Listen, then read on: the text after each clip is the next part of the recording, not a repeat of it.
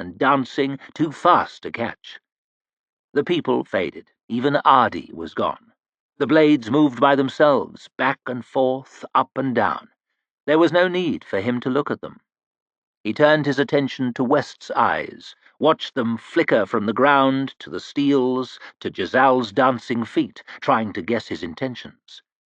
He felt the lunge coming even before it was begun. He feinted one way, then turned the other, slipping smoothly round behind West as he blundered past. It was a simple matter for him to apply his foot to the seat of his opponent's trousers and shove him out of the circle. "A touch!" shouted Marshal Varus.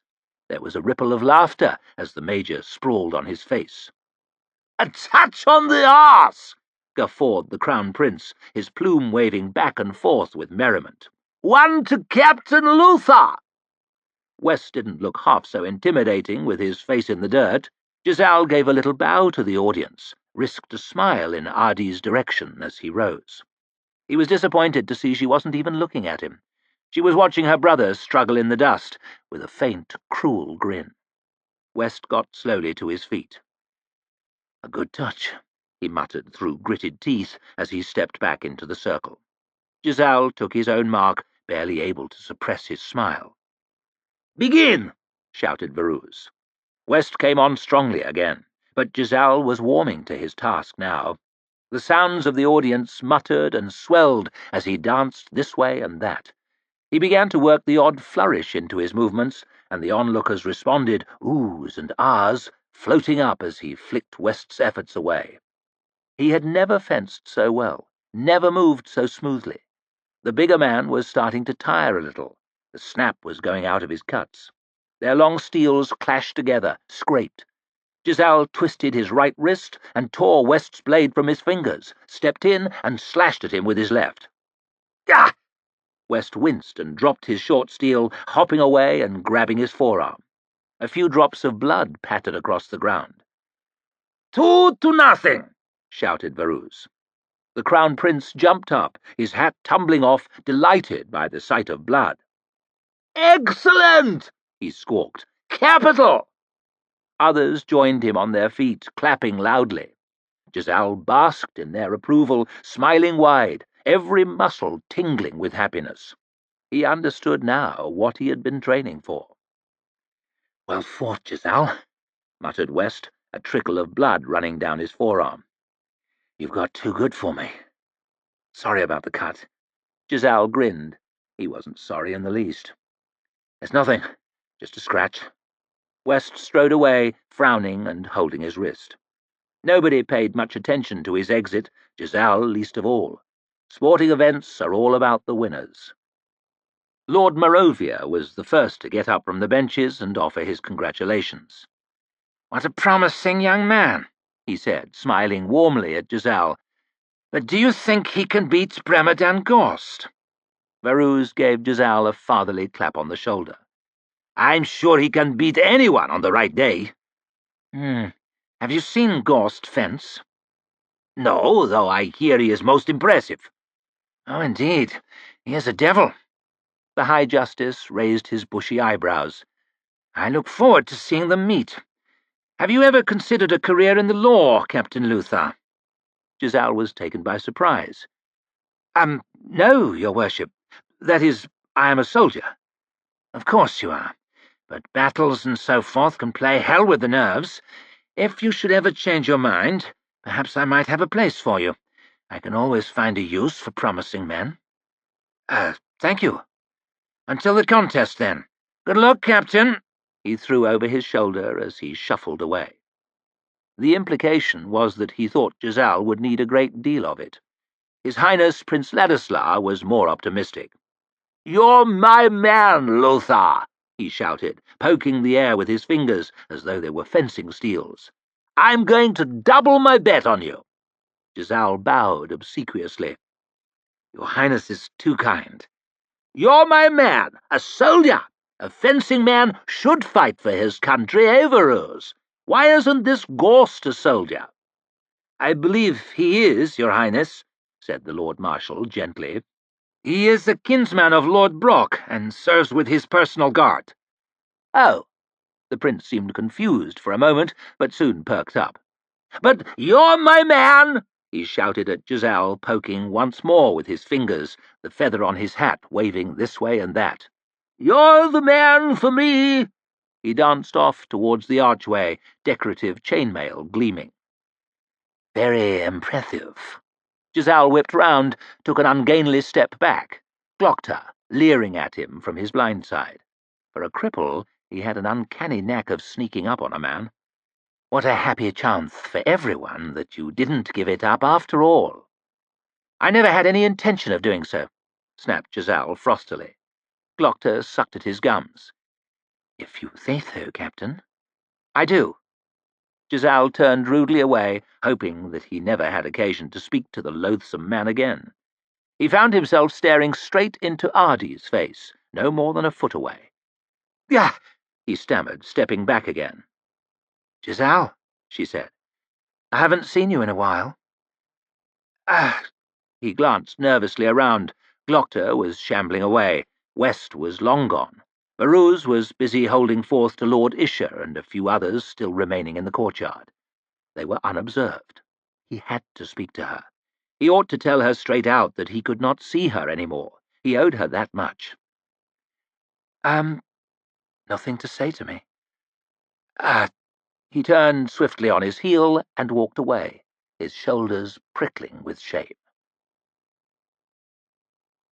The tedium of guard duty at the south gate seemed, after all that unexpected excitement, almost a mercy. Giselle was quite looking forward to standing idly by, watching people file in and out of the Agriont, listening to Lieutenant Caspar's mindless babble. At least, he was, until he got there.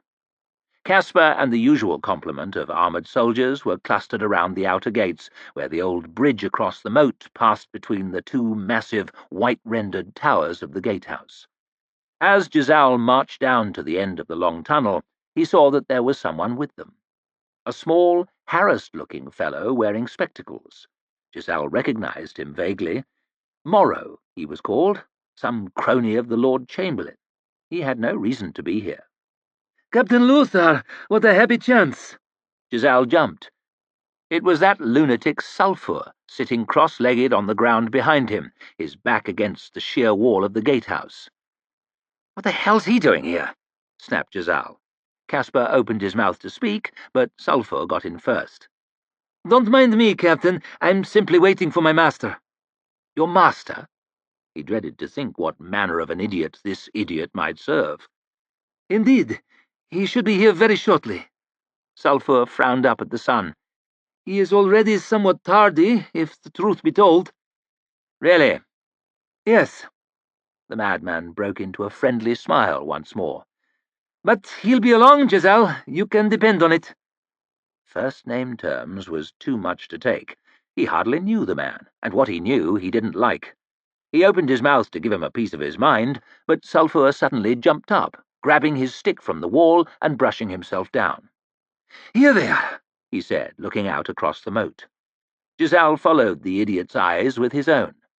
A magnificent old man was striding purposefully across the bridge, bald head held high, a fabulous gown of shimmering red and silver flowing about him in the breeze. At his heels came a sickly-looking youth, head a little bowed, as if in awe of the older man, holding a long staff out before him in upturned palms. A great brute of a man in a heavy fur cloak followed behind them, a good half-head taller than the other two. "What the—" Giselle trailed off. He seemed to recognize the old man from somewhere. Some lord, perhaps, from the open council? Some foreign ambassador? Certainly he had an air of majesty. Giselle racked his brains as they approached, but could not place him. The old man stopped before the gatehouse, swept Giselle, Caspar, Morrow, and the guards imperiously with glittering green eyes. "Yoru," he said. Sulphur stepped forward, bowing low. "Master Bias," he murmured in hushed tones of deep respect. And that was it. That was why Giselle knew the man. He bore a definite resemblance to the statue of Bias in the Kingsway. The statue Giselle had run past so many times. A little fatter, perhaps, but that expression, Stern, wise, effortlessly commanding was just the same. Giselle frowned. For the old man to be called by that name? He didn't like it. He didn't like the look of the lanky young man with the staff, either. He liked the look of the old man's other companion even less. West had often told Giselle that the Northmen found in Adua, usually skulking, dishevelled by the docks, or dirty drunk in gutters, were by no means typical of their people. Those that lived free in the far north, fighting, feuding, feasting, and doing whatever Northmen did, were of quite a different kind. A tall, fierce, handsome people, Giselle had always imagined, with a touch of romance about them. Strong, yet graceful. Wild, yet noble. Savage, yet cunning. The kind of men whose eyes are fixed always on the far horizon. This was not one of those. Never in his life had Giselle seen a more brutish-looking man. Even Fenris the Feared had seemed civilized by comparison. His face was like a whipped back, crisscrossed with ragged scars. His nose was bent, pointing off a little sideways. One ear had a big notch out of it. One eye seemed a touch higher than the other, surrounded by a crescent-shaped wound. His whole face, in fact, was slightly beaten, broken, lopsided, like that of a prize-fighter who has fought a few bouts too many. His expression, too, was that of one punch-drunk. He gawped up at the gatehouse, forehead furrowed, mouth hanging open, staring about him with a look of near-animal stupidity. He wore a long fur cloak and a leather tunic set with gold, but this height of barbaric splendour only made him look more savage, and there was no missing the long, heavy sword at his belt. The Northman scratched at a big pink scar through the stubble on his cheek as he peered up at the sheer walls above, and Giselle noticed one of his fingers was missing, as though any further evidence of a life of violence and savagery was necessary. To let this hulking primitive into the Agriont, while they were at war with the Northmen, it was unthinkable, but Morrow was already sidling forward. "The Lord Chamberlain is expecting you, gentlemen," he gushed as he bowed and scraped his way towards the old man. "If you would care to follow me." "One moment." Giselle grabbed the Under-Secretary by the elbow and pulled him aside. "Him too?" he asked incredulously, nodding over at the primitive in the cloak. "We are at war, you know." "Lord Hoff was most specific." Morrow shook his arm free, spectacles flashing. "Keep him here if you wish, but you can explain it to the Lord Chamberlain." Giselle swallowed. That idea was not at all appealing. He glanced up at the old man, but could not look him in the eye for long. He had a mysterious air, an air of knowing something no one else could guess, and it was most unsettling. "You must leave your weapons here," he shouted, speaking as slowly and clearly as possible. "Happy to." The Northman pulled the sword from his belt and held it out. It weighed heavily in Giselle's hands, a big, plain, brutal-looking weapon. He followed it with a long knife, then knelt and pulled another from his boot.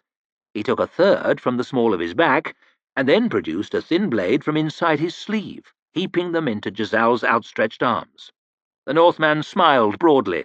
It was truly a hideous sight, the ragged scars twisting and puckering, making his face more lopsided than ever. "You can never have too many knives," he growled in a deep, grinding voice. Nobody laughed, but he did not seem to care. "Shall we go?" asked the old man.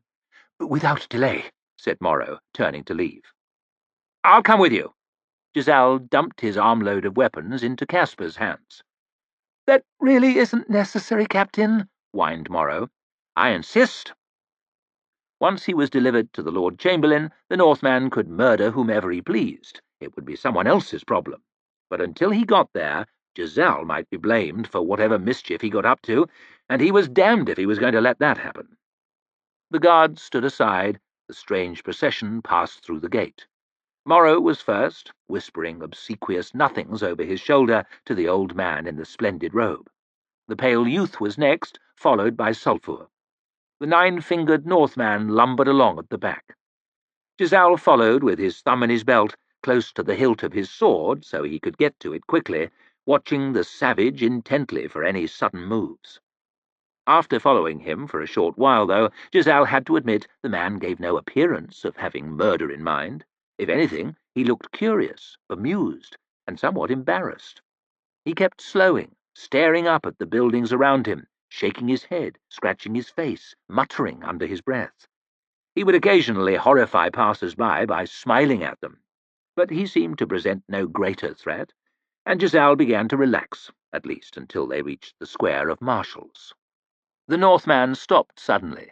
Giselle fumbled for his sword, but the primitive's eyes were locked ahead, gazing at a fountain nearby. He moved slowly towards it, then cautiously raised a thick finger and poked at the glittering jet. Water splashed into his face, and he blundered away, almost knocking Giselle down. "A spring," he whispered. "But how?" Mercy, the man was like a child, a 6.5-foot child with a face like a butcher's block. "There are pipes," Giselle stamped on the paving, "beneath the ground." "Pipes," echoed the primitive quietly, staring at the frothing water. The others had moved some way ahead, close to the grand building in which Hoff had his offices. Giselle began to step away from the fountain, hoping to draw the witless savage with him. To Giselle's relief, he followed, shaking his head and muttering "pipes" to himself over and over. They entered the cool darkness of the Lord Chamberlain's anteroom. There were people seated on the benches around the walls, some of them giving the impression of having been waiting a very long time. They all stared as Morrow ushered the peculiar group straight into Hoff's offices. The spectacled secretary opened the heavy double doors and stood by while first the old bald man, then his crony with the stick, then the madman Sulphur, and finally the 9-fingered primitive walked in past him. Giselle made to follow them, but Morrow stood in the doorway and blocked his path. "Thank you so much for your help, Captain," he said with a thin smile. "You may return to the gate." Giselle peered over his shoulder into the room beyond. He saw the Lord Chamberlain frowning behind a long table. Arch-Lector Salt was beside him, grim and suspicious. High Justice Morovia was there too, a smile on his wrinkled face. 3 members of the closed council. Then Morrow shut the door in his face. Chapter 25. Next. "I notice you have a new secretary," said Glockter, as though just in passing. The Arch-Lector smiled. "Of course, the old one was not to my liking. He had a loose tongue, you know." Glockter paused, his wine-glass halfway to his mouth. "He had been passing our secrets on to the Mercers," continued Salt carelessly, as if it was common knowledge. "I had been aware of it for some time. You needn't worry, though. He never learned anything I didn't want him to know." "Then you knew who our traitor was. You knew all along." Glockter's mind turned the events of the last few weeks around, pulled them apart and put them back together in this new light, trying them different ways until they fit, all the while struggling to conceal his surprise. "You left Rue's confession where you knew your secretary would see it. You knew the Mercers would find out who was on the list, and you guessed what they would do, knowing it would only play into your hands and give you the shovel with which to bury them. Meanwhile, you steered my suspicions towards K-Line, when you knew who the leak was all along. The whole business unfolded precisely according to your plan." The Arch-Lector was looking back at him with a knowing smile. "And I bet you guess what I'm thinking right now. I have been almost as much a piece in this game as that snivelling worm of a secretary." Glockter stifled a giggle. "How fortunate for me that I was a piece on the right side. I never suspected a thing." "He betrayed us for a disappointingly small sum of money," continued Salt, his lip curling with distaste. "I dare say Colt would have given him 10 times as much if he had only had the wit to ask. The younger generation really have no ambition. They think they're a great deal cleverer than they are." He studied Glockter with his cool blue eyes. "I am part of the younger generation, more or less. I am justly humbled." "Your secretary hath been disciplined?" The Archlector placed his glass carefully down on the tabletop, the base barely making a sound on the wood. "Oh, yes, most severely. It really isn't necessary to spare him any further thought." "I bet it isn't. Body found floating by the docks." "I must say, I was greatly surprised when you fixed on Superior K-Line as the source of our leak. The man was from the old guard. A few indulgences to look the other way over trifling matters, of course, but to betray the Inquisition? To sell our secrets to the Mercers?" Salt snorted. "Never! You allowed your personal dislike for the man to cloud your judgment."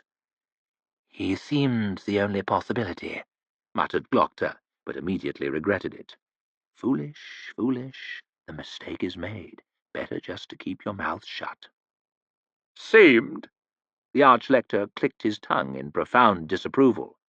No, no, no, Inquisitor. Seemed is not good enough for us. In future, we'll have just the facts, if you please. But don't feel too badly about it. I allowed you to follow your instincts, and, as things have turned out, your blunder has left our position much the stronger. K-Line has been removed from office. Body found floating. And Superior Goyle is on his way from Angland to assume the role of Superior of Adua." Goyle, coming here. That bastard, the new Superior of Adua? Glockter could not prevent his lip from curling.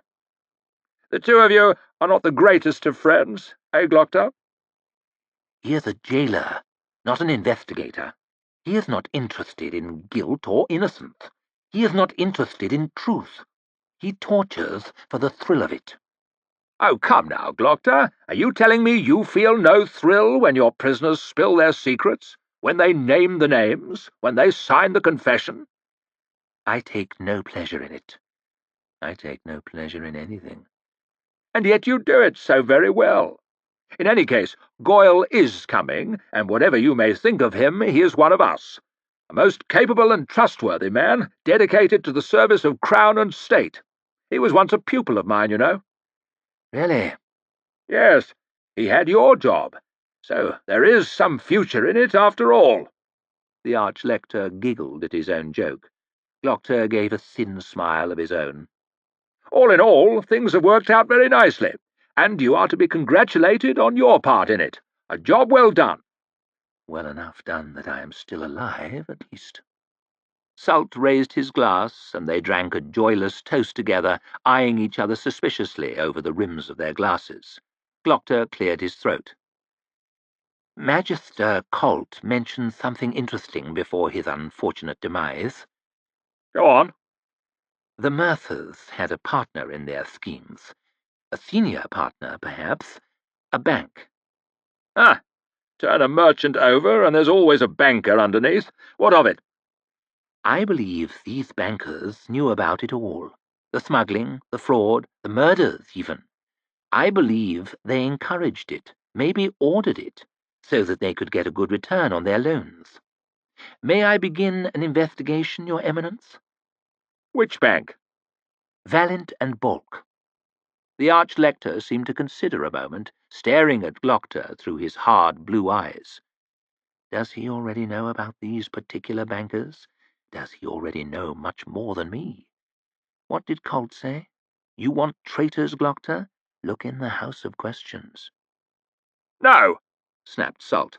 "Those particular bankers are well connected. They are owed too many favours, and without Colt it would be difficult to prove anything. We got what we needed from the Mercers, and I have a more pressing task for you." Glockter looked up. Another task. I was looking forward to interviewing the prisoners we took at the Guildhall, Your Eminence. It may be that— "No." The Archlector swatted Glockter's words away with his gloved hand. "That business could drag on for months. I will have Goyle handle it." He frowned. "Unless you object." So I plough the field, sow the seed, water the crop, then Goyle reaps the harvest. Some justice. He humbly bowed his head. Of course not, Your Eminence. "Good. You're probably aware of the unusual visitors we received yesterday." Visitors? For the past week, Glockter had been in agony with his back. Yesterday he had struggled out of bed to watch that cretin Luther fence. but otherwise he had been confined to his tiny room, virtually unable to move. "I hadn't noticed," he said simply. Bias, the first of the Magi. Glockter gave his thin smile again, but the Archlector was not laughing. "You're joking, of course." If only. "A charlatan, Your Eminence?" What else? But a most extraordinary one. Lucid, reasonable, clever. The deception is elaborate in the extreme. "You have spoken with him?" I have. He is remarkably convincing. He knows things he shouldn't know. He cannot be simply dismissed. Whoever he is, he has funding and good sources of information." The Archlector frowned deep. He has some renegade brute of a Northman with him. Glockter frowned. "A Northman? It hardly seems their style. They strike me as most direct." My very thoughts. "A spy for the Emperor, then? The Gurkish?" Perhaps. The Cantics love a good intrigue, but they tend to stick to the shadows. These theatricals don't seem to have their mark. I suspect our answer may lie closer to home." "The nobles, Your Eminence? Brock, Isher, Huygen?" "Perhaps," mused Salt. "Perhaps. They're annoyed enough. Or there's our old friend the High Justice. He seemed a little too pleased about it all. He's plotting something, I can tell." The nobles, the High Justice, the Northmen, the Gurkish. It could be any one of them, or none. But why? "I don't understand, Archlector. If they are simply spies, why go to all this trouble? Surely there are easier ways to get into the Agriont." "This is the thing." Salt gave as bitter a grimace as Glockter had ever seen. "There is an empty seat on the closed council. There always has been. A pointless tradition, a matter of etiquette. A chair reserved for a mythical figure, in any case, dead for hundreds of years. Nobody ever supposed that anyone would come forward to claim it." "But he has?" "He has. He has demanded it." The Archlector got to his feet and strode around the table. "I know! Unthinkable! Some spy, some liar from who knows where, privy to the workings of the very heart of our government. But he has some dusty papers, so it falls to us to discredit him. Can you believe it?" Glockter could not, but there hardly seems any purpose to saying so. "I have asked for time to investigate," continued Salt, "but the closed council will not be put off indefinitely. We have only a week or two to expose this so-called Magus for the fraud he is. In the meantime, he and his companions are making themselves at home in an excellent suite of rooms in the Tower of Chains, and there is nothing we can do to prevent them wandering the Agriont, causing whatever mischief they please." "There is something we could do. The Tower of Chains is very high. If somebody were to fall—" "No, not yet. We have already pushed our luck as far as it will go in certain circles. For the time being, at least, we must tread carefully." "There is always the possibility of an interrogation. If we were to arrest them, I could soon find out who they're working for." "Tread carefully, I said. I want you to look into this Magus, Glockter, and his companions. Find out who they are, where they come from, what they're after. Above all, find out who is behind them and why. We must discredit this would-be Bias before he can do any damage. After that, you can use whatever means you please." Salt turned and moved away to the window. Glockter got up awkwardly, painfully from his chair. "How shall I begin?" "Follow them!" shouted the Archlector impatiently. "Watch them! See who they speak to, what they're about! You're the Inquisitor, Glockter," he snapped, without even looking round. "Ask some questions!"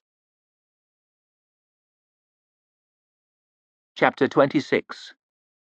Better Than Death.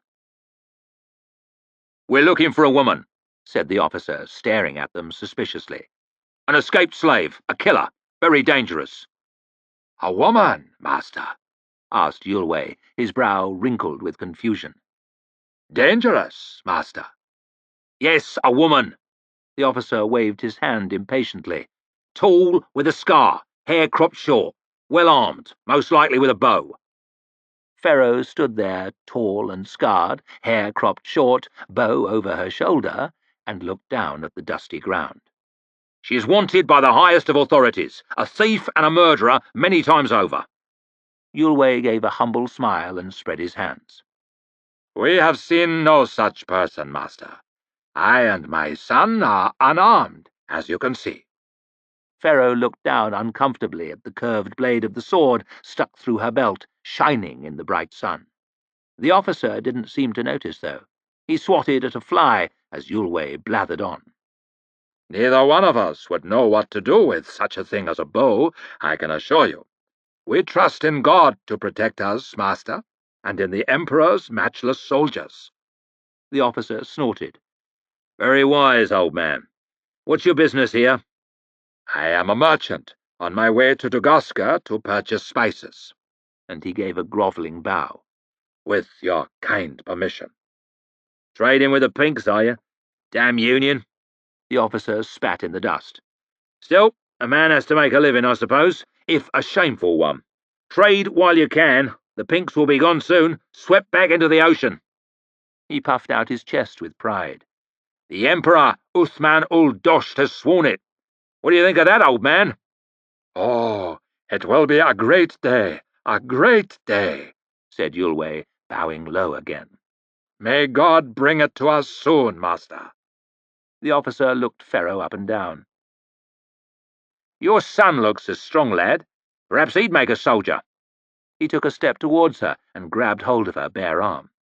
That's a strong arm. That arm could draw a bow, I'd say, if it were taught. What do you say, boy? A man's work, fighting for the glory of God and your emperor. Better than grubbing for a pittance. Pharaoh's flesh crawled where his fingers touched her skin. Her other hand crept towards her knife. Alas, said Yulwei quickly, my son was born simple. He scarcely speaks. Ah, a shame. The time may come when we need every man. Savages they may be, but these Pinks can fight. The officer turned away, and Pharaoh scowled after him. Very well, you may go. He waved them on.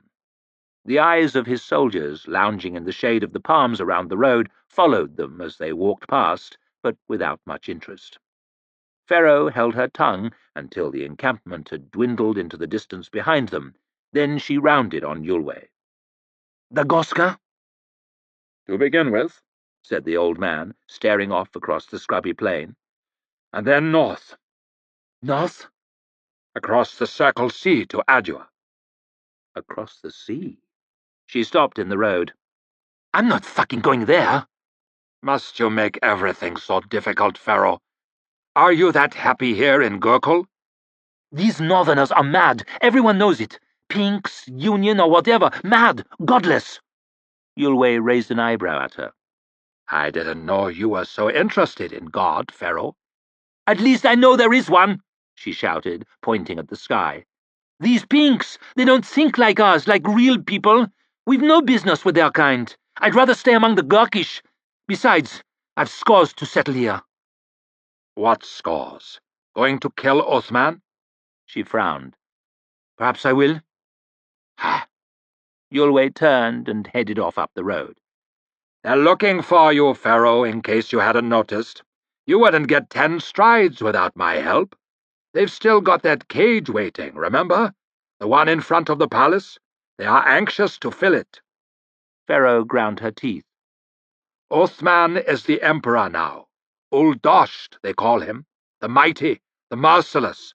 Greatest emperor for 100 years, they are saying already. Kill the emperor? Yulwei chuckled to himself. You're quite a character, all right. Quite a character. Pharaoh scowled as she followed the old man up the hill. She wasn't looking to be anyone's character. Yulwei could make these soldiers see whatever he pleased, and that was a smart trick, but she'd be damned if she was going north.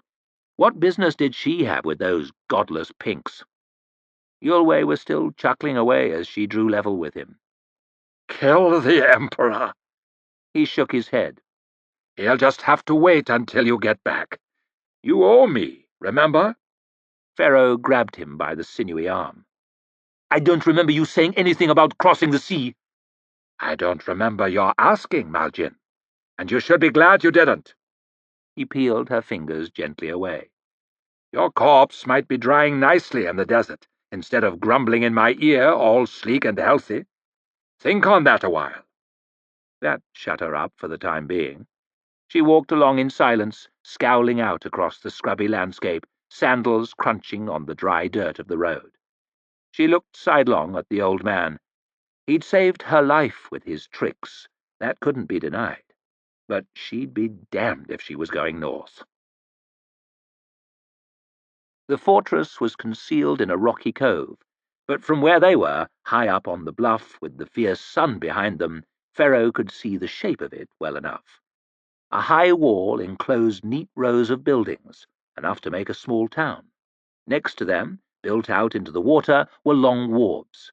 Moored to the wharves were ships. Huge ships.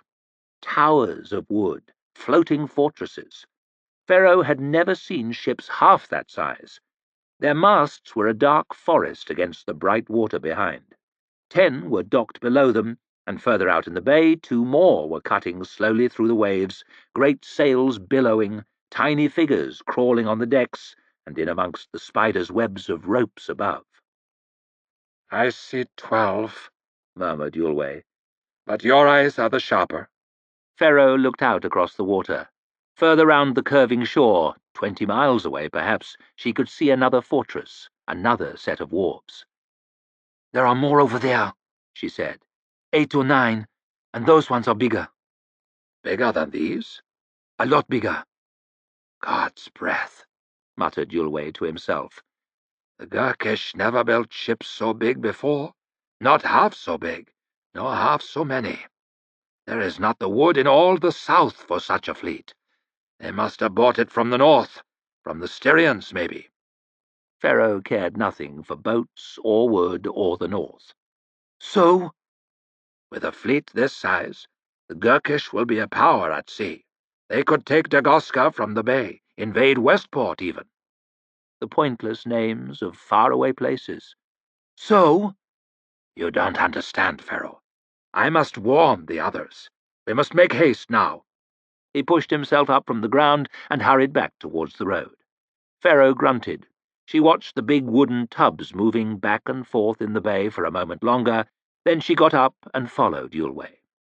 Great ships or tiny ships, it meant nothing to her.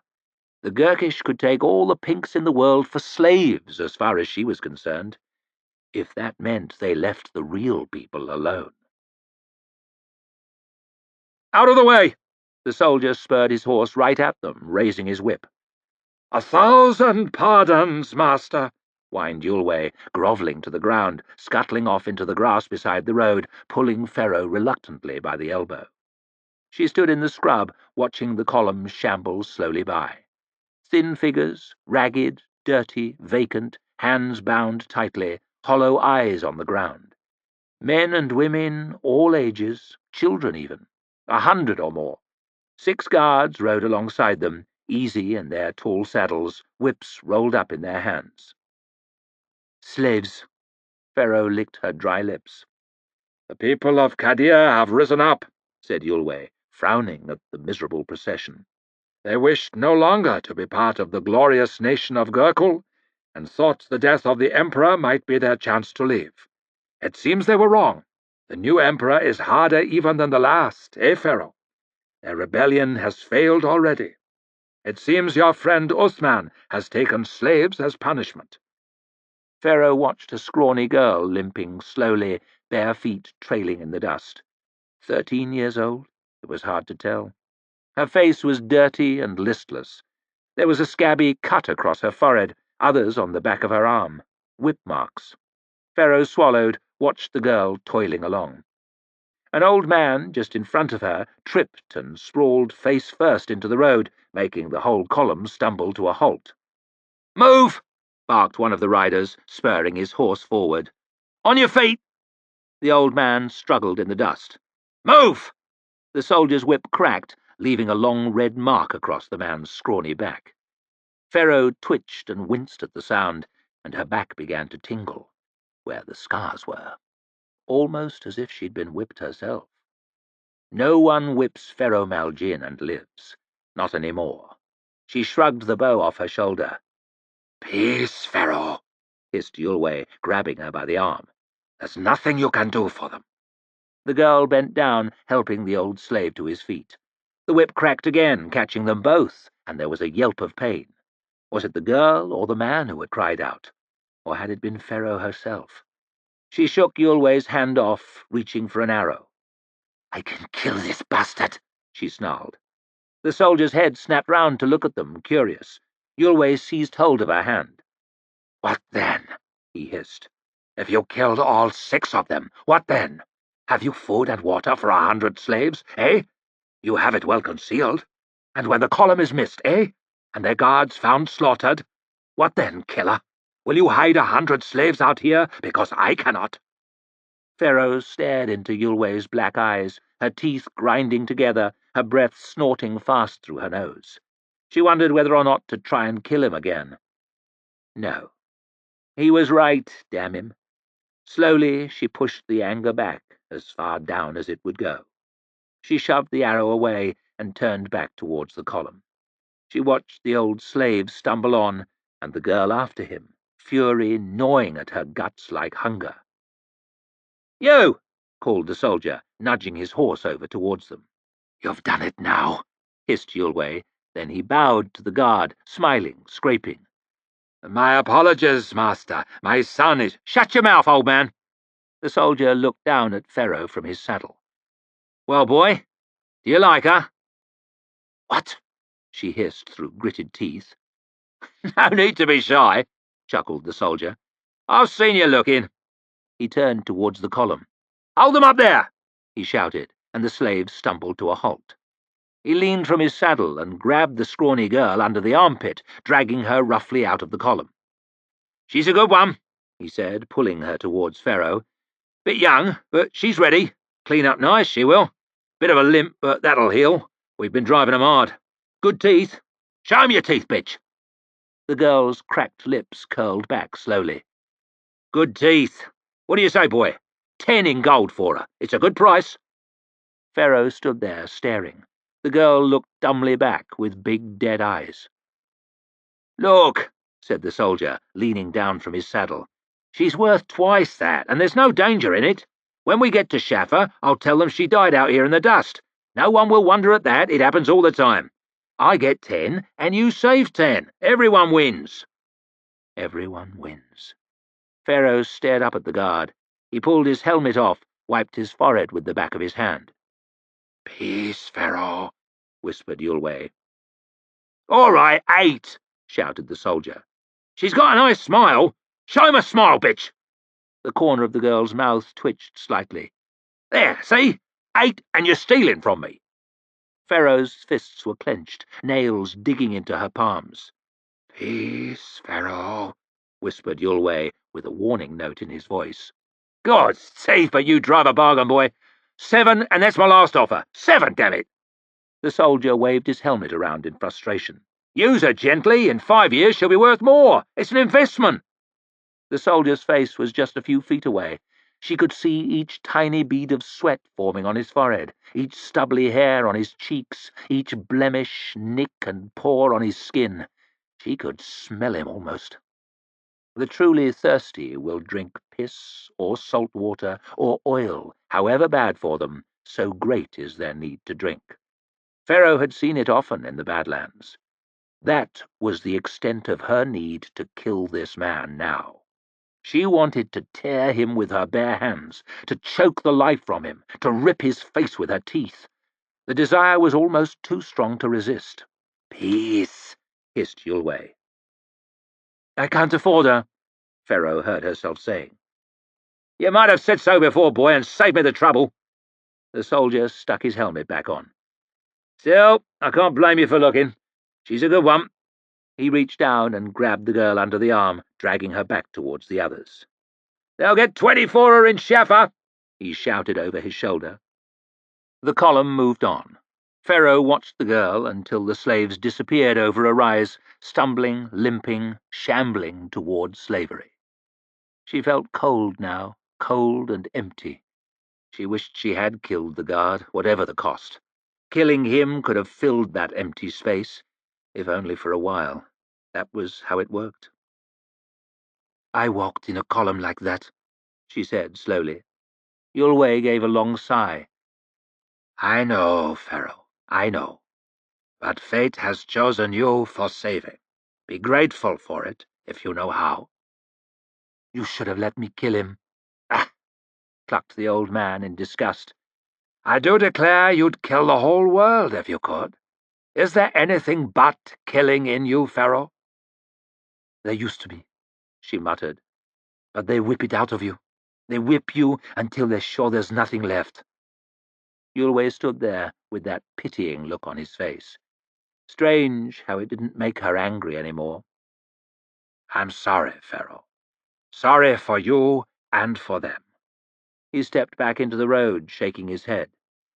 "But it's better than death." She stayed for a moment, watching the dust rising from the distant column. "The same," she whispered to herself. Chapter 27. Sore Thumb.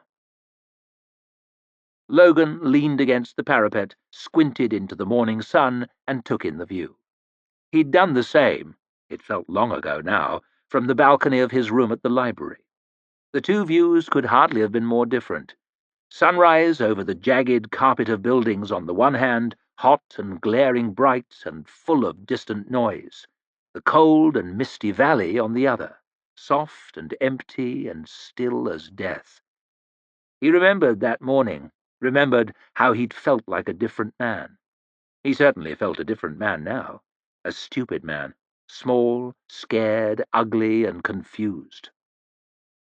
"Logan?" Malachus stepped out onto the balcony to stand beside him, smiled up at the sun and out over the city to the sparkling bay, already busy with ships. "Beautiful, isn't it?" "If you say so. But I'm not sure I see it. All those people." Logan gave a sweaty shiver. "It's not right. It frightens me." "Frightened? You?" "Always." Logan had barely slept since they arrived. It was never properly dark here, never properly quiet. It was too hot, too close, too stinking. Enemies might be terrifying, but enemies could be fought and put an end to. Logan could understand their hatred. There was no fighting the faceless, careless, rumbling city. It hated everything. "This is no place for me. I'll be glad to leave." "We might not be leaving for a while." "I know." Logan took a deep breath. "That's why I'm going to go down and look at this Agriont and find out what I can about it. Some things have to be done. It's better to do them than to live with the fear of them. That's what my father used to tell me." "Good advice. I'll come with you." "You will not." Baez was in the doorway, glaring out at his apprentice. "Your progress over the last few weeks has been a disgrace, even for you." He stepped through into the open air. "I suggest that while we are idle, waiting on His Majesty's pleasure, you should take the opportunity to study. Another such chance may be a long time coming." Malachus hurried back inside with no backward glances. He knew better than to dawdle with his master in this mood. Baez had lost all his good humour as soon as they arrived at the Agriont, and it didn't look like coming back. Logan could hardly blame him. They'd been treated more like prisoners than guests. He didn't know much about manners, but he could guess the meaning of hard stares from everyone and guards outside the door. "You wouldn't believe how it's grown," growled Baez, frowning out at the great sweep of city. "I remember when Adjur was barely more than a huddle of shacks squeezed in round the house of the Maker like flies round a fresh turd. Before there was an Agriont, before there was a union even. They weren't half so proud in those days, I can tell you. They worshipped the Maker like a god." He noisily hawked up a lump of phlegm and spat it out into the air. Logan watched it clear the moat and vanish somewhere in amongst the white buildings below. "I gave them this," hissed Baez. Logan felt the unpleasant, creeping sensation that always seemed to accompany the old wizard's displeasure. I gave them freedom, and this is the thanks I get? The scorn of clerks, of swollen-headed old errand boys? A trip down into the suspicion and madness below began to seem like a merciful release. Logan edged towards the door and ducked back into the room beyond. If they were prisoners here, then Logan had been in some harder cells, he had to admit. Their round living room was fit for a king, to his mind at least. Heavy chairs of dark wood with delicate carvings, thick hangings on the walls showing woods and hunting scenes. Bethard would most likely have felt at home in such a room. Logan felt like an oaf there, always on his toes in case he broke something. A tall jar stood on a table in the chamber's centre, its sides painted with bright flowers. Logan eyed it suspiciously as he made for the long stair down into the Agriont. "Logan!" Diaz was framed in the doorway, frowning after him. "Take care. The place may seem strange, but the people are stranger still." The water frothed and gurgled, spurting up in a narrow jet from a metal tube carved like a fish's mouth, then splashing back down into a wide stone basin. A fountain, the proud young man had called it. Pipes beneath the earth, he'd said. Logan pictured underground streams coursing just beneath his feet, washing at the foundations of the place. The thought made him feel slightly dizzy. The square was vast, a great plain of flat stones hemmed in by sheer cliffs of white buildings. Hollow cliffs covered with pillars and carvings, glittering with tall windows, crawling with people. Something strange seemed to be happening today. All around the distant edges of the square, an enormous sloping structure of wooden beams was being built. An army of workmen swarmed over it, hacking and bludgeoning, swinging at pegs and joints, hurling bad-tempered shouts at each other. All around them were mountains of planks and logs, barrels of nails, stacks of tools, enough to build 10 mighty halls and more besides. In places, the structure was already far above the ground, its uprights soaring into the air like the masts of great ships, as high as the monstrous buildings behind. Logan stood, hands on hips, gawping at the enormous wooden skeleton, but its purpose was a mystery. He stepped up to a short, muscular man in a leather apron, sawing furiously at a plank. "What's this?" "Eh?" The man didn't even look up from his task. "This, what's it for?" The saw bit through the wood, the offcut clattered to the ground. The carpenter hefted the rest of the plank onto a pile nearby. He turned round, eyeing Logan suspiciously, wiping sweat from his glistening forehead. "Stands. Seating." Logan stared vacantly back at him. How could something stand and sit at once? "For the contest!" the carpenter shouted in his face. Logan backed slowly away. Gibberish. Nonsense words. He turned and hurried off, keeping well clear of the huge wooden structures and the men clambering over them. He blundered out onto a broad lane, a deep gorge between looming white buildings. Statues faced each other down either side, much larger than life, frowning over the heads of the many people hurrying between. The nearest of the carvings seemed strangely familiar. Logan walked over to it, looked it up and down, then grinned to himself. The first of the Magi had gained some weight since it was sculpted. Too much good eating at the library, maybe. Logan turned towards a small man with a black hat, walking by with a big book under his arm. "Baez," he said, pointing up at the statue. "Friend of mine." The man stared at him, at the statue, back at him, and hurried away. The carvings marched on down either side of the avenue. Kings of the Union, Logan guessed, stood in line on the left. Some carried swords, some scrolls or tiny ships. One had a dog at his feet, another a sheaf of wheat under his arm, but otherwise there wasn't much to tell them apart. They all had the same tall crowns and the same stern frowns. You wouldn't have thought to look at them that they'd ever said a stupid word or done a stupid thing or had to take a shit in all their lives. Logan heard rapid footsteps thumping up behind him, and he turned just in time to see the proud young man from the gate, pounding down the avenue, shirt soaked through with sweat. Logan wondered where he might be going in such a hurry, but he was damned if he was going to run to catch up with him, not in this heat. Anyway, there were plenty more mysteries that needed solving.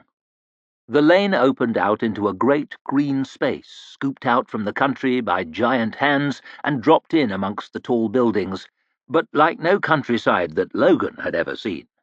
The grass was a smooth, even blanket of vivid green, shaved almost to the ground. There were flowers, but growing in rows and circles and straight lines of bright colour. There were lush bushes and trees, all squeezed and fenced and clipped into unnatural shapes. There was water, too, streams bubbling over stone steps, a great flat pond with sad-looking trees trailing round its edge. Logan wandered through this square-edged greenery, boots crunching on a path made of tiny grey stones. There were lots of people gathered here, squeezed in together to enjoy the sun. They sat in boats on the miniature lake, rowing gently round and round, going nowhere. They lazed on the lawns, ate, drank, and babbled to one another. Some of them would point at Logan and shout, or whisper, or slope away. They were a strange-seeming crowd, especially the women. Pale and ghostly, swaddled in elaborate dresses, hair scraped up and piled and stuck through with pins and combs and great weird feathers or useless tiny hats. They seemed like the big jar in the round chamber, too thin and delicate to be any use, and further spoiled by too much decoration. But it had been a long time, and he smiled at them cheerfully on the off-chance. Some looked shocked, others gasped in horror. Logan sighed. The old magic was still there. Further on, in another wide square, Logan stopped to watch a group of soldiers practice. These weren't beggars or girlish youths. These were solid-looking men wearing heavy armour, breastplates, and greaves polished mirror-bright, long spears shouldered. They stood together, each man the same as the one beside, in 4 squares of maybe 50 men each, still as the statues in the avenue. At a bellow from a short man in a red jacket, their chief, Logan reckoned, the whole crowd turned, levelled their spears, and began to advance across the square, heavy boots tramping together. Each man the same, armed the same, moving the same. It was quite a sight, all that shining metal moving steadily in bristling squares, spear points glittering, like some great square hedgehog with 200 legs. Deadly enough, no doubt, on a big flat space, against an imaginary enemy right in front. How it would work on broken rocks, in the tipping rain, in a tangled wood, Logan was less sure. Those men would tire quickly in all that weight of armour, and if the squares could be broken, what would they do? Men who were used to always having others at their shoulder, could they fight alone? He plodded on, through wide courtyards and neat gardens, past gurgling fountains and proud statues, down clean lanes and broad avenues. He wandered up and down narrow stairways, across bridges over streams, over roads, over other bridges. He saw guards in a dozen different splendid liveries, guarding 100 different gates and walls and doors, every one eyeing him with the same deep suspicion. The sun climbed in the sky, the tall white buildings slid by, until Logan was footsore and half lost, his neck aching from looking always upwards. The only constant was the monstrous tower which loomed high, high over everything else, making the greatest of the great buildings seem mean. It was always there, glimpsed out of the corner of your eye, peering over the tops of the roofs in the distance. Logan's footsteps dragged him slowly closer and closer to it, until he came to a neglected corner of the citadel in its very shadow. He found an old bench beside a ragged lawn near a great crumbling building, coated with moss and ivy, its steep roofs sagging in the middles and missing tiles.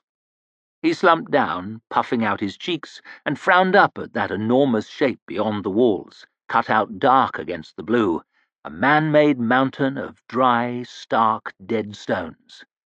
No plants clung to that looming mass, not even a clump of moss in the cracks between the great blocks. The House of the Maker, Byers had called it. It looked like no house that Logan had ever seen. There were no roofs above, No doors or windows in those naked walls. A cluster of mighty, sharp-edged tiers of rock. What need could there ever be to build a thing so big? Who was this maker, anyway? Was this all he made? A great, big, useless house? "You mind if I sit?" There was a woman looking down at Logan, more what he would have called a woman than those strange, ghostly things in the park. A pretty woman, in a white dress, face framed by dark hair. "Do I mind? No. It's a funny thing, but no one else wants to sit with me." She dropped down at the far end of the bench, resting her chin on her hands, her elbows on her knees, gazing up without interest at the looming tower. "Perhaps they're afraid of you." Logan watched a man hurry past with a sheaf of papers under his arm, staring at him with wide eyes. "I'm starting to think the same thing. You do look a little dangerous." "Hideous is the word you're looking for." "I usually find the words I'm looking for, and I say dangerous." "Well, looks can lie." She lifted an eyebrow, looking him slowly up and down. "You must be a man of peace, then." "Not entirely." They looked at each other sidelong. She didn't seem afraid, or scornful, or even interested. "Why aren't you scared?" "I'm from Angland. I know your people. Besides," and she let her head drop onto the back of the bench, "no one else will talk to me. I'm desperate." Logan stared at the stump of his middle finger, waggled it back and forth as far as it would go. "You'd have to be. I'm Logan." "Good for you. I'm nobody." "Everybody's somebody." "Not me. I'm nothing. I'm invisible." Logan frowned at her, turned sideways to him, lounging back on the bench in the sun, her long, smooth neck stretched out, chest rising and falling gently. "I see you." She rolled her head to look at him. "You are a gentleman." Logan snorted with laughter. He'd been called a lot of things in his time, but never that. The young woman didn't join him in his amusement. "I don't belong here," she muttered to herself. "Neither one of us." "No, but this is my home." She got up from the bench. "Goodbye, Logan." "Fare you well, nobody." He watched her turn and walk slowly away, shaking his head. Baez had been right. The place was strange, but the people were stranger still. Logan woke with a painful start, blinked, and stared wildly about him. Dark. Not quite entirely dark, of course. There was still the ever-present glow of the city. He thought he'd heard something, but there was nothing now. It was hot. Hot and close and strangling, even with the sticky draught from the open window. He groaned, threw the damp blankets down around his waist, rubbed the sweat from his chest, and wiped it on the wall behind him. The light nagged at his eyelids, and that was not the worst of his problems. Say one thing for Logan Ninefingers, say that he needs to piss. Unfortunately, you couldn't just piss in a pot in this place. They had a special thing, like a flat wooden shelf with a hole in it in a little room. He'd peered down into that hole when they first arrived, wondering what it could be for. It seemed like a long way down, and it smelled bad. Malachus had explained it to him. A pointless and barbaric invention. You had to sit there on the hard wood, an unpleasant draught blowing round your fruits. But that was civilization, as far as Logan could tell. People with nothing better to do, dreaming up ways to make easy things difficult. He floundered out of bed and picked his way to where he remembered the door being, bent over with his arms feeling about in front of him. Too light to sleep, but too dark to actually see anything. "Fucking civilization," he muttered to himself as he fumbled with the latch on the door, sliding his bare feet cautiously into the big circular room at the center of their chambers. It was cool in here, very cool. The cold air felt good on his bare skin after the damp heat of his bedroom. Why wasn't he sleeping in here instead of that oven next door? He squinted at the shadowy walls, face all screwed up with the painful fuzz of sleep, trying to work out which blurry door led to the pissing shelf. Knowing his luck, he'd probably blunder into Baez's room and accidentally piss on the first of the Magi while he was asleep. That would be just the thing to sweeten the wizard's temper. He took a step forward.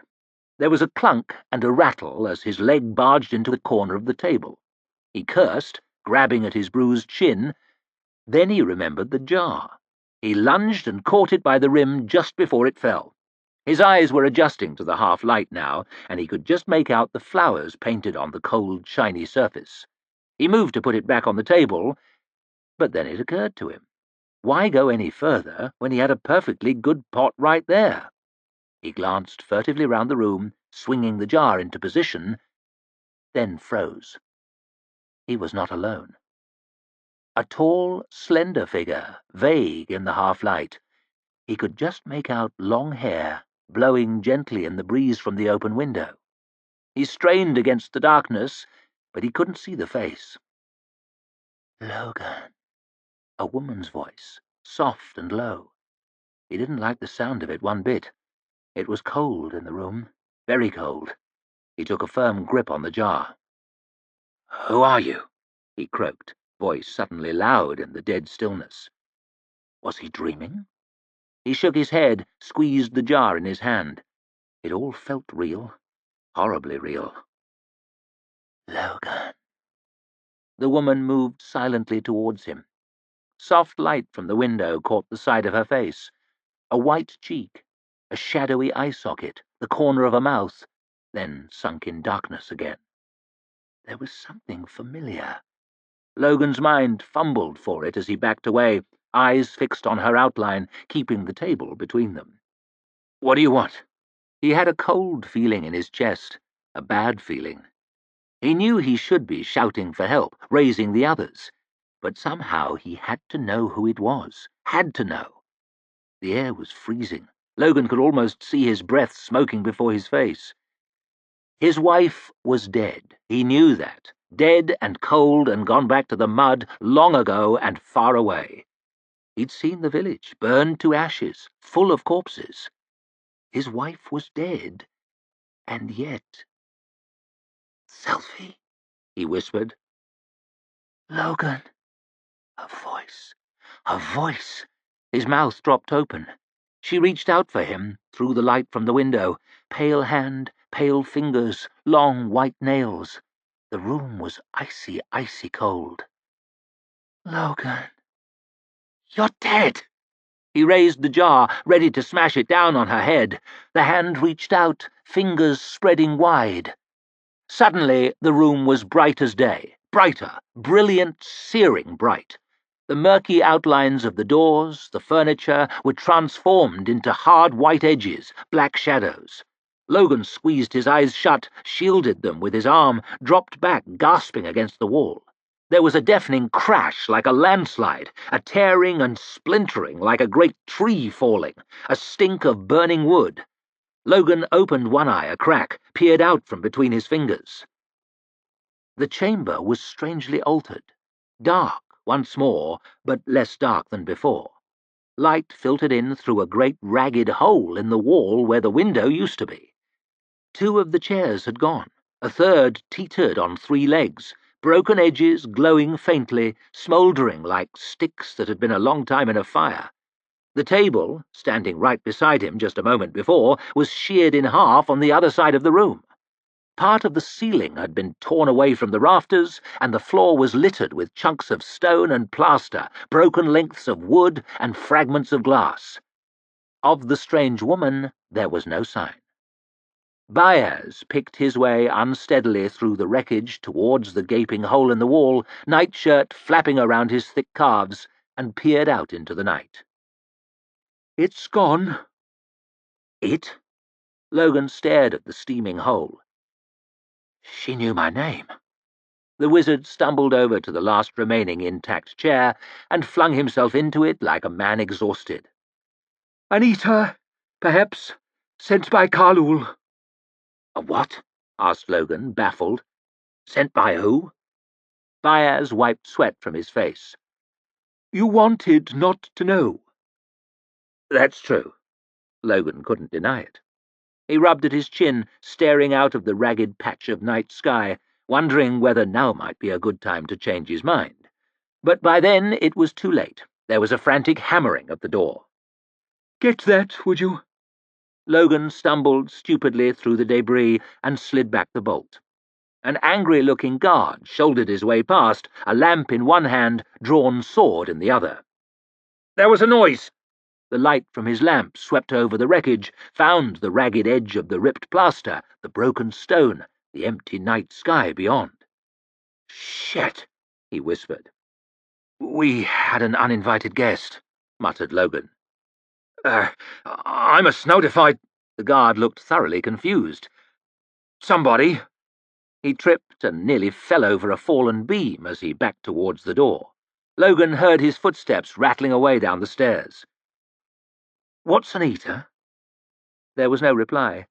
The wizard was asleep, eyes closed, a deep frown on his face, chest moving slowly. Logan looked down. He was surprised to see he still had the pot, beautiful and delicate, clasped tightly in his right hand. He carefully swept clear a space on the floor and set the jar down in amongst the wreckage. One of the doors banged open, and Logan's heart jumped. It was Malachus, wild-eyed and staring, hair sticking up off his head at all angles. "What the—" He stumbled to the hole and peered gingerly out into the night. "Shit!" "Malachus, what's an eater?" Quai's head snapped round to look at Logan, his face a picture of horror. "It's forbidden," he whispered, "to eat the flesh of men." Chapter 28. Questions. Glocta heaped porridge into his mouth as fast as he could, hoping to get half a meal's worth down before his gorge began to rise. He swallowed, coughed, shuddered. He shoved the bowl away as though its very presence offended him, which, in fact, it does. "This had better be important, Everard," he grumbled. The practical scraped his greasy hair back with one hand. "Depends what you mean by important. It's about our magical friends." "Ah, the first of the Magi and his bold companions. What about them?" "There was some manner of a disturbance at their chambers last night. Someone broke in, they say. There was a fight of some sort. Seems as if damage was done." "Someone? Some sort? Some damage?" Glocta gave a disapproving shake of his head. Seems isn't good enough for us, Everard." "Well, it will have to be this time. The guard was a little thin on the details. Looked damn worried, if you ask me." Severard sprawled a little deeper into his chair, shoulders hunching up around his ears. "Someone needs to go and look into it. Might as well be us. You can get a good look at them close up. Ask them some questions, maybe." "Where are they?" "You'll love this. The Tower of Chains." Glocta scowled as he sucked a few bits of porridge from his empty gums. "Of course. And right at the top, I bet. Lots of steps." "Anything else?" "The Northman went for a stroll yesterday. Walked in circles round half the Agriont. We watched him, of course." The practical sniffed and adjusted his mask. "Ugly bastard." "Ah, the infamous Northman. Did he commit any outrages? Rape and murder? Buildings aflame? That type of thing?" "Not much, being honest. A tedious morning for everyone. Wandered around and gawped at things. He spoke to a couple of people." "Anyone we know?" "No one important. One of the carpenters working on the stands for the contest. A clerk on the Kingsway. There was some girl near the university. Spoke to her for a while." "A girl?" Severard's eyes grinned. "That's right. A nice-looking one, too. What was her name?" He snapped his fingers. "I made sure I found it out. Her brother's with the King's Own. Something West. Ardy. That's the one. You know her." Glocta licked at his empty gums.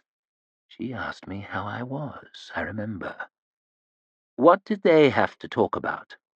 The practical raised his eyebrows. "Probably nothing. She's from Angland, though. Not been in the city long. Might be some connection. You want me to bring her in? We could soon find out." "No," snapped Glocta. "No need. Her brother used to be a friend of mine." Used to be. No one touches her, Theverard, you hear? The practical shrugged. If you say so, Inquisitor. If you say so. I do. There was a pause. So, we're done with the Mercers then, are we? Severard sounded almost wistful. It would seem so. They're finished. Nothing but some cleaning up to do. Some lucrative cleaning up, I dare say. I dare say, said Glockter sourly. But His Eminence feels our talents will be better used elsewhere. Like watching fake wizards. Hope you didn't lose out on your little property by the docks. Severard shrugged. I wouldn't be surprised if you need somewhere away from prying eyes again before too long. It'll still be there, at the right price.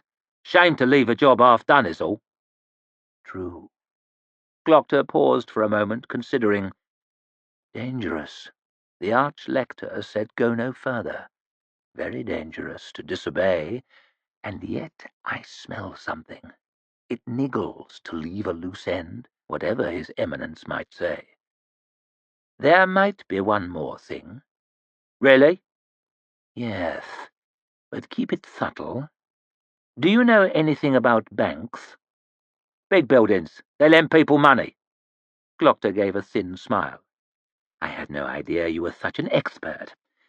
There's one in particular I'm interested in.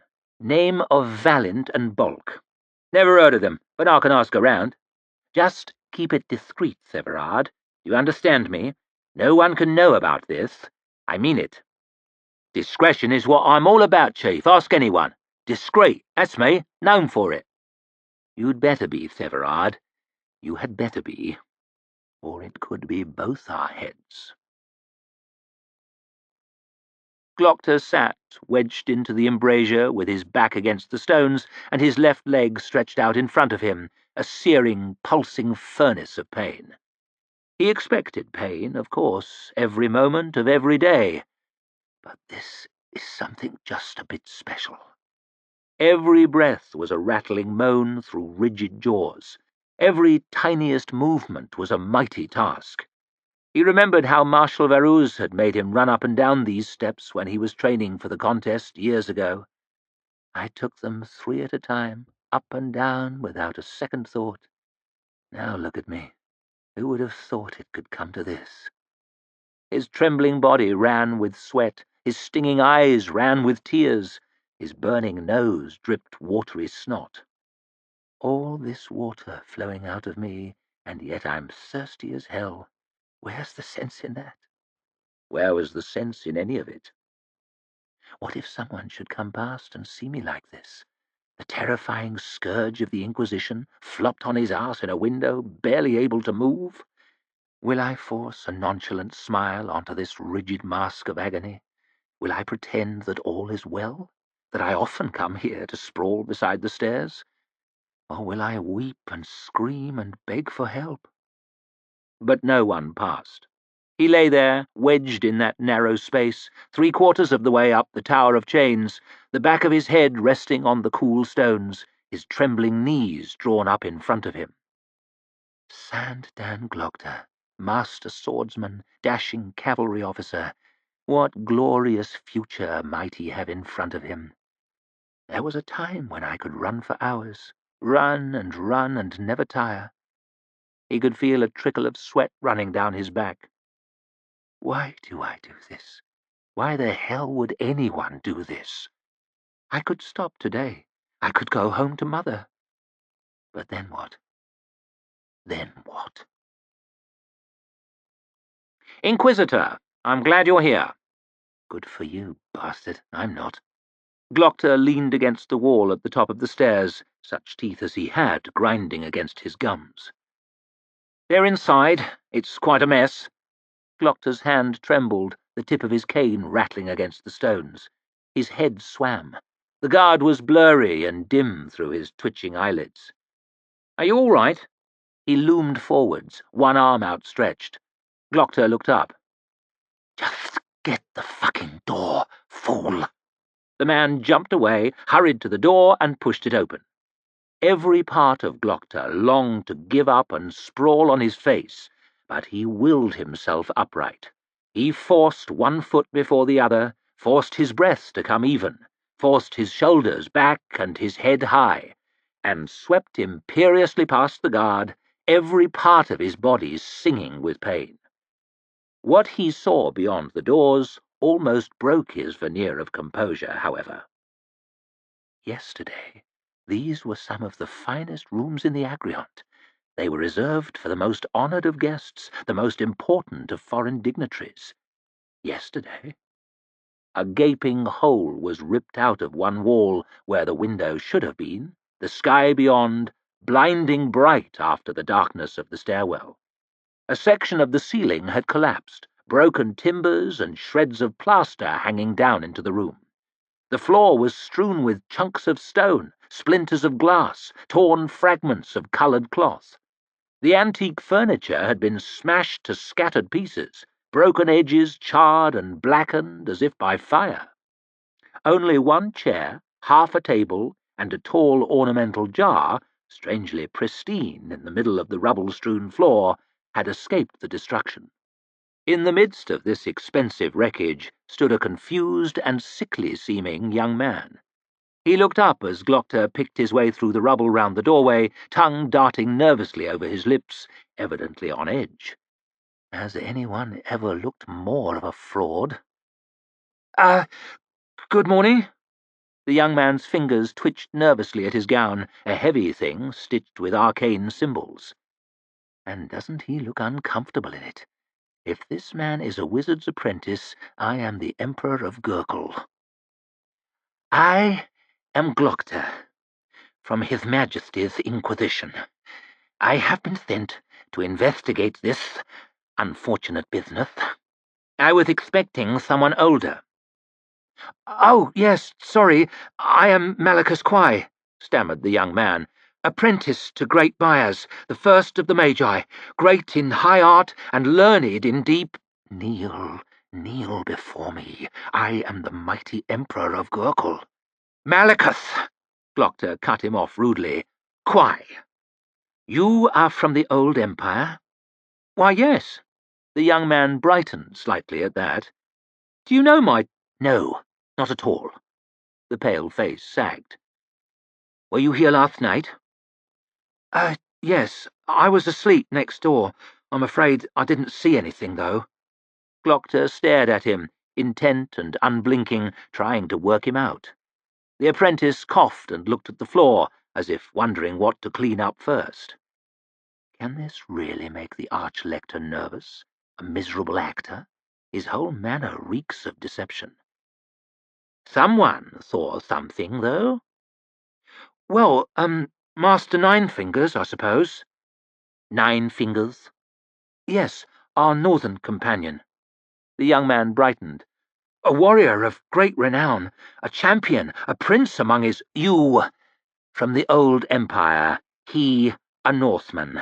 What a cosmopolitan band you are. Well, yes, we do, I suppose. Where is Ninefingers now? Still asleep, I think. I could wake him. Would you be so kind? Glockter tapped his cane on the floor. It was quite a climb, and I would rather not come back later. No, of course, sorry. He hastened over to one of the doors, and Glockter turned away, pretending to examine the gaping wound in the wall, while grimacing in agony and biting his lip to keep from wailing like a sick child. He seized hold of the broken stones at the edge of the hole with his free hand, squeezing them as hard as he could. As the spasm passed, he began to take more interest in the damage. Even this high up, the wall was a good 4 feet thick, solidly built from rubble bonded with mortar, faced with cut stone blocks. It would take a rock from a truly mighty catapult to make such a breach, or a team of strong workmen going night and day for a week. A giant siege engine, or a group of labourers, would doubtless have attracted the attention of the guards. So how was it made? Glockter ran his hand over the cracked stones. He had once heard rumours that in the far south they made a kind of blasting powder. Could a little powder have done this? The door opened, and Glockter turned to see a big man ducking under the low lintel, buttoning his shirt with slow, heavy hands, a thoughtful kind of slowness, as if he could move quickly but doesn't see the point. His hair was a tangled mass, his lumpy face badly scarred. The middle finger of his left hand was missing. Hence 9 fingers. How very imaginative. "Sleeping late?" The Northman nodded. "Your city is too hot for me. It keeps me up at night and makes me sleepy in the day." Glockter's leg was throbbing, his back was groaning, his neck was stiff as a dry branch. It was all he could do to keep his agony a secret. He would have given anything to sprawl in that one undamaged chair and scream his head off. But I must stand and trade words with these charlatans. "Could you explain to me what happened here?" 9 Fingers shrugged. "I needed to piss in the night. I saw someone in the room."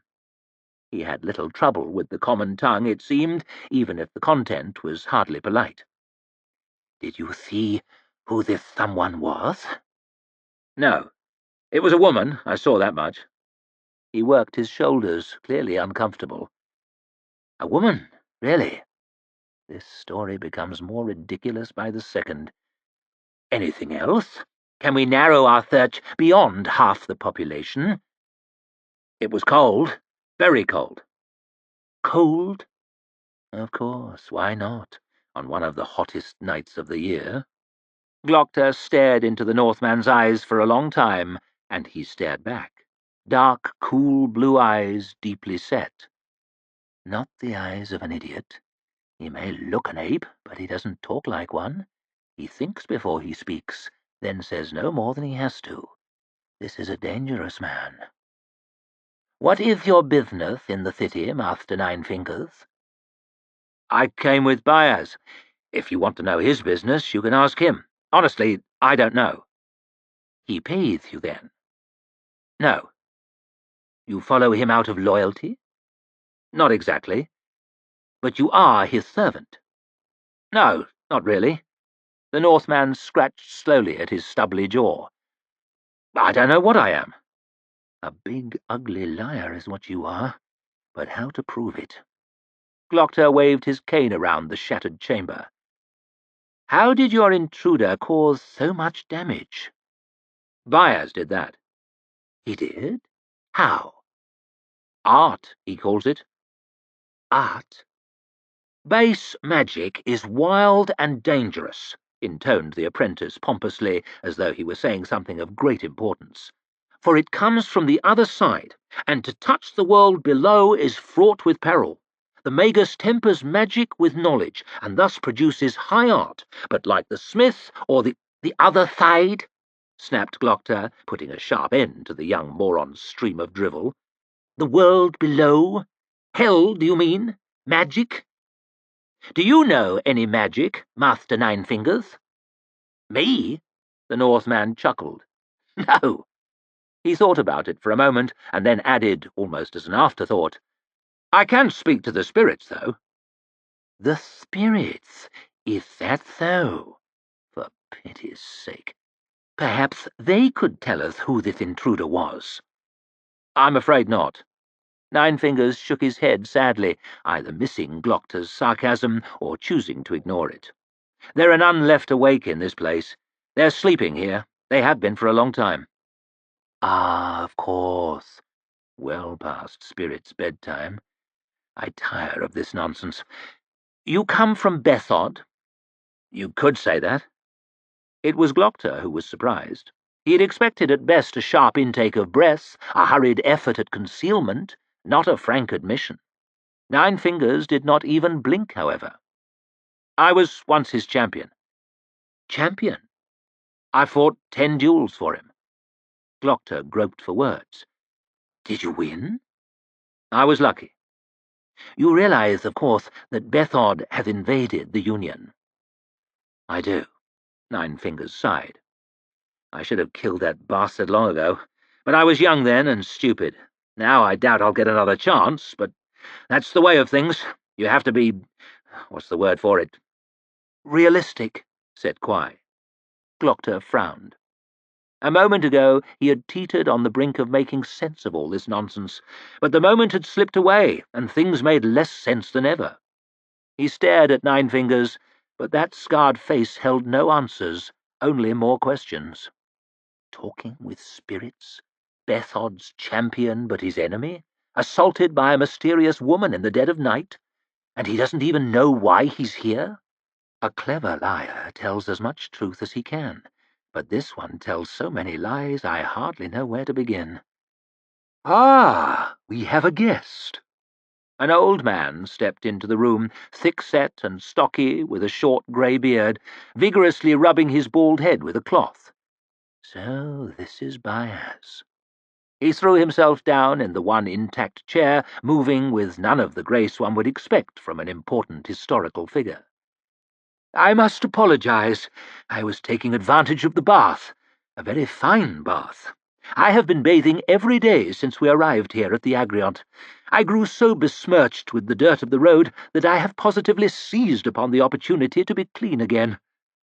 The old man rubbed his hand over his hairless scalp with a faint hissing sound. Glockter mentally compared his features to those of Baez's statue in the Kingsway. There is hardly anything uncanny about the resemblance. Half as commanding and a great deal shorter. Given an hour, I could find 5 old men who looked more convincing. If I took a razor to Archlector's salt, I could do better. Glockter glanced at his shiny pate. I wonder if he takes a razor to that every morning. And you are? Asked the supposed Baez. Inquisitor Glockter. Ah, one of His Majesty's Inquisitors. We are honored. Oh, no, the honor is mine. You, after all, are the legendary Baez, first of the Magi. The old man glared back at him, his green eyes prickly hard. Legendary is perhaps a shade too much, but I am Baez. Your companion, Master Nine Fingers, was just describing last night's events to me. A colourful tale. He claims that you caused all this. The old man snorted. I am not in the habit of welcoming uninvited guests. So I see. Alas, there was some damage to the suite. In my experience, one should act quickly and decisively. The pieces can always be picked up afterward. Of course. Forgive my ignorance, Master Baez, but how precisely was the damage caused? The old man smiled. You can understand that we do not share the secrets of our order with just anyone, and I am afraid that I already have an apprentice. He indicated the unconvincing youth. We met. In simple terms, then, perhaps, that I might understand? You would call it magic. Magic. I see. Indeed. It is, after all, what we Magi are best known for. I don't suppose you would be kind enough to demonstrate for my benefit? Oh, no. The so-called wizard gave a comfortable laugh. I don't do tricks. This old fool is as hard to fathom as the Northman. The one barely speaks, while the other talks and talks, but says nothing. I must admit to being somewhat at a loss as to how this intruder got in. Glockter glanced round the room, examining the possible means of entrance. The guard saw nothing, which leaves the window. He shuffled cautiously to the hole and peered out. There had been a small balcony, but a few stubby splinters of stone were all that remained. Otherwise the wall fell smooth and sheer all the way to the glittering water far, far below. That's quite a climb to make, especially in a dress. An impossible one, wouldn't you say? How do you think this woman made it? The old man snorted. Do you want me to do your job for you? Perhaps she clambered up the latrine chute. The Northman looked deeply troubled by that suggestion. Why don't you catch her and ask her? Isn't that what you're here for? Touchy, touchy, and consummately acted. an air of injured innocence so convincing he almost has me believing this garbage. Almost, but not quite. Therein lies the problem. There is no sign of your mysterious intruder. No body has been recovered. Some wood, small pieces of furniture, the stones from a wall, they were scattered widely in the streets below. But nothing of any intruder, of either sex. The old man stared back at him, a hard frown beginning to form on his face. Perhaps the body burned to nothing. Perhaps it was torn apart into pieces too small to see, or boiled away into the air. Magic is not always precise or predictable, even in the hands of a master. Such things can happen, easily, particularly when I become annoyed. I fear I must risk your annoyance, though. It has occurred to me that you might not, in fact, be Bias, the first of the Magi. Indeed. The old man's bushy eyebrows drew together. I must at least entertain the possibility, a tense stillness had settled on the room, that you are an impostor. A fraud? Snapped the so-called Magus. The pale young man lowered his head and backed quietly away towards the wall. Glockter felt suddenly very alone in the midst of that rubble-strewn circle, alone and increasingly unsure of himself, but he soldiered on. It had occurred to me that this whole event might have been staged for our benefit, a convenient demonstration of your magical powers. Convenient? Hissed the bald old man, his voice unnaturally loud. Convenient, say you? It would be convenient if I was left to enjoy a night's sleep uninterrupted. Convenient if I was now sitting in my old chair on the closed council. Convenient if people took my word as law the way they used to, without asking a lot of damn-fool questions. The resemblance to the statue on the Kingsway was suddenly much increased. There, now, was the frown of command, the sneer of contempt, the threat of terrible anger. The old man's words seemed to press on Glockter like a great weight, driving the breath from his body, threatening to crush him to his knees, cutting into his skull and leaving behind a creeping shred of doubt. He glanced up at the yawning hole in the wall. Powder? Catapults? Labourers? Is there not a simpler explanation? The world seemed to shift around him, as it had in the Archlector's study a few days before. His mind turned the pieces, pulling them apart, putting them together. What if they are simply telling the truth? What if... No. Glockter forced the idea from his mind. He lifted his head and gave the old man a sneer of his own to think about. An aging actor with a shaved head and a plausible manner. Nothing more. If you are, as you say, you have nothing to fear from my questions, or from your answers. The old man cracked a smile, and the strange pressure was suddenly released. Your candour, at least, Inquisitor, is quite refreshing. No doubt you will do your utmost to prove your theory. I wish you luck. I, as you say, have nothing to fear.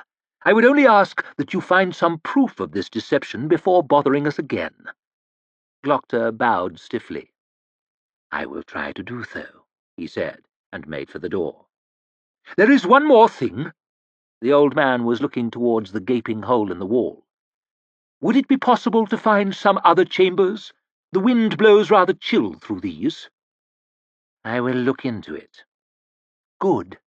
Perhaps somewhere with fewer steps? Damn things play hell with my knees these days. Indeed. There at least we can agree. Glockter gave the three of them one last inspection. The bald old man stared back, his face a blank wall. The lanky youth glanced up anxiously, then quickly turned away. The Northman was still frowning towards the latrine door. Charlatans, impostors, spies. But how to prove it? Good day, gentlemen. And he limped towards the stairs with as much dignity as he could muster. Chapter 29. Nobility. Giselle scraped the last fair hairs from the side of his jaw and washed the razor off in the bowl. Then he wiped it on the cloth, closed it, and placed it carefully on the table, admiring the way the sunlight glinted on the mother-of-pearl handle. He wiped his face, and then, his favourite part of the day, gazed at himself in the looking-glass. It was a good one, newly imported from Visserine, a present from his father, an oval of bright, smooth glass in a frame of lavishly carved dark wood, a fitting surround for such a handsome man as the one gazing happily back at him. Honestly, handsome hardly did him justice. "You're quite the beauty, aren't you?" Giselle said to himself, smiling as he ran his fingers over the smooth skin of his jaw. And what a joy it was! He had often been told it was his best feature, not that there was anything whatever wrong with the rest of him. He turned to the right, then to the left, the better to admire that magnificent chin. Not too heavy, not brutish, but not too light either, not womanly or weak. A man's jaw, no doubt, with a slight cleft in the chin, speaking of strength and authority, but sensitive and thoughtful, too. Had there ever been a jaw like it? Perhaps some king or hero of legend once had one almost as fine. It was a noble jaw, that much was clear. No commoner could ever have had a chin so grand. It must have come from his mother's side of the family, Giselle supposed. His father had rather a weak chin. His brothers, too, come to think of it. You had to feel a little sorry for them. He had got all the looks in his family. And most of the talent, too, he murmured happily to himself. He turned away from the mirror with some reluctance, striding into his living room, pulling his shirt on and buttoning it up the front. He had to look his best today. The thought gave him a little shiver of nerves, starting in his stomach, creeping up his windpipe, lodging in his throat. By now the gates would be open. A steady flood of people would be filing into the Agriont, taking their seats on the great wooden benches in the square of marshals. Thousands of them. Everyone who was anyone, and plenty more who weren't. They were already gathering, shouting, jostling, excited, waiting for him. Giselle coughed and tried to push the thought from his mind. He had kept himself awake with it for half the night already. He moved over to the table where the breakfast tray was sitting. He picked up a sausage absently in his fingertips and took a bite of the end, chewing it without relish. He wrinkled his nose and tossed it back in the dish. He had no appetite this morning. He was just wiping his fingers on the cloth when he noticed something lying on the floor by the door. A slip of paper. He bent and picked it up, unfolded it. A single line written in a neat, precise hand. "Meet me tonight at the statue of Herod the Great near the Four Corners. A." "Shit," he murmured, disbelieving, reading the line over and over. He folded the paper shut, glancing nervously round the room. Giselle could only think of one A. He had pushed her to the back of his mind the last couple of days. He had been spending every spare moment training. This brought it all back, though, and no mistake. Shit! He opened the paper and read the line again. Meet me tonight? He could not escape a slight flush of satisfaction at that, and it slowly became a very distinct glow of pleasure. His mouth curled into a gormless grin. Secret meetings in the darkness? His skin prickled with excitement at the prospect. But secrets have a way of coming to the surface, and what if her brother found out? That thought brought on a fresh rush of nerves. He took the slip of paper in both hands, ready to tear it in half, but at the last moment he folded it instead and slipped it into his pocket. As Giselle made his way down the tunnel, he could already hear the crowd, a strange, echoing murmur seeming to come out of the very stones. He had heard it before, of course, as a spectator at last year's contest, but it hadn't made his skin sweat and his guts turn over then. Being part of the audience is a world away from being part of the show. He slowed for a moment, then stopped, closing his eyes and leaning against the wall, the noise of the crowd rushing in his ears, trying to breathe deep and compose himself. "Don't worry, I know just how you feel." Giselle felt West's consoling hand on his shoulder. I nearly turned around and ran the first time, but it'll pass as soon as the steels are drawn, believe me." "Yes," mumbled Giselle. "Of course." He doubted that West knew exactly how he felt. The man might have been through a couple of contests before, but Giselle thought it unlikely he had been considering a surreptitious meeting with his best friend's sister the same night. He wondered whether West would be quite so considerate if he knew the contents of the letter in Giselle's breast pocket. It did not seem likely. "We'd better get moving. Wouldn't want them to start without us." "No." Giselle took one last deep breath, opened his eyes, and blew out hard. Then he pushed himself away from the wall and strode rapidly down the tunnel. He felt a sudden surge of panic. Where were his steels? He cast about him desperately, then breathed a long sigh. They were in his hand. There was quite a crowd in the hall at the far end. Trainers, seconds, friends, family members, and hangers-on. You could tell who the contestants were, though.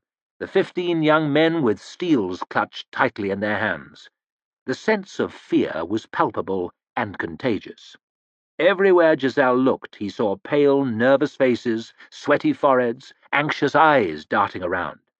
It wasn't helped by the noise of the crowd, ominously loud beyond the closed double doors at the far end of the room, swelling and subsiding like a stormy sea. There was only one man there who didn't seem at all bothered by the occasion, leaning against the wall on his own, with one foot up on the plaster and his head tipped back, staring down his nose at the assembly through barely open eyes. Most of the contestants were lithe, stringy, athletic. He was anything but. A big, heavy man with hair shaved to dark stubble. He had a great thick neck and a doorstep of a jaw. The jaw of a commoner, Giselle rather thought, but a large and powerful commoner with a mean streak. Giselle might have taken him for someone's servant, but that he had a pair of steels dangling loosely from one hand. "Ghost," West whispered in Giselle's ear. "Looks more like a labourer than a swordsman to me." "Maybe, but looks can lie." The sound of the crowd was slowly fading, and the nervy chatter within the room subsided along with it. West raised his eyebrows. "The King's address," he whispered. "My friends, my countrymen, my fellow citizens of the Union," came a ringing voice, clearly audible even through the heavy doors. "Hoff," snorted West. "Even here he takes the King's place. Why doesn't he just put the crown on and have done with it?"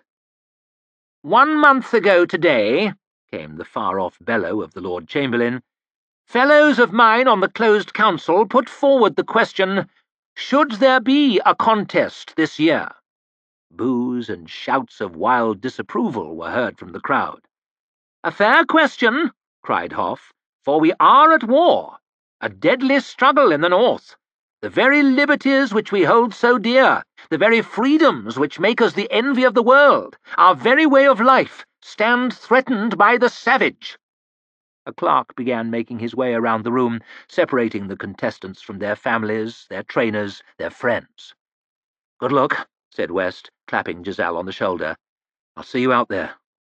Giselle's mouth was dry, and he could only nod. "And these were brave men who asked the question," boomed out Hoff's voice from beyond the doors. "Wise men, patriots all, my stalwart colleagues on the closed council. I understood why they might think there should be no contest this year." There was a long pause. "But I said to them, no!" An eruption of manic cheering. "No! No!" screamed the crowd. Giselle was ushered into line along with the other contestants, 2 abreast, 8 pairs. He fussed with his steels as the Lord Chamberlain droned on, though he'd checked them 20 times already. "No," I said to them. "Should we allow these barbarians, these animals of the frozen north, to tread upon our way of life? Should we allow this beacon of freedom amidst the darkness of the world to be extinguished? No, I said to them, our liberty is not for sale at any price. On this, my friends, my countrymen, my fellow citizens of the Union, on this you may depend. We will win this war!" Another great ocean swell of approval. Giselle swallowed, glanced nervously around. Bremer Dan Gorst was standing there beside him. The big bastard had the temerity to wink, grinning as if he hadn't a care in the world. "Damn idiot," whispered Giselle, but he took care that his lips didn't move. "And so, my friends, and so," came Hoff's final cries. "what finer occasion could there be than when we stand upon the very brink of peril, to celebrate the skill, the strength, the prowess of some of our nation's bravest sons? My fellow citizens, my countrymen of the Union, I give you your contestants!" The doors were heaved open, and the roar of the crowd beyond rushed into the hall and made the rafters ring, suddenly deafeningly loud. The front pair of swordsmen began to stride out through the bright archway, then the next pair, then the next. Giselle was sure he would freeze, motionless and staring like a rabbit. But when his turn came, his feet stepped off manfully next to Gorst's, the heels of his highly polished boots clicking across the tiled floor and through the high doorway. The square of marshals was transformed. All around, great banks of seating had been erected, stretching back and up on all sides, spilling over with a boiling multitude. The contestants filed down a deep valley between the towering stands towards the center of this great arena, the beams and struts and tree-trunk supports like a shadowy forest on either side. Directly before them, seeming very far away, the fencing circle had been laid, a little ring of dry yellow grass in the midst of a sea of faces. Down near the front, Giselle could make out the features of the rich and noble, dressed in their best, shading their eyes from the bright sun, on the whole fashionably disinterested in the spectacle before them. Further back, higher up, the figures became less distinct, the clothes less fine. The vast majority of the crowd were mere blobs and specks of colour, crammed in around the distant edge of the dizzying bowl, but the commoners made up for their distance with their excitement, cheering, shouting, standing up on their toes and waving their arms in the air. Above them, the tops of the very highest buildings around the square peered over, walls and roofs sticking up like islands in the ocean, the windows and parapets crammed with minuscule onlookers. Giselle blinked at this great display of humanity. Part of him was aware that his mouth was hanging open, but too small a part to close it. Damn, he felt queasy. He knew he should have eaten something, but it was too late now. What if he puked, right here in front of half the world? He felt that surge of blind panic again. Where did he leave his steels? Where were they? In his hand, in his hand. The crowd roared and sighed and wailed with a myriad of different voices. The contestants began to move away from the circle. Not all of them would be fighting today. Most would only watch, as though there was a need for extra spectators. They began to make their way towards the front rows, but Giselle was not going with them, more was the pity. He made for the enclosures where the contestants prepared to fight. He flopped down heavily next to West, closed his eyes, and wiped his sweaty forehead as the crowd cheered on. Everything was too bright, too loud, too overpowering. Marshal Verouz was nearby, leaning over the side of the enclosure to shout in someone's ear. Giselle stared across the arena at the occupants of the royal box opposite, hoping vainly for a distraction. "His Majesty the King seems to be enjoying the proceedings," whispered West in Giselle's ear. The king, in fact, appeared already to have fallen soundly asleep, his crown slipping off at an angle. Giselle wondered idly what would happen if it fell off. Crown Prince Ladislas was there, fabulously dressed, as always, beaming around at the arena with an enormous smile as though everyone was there for him. His younger brother, Prince Reynault, could hardly have looked more different, plain and sober, frowning worriedly at his semi-conscious father. Their mother, the Queen, sat beside them, bolt upright, with her chin in the air, studiously pretending that her august husband was wide awake, and that his crown was in no danger of dropping suddenly and painfully into her lap. Between her and Lord Hoff, Giselle's eye was caught by a young woman. Very, very beautiful. She was even more expensively dressed than Ladislas, if that was possible, with a chain of huge diamonds round her neck, flashing bright in the sun. "Who's the woman?" asked Giselle. "Ah, the Princess Thérèse," murmured West. "The daughter of Grand Duke Orso, Lord of Talins. She's quite the celebrated beauty, and for once it seems that rumour doesn't exaggerate. I thought nothing good ever came from Talins. So I've heard, but I think she might be the exception, don't you?" Giselle was not entirely convinced. Spectacular, no doubt, but there was an icy, proud look to her eye. "I think the Queen has it in mind that she marry Prince Ladislas." As Giselle watched, the Crown Prince leant across his mother to favour the Princess with some witless banter, then exploded into laughter at his own joke, slapping his knee with merriment. She gave a frosty little smile, radiating contempt even at this distance. Ladislas seemed not to notice, though, and Giselle's attention was soon distracted. A tall man in a red coat was striding ponderously towards the circle. The referee. "It's time," murmured West.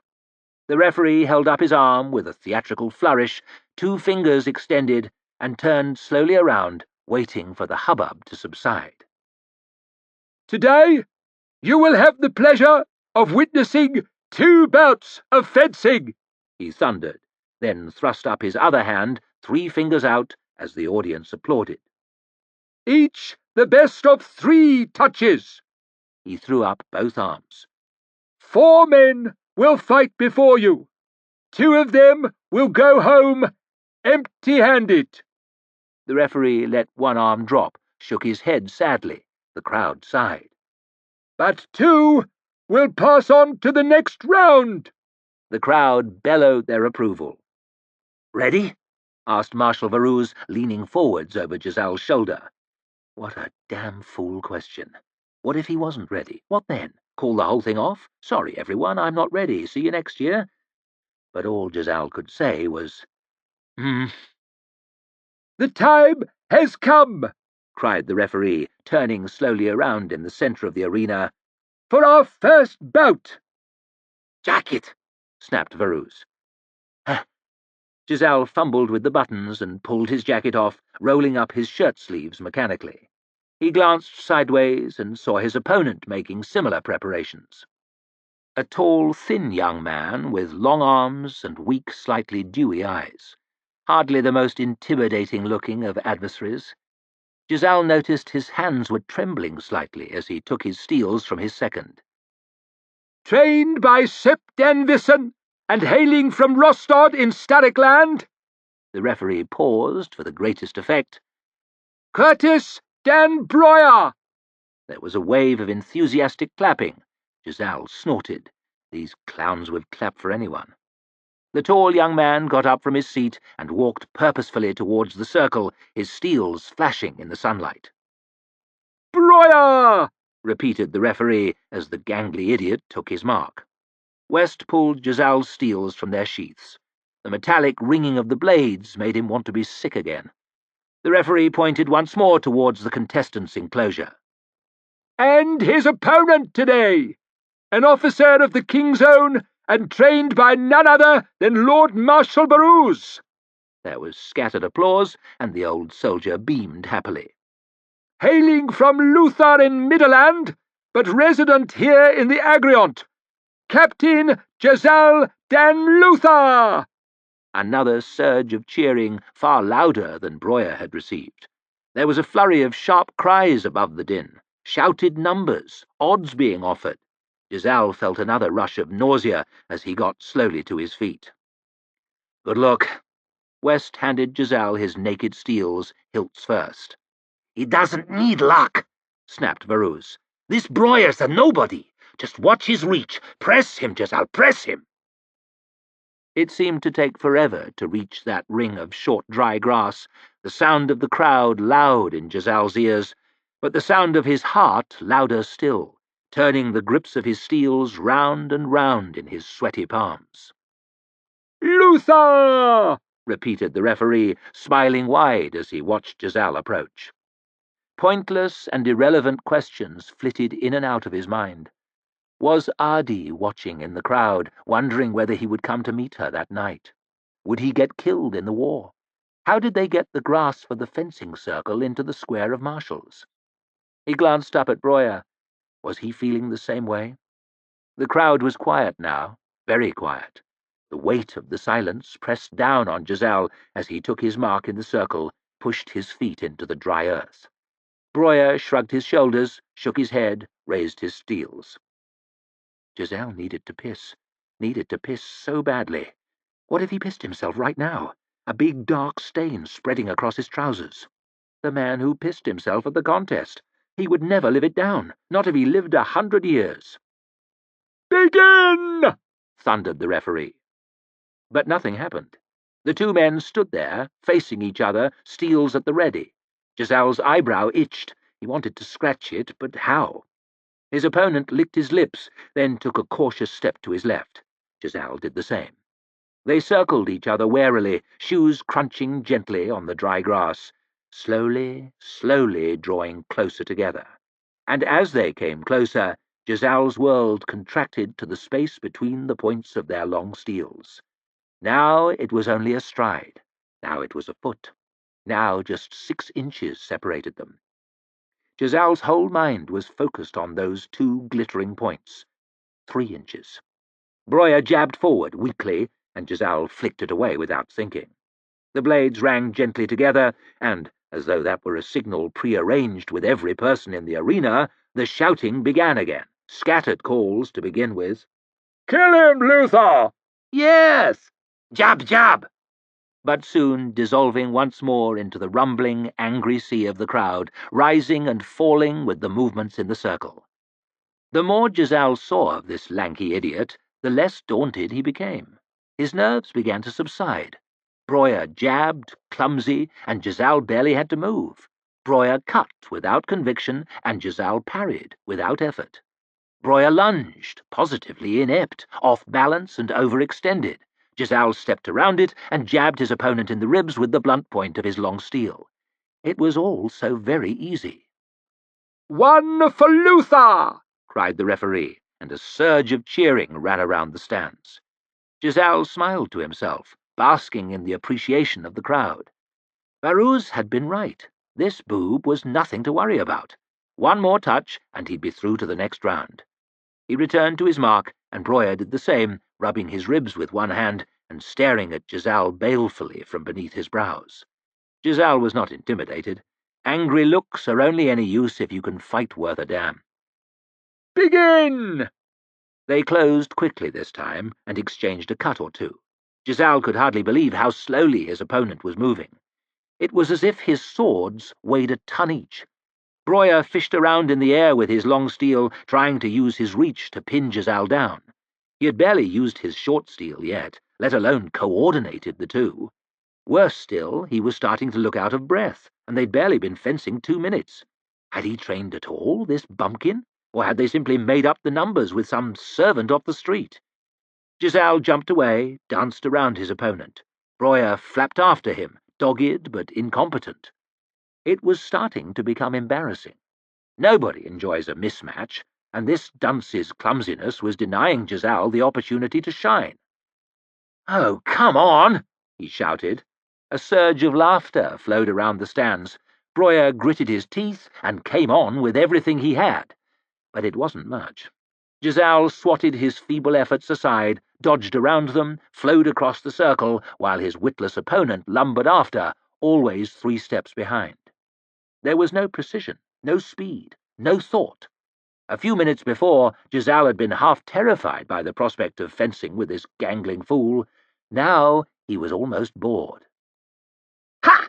he cried, switching suddenly onto the attack, catching his opponent off balance with a savage cut, sending him stumbling back. The crowd came alive, roaring their support. He jabbed and jabbed again. Breuer blocked desperately, all off balance, reeled backwards, parried one last time, then tripped, his arms flailing, short steel flying out of his hand, and pitched out of the circle onto his arse. There was a wave of laughter, and Giselle could not help but join in. The poor dolt looked quite amusing, knocked on his back, with his legs in the air like some sort of turtle. Captain Luther wins! Roared the referee. 2-0!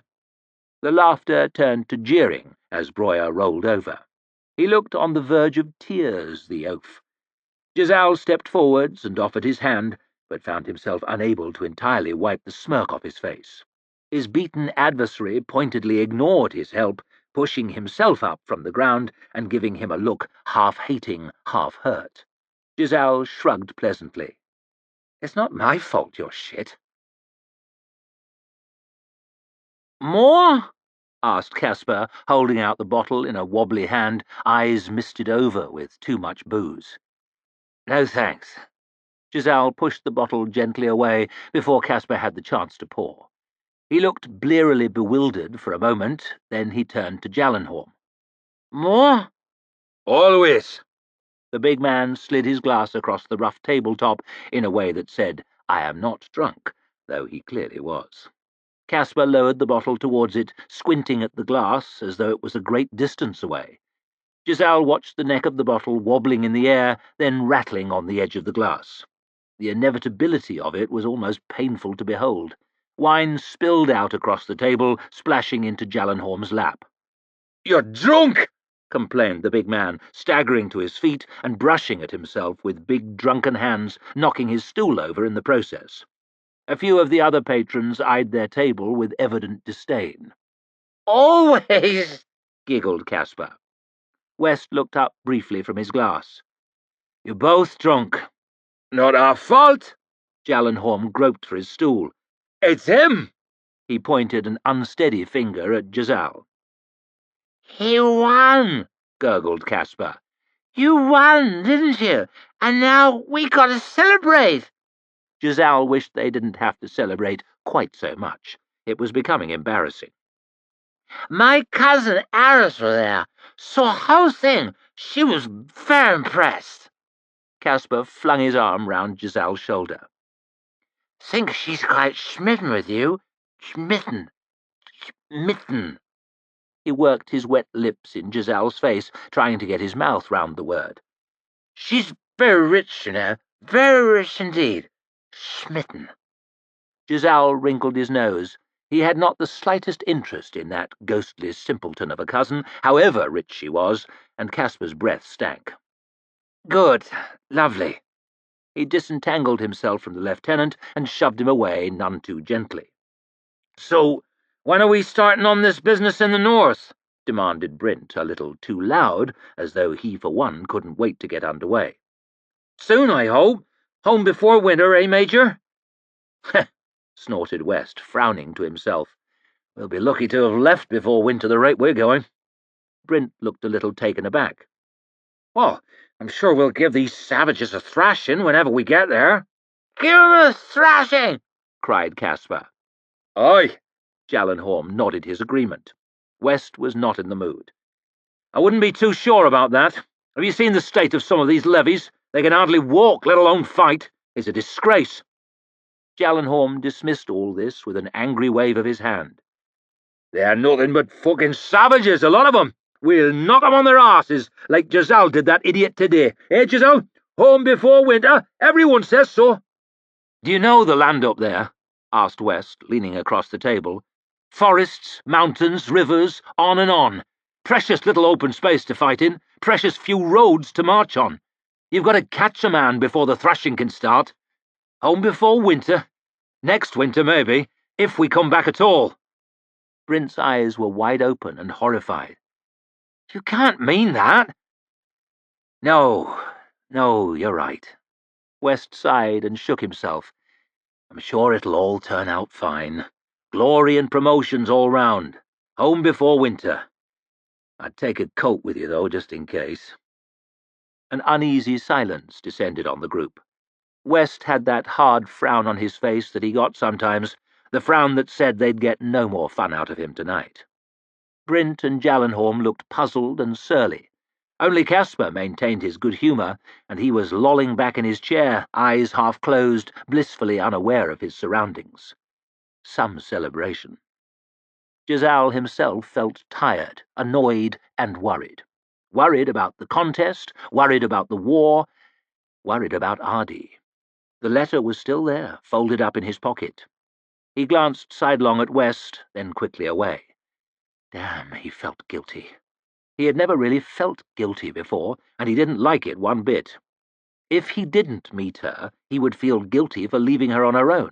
If he did, he'd feel guilty for breaking his word to West. It was a dilemma, all right. Giselle chewed at his thumbnail. What the hell was it about this damn family? "Well," said West sharply, "I have to be going. Early start tomorrow." Muttered Brent. "Right," said Jallenhorm. West looked Giselle right in the eye. "Can I have a word?" His expression was serious, grave, angry even. Giselle's heart lurched. What if West had found out about the letter? What if Ardy had told him? The Major turned away, moved over towards a quiet corner. Giselle stared around, desperately seeking for some way out. "Giselle!" called West. "Yes, yes." He got up with the greatest reluctance and followed his friend, flashing what he hoped was an innocent-seeming smile. Perhaps it was something else, nothing to do with Ardy. Please let it be something else. "I don't want anyone else to know about this." West looked round to make sure no one was watching.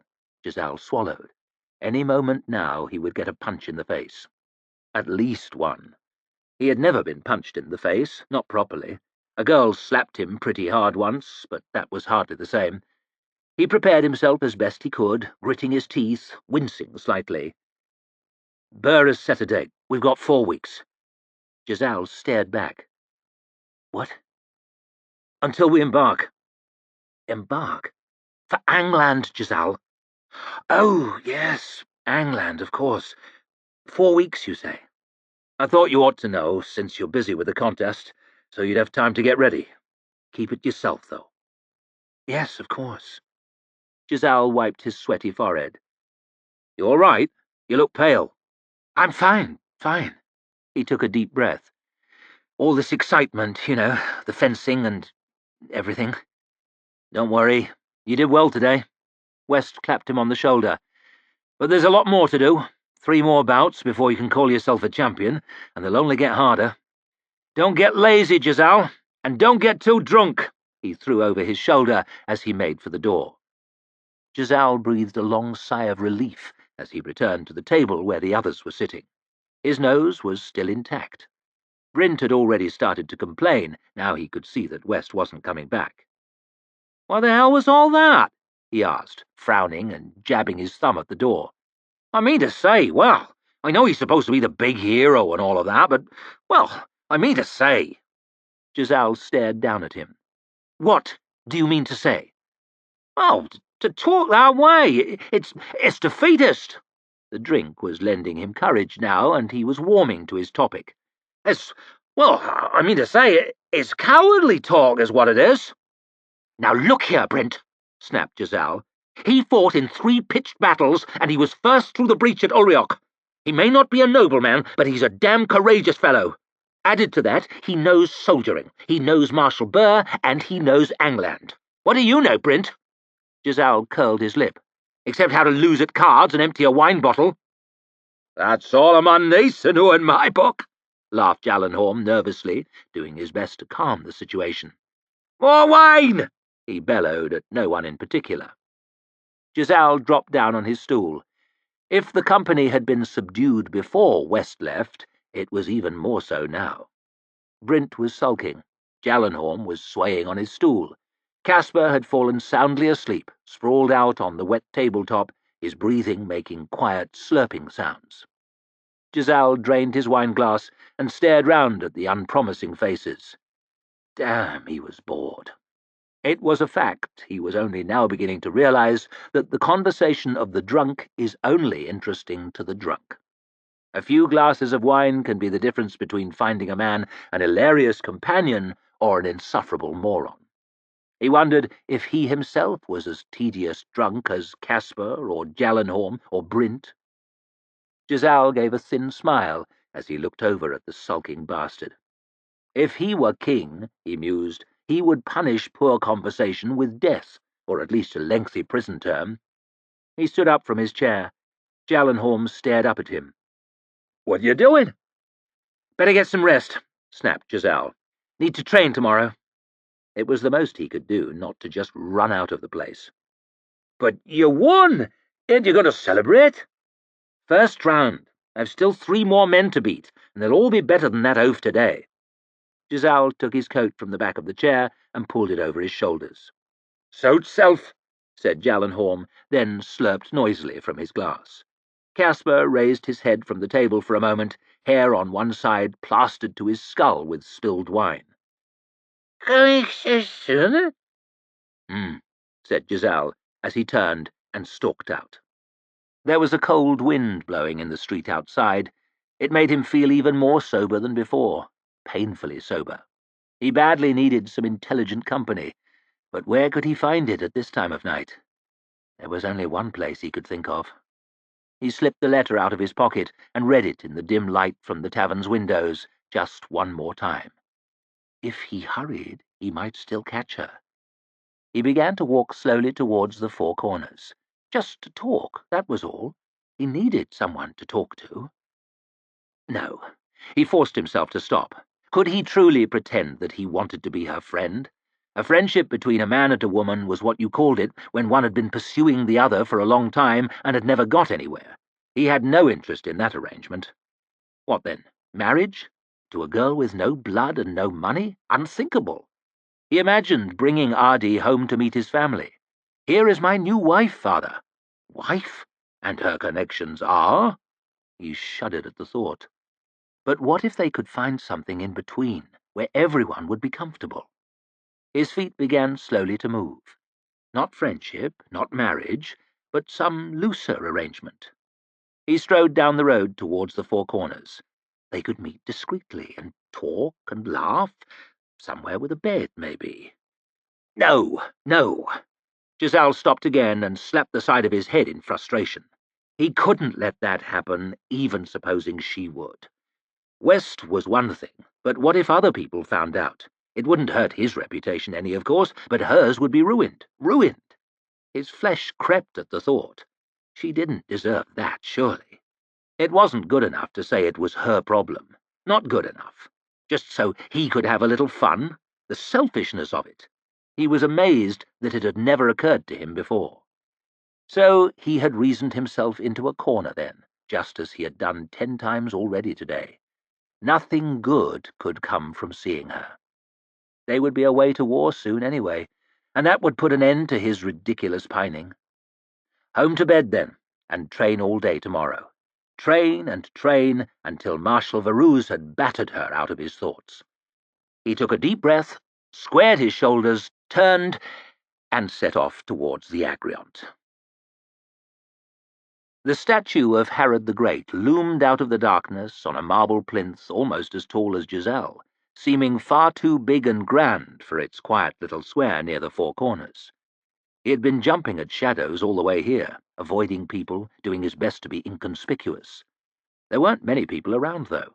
It was late, and most likely Adi would have given up waiting a long time ago, provided she was even there to begin with.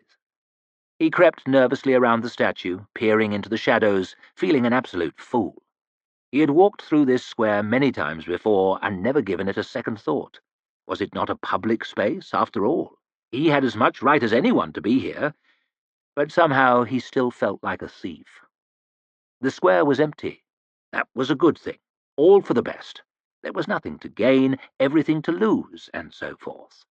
So why did he feel so completely crushed? He stared up at Harod's face, locked into that stony frown that sculptors reserve for the truly great. He had a fine, strong jaw, did Herod, almost the equal of Giselle's own. "Wake up!" hissed a voice by his ear. Giselle let vent to a girlish squeal, scrambled away, tripped, only stayed upright by clawing at King Harod's enormous foot. There was a dark figure behind him, a hooded figure. Laughter. "No need to piss yourself." Adi. She pushed back her hood. Light from a window slanted across the bottom part of her face, catching her lopsided smile. "It's only me." "I didn't see you," he mumbled pointlessly, quickly releasing his desperate grip on the huge stone foot and doing his best to appear at ease. He had to admit it was a poor start. He had no talent for this cloak-and-dagger business. Ardy seemed quite comfortable, though.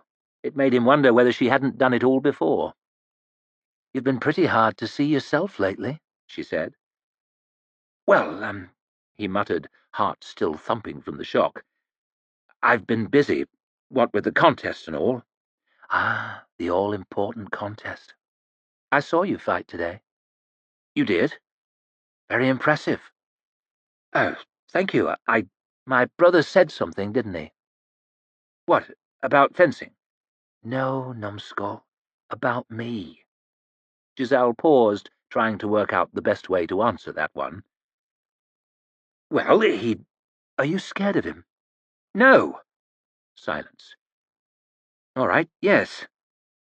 "But you came anyway. I suppose I should be flattered." She walked slowly around him, looking him up and down, from feet to forehead and back again. "You took your time, though. It's late. I'll have to be getting home soon." There was something about the way she was looking at him which was not helping to calm his thumping heart. Quite the opposite. He had to tell her that he could not see her any more. It was the wrong thing to do, for both of them. Nothing good could come from it. Nothing good. He was breathing quick, tense, excited, unable to take his eyes away from her shadowy face. He had to tell her now. Wasn't that why he came? He opened his mouth to speak, but the arguments all seemed a long way away now, applying at a different time and to different people, intangible and weightless. "Ardy," he began. "Hmm?" She stepped towards him, head cocked on one side. Giselle tried to move away, but the statue was at his back. She came closer still, lips slightly parted, her eyes fixed on his mouth. What was so wrong in it, anyway? Closer still, her face turned up towards his. He could smell her. His head was full of the scent of her. He could feel her warm breath on his cheek. What could be wrong with this? Her fingertips were cold against his skin, brushing the side of his face, tracing the line of his jaw, curling through his hair and pulling his head down towards her. Her lips touched his cheek, soft and warm, then his chin, then his mouth. They sucked gently at his. She pressed herself up against him, her other hand slipped round his back. Her tongue lapped at his gums, at his teeth, at his tongue, and she made little sounds in her throat. So did he, perhaps. He really wasn't sure. His whole body was tingling, hot and cold at once. His mind was in his mouth. It was as if he'd never kissed a girl before. What could be wrong with this? Her teeth nipped at his lips, almost painful, but not quite. He opened his eyes, breathless, trembling, weak at the knees. She was looking up at him. He could see her eyes gleaming in the darkness, watching him carefully, studying him. "Ardy." "What?" "When can I see you again?" His throat was dry, his voice sounded hoarse. She looked down at the ground with a little smile, a cruel smile, as though she'd called his bluff and won a pile of money from him. He didn't care. "When?" "Oh, I'll let you know." He had to kiss her again. Shit on the consequences. Fuck West. Damn it all. He bent down towards her, closed his eyes. "No, no, no." She pushed his mouth away from hers. "You should have come sooner."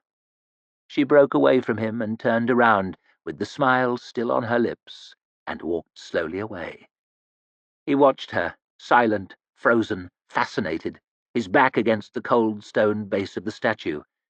He had never felt like this before, not ever. She glanced back just once, as if to check that he was still watching. His chest constricted, almost painfully, just to see her look at him. Then she rounded a corner and was gone.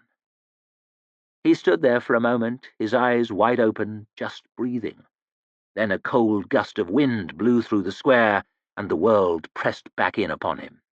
Fencing, the war, his friend West, his obligations. One kiss, that was all. One kiss, and his resolve had leaked away like piss from a broken chamber pot. He stared around, suddenly guilty, confused and scared. What had he done here? "Shit," he said. Chapter 30. Dark Work. A burning thing can make all kinds of smells. A live tree, fresh and sappy, smells different ablaze to a dead one, dry and withered. A pig alight and a man smell much the same, but there's another story. This burning that the dogman smelled now, that was a house. He knew it, sure as sure. A smell he knew better than he'd have liked. Houses don't burn on their own too often. Usually there's some violence in it. That meant men around, most likely, and ready for a fight. So he crept right careful down between the trees, slid on his belly to the edge, and peered out through the brush. He saw it now right enough. Black smoke in a tall pillar, rising up from a spot down near the river. A small house, still smoking, but burned down to the low stone walls. There'd been a barn, too, but nothing more now than a pile of black sticks and black dirt. A couple of trees and a patch of tilled earth. It was a poor enough living at the best of times, farming this far north. Too cold to grow much, a few roots maybe, and some sheep to herd, a pig or two if you were lucky. Dogman shook his head. Who'd want to burn out folks as poor as this? Who'd want to steal this stubborn patch of land? Some men just like to burn, he reckoned. He eased out a touch further, looking right and left down the valley for some sign of the ones as did this, but a few stringy sheep spread out across the valley sides was all he could see moving. He wriggled back into the brush. His heart sank as he sneaked back towards the camp, voices raised and arguing as ever. He wondered for a minute whether to just go past and keep on going. He was that sick of the endless bickering. He decided against it in the end, though.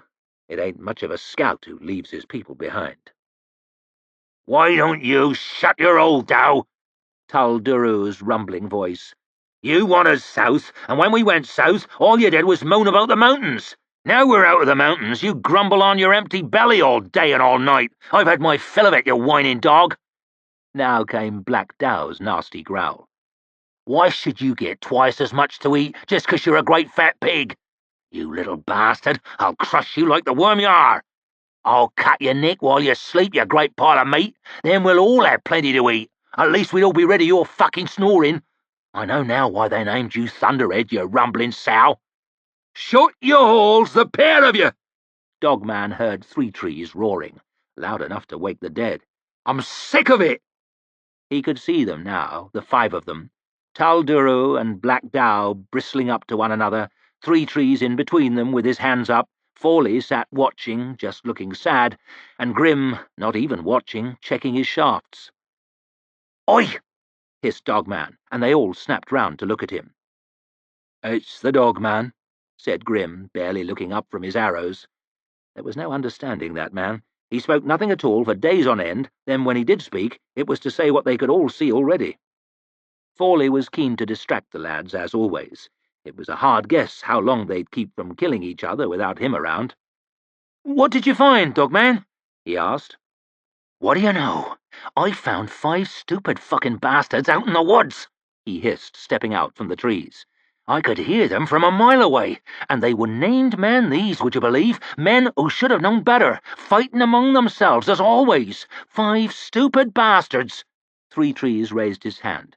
"All right, Dogman. We should know better." And he glowered at Tull and Dow. They glowered at each other, but they said nothing more. "What did you find?" "There's fighting going on hereabouts, or something like it. I seen a farm burning." "Burning, say you?" asked Tull. "Aye." Three Trees frowned. "Take us to it, then." The Dogman hadn't seen this from up in the trees, couldn't have. Too smoky and too far to see this. He saw it now, though, right up close, and it made him sick. They all saw it. "This is some dark work here, all right," said Fawley, looking up at the tree. "Some dark work." "Aye," mumbled Dogman. He couldn't think of aught else to say. The branch creaked as the old man swung slowly round, his bare feet dangling near the earth. Might have been he tried to fight. He'd got 2 arrows through him. The woman was too young to be his wife, his daughter, maybe. The dogman guessed the two young ones were her children. "Who'd hang a child?" he muttered. "I can think of some black enough," said Tull. Dow spat on the grass. "Meaning me?" he growled, and the two of them were off again like hammer on anvil. "I burned some farms and a village or two and all, but there were reasons. That was war. I let the children live." "I heard different," said Tull. Dogman closed his eyes and sighed. "You think I give a dog's arse for what you heard?"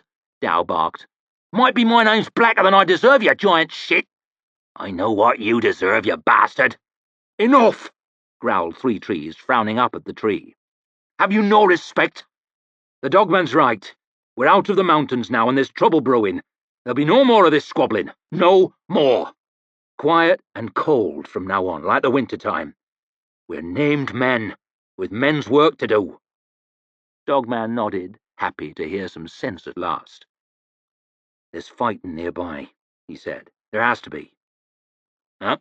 said Grim, though it was hard to say exactly what he was agreeing with. Three Trees' eye was still fixed on the swinging bodies. "You're right. We need to put our minds on that now. On that and nothing else. We'll track the crowd as did this and see what they're fighting for. We'll do no good until we know who's fighting who." "Whoever did this fights for Bethod," said Dow. "You can tell just by the looking." "We'll see. Tull and Dow, cut these folks down and bury 'em. Maybe that task'll put some steel back in you." The two of them scowled at each other, but Three Trees paid 'em no mind. "Dogman, you'll go and sniff out those as did this. Sniff 'em out, and we'll pay 'em a visit tonight. A visit like they paid to these folks here." "Aye," said Dogman, keen to get on and do it. "We'll pay 'em a visit." The dogman couldn't work it out. If they were in a fight, these lot, afraid of being caught out by an enemy, they weren't making too much of an effort to cover their tracks. He followed them simple as could be. 5 of them, he reckoned. Must have strolled nice and easy away from the burning farm, down through the valley beside the river and off into the woods. The tracks were so clear he got a little worried time to time, thinking they must be playing some trick on him, watching out there in the trees, waiting to hang him from a branch. Seemed they weren't, though, because he caught up to them just before nightfall. First of all, he smelled their meat, mutton roasting. Next, he heard their voices, talking, shouting, laughing, making not the meanest attempt to stay quiet, easy to hear even with the river bubbling beside. Then he saw them, sitting round a great big fire in a clearing, a sheep's carcass skinned on a spit above it, taken from those farmers, no doubt. The dogman crouched down in the bushes, nice and still, like they should have been. He counted 5 men, or 4 and a boy about 14 years. They were all just sitting, no one standing guard, no caution at all. He couldn't work it out. "They're just sitting there," he whispered when he got back to the others. "Just sitting. No guard, no nothing." "Just sitting?" asked Fawley. "Aye, 5 of 'em, sitting and laughing. I don't like it." "I don't like it neither," said Three Trees. "But I like what I saw at that farm still less." "Weapons," hissed Dow. "Weapons it has to be." For once, Tull agreed with him. "Weapons, Chief. Let's give 'em a lesson." Not even Fawley spoke up for staying out of a fight this time, but Three Trees thought it out for a bit still, taking his moment, not to be hurried. Then he nodded. "Weapons it is." You won't see Black Dow in the dark, not if he don't want to be seen. You won't hear him, neither. But the dogman knew he was there as he crept down through the trees. You fight with a man for long enough, you get an understanding. You learn how he thinks, and you come to think the same way. Dow was there. The dogman had his task. He could see the outline of the one on the far right, his back a black shape against the fire. Dogman didn't spare too much thought for the others yet. He spared no thought for anything but his task.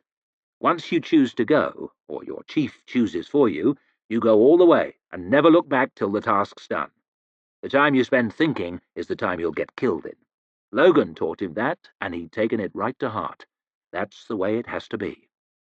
Dogman crept closer and closer still, feeling the warmth of the fire on his face, feeling the hard metal of the knife in his hand. By the dead, he needed to piss, as always. The task wasn't but a stride away now. The boy was facing him. If he'd have looked up fast from his meat, he'd have seen the dogman coming, but he was too busy eating. "Pah!" shouted one of the others. That meant Dowd got to him, and that meant he was finished. Dogman leapt forward and stabbed his task in the side of the neck. He reared up for a moment, clutching at his cut throat, took a stumble forward, and fell over. One of the others jumped up, dropping his half-chewed leg of mutton on the ground, then an arrow stuck him through the chest. Grim, out by the river. He looked surprised a minute, then he sank down on his knees, face twisted up with pain. That left but two, and the boy was still sitting there, staring at the dogman, mouth half open, with a bit of meat hanging out of it. The last of them was stood up, breathing quick, with a long knife in his hand. He must have had it out for eating with. "Drop the blade!" bellowed Three Trees. The dogman saw the old boy now, striding towards them, the firelight catching the metal rim of his big round shield. The man chewed on his lip, eyes flicking from dogman to Dow as they moved slowly to either side of him. Now he saw the thunderhead looming out of the darkness in the trees, seeming too big to be a man, his great huge sword glinting over his shoulder. That was enough for him. He threw his knife down in the dirt. Dow jumped forward, grabbed his wrists and tied them tight behind him, then shoved him down on his knees beside the fire. The dogman did the same with the boy, his teeth clenched tight, not saying a word. The whole thing was done in an instant, quiet and cold, like Three Trees said. There was blood on Dogman's hands, but that was the work and couldn't be helped. The others were making their way over now. Grim came sloshing through the river, throwing his bow across his shoulder. He gave the one he shot a kick as he came past, but the body didn't move. "Dead," said Grim. Fawley was at the back, peering at the two prisoners. Dow was staring at the one he'd tied, staring at him hard. "I know this one here," he said, sounding quite pleased about it too. "Grower the mire, ain't it? What a chance! You've been gnawing at the back of my mind for some time." The mire scowled down at the ground. A cruel-looking sort, the dogman thought, the type that might hang farmers if there was one. "Oi, I'm the mire. No need to ask your names. When they find you've killed some of the king's collectors, you'll be dead men all." "Black Dow, they call me." The mire's head came up, his mouth wide open. "Oh, fuck," he whispered. The boy kneeling next to him stared round with big eyes. "Black Dow? You what? Not the same Black Dow as— Oh, fuck." Dow nodded slowly, with that nasty smile spreading across his face, that killing smile. "Grower the mire. You've all kinds of work to pay for. I've had you in my mind, and now you're in my eye." He patted him on the cheek. "And in my hand, too. What a happy chance."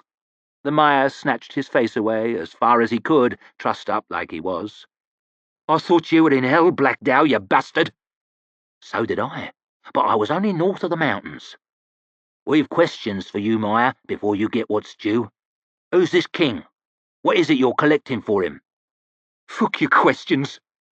Three Trees hit him on the side of his head, hard, where he couldn't see it coming. When he turned round to look, Dow cracked him on the other side.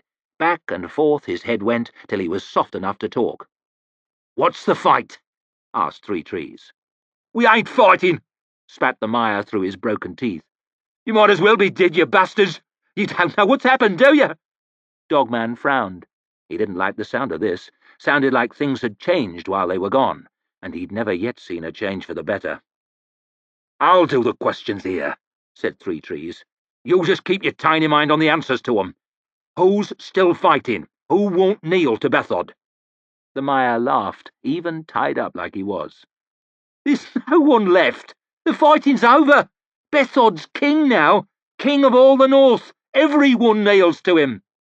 "Not us," rumbled Tulduru, leaning down. "What about old man Yall?" "Dead." "What about Scything or Rattleneck?" "Dead and dead, you stupid fox. The only fighting now's down south. Bethod's gone to war with the Union. Aye, and we're giving 'em a beating too." The dogman wasn't sure whether to believe it. King? There'd never been a king in the north before. There'd never been a need for one. And Bethod was the last one he'd have chosen. And making war on the Union? That was a fool's errand, surely. There were always more Southerners. "If there's no fighting here," asked the dogman, "what you killing for?" "Fuck yourself." Tull slapped him in the face hard, and he fell on his back. Dow put in a kick of his own, then dragged him up straight again. "What did you kill him for?" asked Tull. "Taxis!" shouted the Meyer, with blood trickling out of his nose. "Taxes?" asked the dogman. A strange word, all right. He barely knew the meaning of it. "They wouldn't pay." "Taxis for who?" asked Dow. "For Bithord. What do you think? He took all this land, broke the clans up and took it for his own. The people owe him, and we collect." "Taxes, eh? That's a fucking southern fashion and no mistake." "And if they can't pay?" asked Dogman, feeling sick to his guts. "You hang 'em, do you?" "If they won't pay, we can do as we please with them." "As you please?"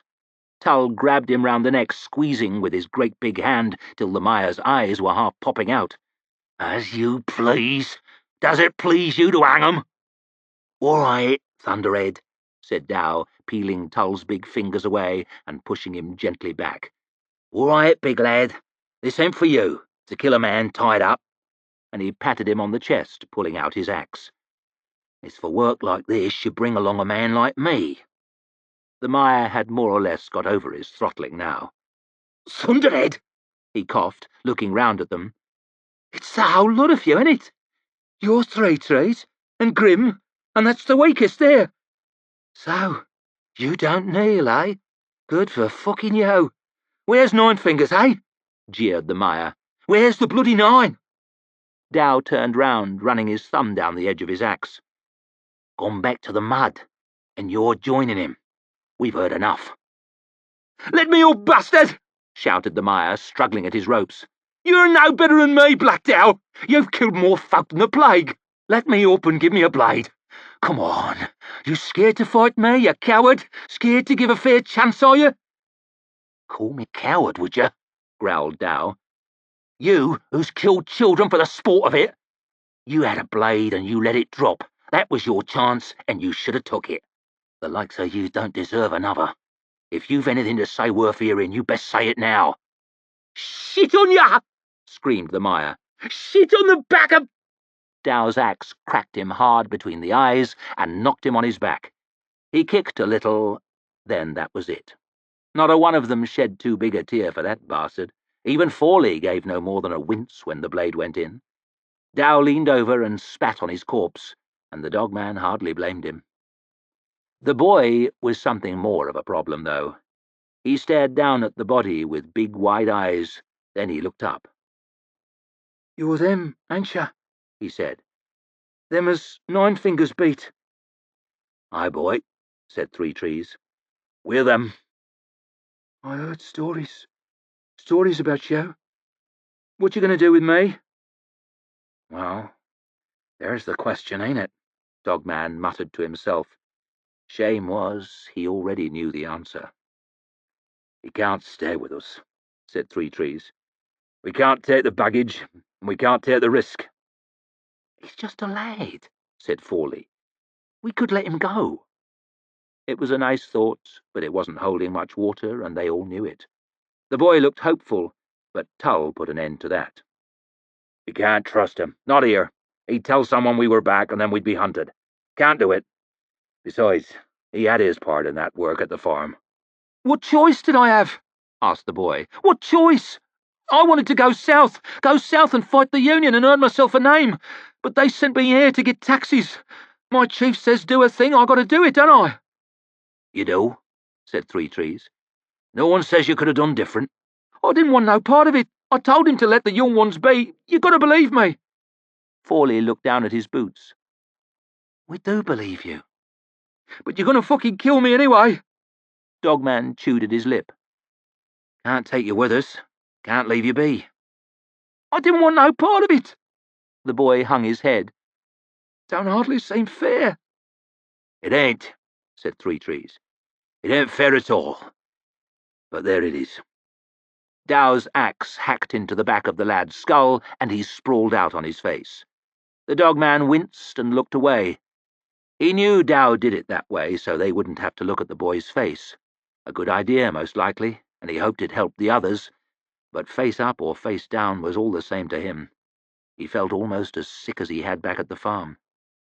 It wasn't the worst day he'd ever had, not by a long way, but it was a bad one. The dogman watched them filing down the road from a good spot up in the trees where no one could see him. He made sure it was downwind from 'em, too, because, being honest, he was smelling a bit ripe. It was a strange old procession. On the one hand, they looked like fighting men, off to a weapon take and then to battle. On the other hand, they were all wrong. Old weapons, mostly, and odds and sods of mixed-up armour. Marching, but loose and ragged. Most of them too old to be prime fighters, grey hair and bald heads, and a lot of the rest too young for beards, hardly more than boys. Seemed to the dogman like nothing made sense in the north no more. He thought on what the Mire had said before Dow killed him. War with the Union.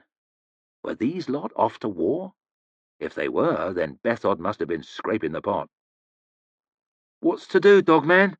asked Forley as he stepped back into the camp. "What's happening down there?" "Man, armed but none too well. 50 or more. Young and old, mostly, heading south and west." And the dogman pointed off down the road. Three Trees nodded. "Towards England. He means it then, Bethod. He's making war on the Union all the way. No amount of blood's enough for that one. He's taking every man can hold a spear." That was no surprise, in its way. Bethod had never been one for half measures. He was all or nothing, and didn't care who got killed along the road. "Every man," muttered Three Trees to himself. "If the Shanker come over the mountains now—" Dogman looked round.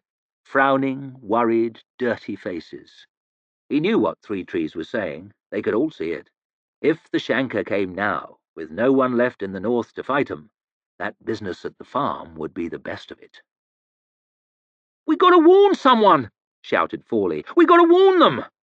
Three Trees shook his head.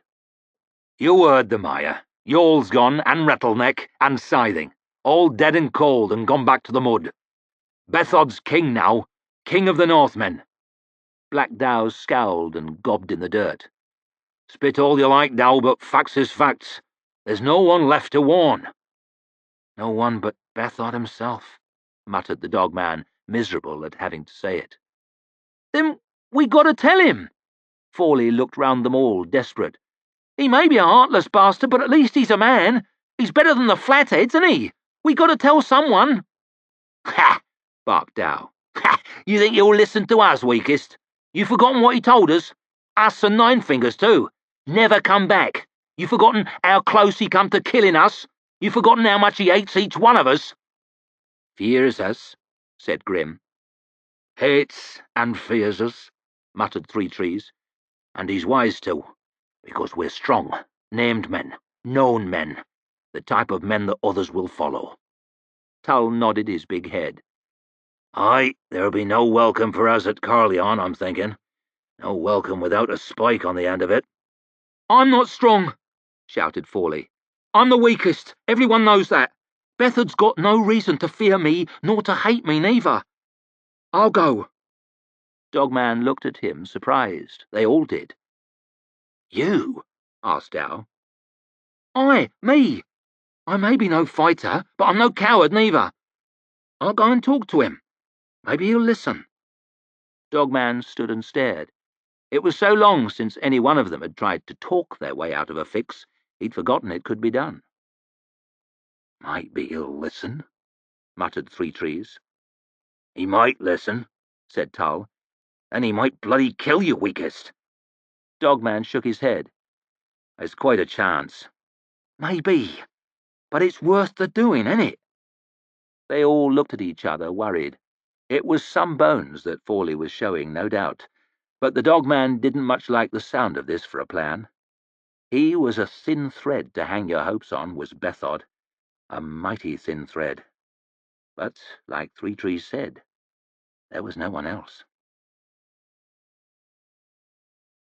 Chapter 31. Words and Dust. Kirster pranced around the outside of the circle, his long golden hair bouncing on his shoulders, waving to the crowd, blowing kisses to the girls. The audience cheered and howled and whooped as the lithe young man made his flashy rounds. He was an adjutant, an officer of the King's Own. A local boy, and so very popular. Bremer Dan Gorst was leaning against the barrier, watching his opponent dance through barely open eyes. His steels were unusually heavy-looking, weighty and worn and well-used, too heavy to be quick, perhaps. Gorst himself looked too heavy to be quick, come to that, a great thick-necked bull of a man, more like a wrestler than a swordsman. He looked the underdog in this bout. The majority of the crowd seemed to think so. But I know better. Nearby, a bet-maker was shouting odds, taking money from the babbling people around him. Nearly all of the bets were for Kirster. Glockter leaned across from his bench. "What odds are you giving on Gorst now?" "On Gorst?" asked the bet-maker. "Evens." "I'll take 200 marks." "Sorry, friend, I can't cover that." "100 then, at 5 to 4. The bet-maker thought about it for a moment, looking skywards as he worked out the sums in his head. "Done." Glockter sat back as the referee introduced the contestants, watching Gorst roll up his shirt sleeves.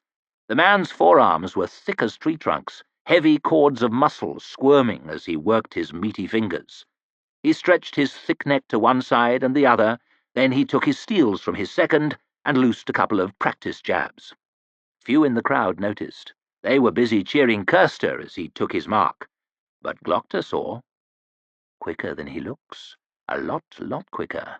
Those heavy steels no longer seem so clumsy. "Bremer Dan Gorst!" shouted the referee as the big man trudged to his mark. The applause was meagre indeed. This lumbering bull was no one's idea of a swordsman. "Begin!"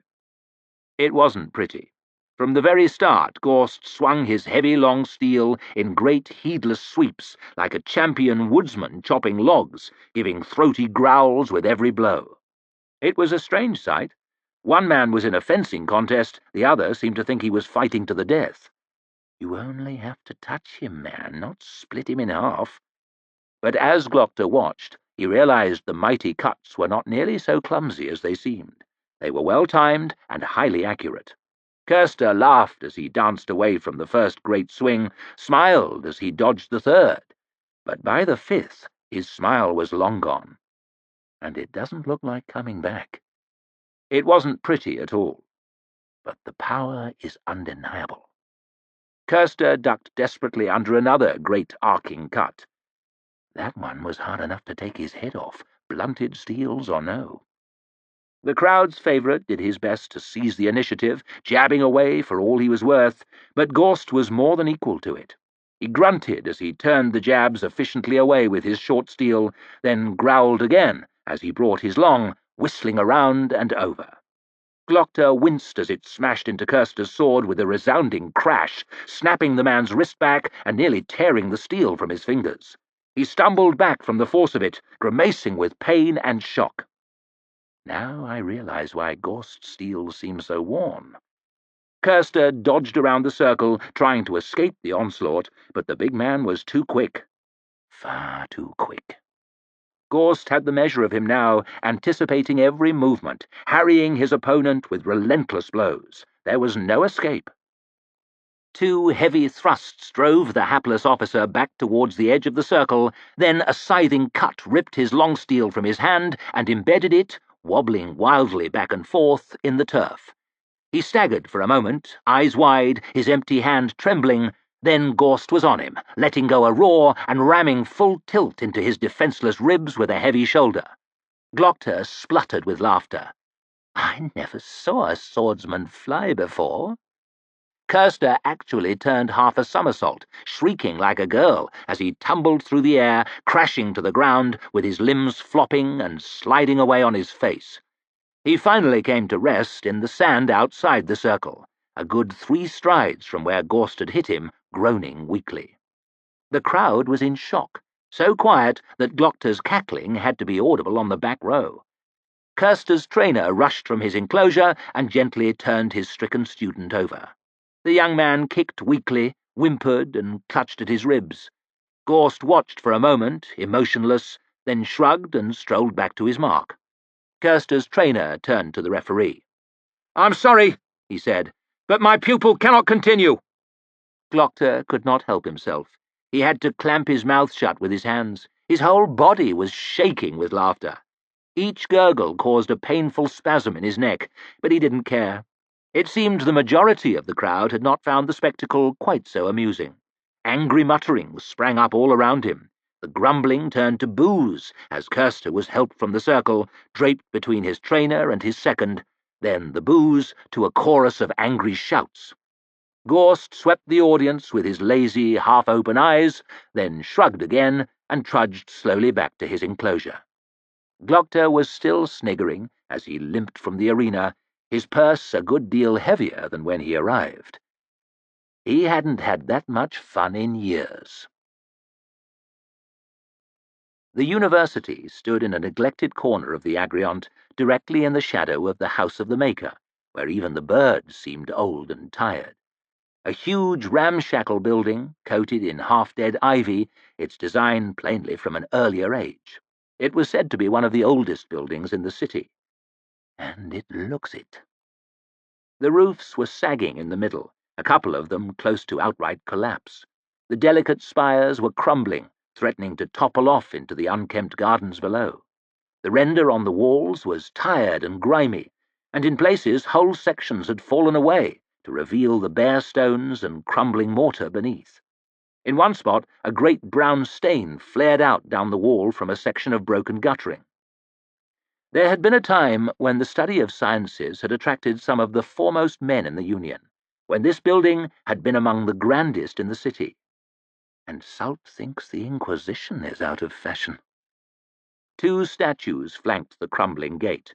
2 old men, one with a lamp, one pointing at something in a book. Wisdom and Progress, or some such rubbish. The one with the book had lost his nose sometime during the past century. The other was leaning at an angle, his lamp stuck out despairingly, as though clutching for support.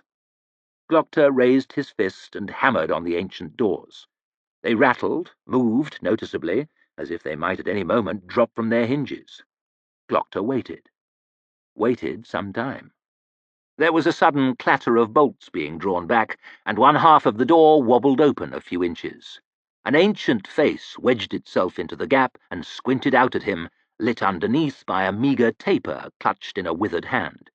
Dewy old eyes peered up and down. "Yes?" "Inquisitor Glockter." "Ah, from the Archlector?" Glockter frowned, surprised. "Yes, that's right. They cannot be half so cut off from the world as they appear. He seems to know who I am." It was perilously dark within. 2 enormous brass candelabras stood on either side of the door, but they were stripped of candles and had long gone unpolished, shining dully in the weak light from the porter's little taper. "This way, sir," wheezed the old man, shambling off, bent nearly double. Even Glockter had little trouble keeping up with him as he crept away through the gloom. They shuffled together down a shadowy hallway. The windows on one side were ancient, made with tiny panes of glass so dirty that they would have let in little enough light on the sunniest of days. They let in none whatever as the sullen evening came on. The flickering candle flame danced over dusty paintings on the opposite wall, pale old men in dark gowns of black and grey, gazing wild-eyed from their flaking frames, flasks and cogwheels and pairs of compasses clutched in their aged hands. "Where are we going?" asked Glockter, after they had shambled through the murk for several minutes. "The Adepti are at dinner," wheezed the porter, glancing up at him with eyes infinitely tired. The university's dining hall was an echoing cavern of a room, lifted 1 degree above total darkness by a few guttering candles. A small fire flickered in an enormous fireplace, casting dancing shadows among the rafters. A long table stretched the length of the floor, polished by long years of use, flanked by rickety chairs. It could easily have accommodated 80, but there were only 5 there, crowded up at one end, huddled in around the fireplace. They looked over as the taps of Glockter's cane echoed through the hall, pausing in their meals and peering over with great interest. The man at the head of the table got to his feet and hurried over, holding the hem of his long black gown up with one hand. "A visitor!" wheezed the porter, waving his candle in Glockter's direction. "Ah, from the Arch-Lector. I am Silber, the University Administrator." And he shook Glockter's hand.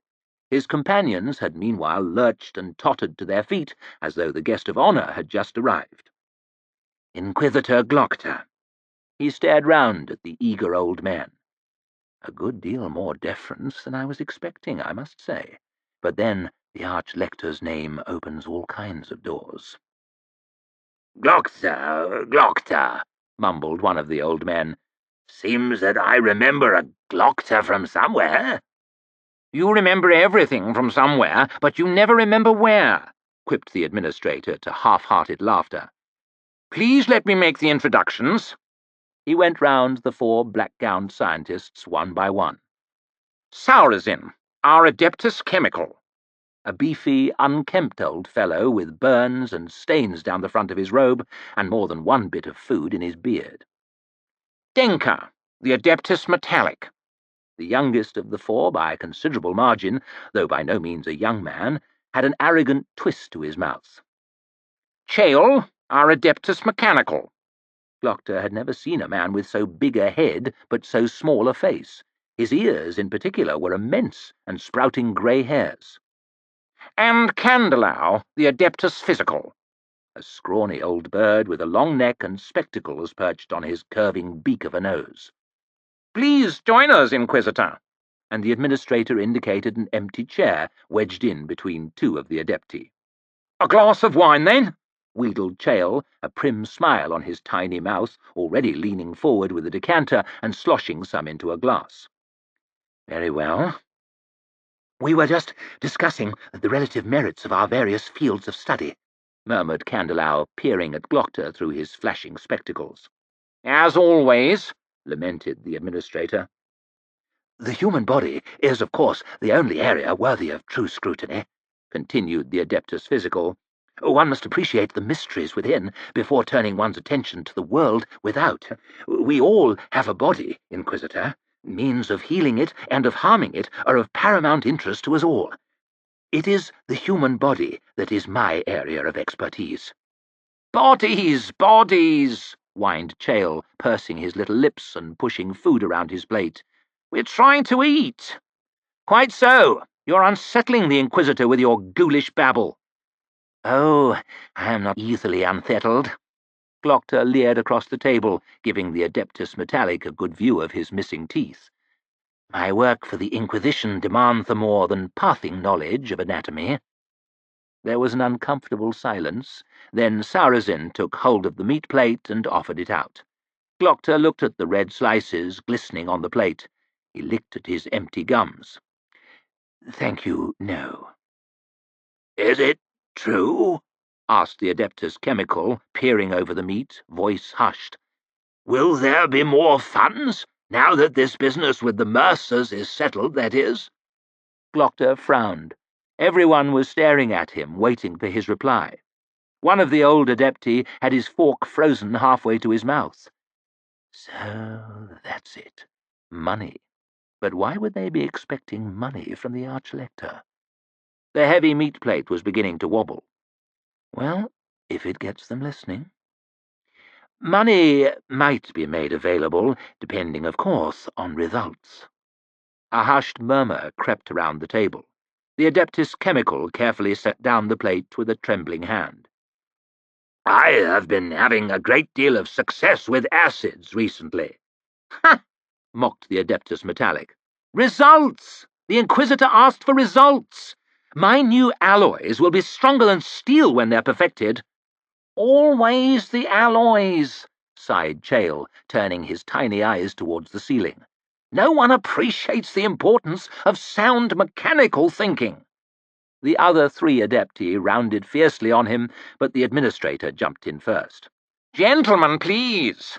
The Inquisitor is not interested in our little differences. Everyone will have time to discuss their latest work and show its merits. This is not a competition, is it, Inquisitor?" Every eye turned towards Glockter. He looked slowly round at those old expectant faces, and said nothing. "I have developed a machine for my acids, my alloys, the mysteries of the human body." Glockter cut them off. "Actually, it is in the area of, I suppose you would call them, explosive substances that I am currently taking a particular interest." The Adeptus Chemical jumped from his seat. "That would be my province!" he cried, staring in triumph at his colleagues. "I have samples! I have examples! Please, follow me, Inquisitor!" And he tossed his cutlery onto his plate and set off towards one of the doors. Sarazin's laboratory was precisely as one would have expected, almost down to the last detail. A long room with a barrel-vaulted ceiling, blackened in places with circles and streaks of soot. Shelves covered most of the wall space, brimming with a confusion of boxes, jars, bottles, each filled with its own powders, fluids, rods of strange metal. There was no apparent order to the positions of the various containers, and most had no labels. Organization does not appear to be a priority. The benches in the middle of the room were even more confused, covered in towering constructions of glass and old brown copper. Tubes, flasks, and dishes, lamps, one with a naked flame burning. All gave the appearance of being ready at any moment to collapse, dousing anyone unfortunate enough to stand nearby with lethal boiling poisons. The Adeptus Chemical rummaged in amongst this mess like a mole in its warren. "Now there," he mumbled to himself, pulling at his dirty beard with one hand. "Blasting powders are somewhere here." Glockter limped into the room after him, glancing suspiciously around at the mess of tubing that covered every surface. He wrinkled his nose. There was a revolting, acrid smell to the place. "Here it is!" crowed the Adeptus, brandishing a dusty jar half full of black granules. He cleared a space on one of the benches, shoving the clinking and clanking glass and metal out of the way with a sweep of his meaty forearm. "This stuff is terribly rare, you know, Inquisitor, terribly rare." He pulled out the stopper and tipped a line of black powder onto the wooden bench. "Few men have been fortunate enough to see this stuff in action, very few, and you are about to become one of them." Glockter took a cautious step back, the size of the ragged hole in the wall of the Tower of Chains still fresh in his mind. "We are safe, I hope, at this distance." "Absolutely," murmured Saurazin, gingerly holding a burning taper out at arm's length and touching it to one end of the line of powder. "There is no danger whatsoever." There was a sharp pop and a shower of white sparks. The Adeptus Chemical leapt back, nearly blundering into Glockter and dropping his lighted taper on the floor. There was another pop, louder, more sparks. A foul-smelling smoke began to fill the laboratory. There was a bright flash and a loud bang, a weak fizzling, and that was all. Saurazin flapped the long sleeve of his gown in front of his face, trying to clear the thick smoke that had now thrown the whole chamber into gloom. "Impressive, eh, Inquisitor?" he asked, before dissolving into a fit of coughing. "Not really." Glockter ground the still-flaming taper out under his boot and stepped through the murk towards the bench. He brushed aside a quantity of grey ash with the side of his hand. There was a long black burn on the surface of the wood, but nothing more. The foul-smelling fumes were indeed the most impressive effect, already clawing at the back of Glockter's throat. "It certainly produces a great deal of smoke," he croaked. "It does," coughed the Adeptus proudly, "and reeks to high heaven." Glockter stared at that blackened smear on the bench. "If one had a large enough quantity of this powder, could it be used to, say, knock a hole through a wall?" "Possibly. If one could accumulate a large enough quantity, who knows what could be done? As far as I know, no one has ever tried." "A wall, say, 4 feet thick?" The Adeptus frowned. "Perhaps, but you'd need barrels of the stuff. Barrels! There isn't that much in the whole Union, and the cost, even if it could be found, would be colossal. Please understand, Inquisitor, that the components must be imported from the distant south of Cantor, and are rarities even there. I would be happy to look into the possibility, of course, but I would need considerable funding." "Thank you again for your time." Glockter turned and began to limp through the thinning smoke towards the door. "I have made some significant progress with assets recently," cried the Adeptus, voice cracking. "You really should see those as well." He took a shuddering breath. "Tell the Arts Lector! Significant progress!"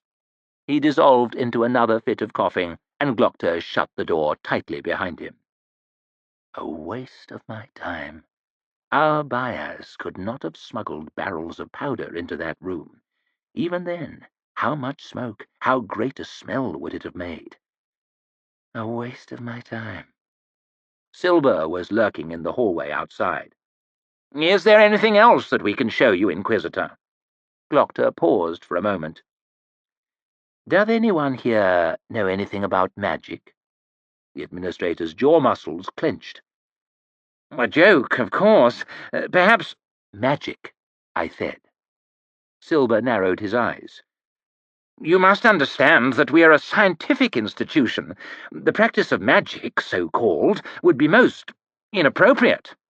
Glockter frowned at the man. "I'm not asking you to get your wand out, fool." "From an historical standpoint," he snapped. "The Magi and so on, buyers." "Ah, from an historical standpoint, I see." Silber's taut face relaxed slightly.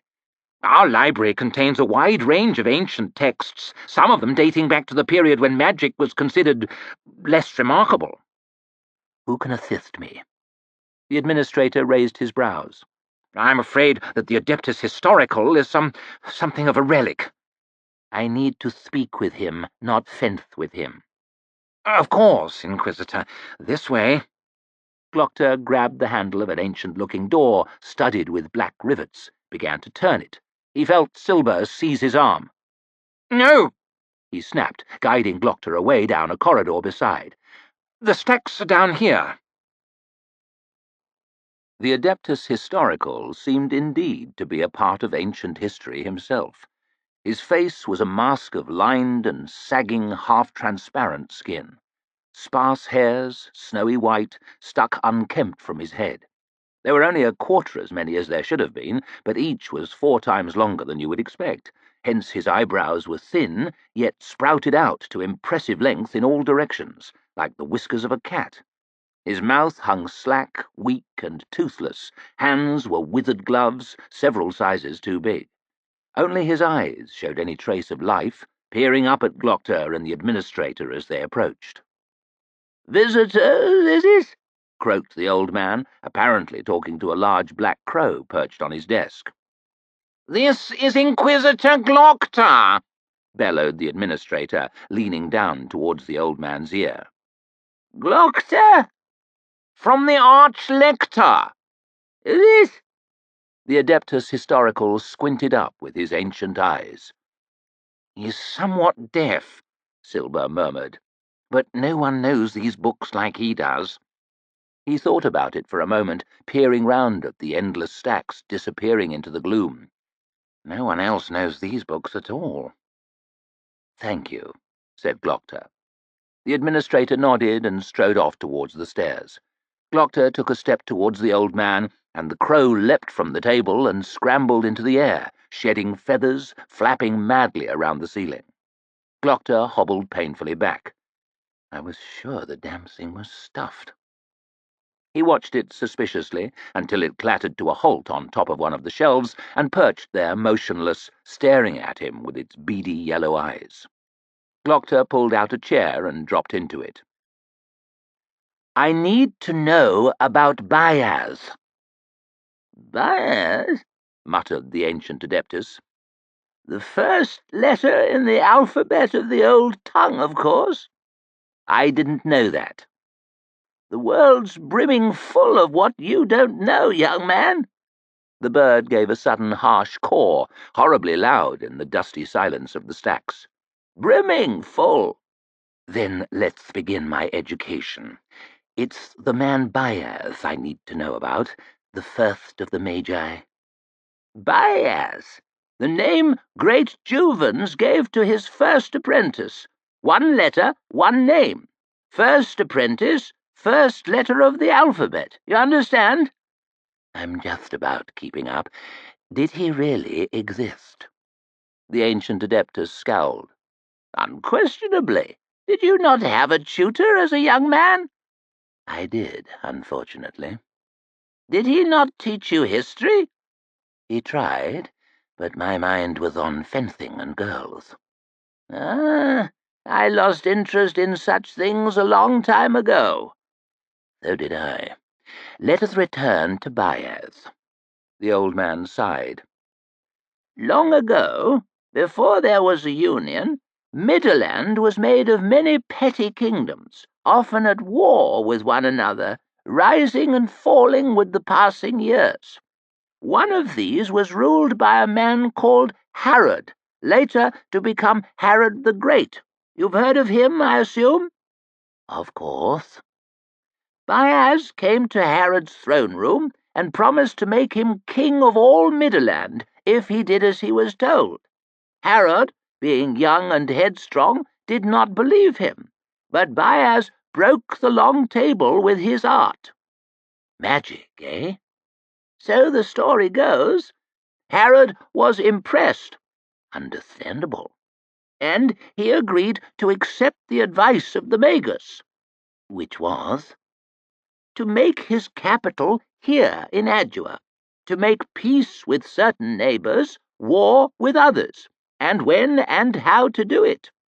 The old man squinted across at Glockter. Are you telling this story, or am I? You are, and you're taking your time about it. Baez was good as his word. In time, Midland was unified. Herod became its first high king. The Union was born. Then what? Baez served as Herod's chief counselor. Our laws and statutes, the very structure of our government, all are said to be his inventions, little changed since those ancient days. He established the councils, closed and open. He formed the Inquisition. On Herod's death, he left the Union, promising one day to return. I see. How much of this is true, do you think? Hard to say. Magus, wizard, magician? The old man looked at the flickering candle flame. To a savage, that candle might be magic. It's a fine line indeed between magic and trickery, eh? But this Baez was a cunning mind in his day, that's a fact. This is all useless. What about before? Before what? Before the Union, before Herod. The old man shrugged. Record-keeping was hardly a priority during the Dark Ages. The whole world was in chaos after the war between Juvens and his brother Canadius. Canadius, the master-maker? Aye. Canadius. He stares down from the walls of my little room in the cellars beneath Severard's charming townhouse. Juven's dead, his 11 apprentices, the Magi, marching to avenge him. I know this tale. Canadius, murmured Glockter, the image of that dark figure with the flames behind clear in his mind. The Master-Maker, was he real? Hard to say. He's in the ground between myth and history, I suppose. Probably there's some grain of truth in it. Someone must have built that big bloody tower, eh? Tower? The House of the Maker! The old man gestured at the room around them. And they say he built all this as well. What, this library? The old man laughed. The whole Agriont, or at least the rock on which it stands. The university, too. He built it, appointed the first adepti to help him with his works, whatever they were, to look into the nature of things. We here are the Maker's disciples, yes, though I doubt they know it upstairs. He is gone, but the work continues, eh? After a fashion. Where did he go? Dead. Your friend Baez killed him. Glockter raised an eyebrow. Did he really? So the story goes. Have you not read The Fall of the Master-Maker? That rubbish. I thought it was all invention. So it is. Sensational claptrap, but based on writings from the time. Writings? Such things survive? The old man narrowed his eyes. Some. Some? You have them here? One in particular. Glockter fixed the old man with his eye. Bring it to me. The ancient paper crackled as the Adeptus Historical carefully unrolled the scroll and spread it out on the table.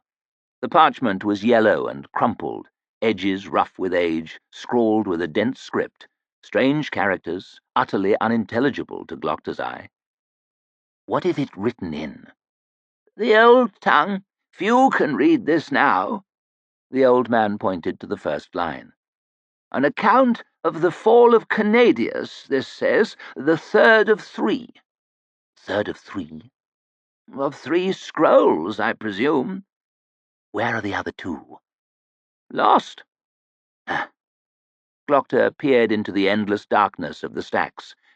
It's a wonder anything can be found down here. What does this one say? The ancient librarian peered down at the strange writing, poorly illuminated by the single flickering candle, his trembling forefinger tracing across the parchment, his lips moving silently. Great was their fury. What? That's how it begins. Great was their fury. He began slowly to read. The Magi pursued Cannadius, driving his faithful before them. They broke his fortress, laying ruin to his buildings and killing his servants. The Maker himself, sore wounded in the battle with his brother Juvens, took refuge in his house. The old man unrolled a little more. 12 days and 12 nights the Magi threw their wrath against the gates, but could not mark them. Then Bias found a way inside. The Adeptus swept his hand over the parchment in frustration. Damp or something had blurred the characters in the next section. I can't make this out. Something about the Maker's daughter? You sure? No, snapped the old man. There's a whole section missing. Ignore it, then. What's the next thing you can be sure of? Well, let's see. Bias followed him to the roof and cast him down. The old man noisily cleared his throat. The Maker fell burning and broke upon the bridge below. The Magi searched high and low for the seed, but could not find it. Seed? Asked Glockter, baffled. That's all that's written. What the hell does it mean? The old man sagged back in his chair, evidently enjoying this rare opportunity to hold forth on his area of expertise. The end of the age of myth, the beginning of the age of reason. Bias, the Magi, they represent order. The Maker is a godlike figure. Superstition, ignorance, I don't know. There must be some truth to him. After all, someone built that big bloody tower, and he wheezed with breathy laughter. Glockter could not be bothered to point out that the Adeptus had made the very same joke a few minutes before. And it wasn't funny then. Repetition, the curse of the old. What about this seed? Magic? Secrets? Power? It's all a metaphor. I will not impress the Arch-Lector with metaphors, especially bad ones. Is there no more? It goes on a bit. Let's see. He looked back at the symbols. He broke on the bridge. They searched for the seed. Yes, yes. Patience, Inquisitor. His withered finger traced across the characters. They sealed up the house of the Maker.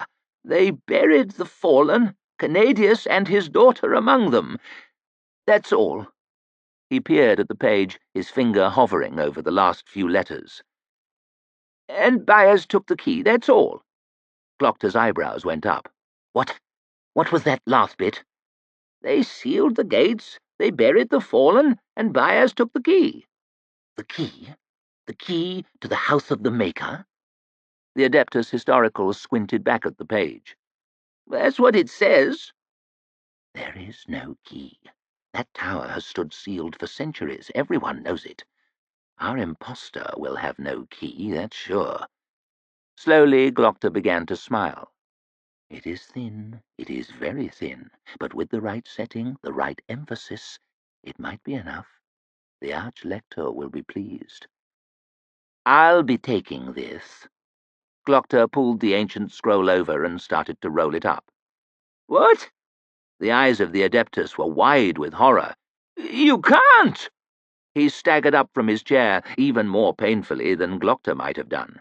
His crows scrambled up with him, flapping around near the ceiling and croaking in a fury, but Glockter ignored them both. You can't take it! It's irreplaceable! Wheezed the old man, making a hopeless grab for the scroll. Glockter spread his arms out wide. Stop me, why don't you? I'd like to see it. Can you imagine? We two cripples, floundering around in the stacks with a bird loosing its droppings on us, tugging this old piece of paper to and fro? He giggled to himself. That wouldn't be very dignified, would it? The Adeptus Historical, exhausted by his pitiful efforts, crumpled back into his chair, breathing hard. No one cares about the past anymore, he whispered. They don't see that you can't have a future without a past. How very deep. Glockter slipped the rolled-up parchment into his coat and turned to leave. Who's going to look after the past when I'm gone? Who cares? Asked Glockter as he stalked towards the steps. As long as it isn't me. Chapter 32. The Remarkable Talents of Brother Longfoot. The cheering had woken Logan every morning for a week. It started early, ripping him from his sleep, loud as a battle close at hand.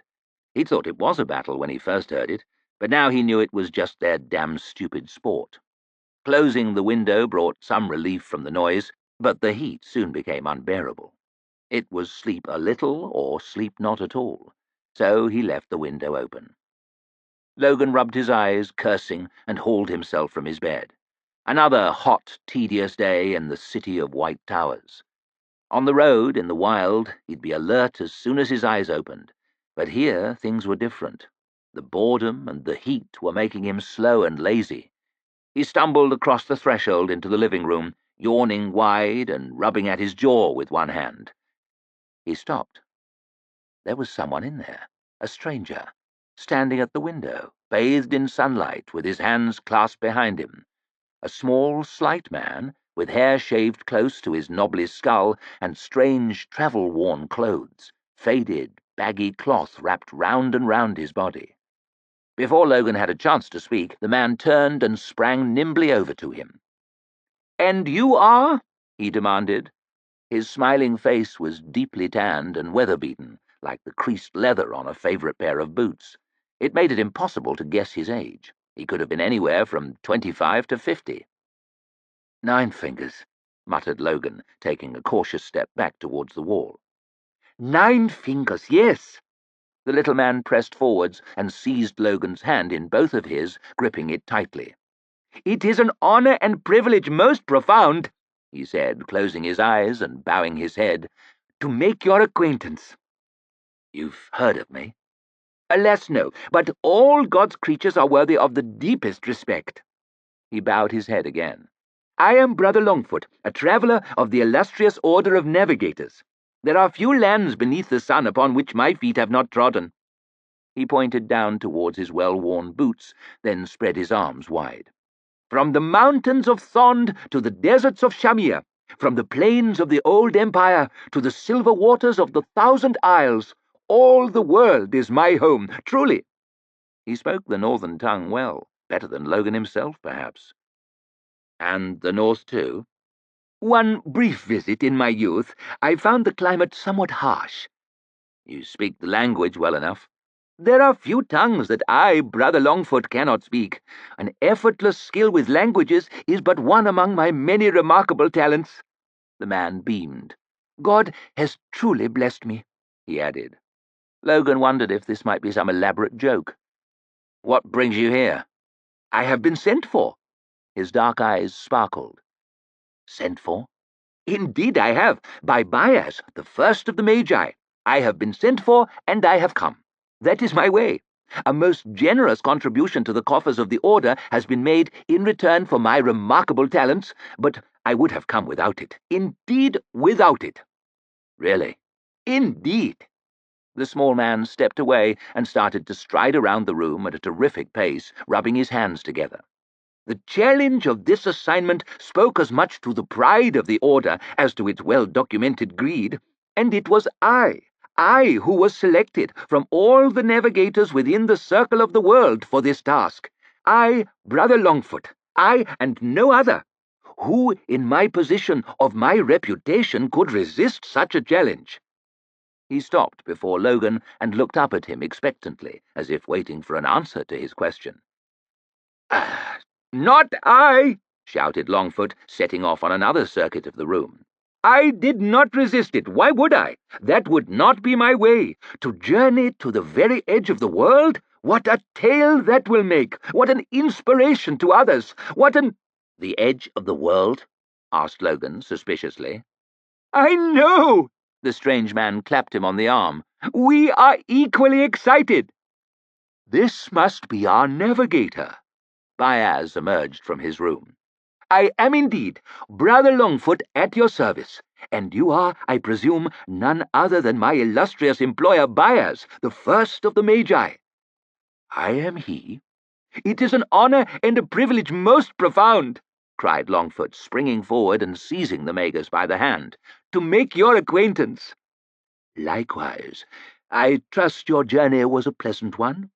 "Journeys are always pleasant to me, always. It is the time between them that I find trying. Indeed it is." Bias frowned over at Logan, but he could only shrug his shoulders. "May I ask how long it will be until we begin our journey? I am most keen to embark." "Soon, I hope, the last member of our expedition will arrive. We will need to charter a ship." "Of course, it shall be my particular pleasure to do so. What shall I tell the captain of our course?" "West across the Circle Sea to Starixa, then on to Chalcis in the Old Empire." The little man smiled and bowed low. "You approve?" "I do, but ships rarely pass to Chalcis now. The Old Empire's endless wars have made the waters dangerous thereabouts. Piracy, alas, is rife. It may be difficult to find a captain willing." This should help. Bias tossed his ever-bulging purse onto the table. "It should indeed." "Make sure the ship is fast. Once we are ready, I do not wish to waste a day." "On that you may depend," said the navigator, scooping up the heavy bag of coins. "To sail in slow vessels is not my way. No, I will find you the fastest ship in all Adua. Yes, she shall fly like the breath of God. She shall skip over the waves like—" "Merely fast will do." The little man inclined his head. "The time of departure?" "Within the month." Bias looked at Logan. "Why don't you go with him?" "Huh?" "Yes," shouted the navigator. "We will go together." He grabbed Logan by the elbow and began to pull him towards the door. "I will expect some change, Brother Longfoot," called Bias from behind. The navigator turned in the doorway.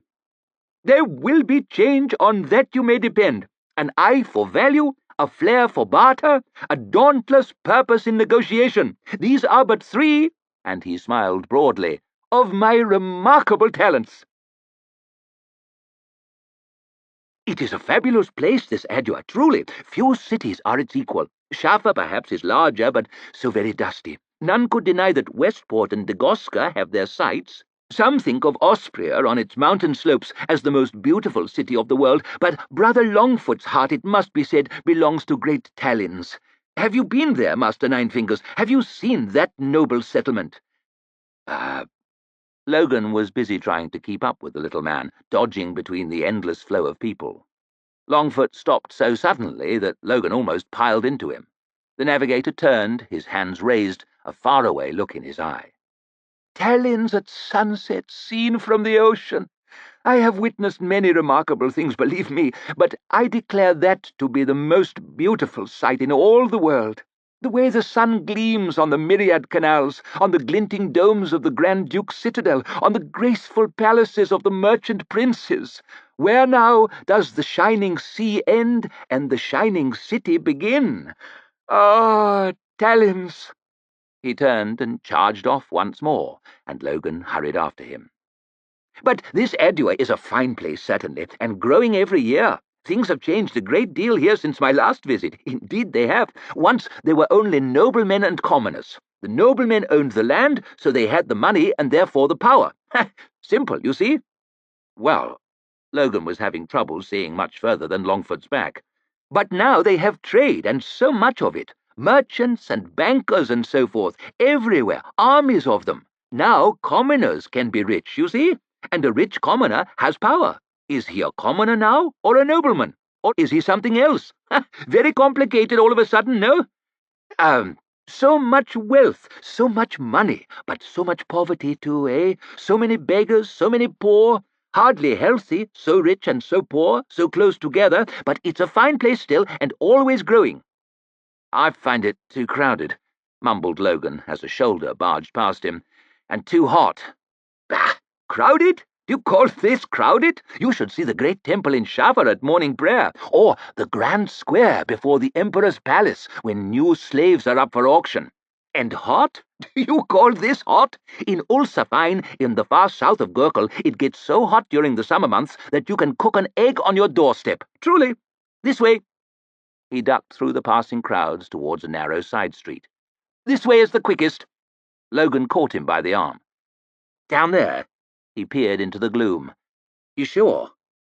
"Can you doubt it?" demanded Longfoot, suddenly horrified. "Can it be that you could doubt it? Among all my remarkable talents, it is my skill at navigation that is paramount.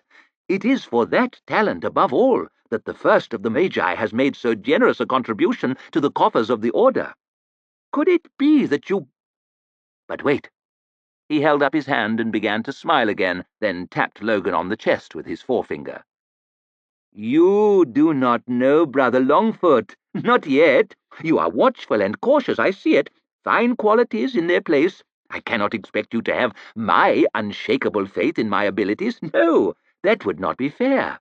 Unfairness is not an admirable quality. No, unfairness is not my way.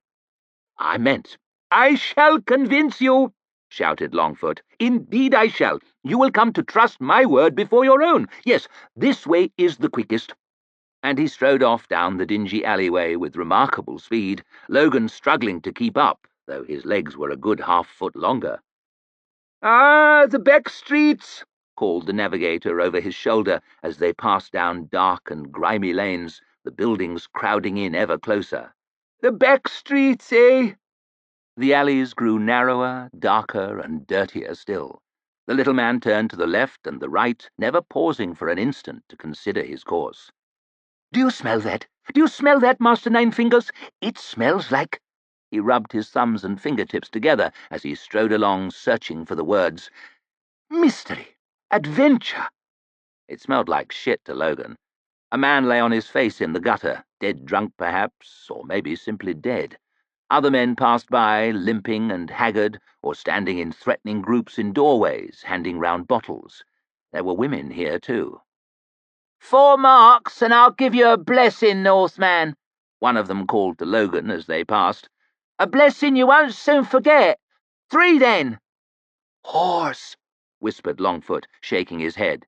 "And cheap ones, too. You like women? Well, you should go to Ulnab, my friend. Ulnab, on the shores of the Southern Sea. You could buy a bed-slave there. Indeed you could. They cost a fortune, but they train these girls for years." "You can buy a girl?" asked Logan, mystified. "Boys, too, if your taste bends that way." "Eh?" "They train them for years, truly. It's a whole industry down there. You want skilled, do you? These girls have skills you wouldn't believe. Or visit Sapani. There are places in that city. Phew! The women are beautiful, beautiful, everyone, truly, like princesses. And clean," he muttered, peering at one of the scruffy women by the roadside. A bit of dirt didn't bother Logan any. Skilled and beautiful all sounded too complicated to him. One girl caught his eye as they passed, leaning against a doorframe with one arm up. Watching them pass with a half-hearted smile, Logan found her pretty, in a desperate sort of a way. Prettier than he was, anyway, and it had been a long time. You have to be realistic about these things. Logan stopped in the street. "Baez wanted change," he muttered. "He did. He was most specific on the subject." "There's money to spare, then?" Longfoot raised one eyebrow. "Well, perhaps. Let me see." He pulled out the purse with a flourish and opened it, rooting around inside. There was a loud jingling of coins. "You think that's a good idea?" Logan glanced nervously up and down the street. Several faces had turned towards them. "What's that?"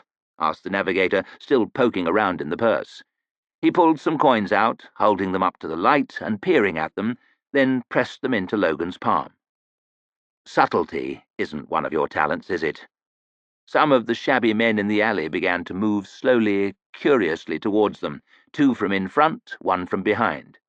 "No, indeed," laughed Longfoot. "No, indeed. I am a straight-talking man, that is my way. Yes, indeed. I am a—" "Ah." He had noticed the shadowy figures sidling towards them now. "Ah, this is unfortunate. Oh, dear." Logan turned to the girl. "Do you mind if we—" She slammed the door shut in his face. Other doors up and down the street began to close. "Shit," he said. "How are you at fighting?" "God has seen fit to bless me with many remarkable talents," murmured the navigator, "but combat is not one of them." One of the men had an ugly squint. "That's a big purse for a little man," he said as he came close. "Well, murmured Longfoot, creeping behind Logan's shoulder. "An awful big load for a little man to carry," said the other. "Why not let us help you with it?" Neither one of them had weapons ready, but by the way their hands were moving, Logan knew they had them. There was a third man behind him, too. He could sense him moving forwards now. Close. Closer than the other 2. If he could deal with that one first, the one behind, his chances might be good. He couldn't risk looking round. That would spoil the surprise. He'd simply have to hope for the best, as always.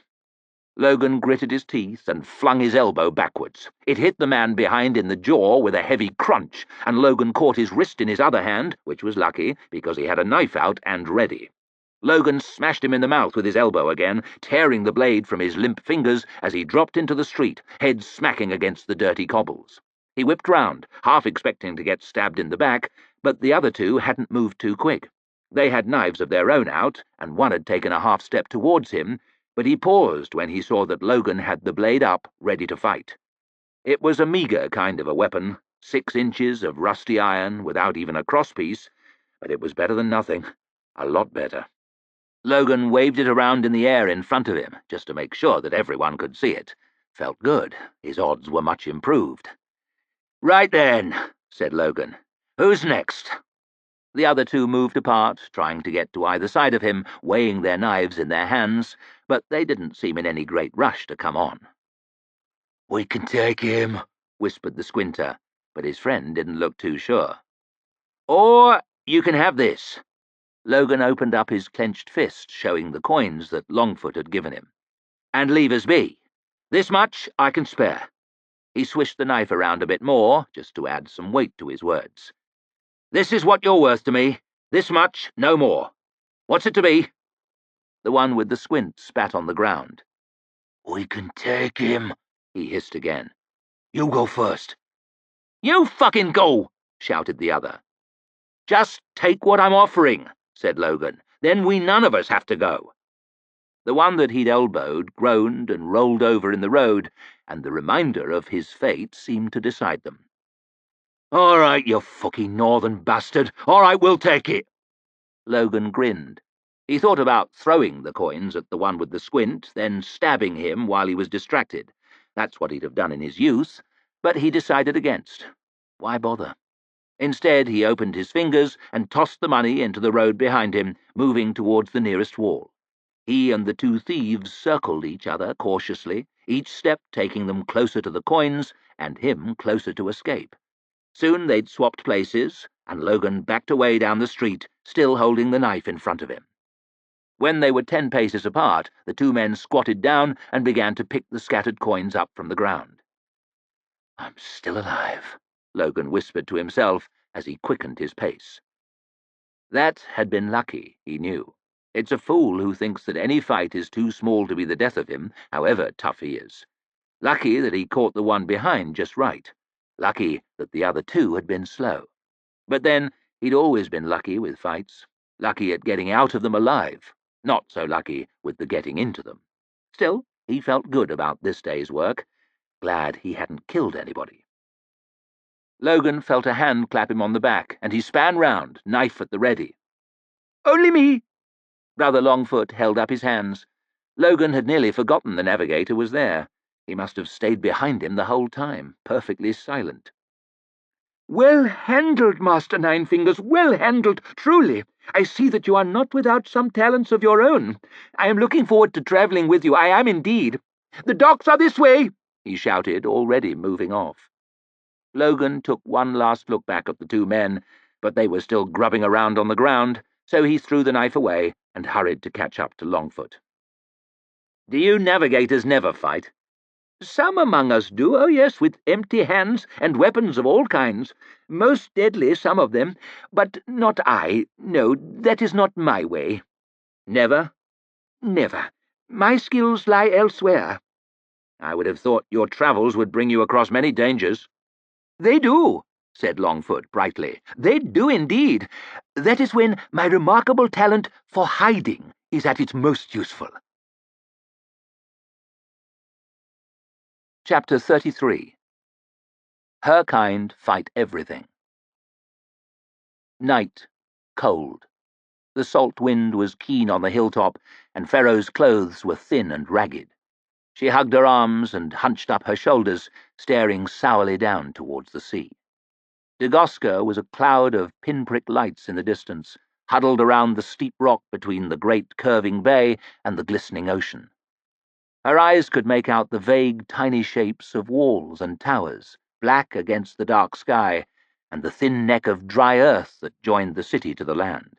An island, almost. Between them and Dagoska there were fires.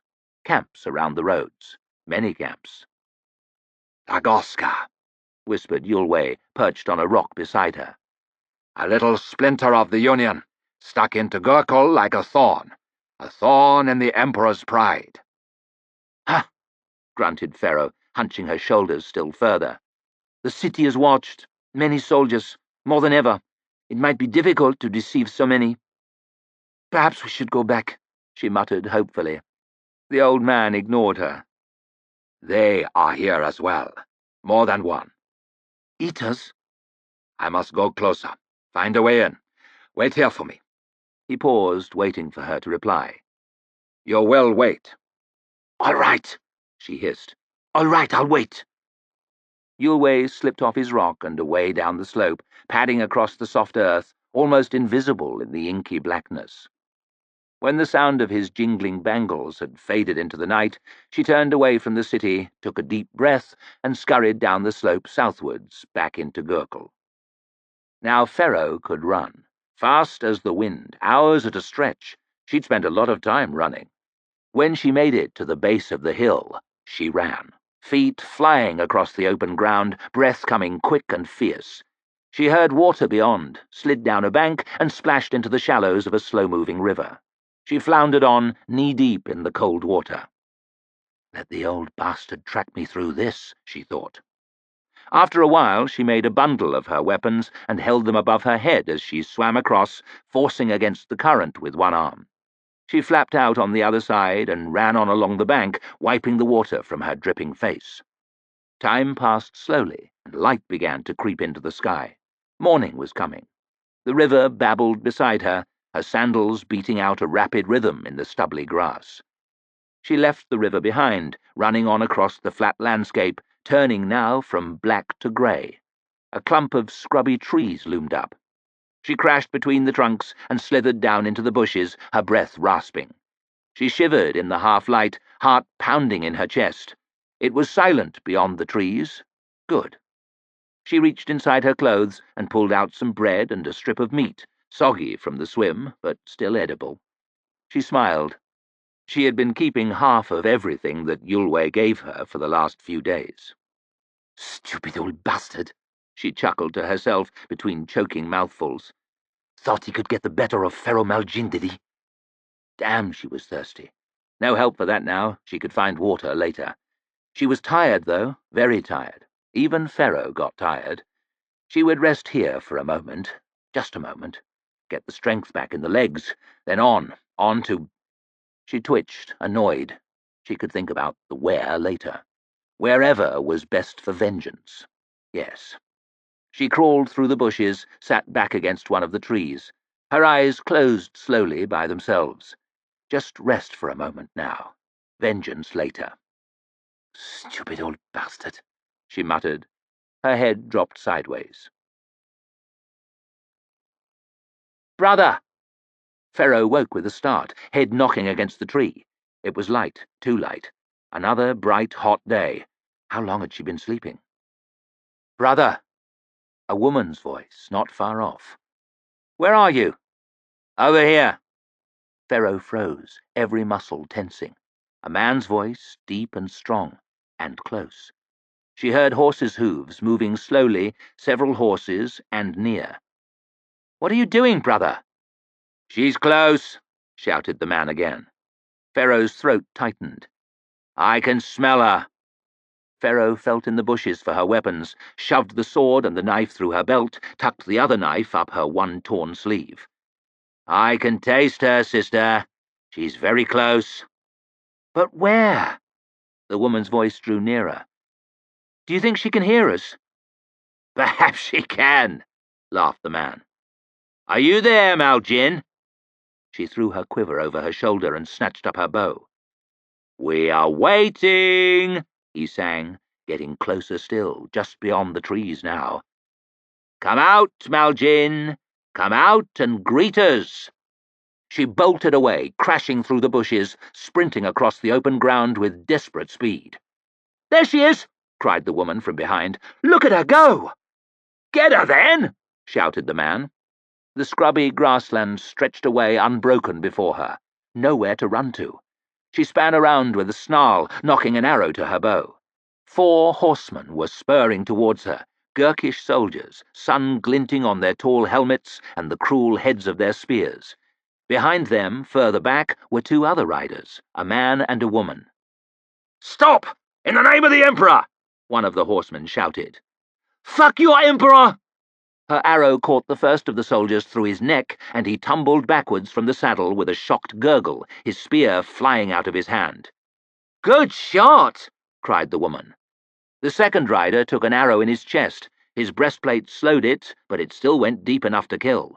He screamed, dropping his sword in the grass, clutching at the shaft, rolling in the saddle. The third never even made a sound. He got one in the mouth, at no more than 10 strides away. The point went right through his skull and knocked his helmet off, but by then the 4th was on her. She threw the bow to the ground and rolled away as the soldier thrust at her with his spear. Then she pulled the sword from her belt, spitting on the grass. "Alive!" shouted the woman, nudging her horse lazily forwards. "We need her alive!" The soldier turned his snorting mount and urged it cautiously towards Pharaoh. He was a big man, with a thick growth of dark stubble on his jaw. "I hope you've made your peace with God, girl," he said. "Fuck your God!"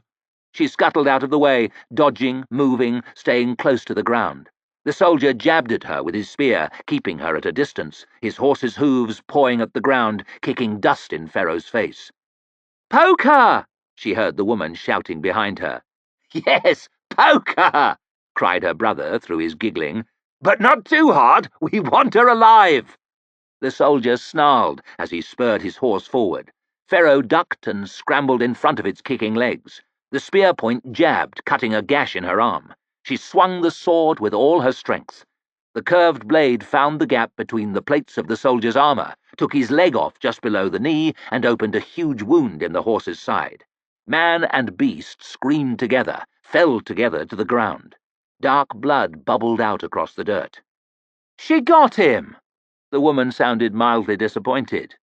"Up, man!" laughed her brother. "Up and at her! There's still a chance!" The soldier thrashed on the ground. Pharaoh's sword hacked into his face, putting a sharp end to his screams. Nearby, the second rider was still in his saddle, face twisted, gasping his last breaths, hand clutched around the bloody shaft of her arrow. His horse put its head down and started nibbling at the dry grass by its hooves. "That's all of them," said the woman. "I know." Her brother sighed deep. "Must one do everything oneself?" Pharaoh glanced up at them as she pushed the bloody sword back through her belt. They were sitting carelessly on their horses not far off, the sun bright behind them, smiles on their cruel, handsome faces. They were dressed like lords, silk flapping round them in the breeze, heavy with jewellery, but neither one was armed. Pharaoh scrambled for her bow. "Be careful, brother," said the woman, examining her fingernails. "She fights well." "Like a devil. But she's no match for me, sister, have no fear." He sprang down from his saddle. "So then, Maljin, shall we—" The arrow stuck him through the chest, deep through, with a hollow thud. "Begin?" The shaft quivered, its point glittering behind him, dry and bloodless. He began to walk towards her. Her next arrow caught him through the shoulder, but he only came on faster, breaking into a run, bounding forward with enormous strides. She dropped the bow, fingers fumbling for the grip of her sword. Too slow. His outstretched arm caught her across the chest with terrible force, slamming her into the earth. "Oh, well done, brother!" The woman clapped her hands with delight. "Well done!" Pharaoh rolled coughing in the dust. She saw the man watching her as she struggled to her feet, the sword clutched in both hands. She swung it at him, a great overhead arc. It bit deep into the earth. Somehow he had already danced aside.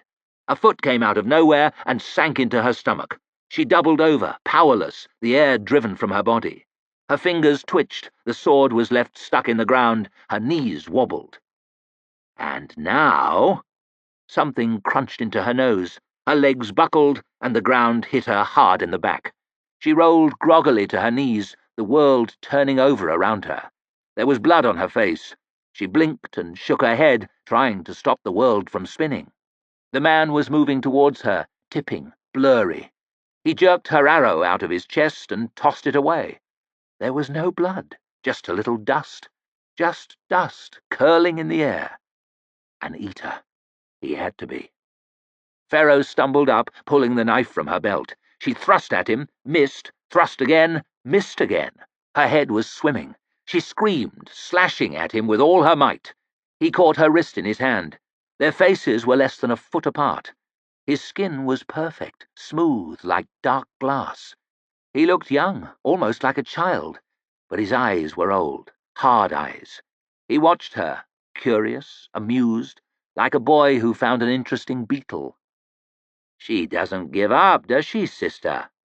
"Very fierce. The Prophet will be delighted with her." The man sniffed at Pharaoh and wrinkled his nose. "Ugh, she'd better be washed first." She butted him in the face. His head snapped back, but he only giggled. He caught her round the throat with his free hand, shoved her out to arm's length. She clawed at his face, but his arm was too long. She couldn't reach. He was prizing her fingers from the handle of the knife. His grip was iron around her neck. She couldn't breathe. She bared her teeth, struggling, snarling, thrashing, all in vain. "Alive, brother! We want her alive!" "Alive," murmured the man, "but not unharmed." The woman giggled. Pharaoh's feet left the ground, kicking at the air. She felt one of her fingers snap, and the knife dropped to the grass. The hand gripped tight around her neck, and she tore at it with broken nails. All in vain. The bright world began to turn dark. Pharaoh heard the woman laughing, far away. A face swam out of the darkness. A hand stroked Pharaoh's cheek. The fingers were soft, warm, gentle. "Be still, child," whispered the woman. Her eyes were dark and deep.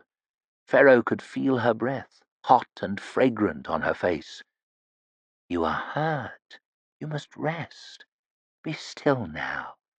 Sleep." Pharaoh's legs were heavy as lead. She kicked weakly one last time, then her body sagged. Her heart beat slow. Rest now.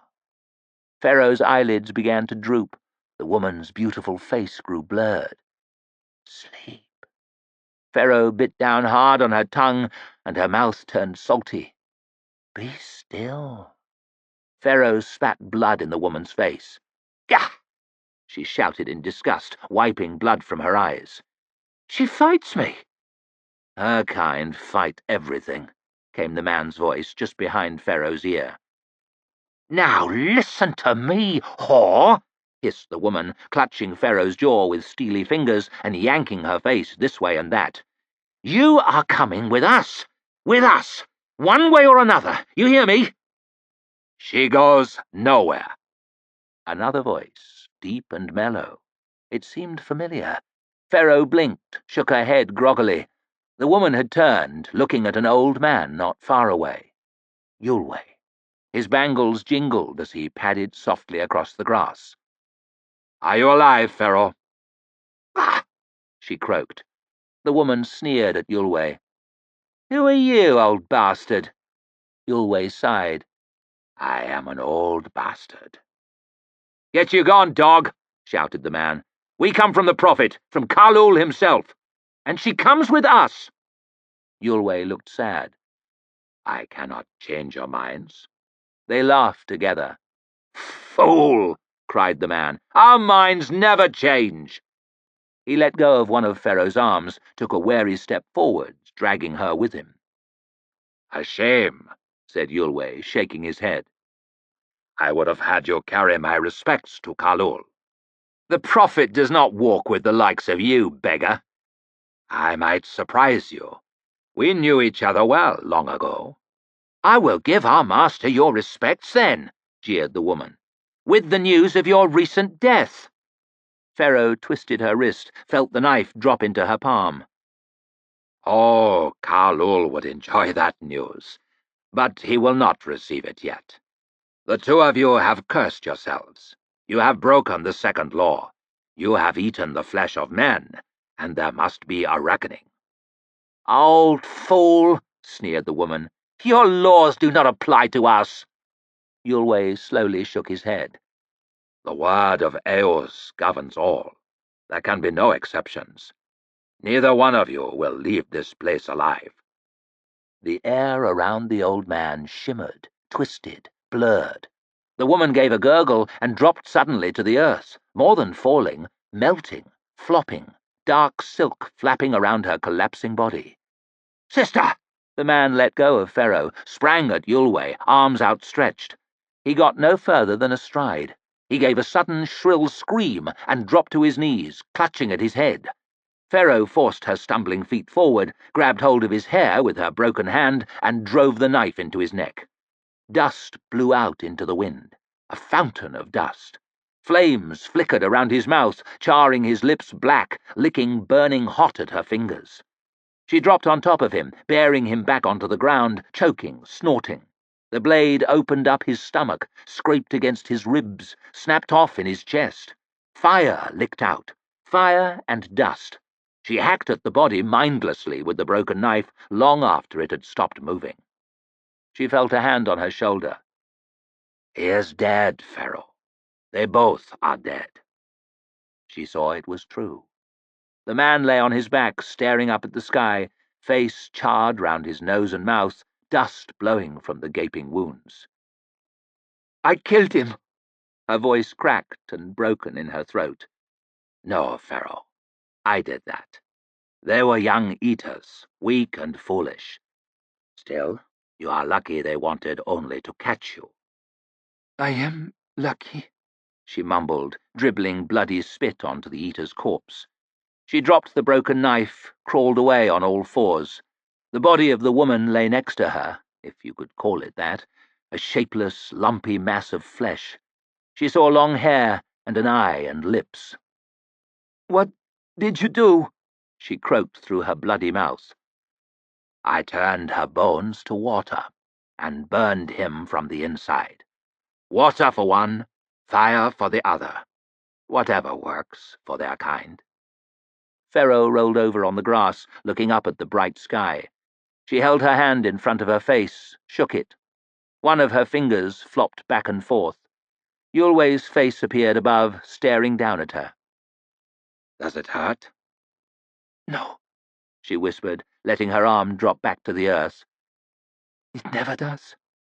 She blinked up at Yulway. "Why does it never hurt?" The old man frowned. "They will not stop seeking for you, Ferro. Do you see now why you have to come with me?" She nodded slowly. The effort was immense. "I see," she whispered. "I see." The world grew dark again. Chapter 34. She Loves Me Not. "Ah!" cried Giselle, as the point of Filio's steel dug hard into his shoulder. He stumbled back, wincing and cursing, and the Styrian smiled at him and flourished his steels. "A touch to Master Filio!" bellowed the referee. "That's 2 each!" There was some scattered clapping as Filio strutted back to the contestants' enclosure with an irritating smile across his face. "Slippery bastard," Giselle hissed to himself as he followed. He should have seen that lunge coming. He had been careless, and he knew it. "2 apiece?" hissed Varuz as Giselle flopped down into his chair, breathing hard. "2 apiece? Against this nobody? He's not even from the Union." Giselle knew better than to point out that Westport was supposed to be a part of the Union these days. He knew what Varuz meant, and so did everyone else in the arena. The man was an outsider as far as they were concerned. He grabbed the cloth from West's outstretched hands and wiped his sweaty face. 5 touches was a long match, but Filio looked far from exhausted. He was springing up and down on his toes as Giselle glanced across, nodding his head to the noisy Styrian advice spilling from his trainer. "You can beat him," West murmured as he handed Giselle the water bottle. "You can beat him, and then it's the final." The final. That meant Gorst. Giselle wasn't entirely sure he wanted any of that. But Varuz was in no doubt. "Just damn well beat him," hissed the marshal, as Giselle took a swig from the bottle, swilled it round in his mouth. "Just beat him." Giselle spat half out into the bucket and swallowed the rest. Just beat him. Easy to say, but he was a devious bastard, this Styrian. "You can do it," said West again, rubbing Giselle's shoulder. "You've come this far." "Kill him! Just kill him!" Marshal Varuz stared into Giselle's eyes. "Are you a nobody, Captain Luthor? Did I waste my time on you? Or are you somebody, eh? Now's the time to decide." "Gentlemen, please," called the referee. "The deciding touch." Giselle blew out hard, took his steels from West, got to his feet. He could hear Filio's trainer shouting encouragements over the swelling noise of the crowd. "Just kill him!" shouted Varuz one last time. Then Giselle was off on his way to the circle. The deciding touch. The decider, in so many ways. Whether Giselle would be in the final or not. Whether he would be somebody or not. He was tired, though, very tired. He had been fencing solidly for nearly half an hour in the heat, and that takes it out of you.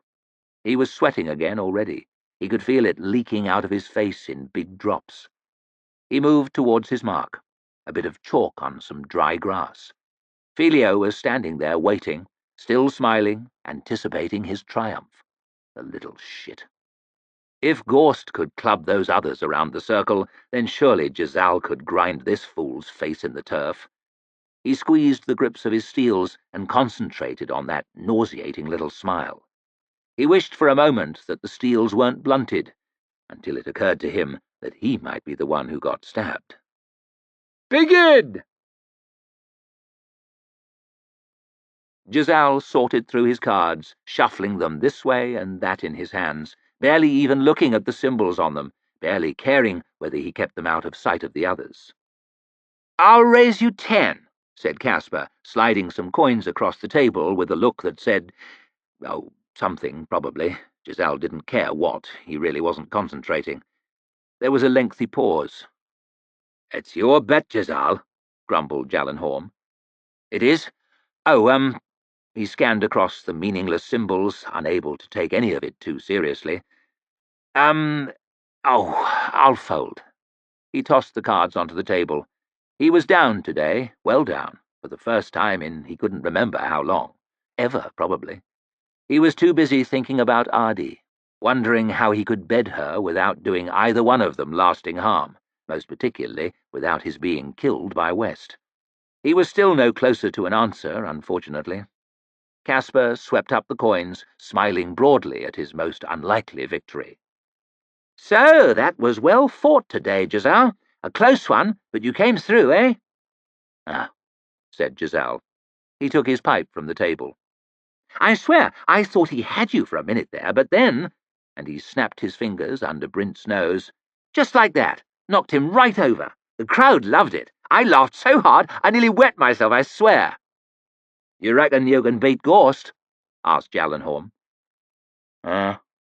Giselle shrugged, lighting the pipe and leaning back in his chair, looking up at the grey sky and sucking on the stem.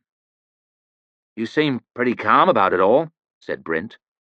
The three officers glanced at each other, disappointed by the failure of their chosen topic. Caspar picked another. "Have you fellows seen the Princess Therese yet?" Brint and Jallenhorm sighed and gasped, then the three of them prattled their gormless appreciation of the woman. "Have I seen her? Have I ever? They call her the Jewel of Talents. The rumours didn't lie where she's concerned. I hear the marriage to Prince Ladislaw is a fixed thing. The lucky bastard," and so on. Giselle stayed where he was, sat back in his chair, blowing smoke at the sky. He wasn't so sure about Therese from the little he'd seen. Beautiful from a distance, no doubt, but he imagined that her face would feel like glass to the touch, cold, hard, and brittle. Nothing like Adi's. "Still," Jallenhorm was spouting, "I have to say, Caspar, my heart still belongs to your cousin, Harris. Give me a union girl any day over one of these foreigners." "Give you her money, you mean?" murmured Giselle, head still tipped back. "No," complained the big man. "She's a perfect lady. Sweet, demure, well-bred. Ah!" Giselle smiled to himself. If Therese was cold glass, then Aris was a dead fish. Kissing her would be like kissing an old rag, he imagined, limp and tedious. She couldn't kiss the way Adi did. No one could. "Well, they're both of them beauties, no doubt," Brint was blathering. "Fine women to dream about, if dreams are all you're after."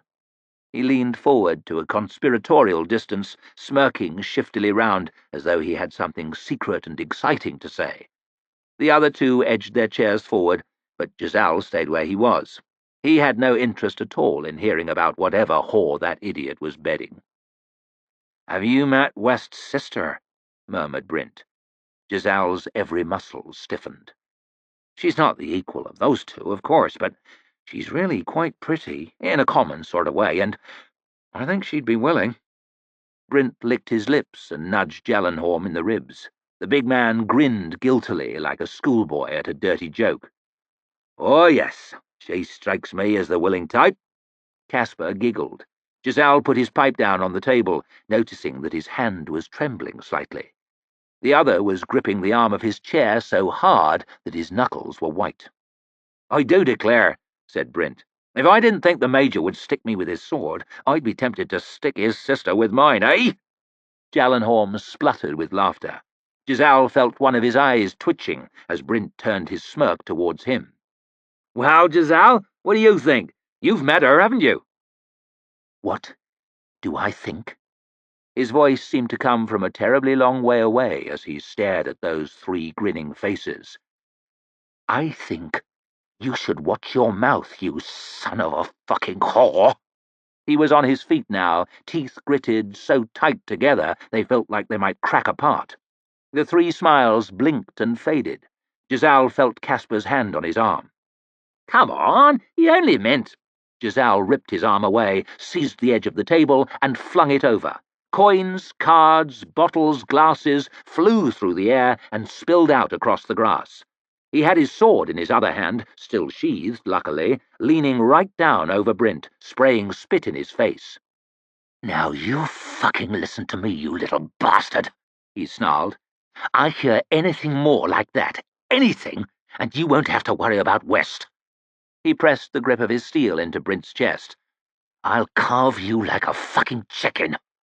The three men stared up at him, aghast, their mouths wide open, their astonishment at this sudden display of violence equalled only by Giselle's own. "But—" said Jallenhorm. "What?" screamed Giselle, seizing a fistful of the big man's jacket and dragging him half out of his chair. "What do you fucking say?" "Nothing," he squeaked, his hands raised. "Nothing." Giselle let him drop. The fury was draining fast. He had half a mind to apologize, but when he saw Brint's ashen face, all he could think of was, "She strikes me as the willing type." "Like a fucking chicken," he snarled again, then turned on his heel and stalked off. Halfway to the archway, he realized he had left his coat behind, but he could hardly go back for it now. He made it into the darkness of the tunnel, took a couple of steps down it, then sagged against the wall, breathing hard and trembling as if he'd just run 10 miles. He understood now what it meant to lose one's temper, and no mistake. He had never even realized that he had one before, but there could be no doubt now. "What the hell was that about?" Brint's shocked voice echoed quietly down the tunnel, only just audible over the thumping of Giselle's heart. He had to hold his breath to hear. "Damned if I know," Jallenhorm, sounding even more surprised. There was the rattle and scrape of the table being put straight. "Never knew he had such a temper." "I suppose he must have a lot to think about," said Caspar uncertainly. "What with the contest and all." Brint cut him off. "That's no excuse." "Well, they're close, aren't they, him and West? What with all the fencing together and what have you, maybe he knows the sister or something, I don't know." "There is another explanation," Giselle could hear Brint saying, voice tense as though he was about to deliver a punchline. "Perhaps he's in love with her." The three of them burst out laughing. It was a good joke, all right. Captain Giselle Dan Luthar in love, and with a girl whose station in life was so far beneath his own. What a ridiculous idea! What an absurd notion! What a joke! Oh, shit. Giselle put his head in his hands. He didn't feel like laughing. How the hell had she done this to him? How? What was it about her? She was fine to look at, of course, and clever and funny and all those things, but that was no explanation. "I cannot see her again," he whispered to himself. "I will not." And he thumped his hand against the wall. His resolve was iron. It always was. Until the next note came under his door. He groaned and slapped the side of his head. Why did he feel like this? Why did he couldn't even bring himself to think the word, like her so much? Then it came to him. He knew why. She didn't like him. Those mocking half-smiles, those sidelong glances he caught sometimes, those jokes that went just a little too close to the bone, not to mention the occasional examples of outright scorn. She liked his money, maybe. She liked his position in the world, of course. She liked his looks, undoubtedly. But in essence, the woman despised him. And he'd never had that feeling before. He'd always just assumed that everybody loved him, had never really had cause to doubt he was a fine man, worthy of the highest respect. But Adi didn't like him. He saw it now, and that made him think. Apart from the jaw, of course, and the money and the clothes, what was there to like? She treated him with the contempt he knew he deserved, and he couldn't get enough of it. "Strangest thing," Giselle mumbled to himself, slouching miserably against the wall of the tunnel. "Strangest thing." It made him want to change her mind. Chapter 35. The Seed. "How are you, Sand?" Colonel Glockter opened his eyes. It was dark in the room. Damn it, he was late. Damn it, he shouted, shoving back the covers and leaping out of bed. I'm late! He snatched up his uniform trousers, shoving his legs in, fumbling with his belt. Don't worry about that, Sand. His mother's voice was half soothing, half impatient. Where is the seed? Glockter frowned over as he pushed his shirt in. I've no time for this nonsense, Mother. Why do you always think you know what's best for me? He cast around him for his sword, but couldn't see it. We're at war, you know. We are indeed. The colonel looked up, surprised. It was the voice of Arch-Lector Salt. 2 wars, one fought with fire and steel, another one beneath, an old war, long years in the making. Glockter frowned. However could he have mistaken that old windbag for his mother? And what was he doing in Glockter's chamber in any case? Sitting in the chair at the foot of his bed, prattling about old wars? What the hell are you doing in my chambers? Growled Colonel Glockter. And what have you done with my sword? Where is the seed? A woman's voice now, but not his mother's. Someone else. He did not recognize it. He squinted against the darkness, straining to see who was in the chair. He could make out a vague outline, but the shadows were too deep to tell more. Who are you? Asked Glockter sternly. Who was I? Or what am I? The figure in the chair shifted as it rose slowly, smoothly from its seat. I was a patient woman, but I am woman no more, and the grinding years have worn my patience thin. What do you want? Glockter's voice quivered, reedy and weak as he backed away. The figure moved, stepping through the shaft of moonlight from the window. A woman's form, slender and graceful, but shadows stuck to the face. A sudden fear clawed at him, and he stumbled back against the wall, raising his arm to fend the woman off. I want the seed. A pale hand snaked out and closed around his outstretched arm. A gentle touch, but cold, cold as stone. Glockter trembled, gasped, squeezed shut his eyes. I need it. You cannot know the need I have. Where is it? Fingers plucked at his clothes, quick and deft, seeking, searching, darting in his pockets, in his shirt, brushing his skin. Cold, cold as glass. The seed? Squeaked Glockter, half paralyzed with terror. You know what I speak of, broken man. Where is it? The Maker fell, he whispered. The words welled up, he knew not from where. I know it. Burning, burning. I saw it. The face was close enough for him to feel the breath upon his skin. Cold, cold as frost. He broke upon the bridge below. I remember it. They searched for the seed. Yes, whispered the voice, urgent in his ear. Where is it? Something brushed against his face, his cheek, his eyelids, soft and slimy. A tongue, cold, cold as ice. His flesh crawled. I don't know. They could not find it. Could not. Fingers closed tight around his throat, squeezing, crushing, choking the air from him. Cold, cold as iron, and just as hard. You think you know pain, broken man? You know nothing. The icy breath rasped in his ear, the icy fingers squeezed, squeezed. But I can show you. I can show you. Glockter screamed, thrashed, struggled. He fought his way up, stood for a dizzy instant, then his leg buckled and he plunged into space. The dark room tumbled around him, and he crashed to the boards with a sickening crunch, his arms folded beneath him, his forehead cracking against the floor. He struggled up, clawing at the leg of his bed, pushing himself against the wall, snorting for breath, staring wild-eyed towards the chair, yet barely able to look for fear. A bar of moonlight spilled through the window, cut across the rumpled bedclothes and onto the polished wood of the seat. Empty. Glockter cast around the rest of the room, eyes adjusting to the darkness, peering into every shadowy corner. Nothing. Empty. A dream. And now, As the crazy hammering of his heart relaxed, as his ragged breathing slowed, the pain came on. His head thumped, his legs screamed, his arm was throbbing dully. He could taste blood. His eyes stung and wept, his guts heaved, sick and spinning.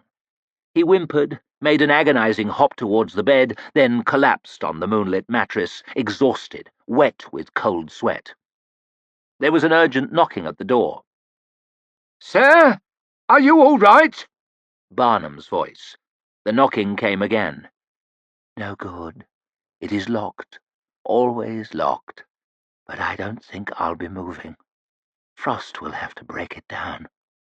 But the door swung open, and Glockter shielded his eyes from the sudden ruddy glow of the old servant's lamp. "Are you all right?"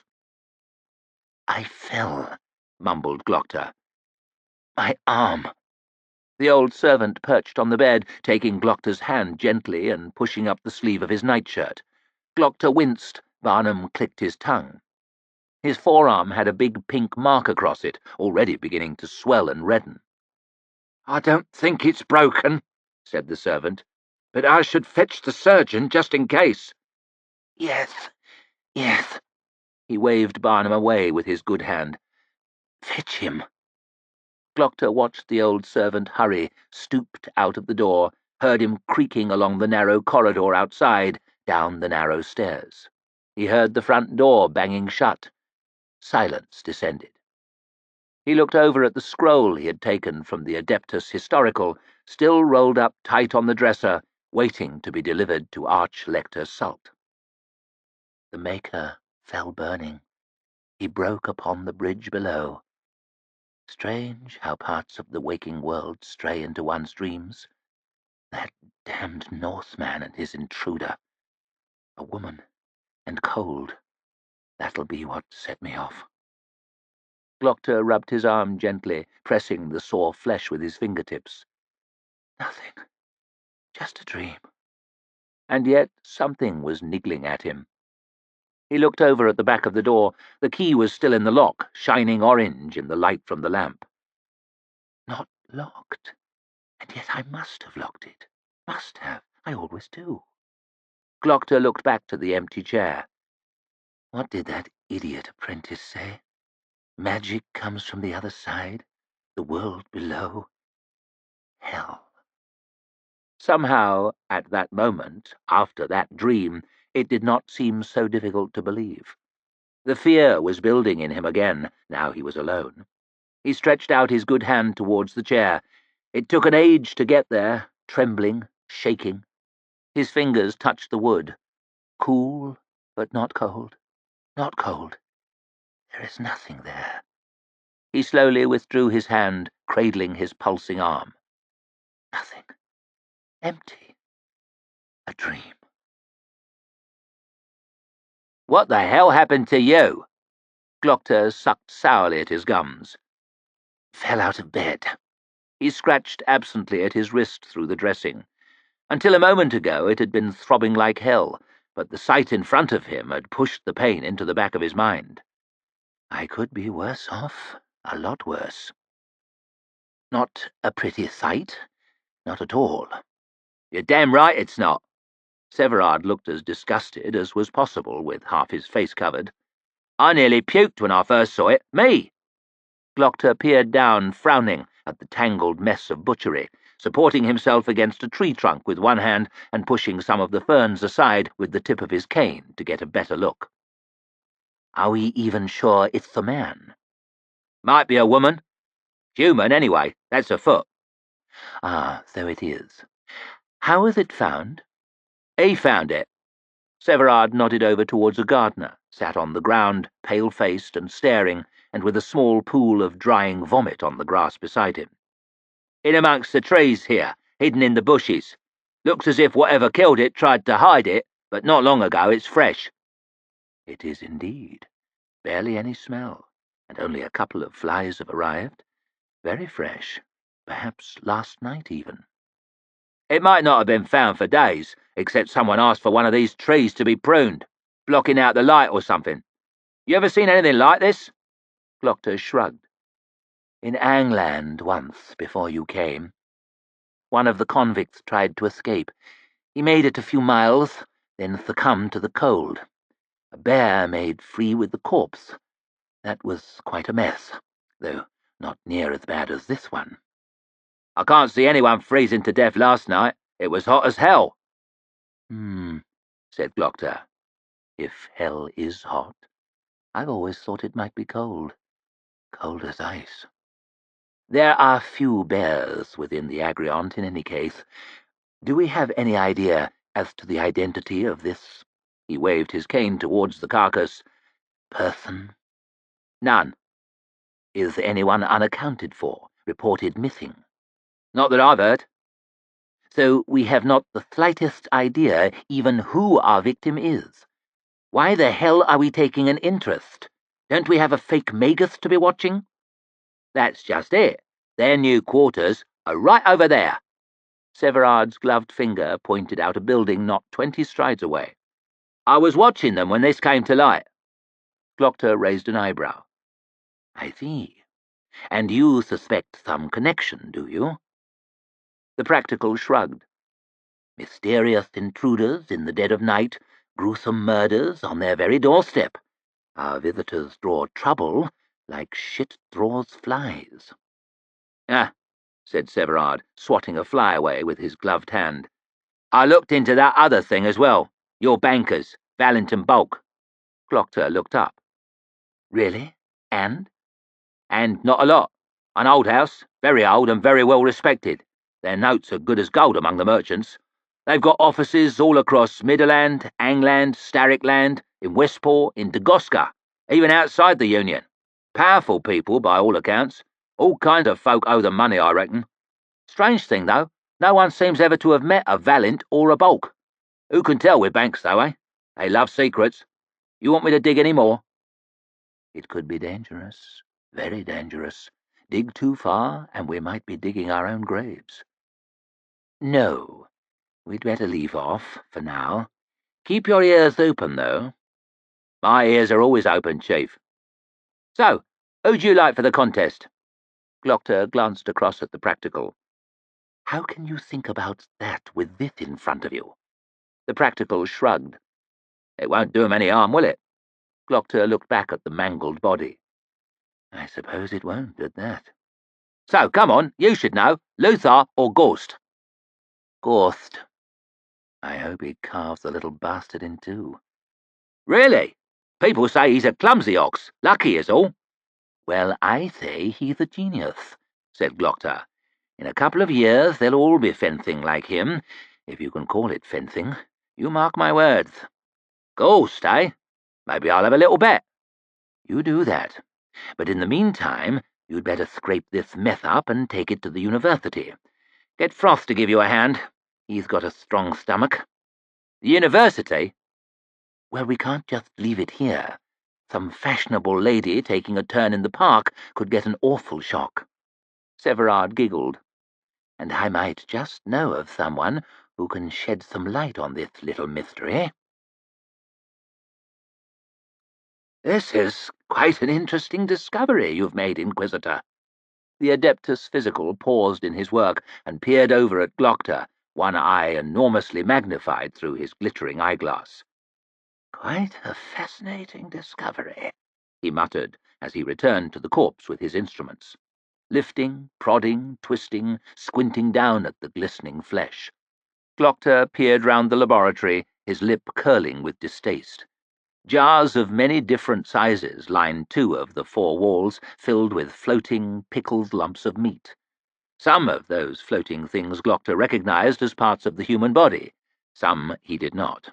Even he felt slightly uncomfortable in amongst the macabre display. I wonder how Candelau came by them all. Do his visitors end up dismembered, floating in a dozen different jars? Perhaps I would make an interesting specimen. Fascinating!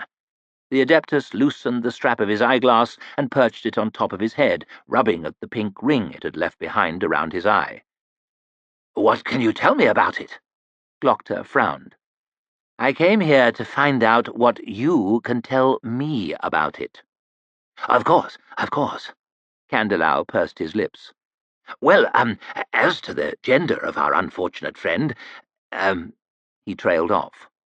Well, the organs that would allow one to make an easy determination are—" and he gestured at the meat on the table, harshly lit under the blazing lamps, "absent. And that is the thumb of your investigation?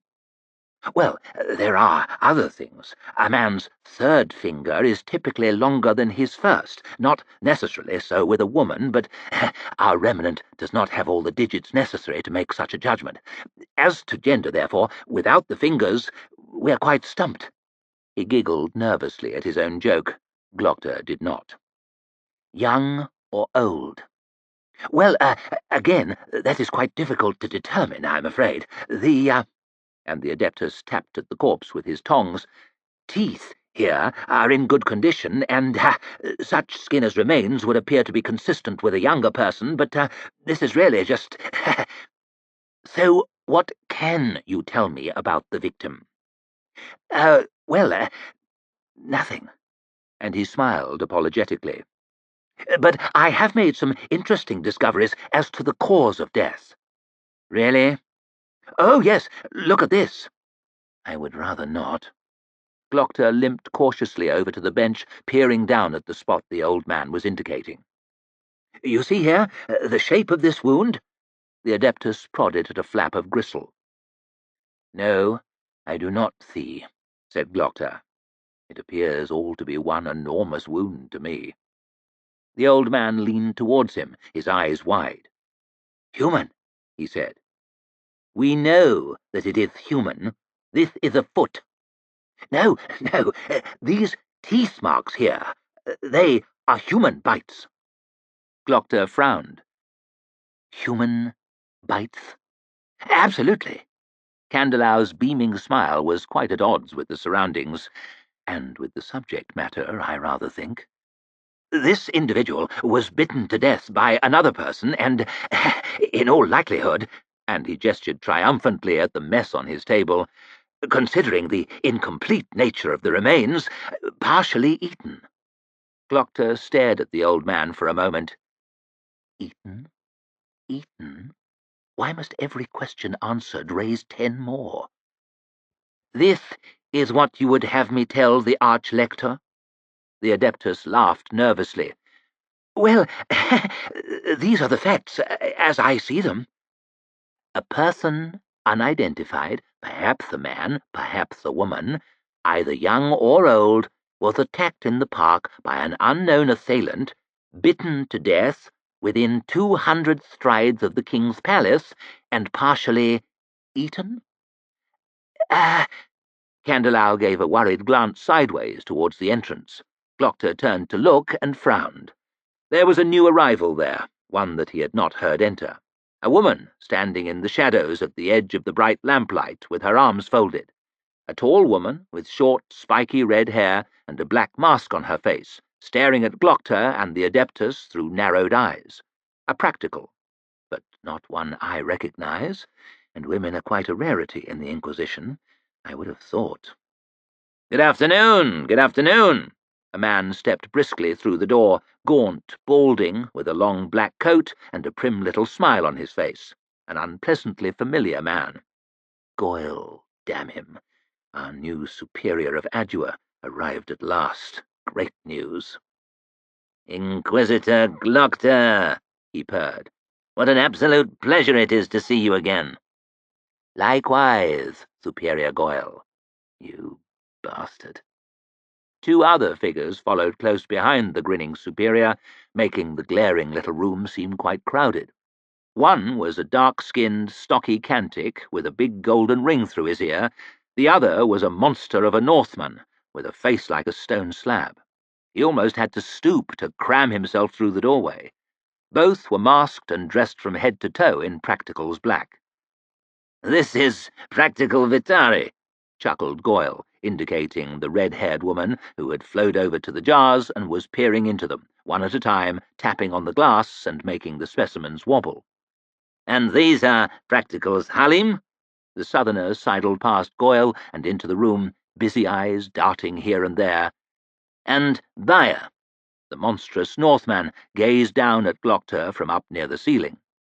In his own country, they call him the Stone Splitter, would you believe? But I don't think that would work here, do you, Glockter? Practical stone splitter. Can you imagine? He laughed softly to himself and shook his head. And this is the Inquisition? I had no idea the circus was in town. I wonder if they stand on each other's shoulders, or jump through flaming hoops. A remarkably diverse selection, said Glockter. Oh, yes, laughed Goyle. I have picked them up wherever my travels have taken me. Eh, my friends? The woman shrugged as she prowled around the jars. The dark-skinned practical inclined his head. The towering Northman simply stood there. Wherever my travels have taken me, chuckled Goyle, just as though everyone else had laughed with him. And I have more besides. It's been quite a time, I do declare. He wiped a tear of mirth from his eye as he moved towards the table in the centre of the room. It seemed that everything was a source of amusement to him, even the thing on the bench. But what's all this? A body, unless I'm quite mistaken. Goyle looked up sharply, his eyes sparkling. A body?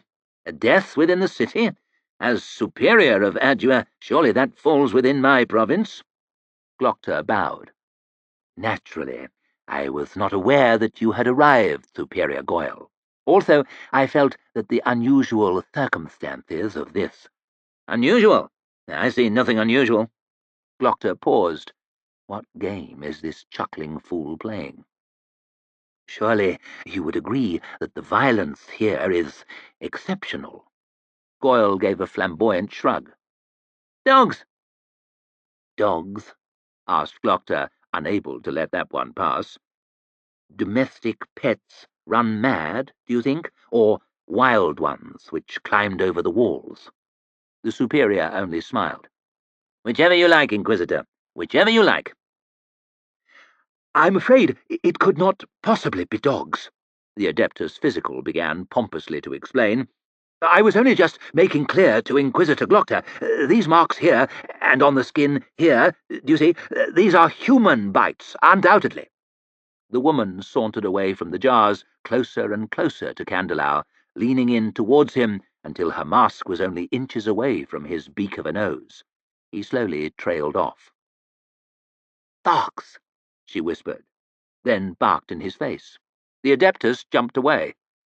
Well, I suppose I could have been mistaken, of course. He backed into the enormous Northman's chest, who had moved with surprising speed to position himself directly behind. Candelau turned slowly around, staring up with wide eyes. Dogs, intoned the giant. Dogs! Dogs! Dogs! Hummed the southerner in a thick accent. Of course, squeaked Candelau. Dogs! Of course! How foolish I've been! Dogs! Shouted Goyle in delight, throwing his hands in the air. The mystery is solved!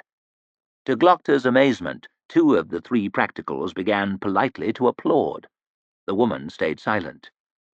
I never believed that I would miss Superior Caline, but suddenly I am overcome with nostalgia. Goyle turned slowly round, bowing low. My first day here, and already I warm to the work. You can bury this, he said, gesturing to the corpse and smiling broadly at the cringing Adeptus. Best buried, eh? He looked over at the Northman. Back to the mud, as you say in your country? The massive practical showed not the slightest sign that anyone had spoken. The Cantic was standing there, turning the ring through his ear, round and round. The woman was peering down at the carcass on the table, sniffing at it through her mask. The Adeptus Physical was backed up against his jars, sweating profusely. Enough of this pantomime. I have work to do. Well, said Glockter stiffly, limping for the door, the mystery is solved. You don't need me any more.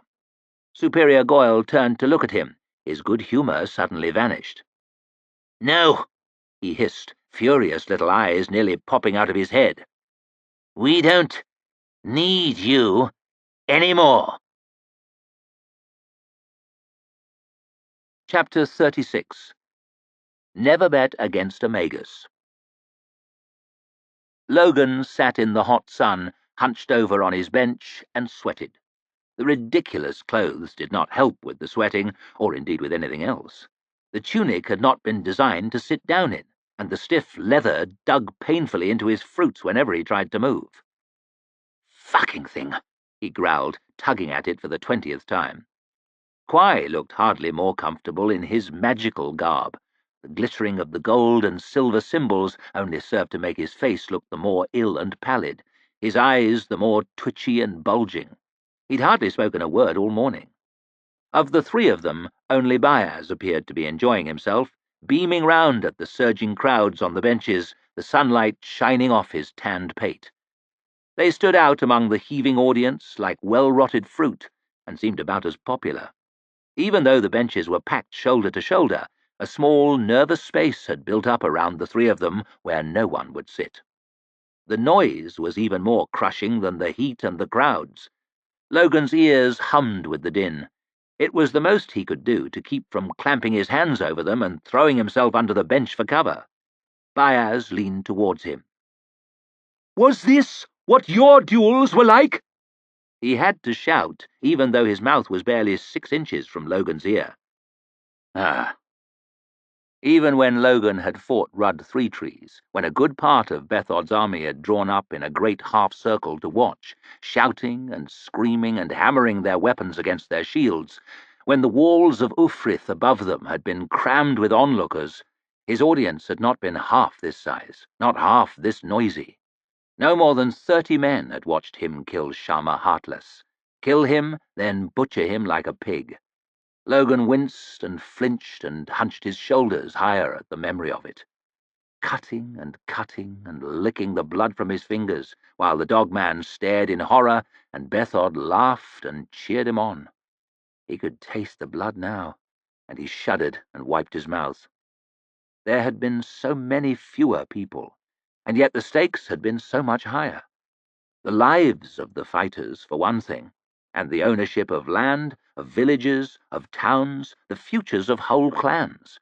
When he'd fought Talduru, no more than 100 had watched, but perhaps the whole fate of the North had turned on that bloody half-hour. If he'd lost then, if the Thunderhead had killed him, would things be the same?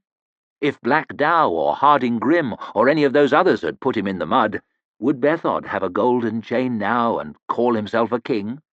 Would this union be at war with the North? The thought made his head hurt even more. "You all right?" asked Baez. Logan mumbled, but he was shivering even in the heat. What were all these people here for? Only to be amused. Few could have found Logan's battles very amusing, except Bethod, perhaps. Few others. "This isn't like my fights," he muttered to himself. "What's that?" asked Baez. "Nothing." "Ah." The old man beamed around at the crowd, scratching at his short grey beard. "Who do you think will win?" Logan really didn't much care, but he reckoned that any distraction from his memories was welcome. He peered into the enclosures where the two fighters were getting ready, not far from where he was sitting. The handsome, proud young man they'd met at the gate was one of them. The other was heavy and powerful-looking, with a thick neck and a look almost bored. He shrugged his shoulders. "I don't know anything about this business." "What, you? The Bloody Nine? A champion who fought and won 10 challenges? The most feared man in the North? No opinion? Surely single combat is the same the world over." Logan winced and licked his lips. The Bloody Nine. That was far in the past, but not far enough for his liking. His mouth still tasted like metal, like salt, like blood. Touching a man with a sword and cutting him open with one are hardly the same things, but he looked the two opponents over again. The proud young man rolled up his sleeves, touched his toes, swivelled his body this way and that, swung his arms round in quick windmills, watched by a stern old soldier in a spotless red uniform. A tall, worried-looking man handed the fighter 2 thin swords, one longer than the other, and he whisked them around before him in the air with impressive speed, blades flashing. His opponent stood there, leaning against the wooden side of his enclosure, stretching his bull neck from side to side without much hurry, glancing round with lazy eyes. "Who's who?" asked Logan. "The pompous ass from the gate is Luther. The one who's half asleep is Gorst." It was plain who the crowd preferred. Luther's name could be heard often in the din, and whoops and claps greeted every movement of his thin swords. He looked quick and deft and clever, but there was something deadly in that big man's waiting slouch, something dark about his heavy-lidded eyes. Logan would rather have fought Luther for all his speed. "I reckon Ghost." "Gorst, really?" Byers' eyes sparkled. "How about a little bet?" Logan heard a sharp suck of breath from Quai. "Never bet against a Magus," whispered the apprentice. It didn't seem to make much difference to Logan. "What the hell have I got to bet with?" Byers shrugged. "Well, let's just say for honor, then." "If you like." Logan had never had too much of that, and the little he did have, he didn't care about losing. "Bremer, den Ghost!" The scattered clapping was smothered by an avalanche of hisses and boos as the great ox shambled towards his mark, half-closed eyes on the ground, big heavy steels dangling from his big heavy hands. Between his short-cropped hair and the collar of his shirt, where his neck should have been, there was nothing but a thick fold of muscle. "Ugly bastard," Giselle murmured to himself as he watched him go. "Damn idiot, ugly bastard." But his curses lacked conviction, even to his own ear. He had watched that man fight 3 bouts and demolish 3 good opponents. One of them had still to leave his sickbed a week later. Giselle had been training for the last few days specifically to counter Gorst's bludgeoning style. Baruz and West swinging big broom handles at him while he dodged this way and that. More than once one of them had made contact, and Giselle was still smarting from the bruises. "Ghost!" offered the referee plaintively, doing his best to wheedle some applause from the audience, but they were having none of it. The boos only became louder, joined by jeers and heckling as Gorst took his mark. "You clumsy ox! Get back to your farm and pull a plough! Bremer the brute!" and other such. The people stretched back and back and back into obscurity. Everyone was there. Everyone in the world, it looked like. Every commoner in the city round the distant edges. Every gentleman, artisan, and trader thronging the middle benches. Every noble man or woman in the Agriont towards the front, from fifth sons of high-born nobodies to the great magnates of the open and closed councils. The royal box was full. The Queen, the 2 princes, Lord Hoff, the Princess Therese. The King even appeared to be awake for once. Truly an honour, his goggling eyes staring around in amazement. Out there somewhere were Giselle's father and his brothers, his friends and fellow officers, his entire acquaintance, more or less. Ardy, too, he hoped, watching. All in all, it was quite an audience. "Giselle den Luther!" bellowed the referee. The meaningless bibble-babble of the crowd surged into a storm of cheering, a thunderous wave of support. The cries and shouts rang and echoed around the arena, making Giselle's head throb. "Come on, Luther! Luther! Kill the bastard!" and other such. "Off you go, Giselle," whispered Marshal Varuz in his ear, clapping him on the back and pushing him gently out towards the circle. "And good luck." Giselle walked in a daze, the noise of the crowd punching at his ears until it seemed his head would split. The training of the last few months flashed through his mind. The running, the swimming, the work with the heavy bar, the sparring, the beam, the endless forms, the punishment, the study, the sweating and the pain, just so he could stand here.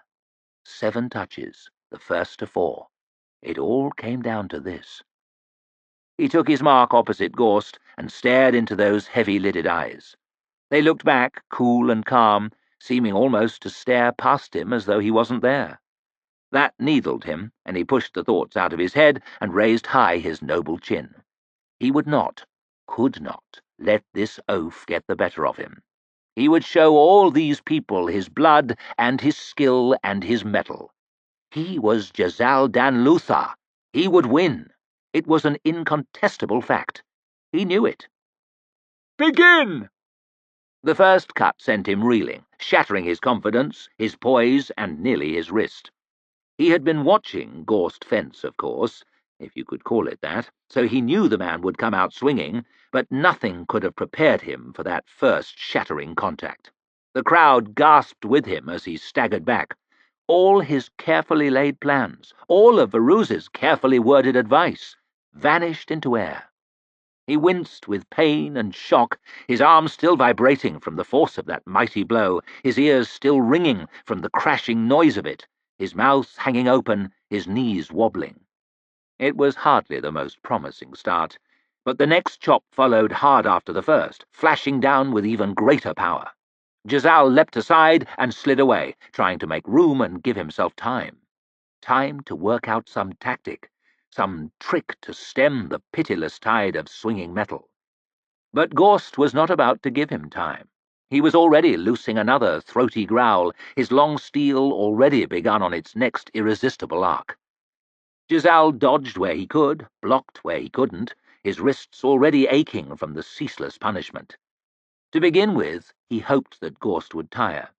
No one could throw those great lumps of metal around for long the way that he was doing. Soon the fierce pace would take its toll on the big man, and he would slow and droop, and the heavy steels would lose their venom. Then Giselle would fight back doggedly, run his opponent ragged, and win. The crowd would crack the Agriont with their cheers, a classic tale of victory against the odds. Only Gorst did not tire. The man was a machine. After a few minutes, there was still not the slightest sign of weariness in those heavy-lidded eyes. There was barely any emotion of any kind that Giselle could see, during the rare moments when he dared to take his eyes away from the flashing swords. The big long steel swung, swung, swung in its brutal circles, and the short steel was always there to turn away such feeble efforts as Giselle could make in between, never faltering or dropping even an inch. The power of the blows did not decrease. The growls tore from Gorst's throat with as much vigour as ever. The crowd were given nothing to cheer at, and merely muttered angrily. It was Giselle who began to feel his legs slowing, to feel the sweat springing out of his forehead, to feel his grip on his steel slipping. He saw it coming from a mile away, but there was nothing he could do about it. He had backed off until he ran out of circle. He had blocked and parried until he lost the feeling in his fingers. This time, when he raised his aching arm and there was the crash of metal on metal, one tired foot slipped and he tumbled squawking from the ring, floundering on his side, his short steel spinning from his twitching fingers. His face slapped against the ground and he took a gritty mouthful of sand. It was a painful and embarrassing fall, but he felt too tired and too battered to be all that disappointed. He was almost relieved that the punishment was over, if only for a moment. "One to Gorst!" shouted the referee. A light dusting of applause was crushed beneath hoots of derision, but the big man seemed scarcely to notice, shuffling back to his mark with his head down and already preparing for the next touch. Giselle rolled slowly onto his hands and knees, flexing his aching hands and taking his time getting up. He needed a moment to breathe and make ready, to think up some strategy. Gorst waited for him, big, silent, still. Giselle brushed the sand from his shirt, mind racing. How to beat him? How? He stepped cautiously back to his mark, raised his steels. "Begin!" This time Gorst came out even harder, slashing away as if he was scything wheat, making Giselle dance around the circle. One blow passed so close to his left side that he could feel the wind from it on his cheek. The next missed him by a margin no greater on his right. Then Gorst flung a sideways sweep aimed at his head, and Giselle saw an opening. He ducked beneath it, sure the blade tore at the hairs on top of his scalp. He closed the distance as the heavy long steel swung away, almost catching the referee in the face on the backswing, leaving Gorst's right side all but undefended. Giselle lunged at the big bastard, sure he had finally got through, knowing he had made it one touch apiece. But Gorst caught the thrust on his short steel and forced it just wide, the guards of the two blades scraping, then locking together. Giselle cut at him viciously with his short steel, But somehow Gorst blocked that too, bringing up his other sword just in time, catching Jazal's blade and holding it just short of his chest. For a moment their 4 steels were locked together, hilts grating, their faces just a few inches apart. Jazal was snarling like a dog, teeth bared, the muscles of his face a rigid mask. Gorst's heavy features showed little sign of effort. He looked like a man having a piss, involved in a mundane and faintly distasteful task that must simply be done with as quickly as possible. For a moment their blades were locked together, Jazal pushing with every grain of strength, each hard-trained muscle flexing, legs straining against the ground, stomach straining to twist his arms straining to push his hands gripped around the hilts of his steels like grim death. Every muscle, every sinew, every tendon. He knew he had the better position. The big man was off balance. If only he could push him back a step, an inch. For that moment, their steels were locked together. Then Gorst dipped his shoulder and grunted and flung Jazal away as a child might fling away a boring toy. He tumbled back, mouth and eyes wide open with surprise, feet kicking at the dirt, all his attention focused on staying upright. He heard Gorst growl again, and was shocked to see the heavy long steel already curving through the air towards him. He was in no position to dodge, and there was no time anyway. He raised his left arm on an instinct, but the thick, blunted blade tore his short steel away like a straw on the wind, and crashed into his ribs, hammering the breath from his body in a wail of pain that echoed round and round the silent arena. His legs crumpled under him, and he sprawled out on the turf, limbs flopping, sighing like a split bellows. This time there was not even the shadow of applause. The crowd roared their hatred, booing and hissing at Gorst for all they were worth as he trudged back to his enclosure. "Damn you, Gorst, you thug! Get up, Luther! Up and at him! Go home, you brute! You damn savage!" Their hisses turned to half-hearted cheers as Jazal picked himself up off the grass, his whole left side pulsing. He would have screamed with the pain if he had any breath left in him. For all his effort, for all his training, he was utterly outclassed, and he knew it. The thought of doing it all again next year made him want to vomit. He did his best to appear undaunted as he struggled back to his enclosure, but he could not help sagging down heavily in his chair when he got there, dropping his notched steels on the flags and gasping for breath. West bent over him and pulled up his shirt to check the damage. Jazal peered down gingerly, half expecting to see a great hole caved in his side, but there was only an ugly red welt across his ribs, some bruising already coming up around it. "Anything broken?" asked Marshal Varuz, peering over West's shoulder. Jazal fought back the tears as the Major probed his side. "I don't think so, but damn it!" West threw his towel down in disgust. "You call this the beautiful sport? Is there no rule against these heavy steels?" Varuz shook his head grimly. "They all have to be the same length, but there's no rule for the weight. I mean, why would anyone want heavy ones?" "Now we know, don't we?" snapped West. "Are you sure we shouldn't stop this before that bastard takes his head off?" Varuz ignored him. "Now look here," said the old marshal, leaning down to talk in Jazal's face. "It's the best of 7 touches. First to 4. There's still time." Time for what? For Jazal to get cut in half, blunted steels or no? "He's too strong," Jazal gasped. "Too strong? No one's too strong for you." But even Varuz looked doubtful. "There's still time. You can beat him." The old marshal tugged at his moustaches. "You can beat him." But Jazal noticed he did not suggest how. Glocta was becoming worried he might choke, so convulsive was his laughter. He tried to think of something he would rather see than Jazal Dan Luther being smashed around a fencing circle, and failed. The young man winced as he just barely blocked a raking cut. He had not been handling his left side at all well since he took that blow in the ribs, and Glocta could almost feel his pain. And my, how nice it is to feel someone else's for a change. The crowd sulked, silent and brooding as Gorst harried their favourite around with his brutal slashes, while Glockter spluttered giggles through his clenched gums.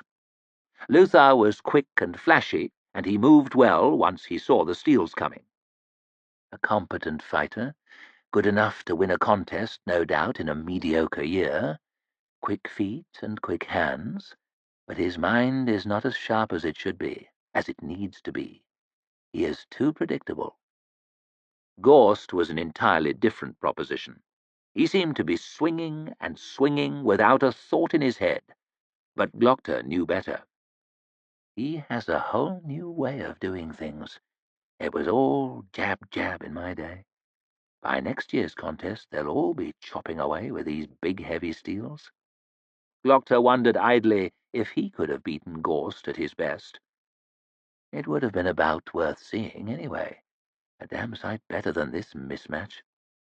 Gorst easily dealt with a couple of limp jabs, then Glockter winced, and the crowd hissed as Luther just barely parried another great butcher's chop, the force of it nearly lifting him off his feet. He had no way to avoid the next swing, pressed against the edge of the circle as he was, and he was forced to jump back into the sand. 3-0, shouted the referee. Glockter shook with merriment as he watched Luther chop at the ground in frustration, sending up a petulant spray of sand, his face a picture of pale self-pity. Dear me, Captain Luther, it will be 4-0. A whitewash, an embarrassment. Perhaps this will teach that whining little shit some humility. Some men are better off for a good beating. Only look at me, eh? Begin! The fourth touch began precisely as the third had ended, with Luther taking a hammering. Glockter could see it. The man was out of ideas. His left arm was moving slowly, painfully. His feet looked heavy. Another numbing blow crashed against his long steel, making him stumble back towards the edge of the circle, off balance and gasping. Gorst needed only to press his attack a little further. And something tells me he is not the man to let up when he's ahead. Glockter grabbed his cane, pushed himself to his feet. Anyone could see it was all over, and he had no wish to be caught in the crush as the disappointed crowds all tried to leave at once. Gorst's heavy long steel flashed down through the air. The final blow, surely. Luther's only choice was to try and block it and be knocked clean out of the circle. Or it might just split his fat head. We can hope for that. Glockter smiled, half-turned to leave. But out the corner of his eye, somehow, he saw the cut miss. Gorst blinked as his heavy long steel thudded into the turf, then grunted as Luther caught him across the leg with a left-handed cut. It was the most emotion he had shown all day. 1 to Luther! Shouted the referee after a brief pause, unable to entirely keep the amazement out of his voice.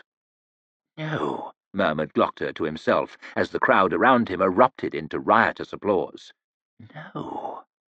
He had fought hundreds of touches in his youth and watched thousands more, but he had never seen anything quite like that, never seen anyone move so quickly. Luther was a good swordsman, he knew it, but no one is that good. He frowned as he watched the two finalists come out from their second break and take their marks. Begin! Luther was transformed. He harried Gorst with furious, lightning jabs, giving him no time to get started. It was the big man now who seemed stretched to the limit, blocking, dodging, trying to stay out of reach. It was as though they had sneaked the old Luther away in the break and replaced him with a different man altogether, a stronger, faster, far more confident twin brother. So long denied something to cheer for, the crowd whooped and yelled as though they'd split their throats. Glockter did not share their enthusiasm. Something is wrong here. Something is wrong. He glanced across the faces nearby, but no one else had sensed anything amiss. They only saw what they wanted to see. Luther giving the ugly brute a spectacular and well-deserved thrashing. Glockter's eyes scanned across the benches, not knowing what he was looking for. Bias, so-called. Sitting near the front, leaning forward and staring at the two fighters with fixed concentration, his apprentice and the scarred Northman beside him. No one else noticed it. Everyone was intent on the fighters before them, but Glockter did. He rubbed his eyes and looked again. Something wrong. "Say one thing for the first of the Magi. Say he's a cheating bastard," growled Logan. Baez had a little smile at the corner of his mouth as he mopped the sweat from his forehead. "Whoever said he wasn't?" Luthar was in trouble again. Bad trouble. Each time he blocked one of those heavy sweeps, his sword snapped back further, his grip seemed slacker. Each time he dodged, he ended up a little further back towards the edge of the yellow circle. Then, when the end seemed certain, out of the corner of his eye, Logan saw the air above Baez's shoulders shimmer, as it had on the road south when the trees burned, and he felt that strange tugging at his guts. Luthar seemed suddenly to find new vigor. He caught the next great blow on the grip of his short sword.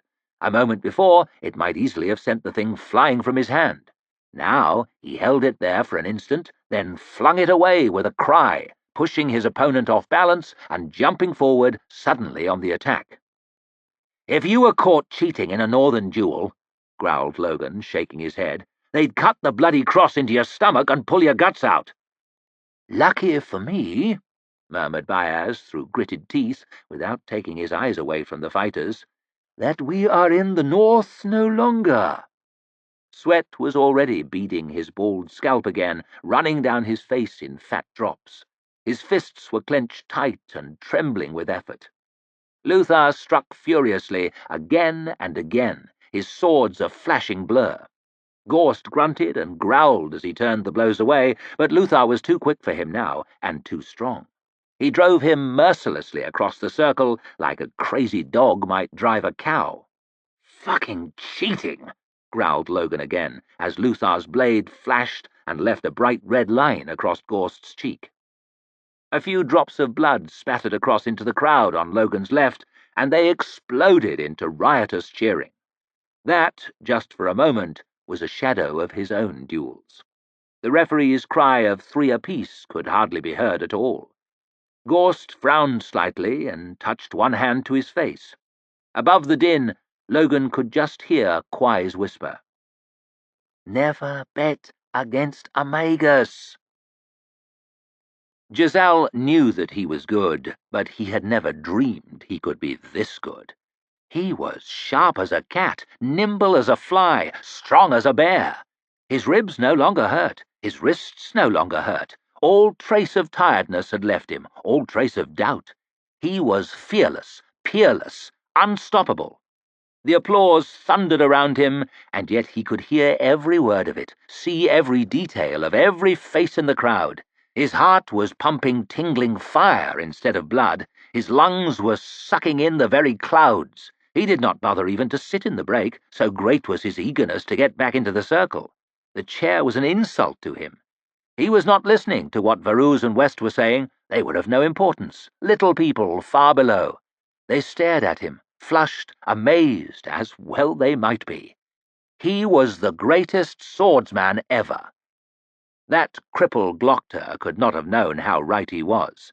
Giselle had only to try, it seemed, and he could have anything he wanted.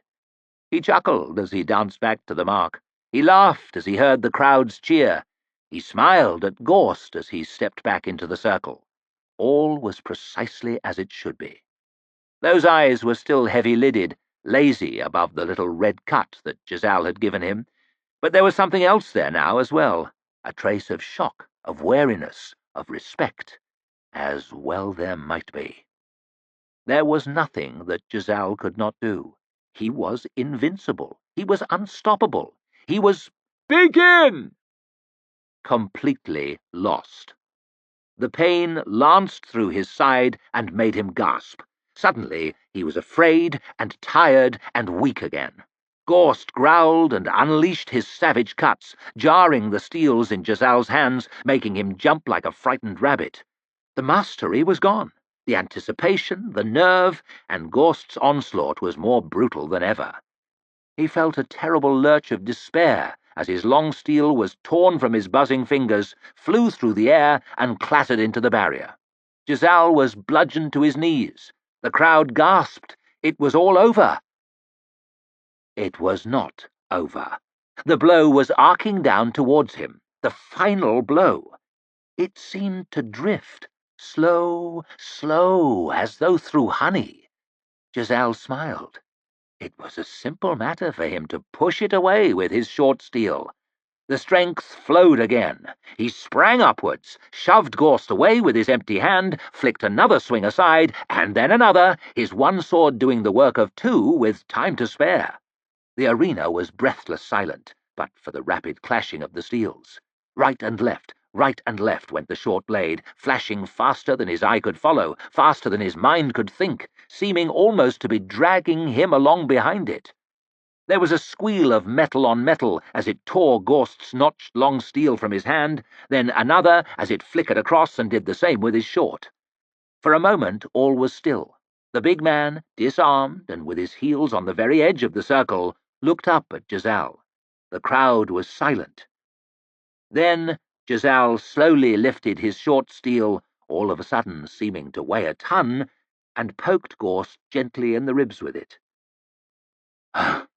Said the big man quietly, raising his eyebrows. Then the crowd exploded into deafening applause. The noise went on and on, rising and rising, washing over Giselle in waves. Now that it was finished, he felt drained beyond description. He closed his eyes, swaying. His sword dropped from his nerveless fingers, and he sank to his knees. He was beyond exhaustion. It was as though he had used a whole week's energy in a few moments. Even kneeling was an effort he was not sure he could sustain for long, and if he fell, he was not sure he could ever get up again. But then he felt strong hands taking him under the arms, and felt himself being lifted. The noise of the crowd grew even louder as he was hoisted into the air. He opened his eyes. Bleary, blurry colour flashed in front of him as he was turned around. His head rang with the sound. He was up on someone's shoulders, a shaved head. Gorst! The big man had lifted him up, as a father might lift his child, displaying him to the crowd, smiling up at him with a big ugly grin. Giselle smiled back despite himself. It was a strange moment, all in all. "Luther wins!" cried the referee pointlessly, barely audible. "Luther wins!" The cheering had resolved itself into a steady chant of "Luther! Luther! Luther!" The arena shook with it. Giselle's head swam with it. It was like being drunk. Drunk on victory. Drunk on yourself. Gorst lowered him back to the circle as the cheering of the crowd began to fade. "You beat me," he said, smiling wide. His voice was strangely high and soft, almost like a woman's. "Fair and square. I'd like to be the first to congratulate you." And he nodded his big head and smiled again, rubbing at the cut under his eye without the slightest bitterness. "You deserve it," he said, holding out his hand. "Thank you." Giselle flashed a sour smile and gave the man's big paw as cursory a squeeze as possible. Then he turned away towards his enclosure. Of course he fucking deserved it, and he was damned if he would let that bastard bask in his reflected glory a moment longer. "Bravely done, my boy! Bravely done!" frothed Marshal Verouz, slapping him on the shoulder as he stumbled back to his chair on wobbly legs. "I knew you could do it!" West grinned as he handed him the towel. "They'll be talking about this for years." Other well-wishers crowded in, offering their congratulations, leaning over the barrier. A whirl of smiling faces, and in amongst them the face of Giselle's father, shining with pride. "I knew that you could do it, Giselle. I never doubted, not for a minute. You've brought honor to our family." Giselle noticed that his elder brother didn't look all that pleased about it, though. He had the usual stodgy, envious expression on his face, even at Giselle's moment of victory. The stodgy, envious bastard. Could he not be happy for his brother, if only for one day? "May I, too, congratulate the winner?" came a voice from over his shoulder. It was that old idiot, the one from the gate, the one whom Sulphur had called his master, the one who had used the name Bias. He had sweat on his bald skull, a lot of it. His face was pale, his eyes sunken, almost as if he had just done 7 touches with Gorst. "Well done, indeed, my young friend. An almost magical performance." "Thank you," muttered Giselle. He was not at all sure who this old man was, or what he was after, but he did not trust him in the least. "I'm sorry, though, I must—" "Of course, we will talk later." He said it with a disturbing finality, as if it were a thing already arranged. Then he turned away and vanished smoothly into the crowds. Giselle's father stared after him, ashen-faced now, as though he had seen a ghost. "Do you know him, father?" "Giselle!" Varuz grabbed his arm excitedly. "Come! The king wishes to congratulate you!" He dragged Giselle from his family and towards the circle.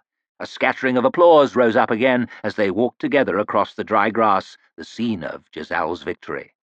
The Lord Marshal slung a fatherly arm around his shoulder and smiled up at the crowds, as though the applause was all for him. Everyone wanted a piece of his glory, it seemed, but Giselle was able to shake the old man off as he mounted the steps of the royal box. Prince Reynald, youngest son of the king, was first in line, humbly dressed, honest and thoughtful-seeming, scarcely looking like royalty at all. "Well done!" he shouted over the roar of the crowd, sounding truly delighted for Giselle's victory. "Well done, indeed!" His older brother was more exuberant. "Incredible!" shouted Crown Prince Ladislas, the sunlight glinting off the golden buttons on his white jacket. "Capital! Amazing! Spectacular! I never saw such a thing!" Giselle grinned and bowed humbly as he went past, hunching his shoulders as the Crown Prince slapped him somewhat too hard on the back. "I always knew you'd do it! You were always my man!" The Princess Thérèse, only daughter of the Grand Duke Orso of Talins, watched Giselle pass with a tiny, disdainful smile, tapping 2 languid fingers against her palm in a quarter-hearted imitation of clapping. Her chin was raised painfully high, as though just to be looked at by her was an honour he could never fully appreciate, and certainly did not deserve. And so he came at last to the high seat of Guslaf V, High King of the Union. His head was slumped sideways, squashed down under the sparkling crown. His pasty pale fingers twitched on his crimson silk mantle like white slugs. His eyes were closed, chest rising and falling gently, accompanied by gentle splutterings as spittle issued from his slack lips and ran down his chin, joining the sweat on his bulging jowls and helping it to turn his high collar dark with wet. Truly, Giselle was in the presence of greatness. "Your Majesty," murmured Lord Hoff. The head of state did not respond. His wife, the Queen, looked on, painfully erect, a fixed, emotionless smile plastered across her well-powdered face. Giselle hardly knew where to look, and settled on his dusty shoes. The Lord Chamberlain coughed loudly. A muscle twitched beneath the sweaty fat on the side of the king's face, but he did not wake. Hoff winced and, glancing around to make sure no one was watching too closely, jabbed the royal ribs with his finger. The king jumped, eyelids suddenly flicking wide open, heavy jowls wobbling, staring at Giselle with wild, bloodshot, red-rimmed eyes. "Your Majesty, this is Captain—" "Reynald!" exclaimed the king. "My son!" Giselle swallowed nervously, doing his best to maintain a rigid smile of his own. The senile old fool had mistaken him for his younger son. Worse yet, the prince himself was standing not 4 paces away. The Queen's wooden grin twitched slightly. Princess Thérèse's perfect lips twisted with scorn. The Lord Chamberlain gave an awkward cough. "No, Your Majesty, this is—" But it was too late.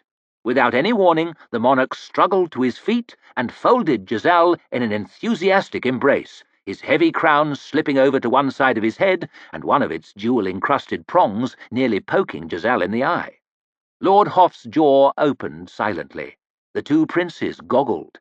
Giselle could only manage a helpless gurgle. "My son!" blubbered the king, his voice choked with emotion. "Reynold, I'm so glad you're back. When I am gone, Ladislaw will need your help. He is so weak, and the crown is such a heavy weight. You were always the better suited for it. Such a heavy weight," He sobbed into Giselle's shoulder. It was like a hideous nightmare. Ladislas and the real Reynold gawped at each other, then back at their father, both looking sick.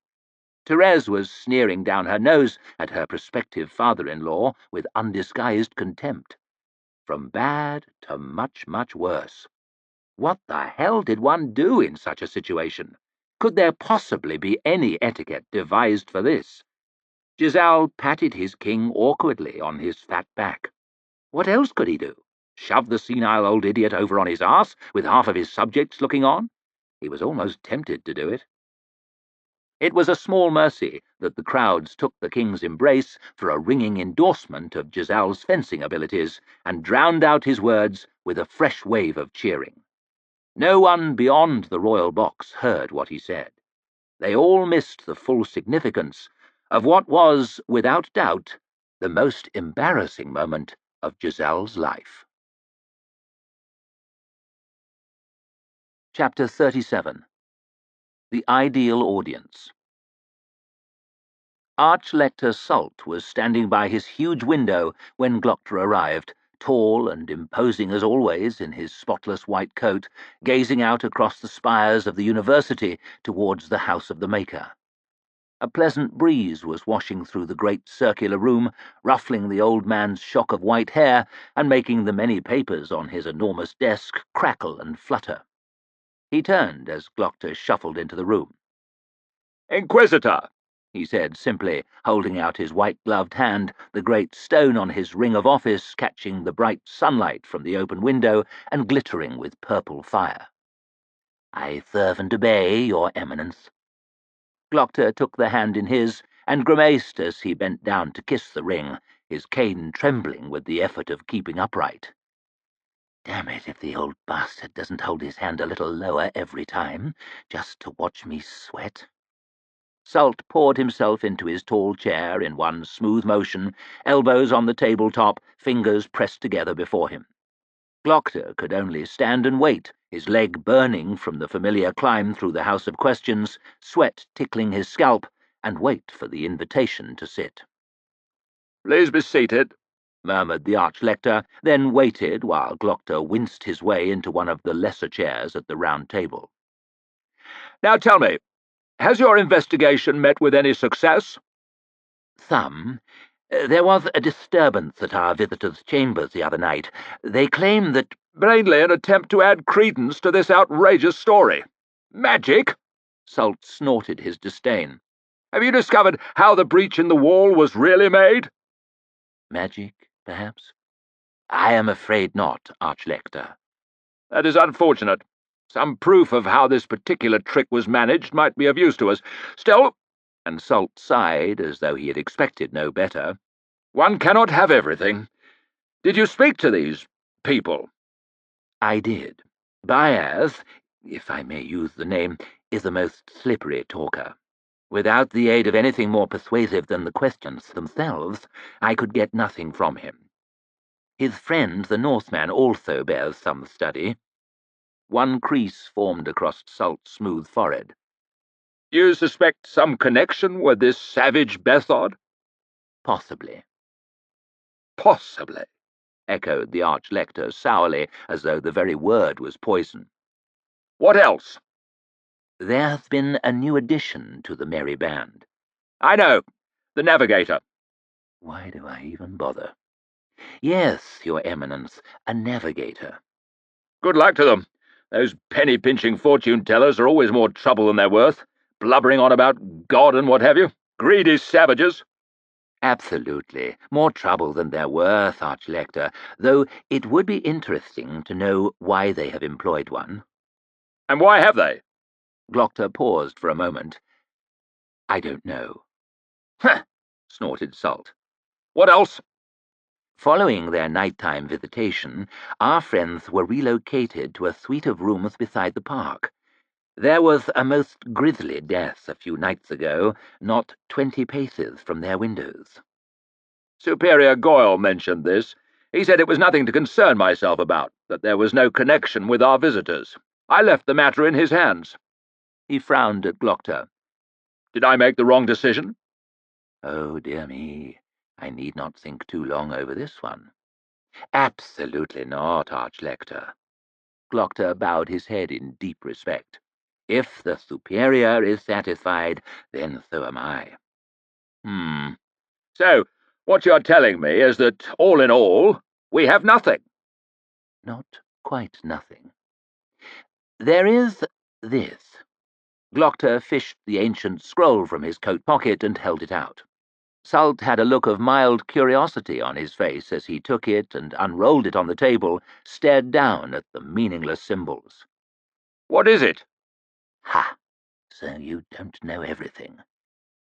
I suppose you could say that it's a piece of history, an account of how Baaz defeated the Mastermaker. A piece of history? Salt tapped his finger thoughtfully on the tabletop. And how does it help us? How does it help you mean? According to this, it was our friend Baaz who sealed up the house of the Maker. Glockter nodded towards the looming shape beyond the window. Sealed it up and took the key. Key? That tower has always been sealed. Always. As far as I'm aware, there's not even a keyhole. Those were precisely my thoughts, Your Eminence. Slowly, Salt began to smile. Stories are all in how you tell them, eh? Our friend Baaz knows that well enough, I dare say. He would use our own stories against us, but now we switch cups with him. I enjoy the irony. He picked up the scroll again. Is it authentic? Does it matter? Of course not. Salt rose gracefully from his chair and paced slowly over to the window, tapping the rolled-up scroll against his fingers. He stood there for some time, staring out. When he turned, he had developed a look of the deepest self-satisfaction. It occurs to me that there will be a feast tomorrow evening, a celebration for our new champion swordsman, Captain Luther. That cheating little worm. The great and the good will be in attendance. The Queen, both princes, most of the closed council, several leading noblemen. Not forgetting the king himself. It has come to something when his presence at dinner is not even worth mentioning. That would be the ideal audience for our little unmasking, don't you think? Glockter cautiously bowed his head. Of course, Archlector, the ideal audience. Providing it works. It might be an embarrassing audience to fail in front of. But Salt was already anticipating his triumph. The perfect gathering, and just enough time to make the necessary arrangements. Send a messenger to our friend the First of the Magi, and let him know that he and his companions are cordially invited to a dinner tomorrow evening. I trust that you will attend yourself. Me? Glockter bowed again. I would not miss it for anything, Your Eminence. Good. Bring your practicals with you. Our friends might become violent when they realize the game is up. Barbarians of this sort, who can tell what they might be capable of? A barely perceptible motion of the Archlector's gloved hand indicated that the interview was finished. All those stairs just for this? Salt was looking down his nose at the scroll as Glockter finally reached the threshold. The ideal audience, he was muttering as the heavy doors clicked shut. In the north, a chieftain's own carles ate with him every night in his hall. The women brought the food in wooden bowls. You'd stab the lumps of meat out with a knife, and with a knife you'd cut them up, then you'd stuff the bits in your mouth with your fingers. If you found some bone or gristle, you'd toss it down on the straw for the dogs. The table, if there was one, was a few slabs of ill-fitting wood, stained and gouged and scarred from having knives stuck in it. The carles sat on long benches, with maybe a chair or two for the named men. It'd be dark, especially in the long winters, and smoky from the fire pit and the chagger pipes. There'd often be singing of songs. usually shouting of good-natured insults, sometimes screaming of bad-natured ones, and always a lot of drink. The only rule was that you waited for the chief to begin. Logan had no idea what the rules might be here, but he guessed there were a lot. The guests were sat round 3 long tables set out in a horseshoe, 60 people or more. Everyone had their own chair, and the dark wood of the tabletops was polished to a high sheen, made bright enough for Logan to see the blurry outline of his face in, by hundreds of candles scattered round the walls and down the tables. Every guest had at least 3 blunt knives, and several other things scattered about in front of them that Logan had no idea of the use for, including a big flat circle of shiny metal. There was no shouting, and certainly no singing, just a low murmur, like a beehive, as people muttered between themselves, leaning towards each other as if they were swapping secrets. The clothes were stranger than ever. Old men wore heavy robes of black, red, and gold, trimmed with shining fur, even in the heat. Young men wore tight-fitting jackets in bright crimson, green, or blue, festooned with ropes and knots of gold and silver thread. Women were hung with chains and rings of glittering gold and flashing jewels, wearing strange dresses of vivid cloth that were ridiculously loose and billowing in places, painfully tight in others, and left others still entirely, distractingly bare. Even the servants were dressed like lords, prowling around behind the tables, leaning forward silently to fill goblets with sweet, thin wine. Logan had already drunk a deal of it, and the bright room had taken on a pleasant glow. The problem was the lack of food. He hadn't eaten since that morning, and his stomach was growling. He'd been eyeing the jars of plants sat on the tables before the guests. They had bright flowers on them, and didn't look much like food to him, but then they ate some strange things in this country. There was nothing for it but to try. He snatched one of the things from the jar, a long piece of green plant with a yellow flower on the end. He took a nibble from the bottom of the stem. Tasteless and watery, but at least it was crunchy. He took a larger bite and munched on it without relish. "I don't think they're meant for eating." Logan glanced round, surprised to hear the northern tongue spoken here, surprised that anyone was speaking to him at all. His neighbour, a tall, gaunt man with a sharp, lined face, was leaning towards him with an embarrassed smile. Logan recognized him vaguely. He'd been at the sword game, holding the blades for the lad from the gate. "Ah," mumbled Logan round his mouthful of plant. The taste of the stuff got worse with time. "Sorry," he said, once he had forced it down his throat. "I don't know much about these things." "Honestly, neither do I. How did it taste?" "Like shit." Logan held the half-eaten flower uncertainly in his fingers. The tiled floor was spotlessly clean. It hardly seemed right to toss the thing under the table. There were no dogs anyway, and even if there had been, he doubted they'd have eaten the thing. A dog would have more sense than him. He dropped it on the metal platter and wiped his fingers on his chest, hoping that no one had noticed. "My name is West," said the man, offering his hand. "I come from England." Logan gave the hand a squeeze. "Nine Fingers. A Bryn from way up north of the high places." "Nine Fingers?" Logan waggled his stump at him, and the man nodded. "Ah, I see."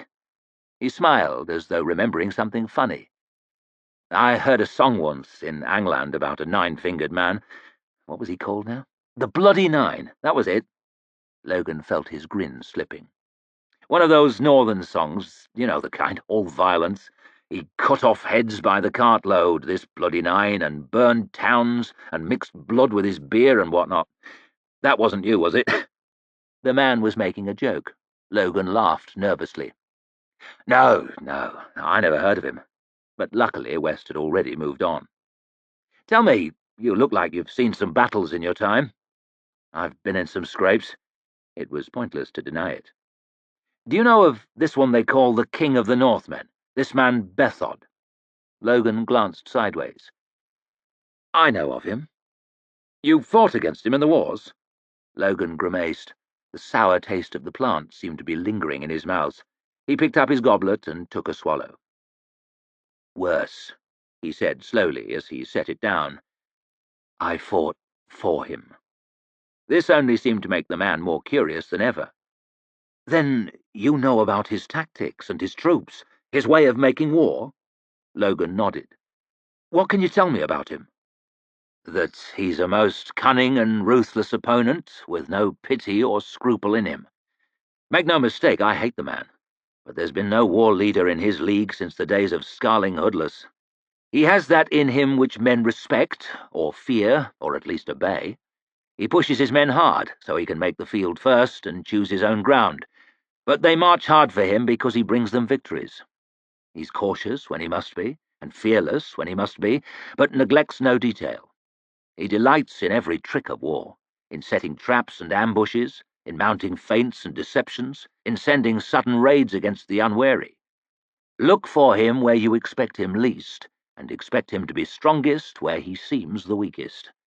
Beware him most of all when he seems to run. Most men fear him, and those that don't are fools." Logan picked up the flour from the plate and started snapping it into pieces. "His armies are grouped about the chieftains of the clans, some of them strong war leaders in their own right. Most of his fighters are thralls, peasants pressed into service, lightly armed with spear or bow, fast-moving in loose groups. In the past they were ill-trained and taken from their farms for only a short time, but the wars have been raging for so long that many of them have become hard fighters and show scant mercy."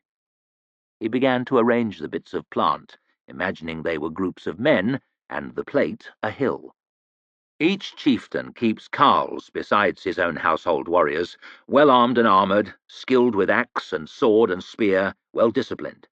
Some few have horses, but Bethod will keep those out of sight, waiting for the best moment to charge or pursue." He pulled the yellow petals from the flower, and they became horsemen, hidden on the flanks. "Last, there are the known men, the named men, those warriors who've earned great respect in battle. They might lead groups of carls on the field, or act as scouts or raiders, sometimes far in the enemy's rear." He realized the plate was covered with a mess of broken pieces of plant and brushed them hurriedly off onto the table.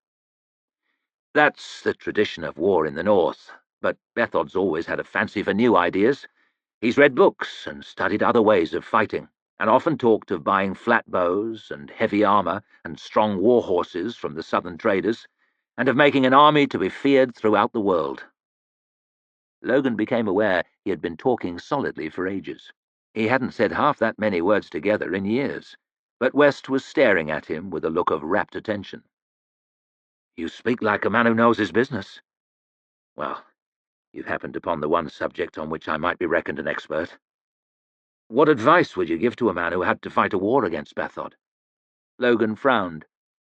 "Be careful, and watch your back."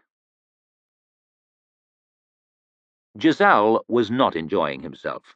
At first, of course, it had seemed a delightful idea, just the thing he had always dreamed of, a celebration in his honor, attended by so many of the Union's greatest. Surely it was only the start of his wonderful new life as a champion of the contest. The great things which everyone had predicted, no, promised for him, were almost arrived, poised like overripe fruit to drop from the tree and into his lap. Promotions and glory were sure to follow close behind. Perhaps they would make him major tonight, and he would go to the war in Angland as commander of a full battalion. But, strangely, it appeared that most of the guests were more interested in their own affairs. They chatted to each other about government matters, about the business of merchant houses, about issues of land and title and politics.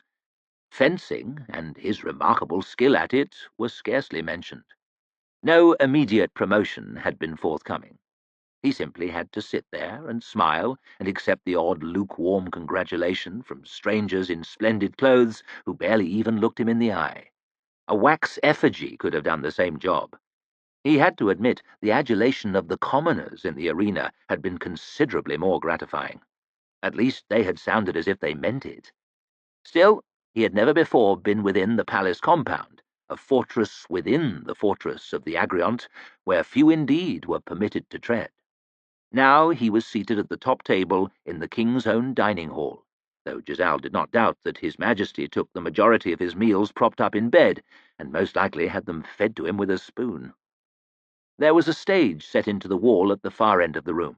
Giselle had once heard that Ostus, the child king, had jesters perform for him at every meal. Morlik the Mad, by contrast, had staged executions there to go with his dinner. King Casimir, it was said, had likenesses of his worst enemies shout insults at him from that stage, while he took his breakfast every morning, to keep his hatred for them fresh. The curtains were closed now, though. Giselle would have to look for his entertainment elsewhere, and in this regard the pickings were slim indeed. Marshal Varuse prattled on in his ear. He, at least, was still interested in fencing. Unfortunately, he talked of nothing else. "I never saw such a thing. The whole city is buzzing with it. Most remarkable bout that anyone's ever seen. I swear, you're better even than Sandan Glockter used to be, and I never thought to see his like again. I never dreamed you had it in you to fight like that, Giselle. Never had the slightest inkling." Said Giselle. The Crown Prince Ladislas and his bride-to-be, Therese of Talins, made a dazzling couple at the top of the table, just beside the dozing king. They were oblivious to all that was going on around them, but hardly in the way that one might hope for from two young lovers. They were arguing viciously in scarcely hushed voices, while their neighbours studiously pretended not to suck in every word. "Well, I'll be going to war soon in Angland, so you need not suffer me too much longer," whined Ladislas. "I might be killed. Perhaps that would make your Highness happy." "Pray, don't die on my account," returned Therese, her Styrian accent dripping venom. "But if you must, you must. I suppose I will learn to bear the sorrow." Somebody nearer at hand distracted Giselle by thumping on the table. "Damn these commoners! Damn peasantries up in arms in Starrickland! Lazy dogs, they refuse to work a stroke." "It's these taxes," grumbled the man's neighbour. "These war taxes have them all stirred up. Have you heard about this damn character they call the Tanner? Some bloody peasant preaching revolution, open as you please.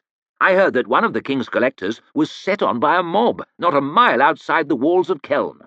One of the king's collectors, I say, by a mob not a mile outside the city walls. We've damn well brought it on ourselves." The speaker's face was out of sight, but Giselle recognized him by the gold-embroidered cuffs on his gown. Morovia, the High Justice. "Treat a man like a dog, and sooner or later he'll bite you. It's a simple fact. Our role as governors, and as noblemen, is surely to respect and protect the common man, rather than to oppress and scorn him." "I wasn't talking about scorn, Lord Morovia, or oppression, just about them paying what's due to us as their landlords, and for that matter, their natural betters." Marshal Varuse, meanwhile, had not let up for an instant. "It was quite a thing, eh? The way you put him down, 1 steal against 2. The old soldier swished his hand around in the air. "The whole town's buzzing. You're bound for great things now, my boy. Mark my words. Bound for great things. I'll be damned if you don't have my seat on the closed council one day." It really was too much. Giselle had put up with the man for all those months. He had somehow imagined that if he won, that would be the end of it.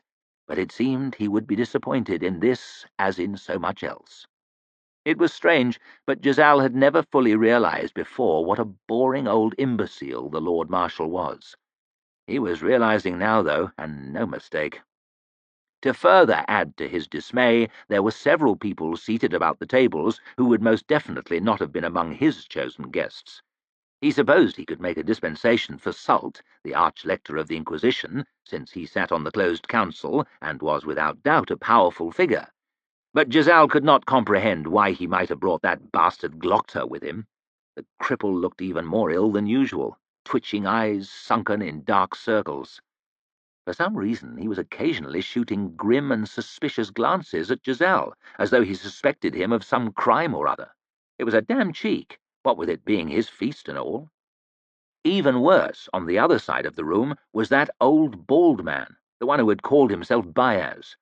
Giselle had still not got to the bottom of his strange words of congratulation at the contest, or his father's reaction to the man, for that matter. And he had his hideous friend, the 9-fingered barbarian, beside him. Major West had the misfortune of being seated next to the primitive, but he was making the best of it. Indeed, the two were engaged in a lively conversation. The Northman broke into sudden peals of laughter and thumped the table with his big fist, making the glasses rattle.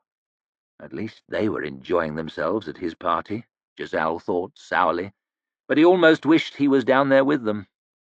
Still, he knew that he wanted to be a big, important man some day, to wear things with a lot of fur and a heavy golden chain of office, to have people bow and scrape and fawn before him.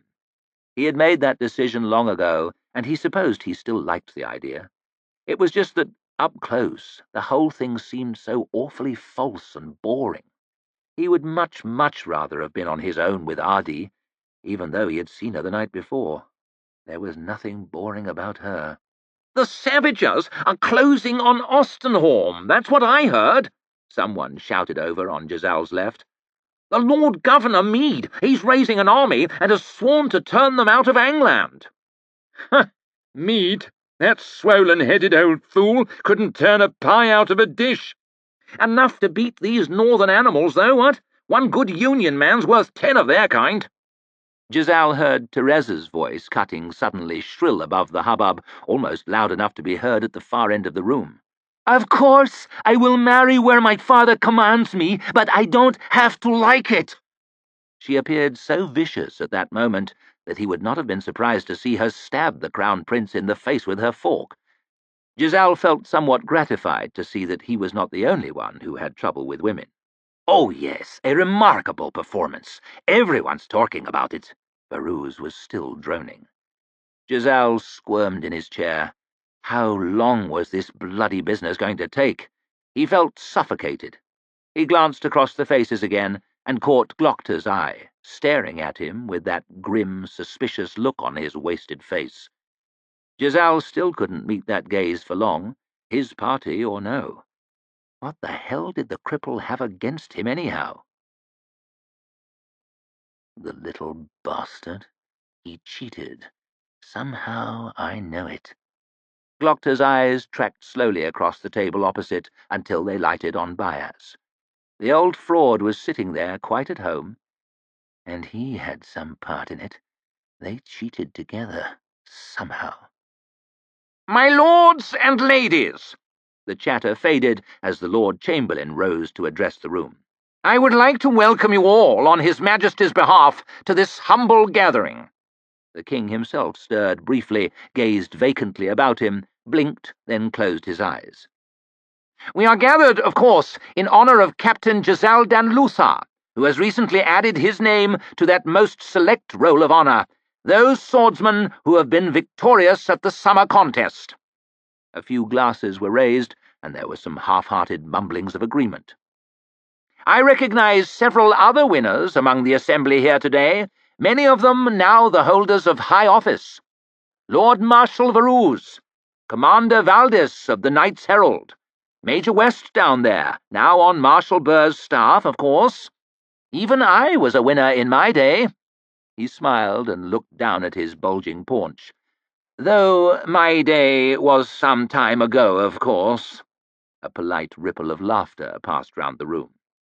"I notice that I don't get a mention. Not all winners are enviable, eh?" "Victors at the contest," continued the Lord Chamberlain, "have so often gone on to great things. I hope, and indeed we all hope, that it may prove so for our young friend Captain Luther." "I hope he meets a slow death in Angland, the cheating little bastard." But Glocta raised his glass, along with everyone else, to toast the arrogant ass, while Luther sat there, loving every instant of it. And to think I sat in that very chair, being applauded and envied and clapped on the back after I won the contest. Different men in the big clothes, different faces, sweating in the heat, but nothing very much has changed. Was my grin really any less smug? Of course not. If anything, I was worse. But at least I earned it. Such was Lord Hoff's commitment that he did not stop toasting until his goblet was entirely empty. Then he shoved it back on the table and licked his lips.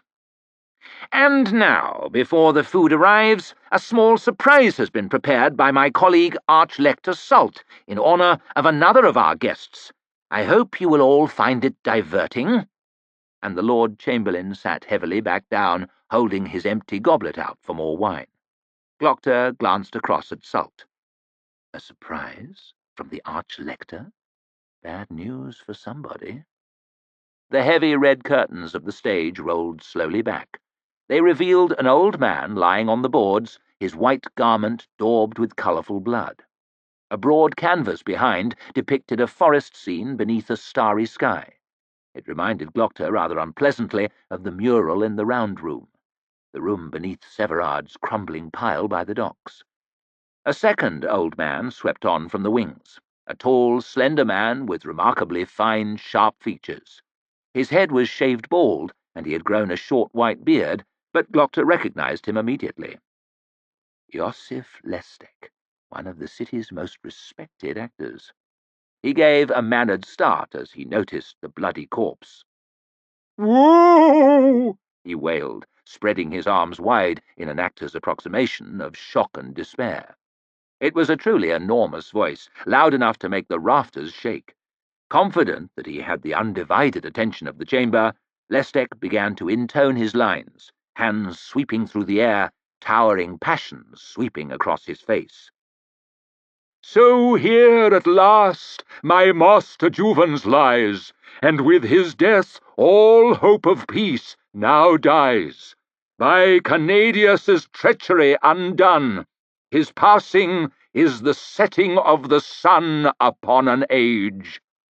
The old actor threw back his head, and Glockter saw tears sparkling in his eyes. A neat trick to cry on demand like that.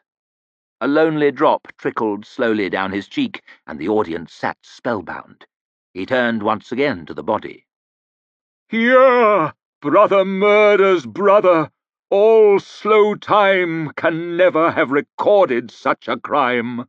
I half expect to see the stars go out. Why does the ground not open up and spout some raging flame?" He threw himself down on his knees and beat upon his aging breast. "Oh, bitter fate! I would most happily now join my master, but it cannot be. For when a great man dies, we that remain, though in a narrowed world, must brave the pain and struggle onward." Lestek looked slowly up towards the audience, slowly clambered to his feet, his expression shifting from deepest sorrow to grimmest determination. "For though the Maker's house is locked and barred, all carved from rock and steel, all wondrous hard, if I must wait until that steel is rust, or with my bare hands crush that rock to dust, I'll have my vengeance." The actor's eyes flashed fire as he flicked out his robe and strode from the stage to rapturous applause. It was a condensed version of a familiar piece often performed, although rarely so well. Glockter was surprised to find himself clapping. Quite the performance so far. Nobility, passion, command. A great deal more convincing than another fake bias I could mention. He sat back in his chair, easing his left leg out under the table, and prepared to enjoy the show. Logan watched with his face screwed up in confusion. He guessed that this was one of the spectacles that Baez had spoken of, but his grip on the language wasn't good enough to catch the details. They swept up and down the stage with much sighing and waving of their hands, dressed in bright costumes and speaking in some kind of chant. Two of them were supposed to be dark-skinned, he thought, but were clearly pale men with black paint on their faces. In another scene, the one playing Baez whispered to a woman through a door, seeming to plead with her to open it. Only the door was a piece of painted wood, stood up on its own in the middle of the stage, and the woman was a boy in a dress. It would have been easier, Logan thought, to step around the piece of wood and speak to him or her directly. Logan was sure of one thing, though. The real Baez was seriously displeased. He could feel his annoyance mounting with each scene. It reached a teeth-grinding peak when the villain of the piece, a big man with a glove and an eye patch, pushed the boy in the dress over some wooden battlements. It was plain that he or she was meant to have fallen a great distance, even though Logan could hear him hit something soft just behind the stage. "How fucking dare they?" the real Baez growled under his breath. Logan would have got all the way out of the room if he could have, but he had to be content with shuffling his chair towards west, as far from the Magus's fury as possible. On the stage, the other Baez was battling the old man with the glove and the eye patch, although they fought by walking round in circles and talking a lot. Finally, the villain followed the boy off the back of the stage, but not before his adversary took an enormous golden key from him. "There's more detail here than in the original," muttered the real Baez as his counterpart held up the key and spouted some more verse. Logan was little further on when the performance came to a close, but he caught the last two lines just before the old actor bowed low. "Pray your indulgence at our story's end. Our humble purpose was not to offend." "My fucking old ass it wasn't," hissed Baez through gritted teeth, while fixing a grin and clapping enthusiastically.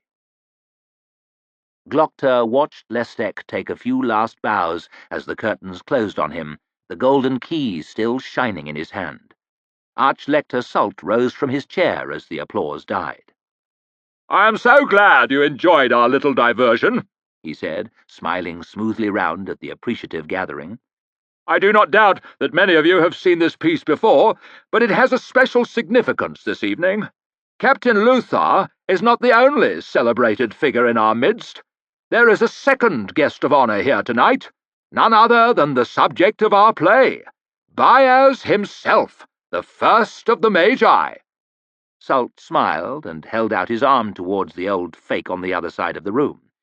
There was a gentle rustling as every guest turned from the Arch-Lector to look at him. Baez smiled back.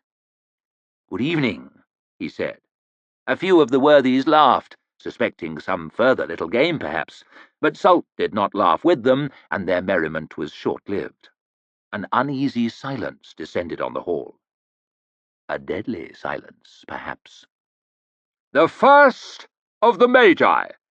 He has been with us in the Agriont now for several weeks, he and a few companions."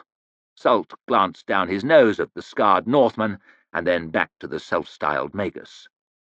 "Baez." He rolled the word around his mouth, allowing it to sink into his listeners' ears. "The first letter in the alphabet of the old tongue. First apprentice of Juven's. First letter of the alphabet. Is that not so, Master Baez?" "Why, Arch-Lector," asked the old man, still smirking, "have you been checking up on me?" Impressive. Even now, when he must sense the game will soon be over, he sticks to his role. Sult was unmoved, however. "It is my duty thoroughly to investigate anyone who might pose a threat to my king or country," he intoned stiffly. "How fearsomely patriotic of you. Your investigations no doubt revealed that I am still a member of the closed council, even if my chair stands empty for the time being. I believe Lord Baez would be the proper term of address." Salt's cold smile did not slip even a hair's breadth. "And when exactly was your last visit, Lord Baez? It would seem that someone so deeply involved in our history would have taken more of an interest over the years. Why, if I may ask, in the centuries since the birth of the Union, since the time of Herod the Great, have you not been back to visit us?" A good question. I wish it had occurred to me. "Oh, but I have been. During the reign of King Morlik the Mad, and in the civil war which followed, I was tutor to a young man called Arnold. Later, when Morlik was murdered and Arnold was raised to the throne by the Open Council, I served as his Lord Chamberlain. I called myself Bieleveld in those days. I visited again in King Casimir's reign. He called me Zola. And I had your job, Arch-Lector." Glockter could barely contain a gasp of indignation, and heard others from the chairs around him. He has no shame, I'll give him that. Bieleveld and Zola, two of the Union's most respected servants. How dare he? And yet... He pictured the painting of Zola in the Arch-Lector's study, and the statue of Bieleveld in the Kingsway. Both bald, both stern, both bearded, But what am I thinking? Major West is thinning out on top. Does that make him a legendary wizard? Most likely this charlatan merely picked the two baldest figures he could find. Salt, meanwhile, was trying a different tack. Tell me this, then, Byers. It is a story well known that Herod himself doubted you when you first came to his hall all those long years ago. As proof of your power, you broke his long table in two. It may be that there are some skeptics among us here tonight. Would you consider such a demonstration for us now?" The colder Salt's tone became, the less the old fraud seemed to care. He dismissed this latest effort with a lazy wave of his hand. "What you speak of is not juggling, Arch-Lector, or playing on the stage. There are always dangers and costs. Besides, it would be a great shame to spoil Captain Luthar's feast simply so I could show off, don't you think? Not to mention the waste of a fine old piece of furniture. I, unlike so many others these days, have a healthy respect for the past." Some were smiling uncertainly as they watched the two old men fencing with each other, perhaps still suspecting an elaborate joke. Others knew better and were frowning hard, trying to work out what was going on and who had the upper hand. High Justice Morovia, Glockter noticed, looked to be thoroughly enjoying himself. Almost as if he knows something we don't. Glockter shifted uncomfortably in his chair, eyes fixed on the bald actor. Things are not going as well as they should be. When will he begin to sweat? When? Someone placed a bowl of steaming soup in front of Logan. No doubt it was meant to be eaten, but now his appetite was gone. Logan might be no courtier, but he could spot folk working up to violence when he saw them. With each exchange between the two old men, their smiles slipped further. Their voices became harder. The hall seemed to grow closer and more oppressive. Everyone in the room was looking worried now. West, the proud lad who'd won that sword game because of Byers' cheating, the feverish cripple who'd asked all the questions. Logan felt the hairs on his neck rising. There were two figures lurking in the nearest doorway. Black-clothed figures, black-masked. His eyes flicked across to the other entrances. Each held two of those masked figures, two at least, and he didn't reckon they were here to collect the plates. They were here for him. For him and Byers, he could feel it. A man doesn't put on a mask unless he's got some dark work in mind. There was no way that he could deal with half that many, but he slid a knife from beside his plate and hid it behind his arm anyway. If they tried to take him, he'd fight. That didn't need thinking about. Byers was starting to sound angry. "I have supplied you with all the proofs you've asked for, Arch-Lector." "Proofs?" The tall man they called Salt gave a cold sneer. "You deal in words and dusty papers, more the business of a snivelling clerk than the stuff of legend. Some would say that a magus without magic is simply a meddling old man. We are at war and can take no chances. You mentioned Arch-Lector Zoller. His diligence in the cause of truth is well documented. You, I am sure, must understand mine." He leaned forward, planting his fists firmly on the table before him. "Show us magic, Byers, or show us the key." Logan swallowed. He didn't like the way that things were going, but then he didn't understand the rules of this game. He had put his trust in Byers, for some reason, and there it would have to stay. It was a little late to be changing sides. "Have you nothing left to say?" demanded Salt. He slowly lowered himself into his chair, smiling once more. His eyes slid over to the archways, and Logan felt the masked figures moving forward, straining to be released. "Have you no more words? Have you no more tricks?" "Only one." Byers reached into his collar. He took hold of something there and drew it out, a long, thin chain. One of the black-masked figures stepped forward a pace, expecting a weapon, and Logan's hand gripped tighter on the handle of the knife, but when the chain came all the way out, there was only a rod of dark metal dangling on the end of it. "The key," said Byers, holding it up to the candlelight. It barely shone at all. "Less lustre than the one in your play, perhaps, but the real thing, I assure you. Canadius never worked with gold. He did not like pretty things. He liked things that worked. The Arch-Lector's lip curled. Do you simply expect us to take your word for it? Of course not. It is your job to be suspicious of everyone, and I must say you do it exceptionally well. It does grow rather late, however, so I will wait until tomorrow morning to open the House of the Maker. Someone dropped a spoon on the floor, and it clattered against the tiles. There will need to be some witnesses present, of course, to make sure that I don't try any sleight of hand. How about— Byas's cool green eyes swept down the table. Inquisitor Glockter and your new fencing champion, Captain Luther? The cripple frowned as he was named. Luther looked utterly bewildered. The Arch-Lector sat, his scorn swapped for a stony blankness. He gazed from Byas's smiling face to that gently swinging rod of dark metal, then back again. His eyes moved over to one of the doorways, and he gave a tiny shake of his head. The dark figures faded back into the shadows. Logan unclenched his aching teeth, then quietly slipped the knife back onto the table. Byas grinned. "Dear me, Master Salt, you really are a hard man to please." I believe your eminence is the proper term of address, hissed the Arch-Lector. So it is, so it is. I do declare you really won't be happy until I've broken some furniture. I would hate to spill everyone's soup, though, so— With a sudden bang, the Arch-Lector's chair collapsed. His hand shot out and grabbed at the tablecloth as he plunged to the floor in a clattering mess of loose firewood and sprawled in the wreckage with a groan. The king started awake. His guests blinked and gasped and stared. Byas ignored them.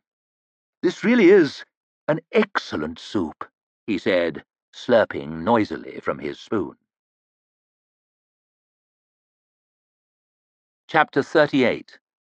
The House of the Maker. It was a stormy day, and the House of the Maker stood stark and grim, a huge dark shape against the ragged clouds.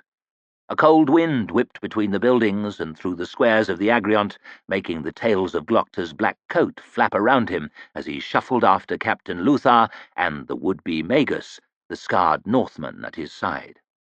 He knew they were watched. Watched the whole way, behind the windows, in the doorways, on the roofs. The practicals were everywhere. He could feel their eyes. Glockter had half expected, half hoped, that Byas and his companions would have disappeared in the night, but they had not. The bald old man seemed as relaxed as if he had undertaken to open a fruit cellar, and Glockter did not like it.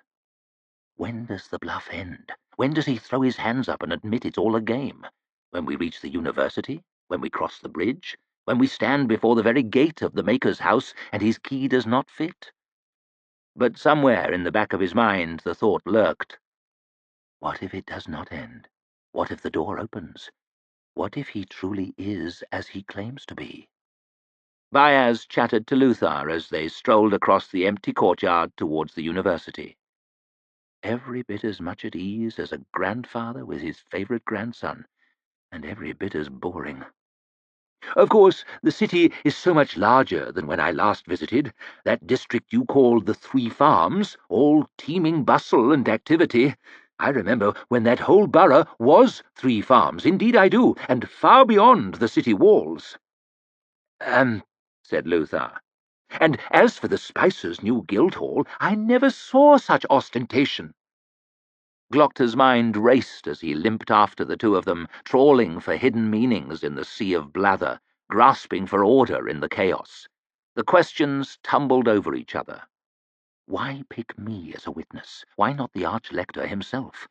Does this Byas suppose that I can be easily fooled? And why Luther?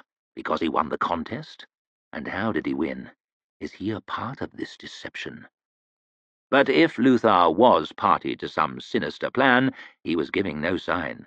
Glockter had never seen the slightest hint that he was anything other than the self-obsessed young fool he appeared to be. And then we come to this puzzle. Glockter glanced sidelong at the big Northman. There were no signs of deadly intent on his scarred face, little sign that anything was going on in there at all. Is he very stupid or very clever? Is he to be ignored or feared? Is he the servant or the master? There were no answers to any of it, yet. "Well, this place is a shadow of its former self," said Byaz as they halted outside the door of the university, raising an eyebrow at the grimy, tilting statues. He rapped briskly on the weathered wood, and the door swayed on its hinges. To Glockter's surprise, it opened almost immediately. "You're expected," croaked the ancient porter. They stepped around him into the gloom. "I will show you to—" began the old man as he wrestled the creaking door shut. "No need," called Byaz over his shoulder, already striding briskly off down the dusty corridor. "I know the way." Glockter struggled to keep up, sweating despite the cold weather, leg burning all the way. The effort of maintaining the pace scarcely gave him time to consider how the bald bastard might be so familiar with the building. But familiar he certainly is. He swept down the corridors as though he had spent every day of his life there, clicking his tongue in disgust at the state of the place, and prattling all the while. "I've never seen such dust, Captain Luther? I wouldn't be surprised if the damn place hadn't been cleaned since I was last here. I've no idea how a man can think under such conditions. No idea at all." Centuries of dead and justly forgotten adepti stared gloomily down from their canvases, as though upset by all the noise. The corridors of the university rolled past, an ancient, dusty, forsaken-seeming place, with nothing in it but grimy old paintings and musty old books. Giselle had precious little use for books. He had read a few about fencing and riding, a couple about famous military campaigns, once opened the covers on a great big history of the Union he found in his father's study, and got bored after 3 or 4 pages. Byaz droned on. "Here we fought with the Maker's servants. I remember it well. They cried out to Canadius to save them, but he would not come down. These halls ran with blood, rang with screams, rolled with smoke that day." Giselle had no idea why the old fool would single him out to tell his tall stories to, and still less how to reply. "That sounds violent." Byaz nodded. "It was. I am not proud of it, but good men must sometimes do violent things." "Huh?" said the Northman suddenly. Giselle had not been aware that he was even listening. "Besides, that was a different age, a violent age. Only in the old empire were people advanced beyond the primitive. Midderland, the heart of the Union, believe it or not, was a sty, a wasteland of warring, barbaric tribes. The luckiest among them were taken into the Maker's service. The rest were painted-faced savages, without writing, without science, with barely anything to separate them from the beasts." Giselle glanced furtively up at Nine Fingers. It was not at all difficult to picture a barbaric state with that big brute beside him, but it was ridiculous to suppose that his beautiful home had once been a wasteland, that he was descended from primitives. This bald old man was a blathering liar, or a madman, but some important people seemed to take him seriously, and Giselle thought it best always to do what the important people said. Logan followed the others into a broken-down courtyard, bounded on 3 sides by the crumbling buildings of the university, on the 4th by the inner face of the sheer wall of the Agriont. All was covered in old moss, thick ivy, dry brambles. A man sat on a rickety chair among the weeds, watching them come closer. "I've been expecting you," he said, pushing himself up with some difficulty. "Damn knees! I'm not what I used to be." An unremarkable man past middle age, in a threadbare shirt with stains down the front. Byaz frowned at him. "You are the chief warden?" "I am." "And where are the rest of your company?" "My wife is getting the breakfast ready, but not counting her, well, I am the whole company.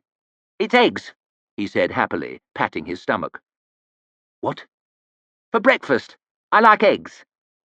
"Good for you," muttered Byaz, looking slightly put out. "In King Casimir's reign, the bravest 50 men of the King's Own were appointed wardens of the house to guard this gate. There was considered to be no higher honour." "That was a long time ago," said the one and only warden, plucking at his dirty shirt.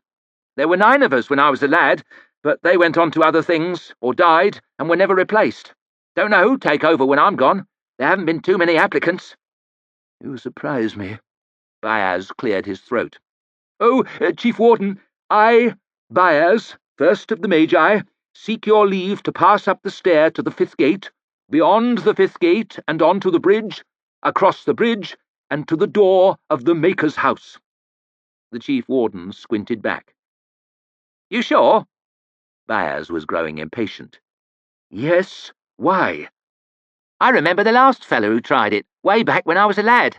Some big man, I reckon, some thinker. He went up those steps with 10 strong workmen, chisels and hammers and picks and what have you, telling us how he was going to open up the house, bring out its treasures and all. 5 minutes and they were back, saying nothing, looking like they saw the dead walk." "What happened?" murmured Luther. "Don't know, but they had no treasures with them, I can tell you that." "Without doubt, a daunting story," said Byaz. "But we're going." "Your business, I suppose?" And the old man turned and slouched across the miserable courtyard. Up a narrow stair they went, the steps worn down in the middle, up to a tunnel through the high wall of the Agriont, onto a narrow gate in the darkness. Logan felt an odd sense of worry as the bolt slid back. He shrugged his shoulders, trying to get rid of it, and the warden grinned at him. "You can feel it already, eh?" "Feel what?" "The Maker's breath, they call it." He gave the doors the gentlest shove. They swung open together, light spilling through into the darkness. "The Maker's breath." Glockter tottered across the bridge, teeth clenched tight on gums, painfully aware of the volume of empty air beneath his feet. It was a single delicate arch, leaping from high up on the wall of the Agriont to the gate of the Maker's house. He had often admired it from down in the city, on the other side of the lake, wondering how it had stayed up all these years. A spectacular, remarkable, beautiful thing. It does not seem so beautiful now. Not much wider than a man lying down, too narrow by far for comfort, and with a terrifying drop to the water below. Worse still, it had no parapet, not so much as a wooden handrail. And the breeze is rather fresh today. Luther and Nine Fingers seemed worried enough by it. And they have the free and painless use of both their legs. Only Byaz made the long trip across without apparent worry, as confident as if his feet were on a country lane. They walked always in the vast shadow of the house of the Maker, of course. The closer they came, the more massive it seemed, its lowest parapet far higher than the wall of the Agriont. A stark black mountain, rising sheer from the lake below, blotting out the sun. A thing from a different age, built on a different scale. Glockter glanced back towards the gate behind him. Did he catch a glimpse of something between the battlements on the wall above? A practical watching? They would see the old man fail to open the door. They would be waiting to take him on their way back through. But until then, I am helpless. It was not a comforting thought, and Glockter was in need of comfort. As he tottered further across the bridge, a niggling fear swelled inside him. It was more than the height, more than the strange company, more than the great tower looming above. A base fear without reason, the animal terror of a nightmare. With every shuffling step the feeling grew. He could see the door now, a square of dark metal set back into the smooth stones of the tower. A circle of letters was etched into the center of it. For some reason they made Glockter want to vomit, but he dragged himself closer. 2 circles, large letters and small letters, a spidery script he did not recognize. His guts churned. Many circles, letters and lines, too detailed to take in. They swam before his stinging, weeping eyes. Glockter could go no further. He stood there, leaning on his cane, fighting with every ounce of will against the need to fall to his knees, turn and crawl away. Nine Fingers was faring little better, breathing hard through his nose, a look of the most profound horror and disgust on his face. Luther was in considerably worse shape, teeth gritted, white-faced and palsied. He dropped slowly down on one knee, gasping, as Glockter edged past him. Byaz did not seem afraid. He stepped right up to the door and ran his fingers over the larger symbols. 11 wards and 11 wards reversed. He traced the circle of smaller characters. And 11 times 11. His finger followed the fine line outside them. Can it be that line is made of tiny letters, too? Who can say how many hundreds here? Truly, a most potent enchantment. The sense of awe was only slightly diminished by the sound of Luther puking noisily over the side of the bridge. "What does it say?" croaked Glockter, swallowing some bile of his own. The old man grinned at him. "Can you not feel it, Inquisitor? It says, 'Turn away.' It says, 'Get you gone.' It says, 'None shall pass.' But the message is not for us." He reached into his collar and pulled out the rod of metal, the same dark metal as the door itself. "We shouldn't be here," growled Nine Fingers from behind. "This place is dead. We should go." But Baez did not seem to hear. "The magic has leaked out of the world," Glockter heard him murmuring, "and all the achievements of Juvens lie in ruins." He weighed the key in his hand, brought it slowly upwards. "But the Maker's works stand strong as ever. Time has not diminished them, nor ever will." There did not even seem to be a hole, but the key slid slowly into the door. Slowly, slowly, into the very centre of the circles. Glockter held his breath. Click. And nothing happened. The door did not open. That is all, then. The game is over. He felt a surge of relief as he turned back towards the Agriont, raising a hand to signal to the practicals on the wall above. I need not go further. I need not. Then an answering echo came from deep within. Click. Glockter felt his face twitch in sympathy with the sound. Did I imagine it?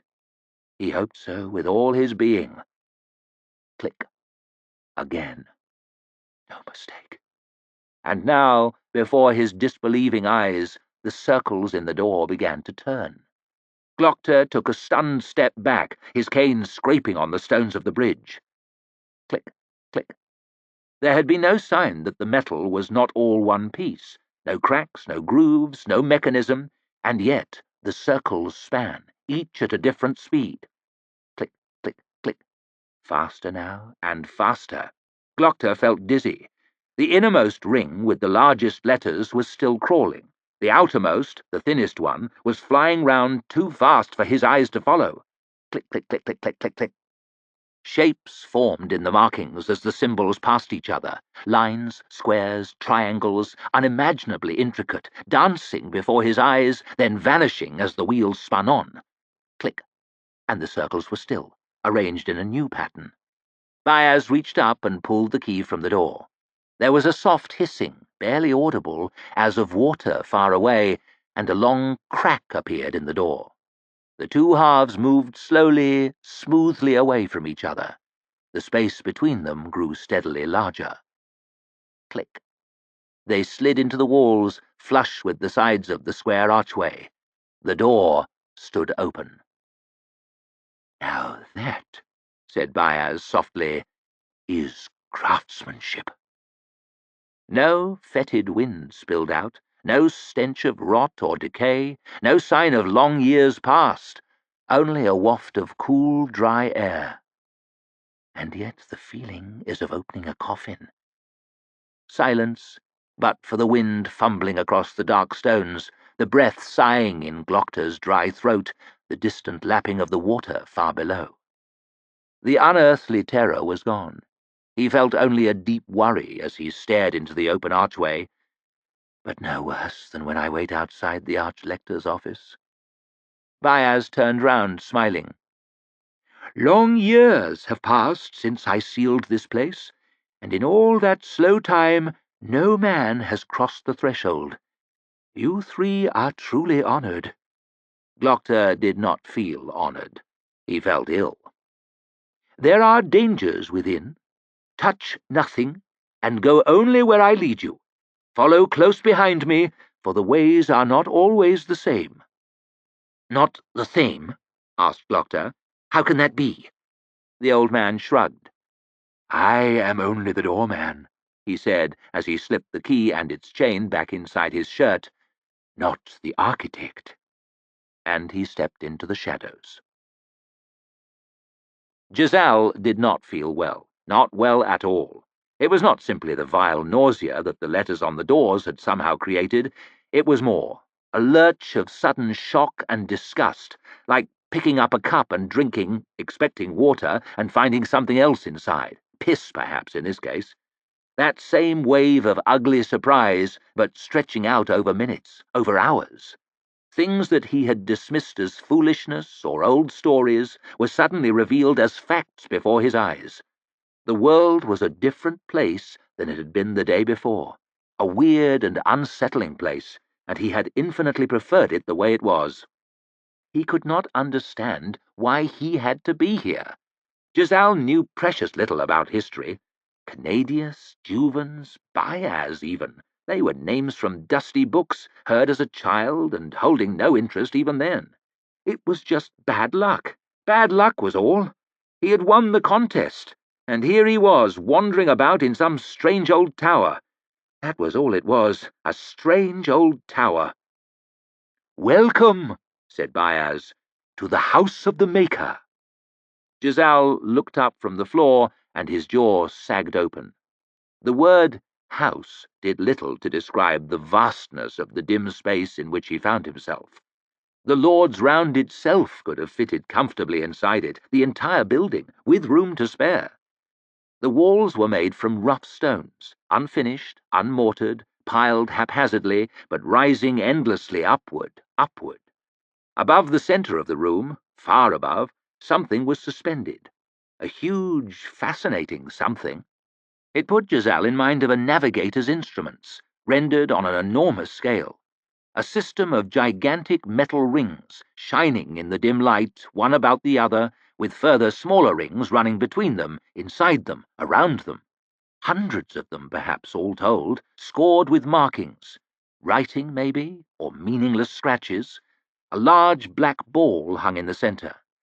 Baez was already walking out into the vast circle of the floor, covered in intricate lines, set into the dark stone in bright metal, his footfalls echoing high above. Giselle crept after him. There was something frightening, something dizzying about moving across a space so huge. "This is Midderland," said Baez. "What?" The old man pointed down.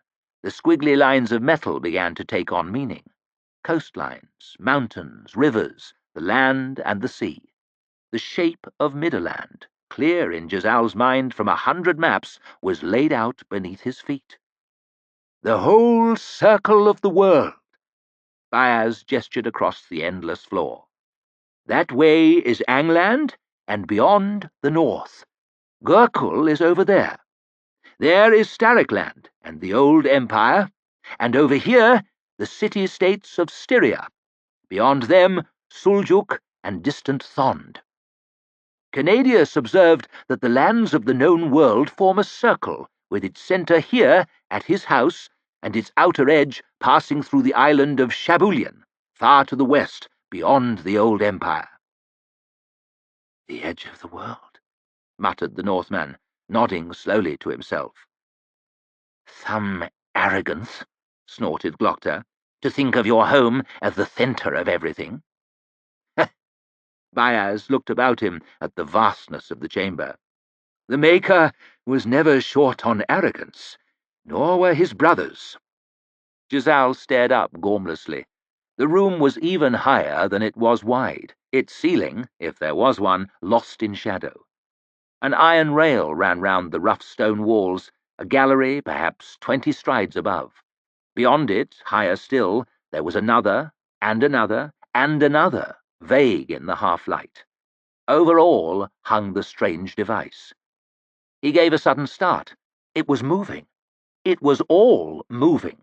Slowly, smoothly, silently, the rings shifted, turned, revolved one about the other. He could not imagine how it was driven. Somehow the key turning in the lock must have set it off, or could it have been turning all these years? He felt dizzy. The whole mechanism now seemed to be spinning, revolving, faster and faster. The galleries, too, shifting in opposite directions. Staring straight upwards was not helping with his sense of disorientation, and he fixed his aching eyes on the floor, on the map of Midderland beneath his feet.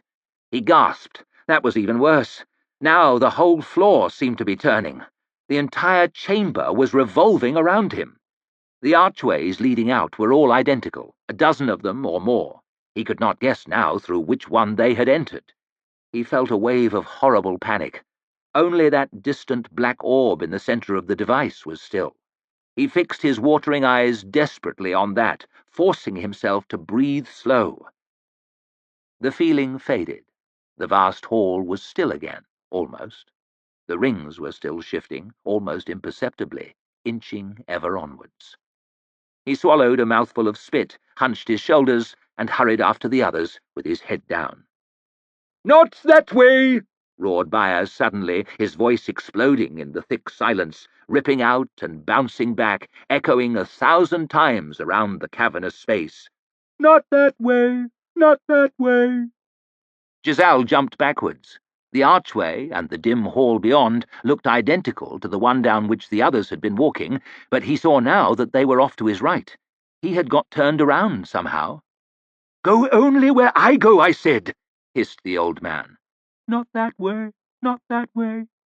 I'm sorry, stammered Giselle, his voice sounding pitifully small in the vast space. I thought it all looks the same. Byers placed a reassuring hand on his shoulder and drew him smoothly away. I did not mean to scare you, my friend, but it would be a great shame if one so promising were taken from us quite so young. Giselle swallowed and stared into the shadowy hallway, wondering what might have awaited him down there. His mind provided any number of unpleasant possibilities. The echoes still whispered at him as he turned away. "Not that way, not that way, not that way." Logan hated this place. The stones were cold and dead. The air was still and dead. Even the sounds they made as they moved fell muffled and lifeless. It wasn't cold and it wasn't hot, and yet his back trickled with sweat, his neck prickled with aimless fear. He'd jerk around every few steps, stung by the sudden feeling he was being watched, but there was never anyone behind him. Only the boy Luthar and the cripple Glockter, looking every bit as worried and confused as he was. "We chased him through these very halls," murmured Byers quietly. 11 of us, all the Magi together for the last time, all but Kalul. Zacharias and Cornel, they fought with the Maker here, and each was bested. They were fortunate to escape with their lives. Anselmi and Broken Tooth had worse luck. Canadius was the death of them. 2 good friends, 2 brothers, I lost that day." They edged round a narrow balcony, lit by a pale curtain of light. On one side sheer stones rose smooth, on the other they dropped away and were lost in the darkness. A black pit full of shadows, with no far side, no top, no bottom. Despite the vastness of the space, there were no echoes. No air moved. There was not the tiniest breeze. The air was stale and close as a tomb. There should be water down there, surely, muttered Glockter, frowning over the rail. There should be something, shouldn't there? He squinted up. Where's the ceiling?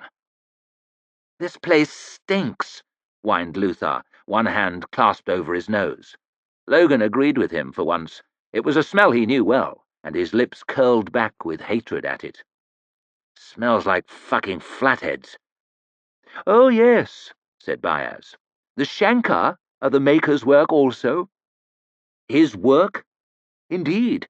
He took clay and metal and left over flesh, and he made them." Logan stared. "He made them?"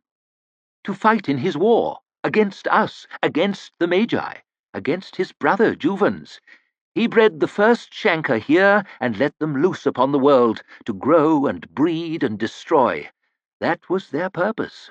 For many years after Canadius's death we hunted them, but we could not catch them all.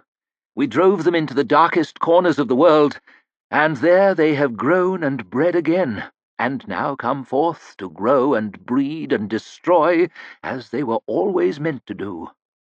Logan gawped at him. Shankar, Luther chuckled and shook his head. Flatheads were no laughing matter. Logan turned suddenly, blocking the narrow balcony with his body, looming over Luther in the half-light. "Something funny?" "Well, I mean, everyone knows there's no such thing."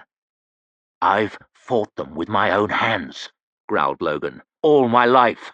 They killed my wife, my children, my friends. The North is swarming with fucking flatheads." He leaned down. "So don't tell me there's no such thing." Luther had turned pale. He looked to Glockter for support, but the Inquisitor had sagged against the wall, rubbing at his leg, thin lips tight shut, hollow face beaded with sweat. "I don't care a shit either way," he snapped. "There's plenty of Schenker in the world," hissed Logan, sticking his face right up close to Luther's. "Maybe one day you'll meet some." He turned and stalked off after Baez, already disappearing through an archway at the far end of the balcony. He had no wish to be left behind in this place. Yet another hall.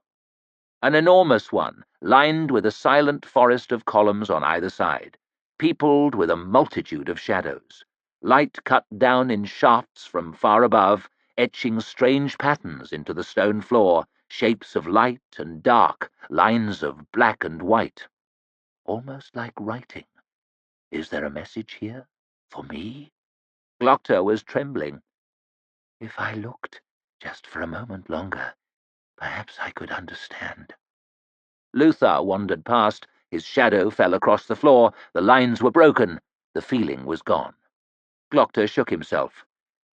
I am losing my reason in this cursed place. I must think clearly. Just the facts, Glockter. Only the facts. "Where does the light come from?" he asked. Baez waved his hand. "Above." "There are windows?" "Perhaps." Glockter's cane tapped into the light, tapped into the dark. His left boot dragged along behind. "Is there nothing but hallway? What's the point of it all?" "Who can know the Maker's mind?" intoned Baez pompously, "or fathom his great design?" He seemed almost to take pride in never giving straight answers. The whole place was a colossal waste of effort as far as Glockter could see. "How many lived here?" "Long years ago, in happier times, many hundreds. All manner of people who served Canadius and helped him in his works. But the Maker was ever distrustful and jealous of his secrets. Bit by bit he turned his followers out into the Agriont, the university. Towards the end, only 3 lived here. Canadius himself, his assistant, Jeremias." Baez paused for a moment. "And his daughter, Ptolemy." "The Maker's daughter?" "What of it?" snapped the old man. "Nothing. Nothing at all." And yet the veneer slipped then, if only for an instant. It is strange that he knows the ways of this place so well. "When did you live here?" Baez frowned deep. "There is such a thing as too many questions." Glockter watched him walk away. Salt was wrong. The Arch-Lector, fallible after all. He underestimated this Baez, and it cost him. Who is this bald, irritable fool who can make a sprawling idiot of the most powerful man in the Union?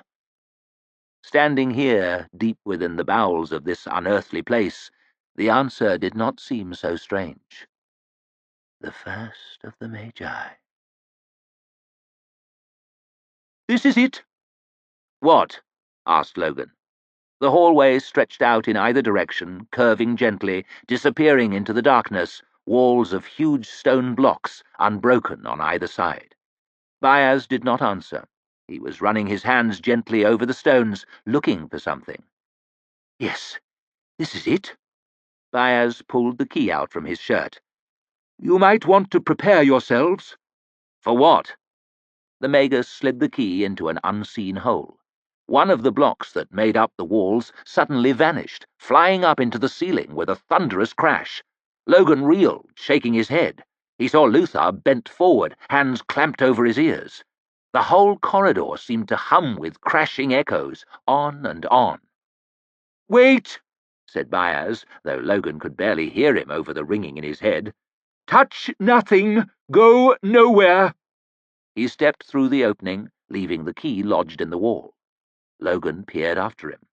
A glimmer of light shone down a narrow passageway. A rushing sound washed through like the trickling of a stream. Logan felt a strange curiosity picking at him. He glanced back at the other two. Perhaps Baez had meant only for them to stay. He ducked through the doorway and squinted up at a bright, round chamber. Light flooded in from high above, piercing light, almost painful to look at after the gloom of all the rest.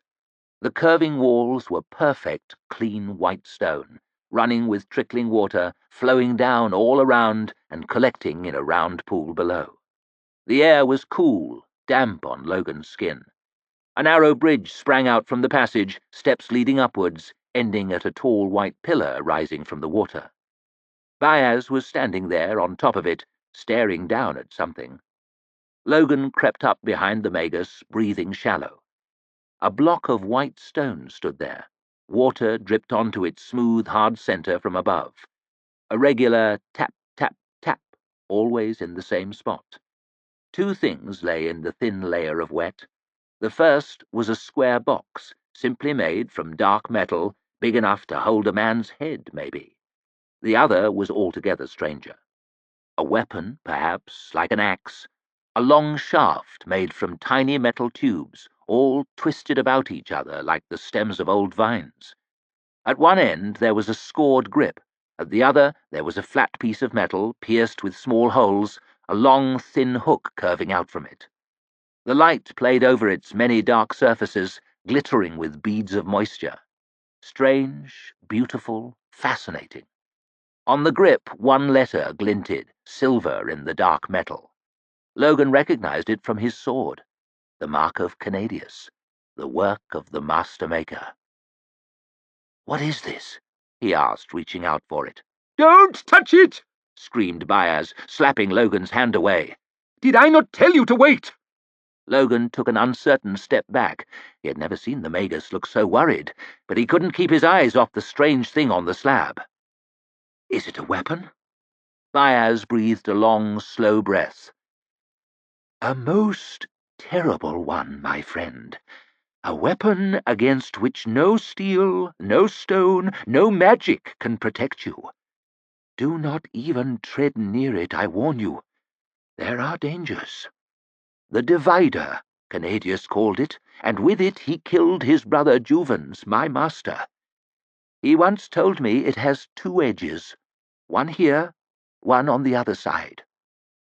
"What the hell does that mean?" muttered Logan. He couldn't even see one edge you could cut with. Baez shrugged. "If I knew that, I suppose that I'd be the master maker instead of merely the first of the Magi." He reached forward and lifted the box, wincing as though it was a great weight. Could you help me with this?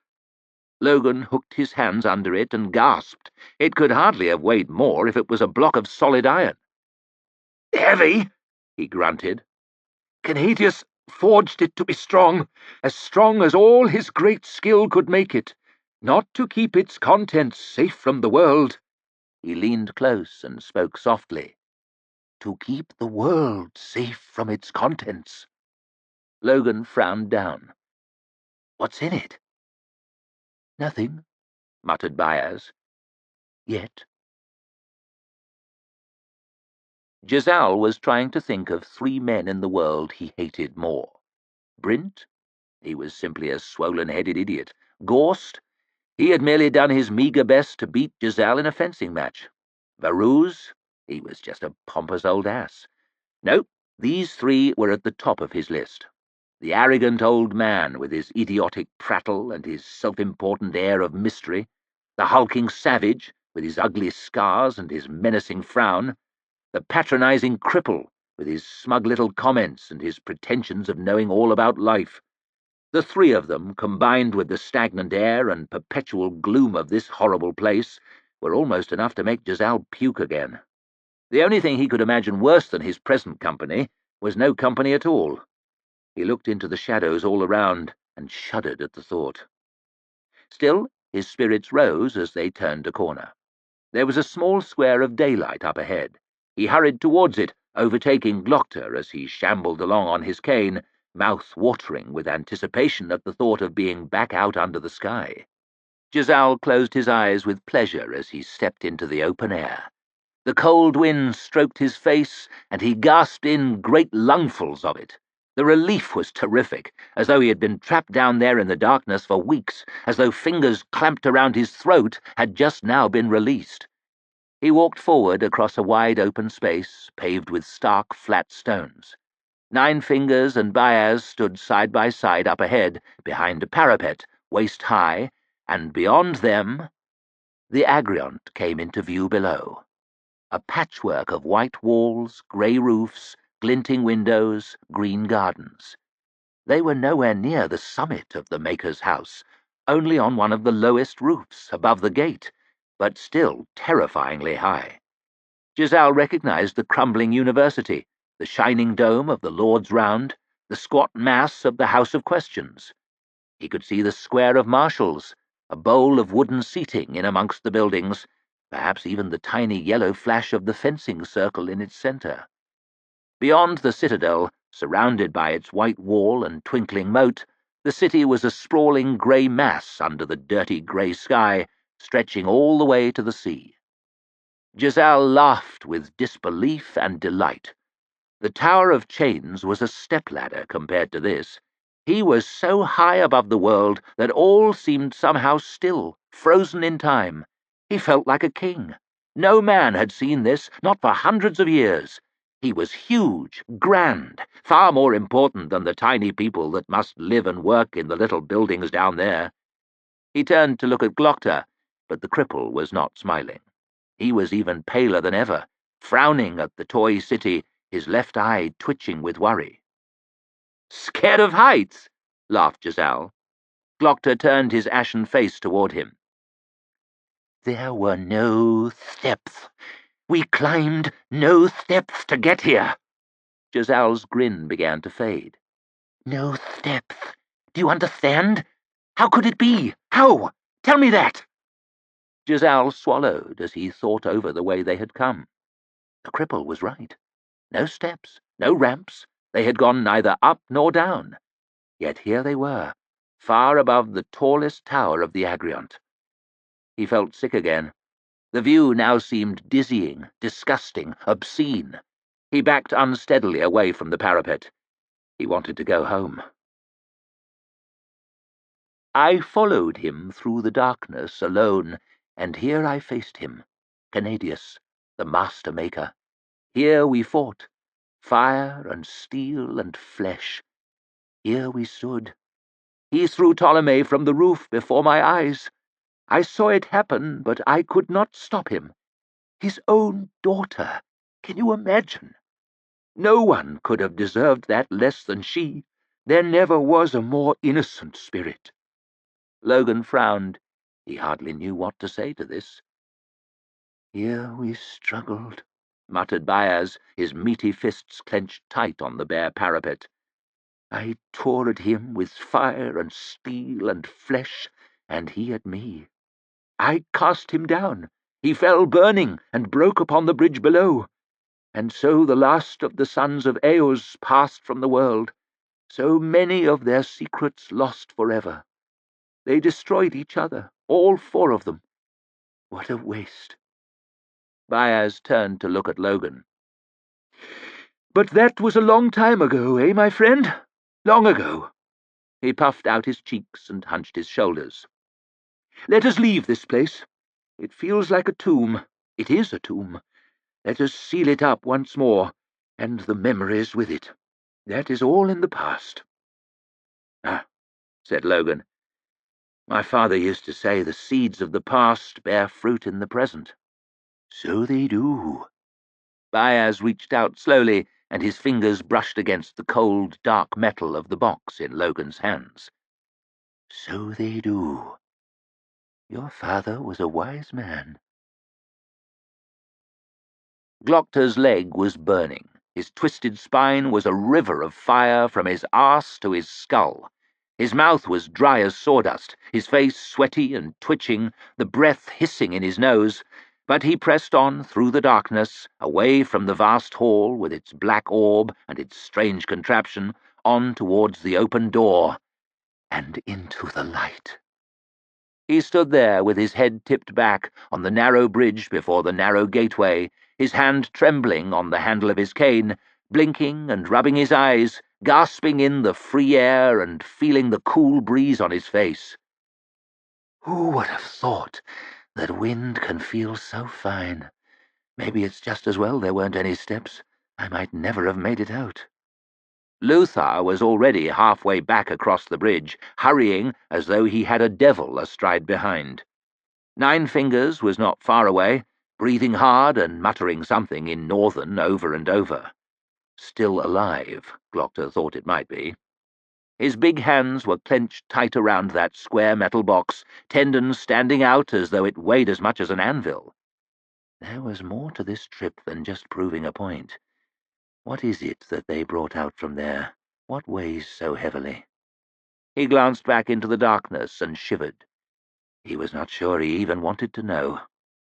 Byaz strolled out of the tunnel and into the open air, looking smug as ever. "So, Inquisitor," he said breezily, "how did you find your trip into the House of the Maker?" A twisted, strange, and horrible nightmare. I might even have preferred to return to the Emperor's prisons for a few hours. "Something to do of a morning?" he snapped. "I'm so glad you found it diverting," chuckled Byaz as he pulled the rod of dark metal out from his shirt. "And tell me, do you still believe that I'm a liar? Or have your suspicions finally been laid to rest?" Glockter frowned at the key. He frowned at the old man. He frowned into the crushing darkness of the Maker's house. "My suspicions grow with every passing moment. They are never laid to rest. They only change shape. Honestly, I don't know what to believe." "Good. Knowing your own ignorance is the first step to enlightenment.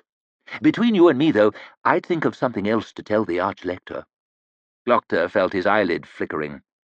"You'd better start across, Inquisitor, while I lock up." The plunge to the cold water below no longer seemed to hold much fear. If I were to fall, at least I would die in the light.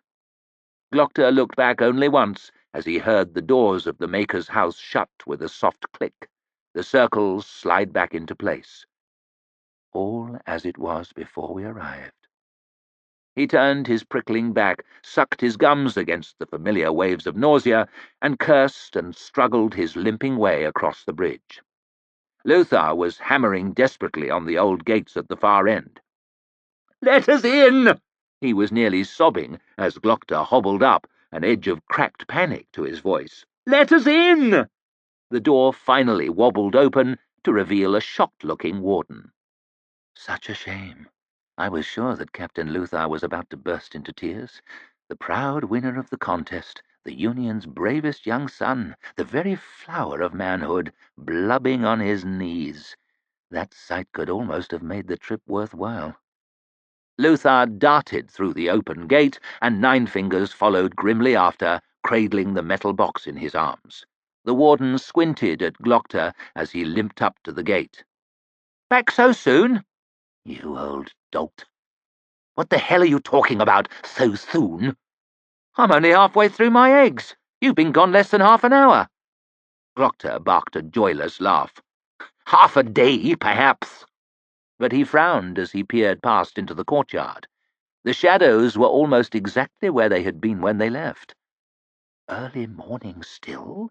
But how? "The Maker once told me that time is all in the mind." Glockter winced as he turned his head. Byaz had come up behind him and was tapping the side of his bald skull with a thick finger. "It could be worse, believe me. It's when you come out before you went in that you really start to worry." He smiled, eyes glinting in the light through the doorway. Playing the fool, or trying to make a fool of me? Either way, these games grow tiresome. "Enough riddles," sneered Glockter. "Why not just tell me what you're after?"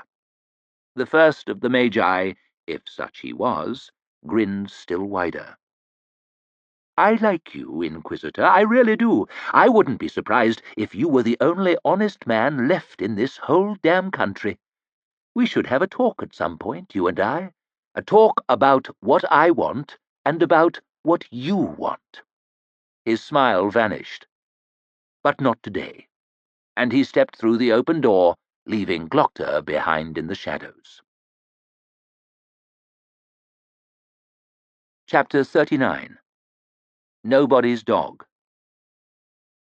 "Why me?" West murmured to himself through gritted teeth, staring across the bridge towards the south gate. That nonsense at the docks had taken him longer than expected, much longer, but then didn't everything these days? It sometimes felt as if he was the only man in the Union seriously preparing for a war, and had to organize the entire business on his own, right down to counting the nails that would hold the horses' shoes on. He was already late for his daily meeting with Marshal Burr, and knew there would be 100 impossible things for him to get done today. There always were. To become involved in some pointless hold-up here at the very gate of the Agriont was all he needed. Why the hell must it be me? His head was starting to hurt again, that all-too-familiar pulsing behind the eyes. Each day it seemed to come on earlier and end up worse. Because of the heat over the last few days, the guards had been permitted to come to duty without full armor. West reckoned that at least 2 of them were now regretting it. One was folded up on the ground near the gate, hands clasped between his legs, whimpering noisily. His sergeant stood stooped over next to him, blood running from his nose and pattering dark red drops on the stones of the bridge. The 2 other soldiers in the detail had their spears lowered, blades pointing towards a scrawny, dark-skinned youth. Another southerner stood nearby, an old man with long grey hair, leaning against the handrail and watching the scene with an expression of profound resignation. The youth glanced quickly over his shoulder, and West felt a sting of surprise. A woman. Black hair hacked off short and sticking off her head in a mess of greasy spikes.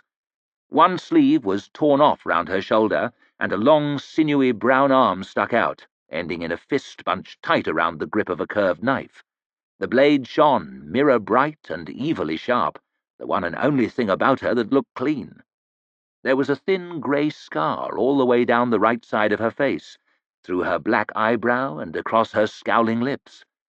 It was her eyes, though, which truly caught West off guard. Slightly slanted, narrowed with the deepest hostility and suspicion, and yellow. He had seen all kinds of Cantics in his time, while he was fighting in Gurkul in the war, but he never saw eyes like that before. Deep, rich, golden yellow, like piss. That was the smell as he came closer. Piss and dirt and a lot of old, sour sweat.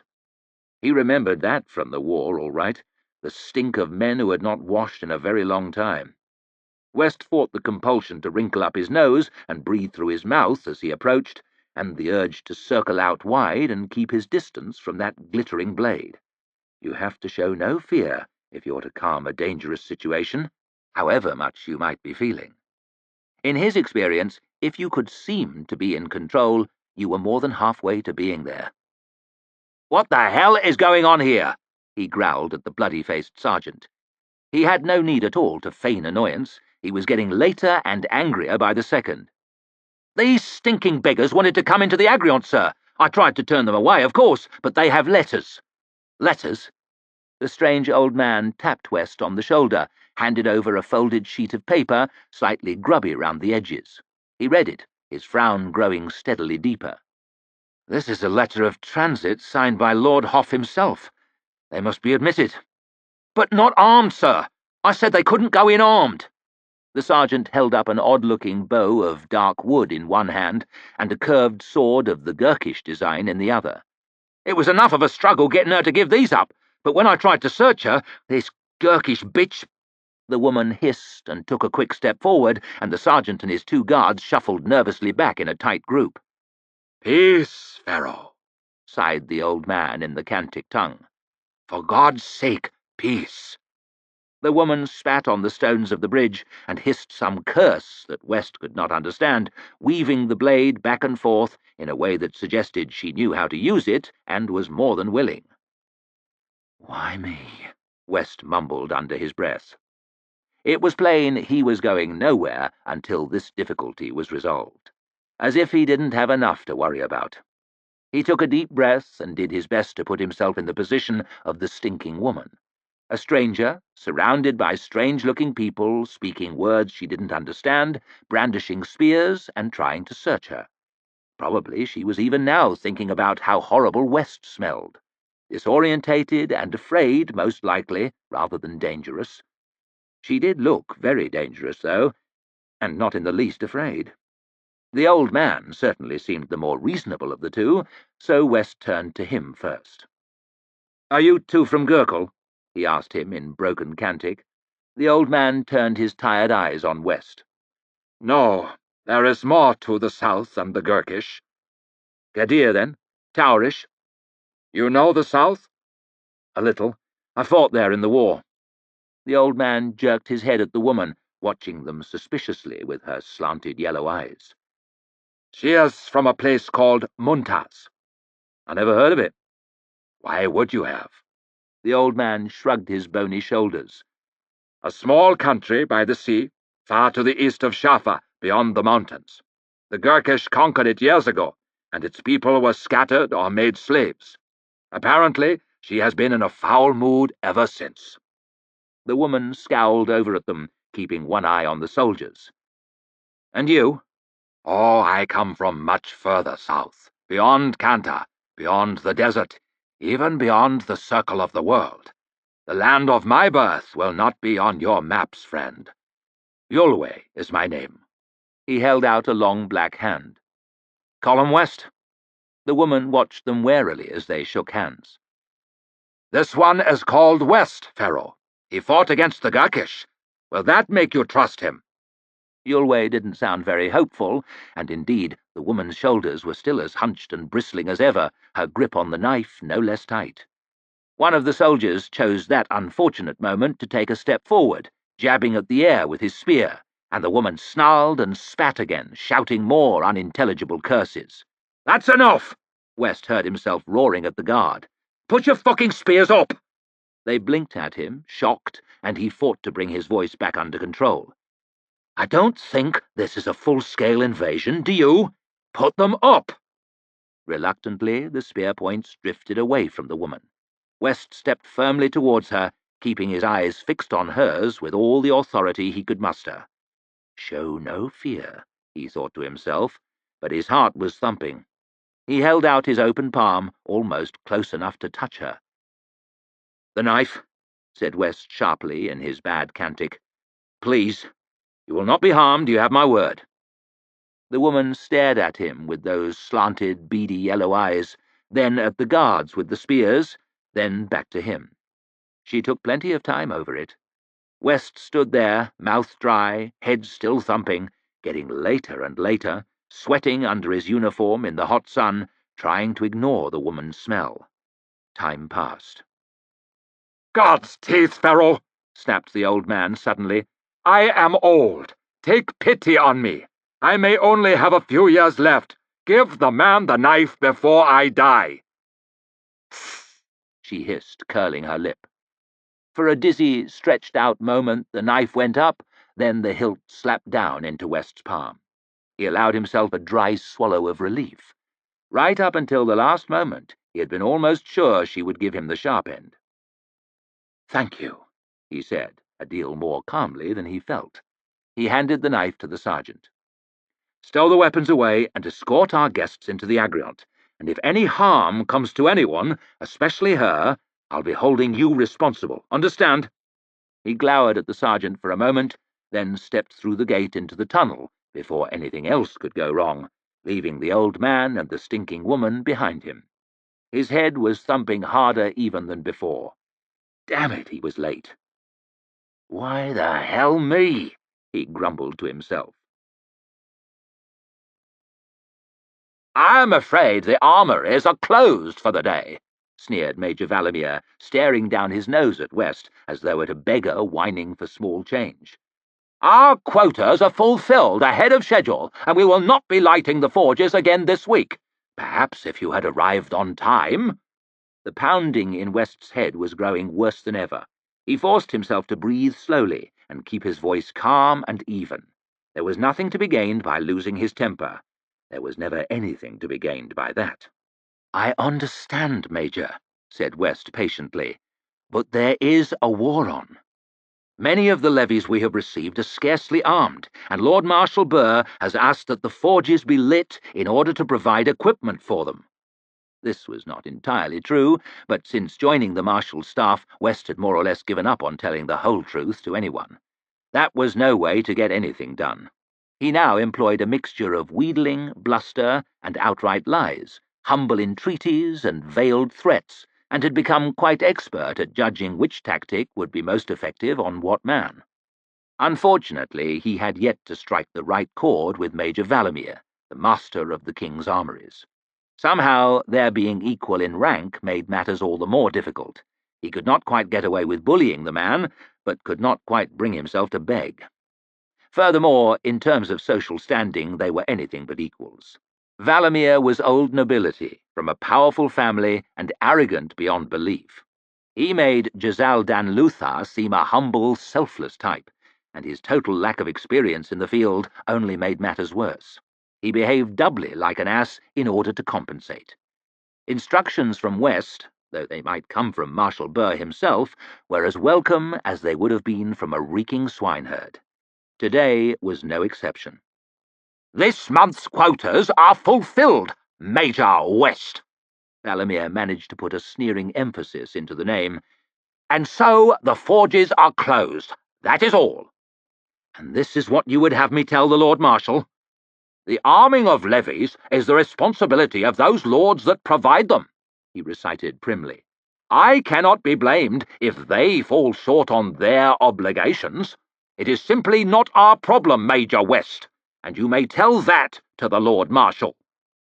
This was always the way of it, back and forth, from Burr's offices to the various commissary departments, to the commanders of companies, of battalions, of regiments, to the stores scattered around the Agriont and the city, to the armories, the barracks, the stables, to the docks, where the soldiers and their equipment would begin to embark in just a few short days, to other departments, and back to where he began, with miles walked and nothing done. Each night he would drop into bed like a stone, only to start up a few hours later with it all to do again. As commander of a battalion, his trade had been to fight the enemy with steel.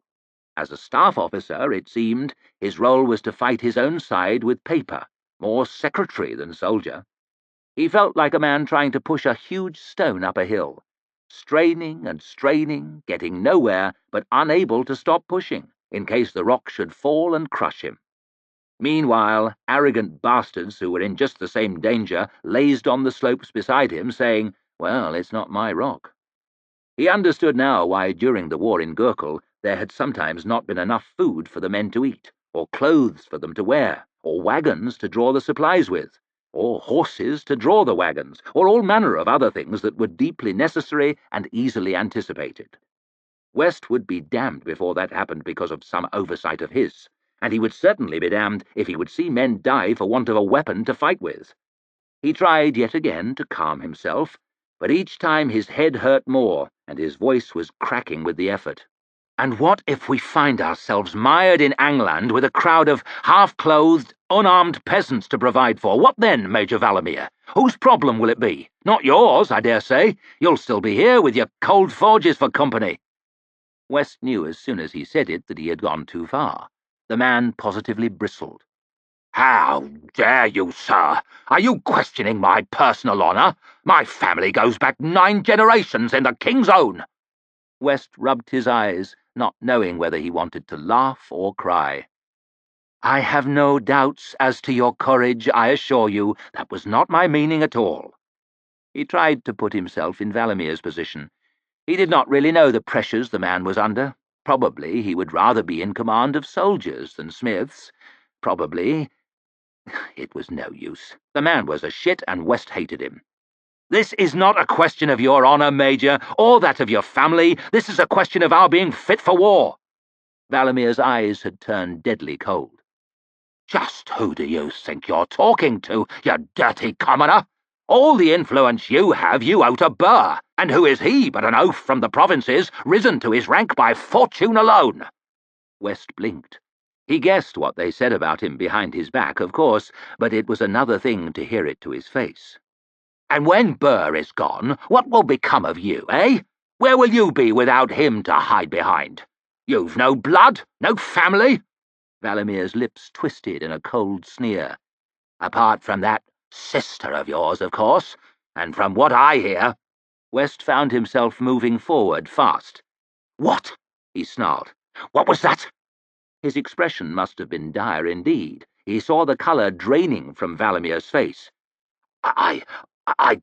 You think I need Burr to fight my battles, you fucking gutless worm?"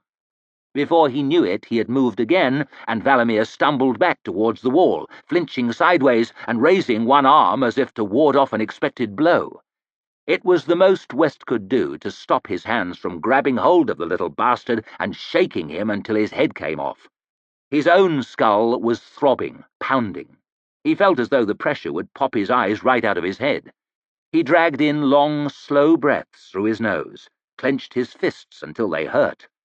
The anger slowly subsided, back below the point where it threatened to take sudden control of his body.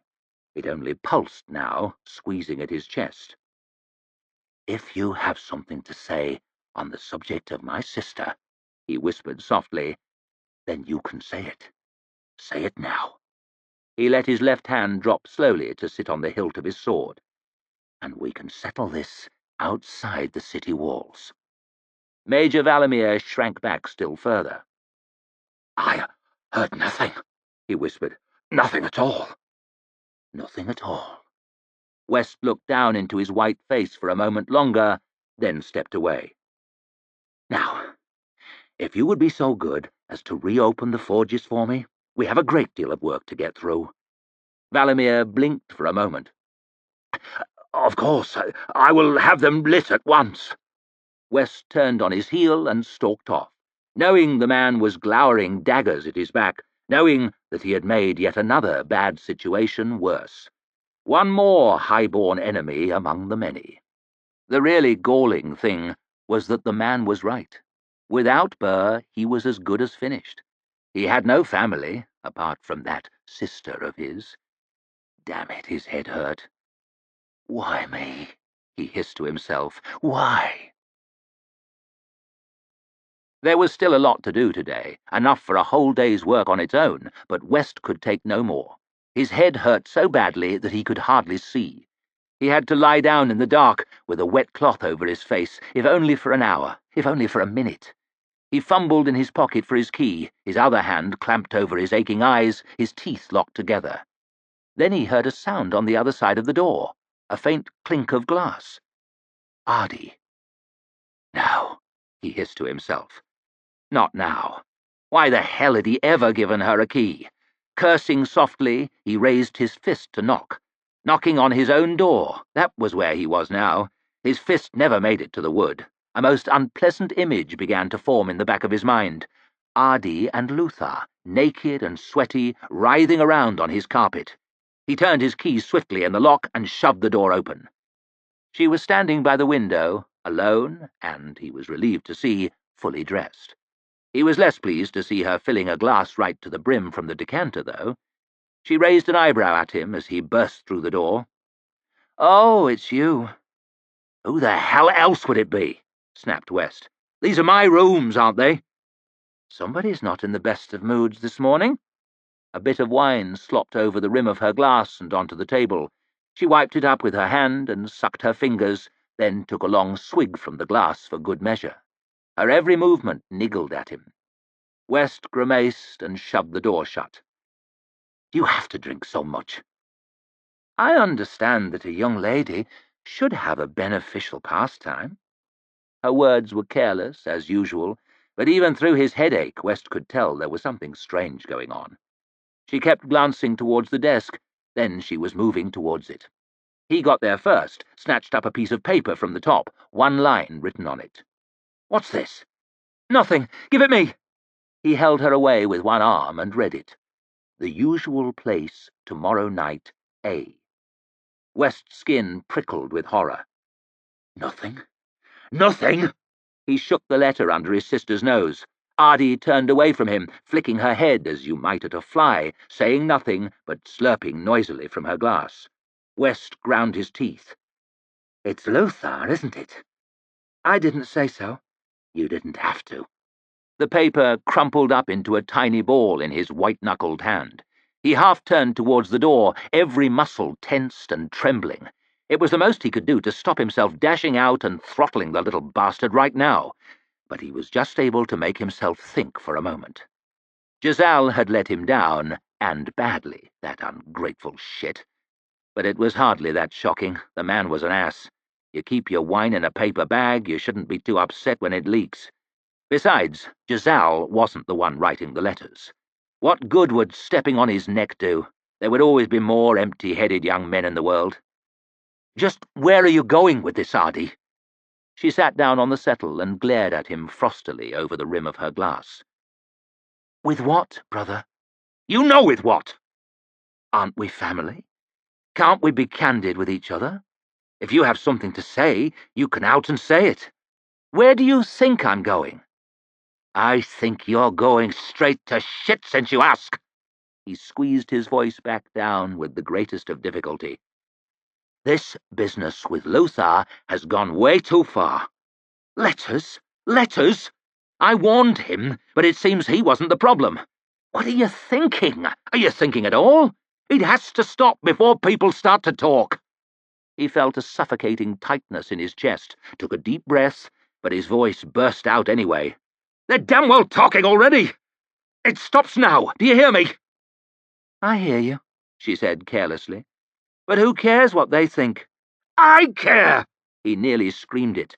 Do you know how hard I have to work? Do you think I'm a fool? You know what you're about, Ardie?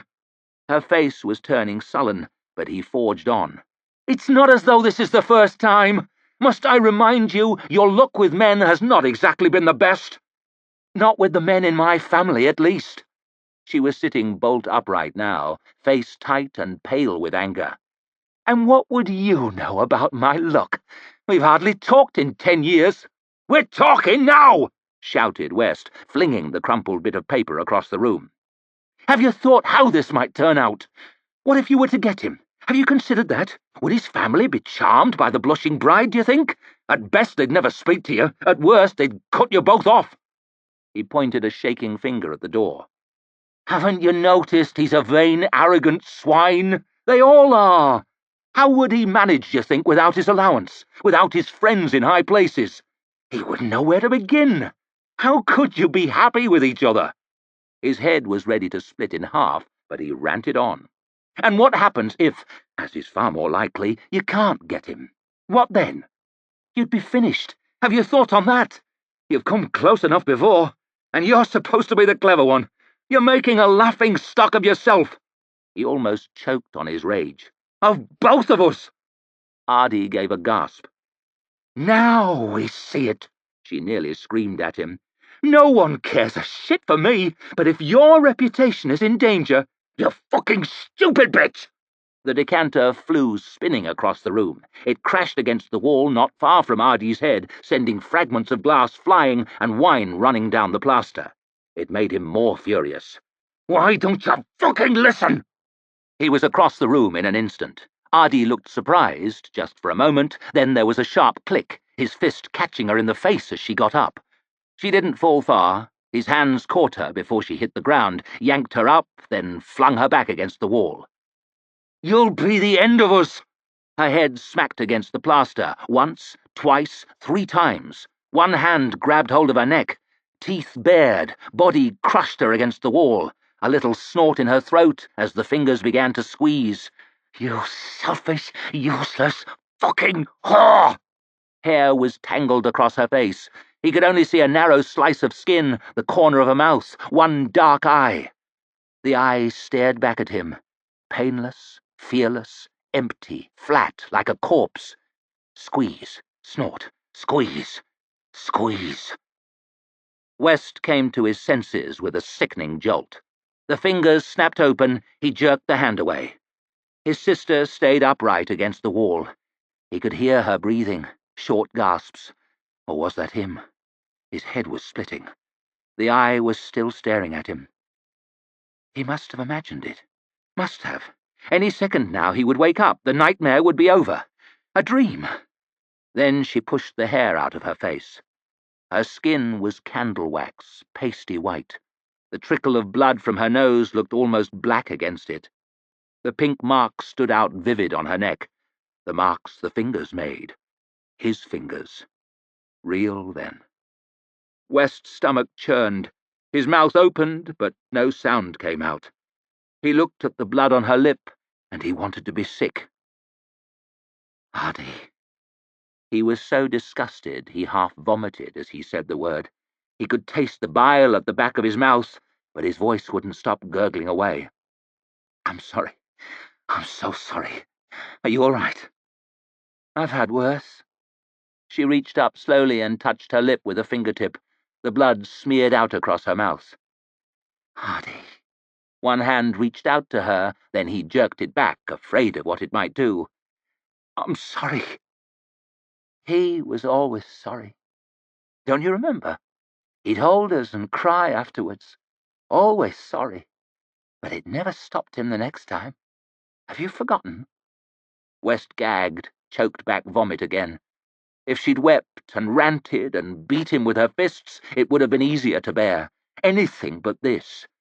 He tried never to think about it, but he hadn't forgotten. No, he whispered. I remember. Did you think he stopped when you left? He got worse. Only then I'd hide on my own. I used to dream that you'd come back. Come back and save me. But when you did come back, it wasn't for long, and things weren't the same between us, and you did nothing. Artie, I didn't know. You knew. But you got away. It was easier to do nothing, to pretend. I understand. And do you know, I don't even blame you. It was some kind of comfort back then to know you got away. The day he died was the happiest of my life. He was our father. Oh, yes. My bad luck. Bad luck with men. I cried at the grave like a dutiful daughter. Cried and cried until the mourners feared for my reason. Then I lay in bed awake until everyone was sleeping. I crept out of the house. I went back to the grave. I stood a while looking down.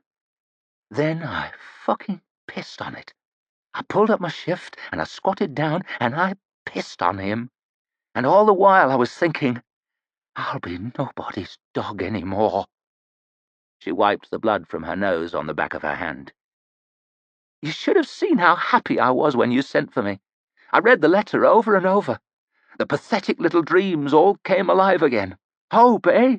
What a fucking curse. Off to live with my brother, my protector. He'll look out for me. He'll help me. Now maybe I can have a life. But I find you different than I remembered. All grown up.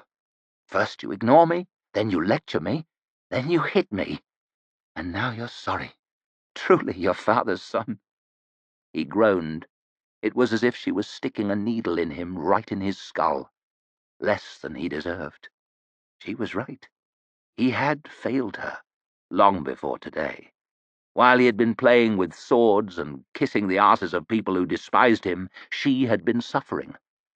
A little effort was all it would have taken, but he could never face it.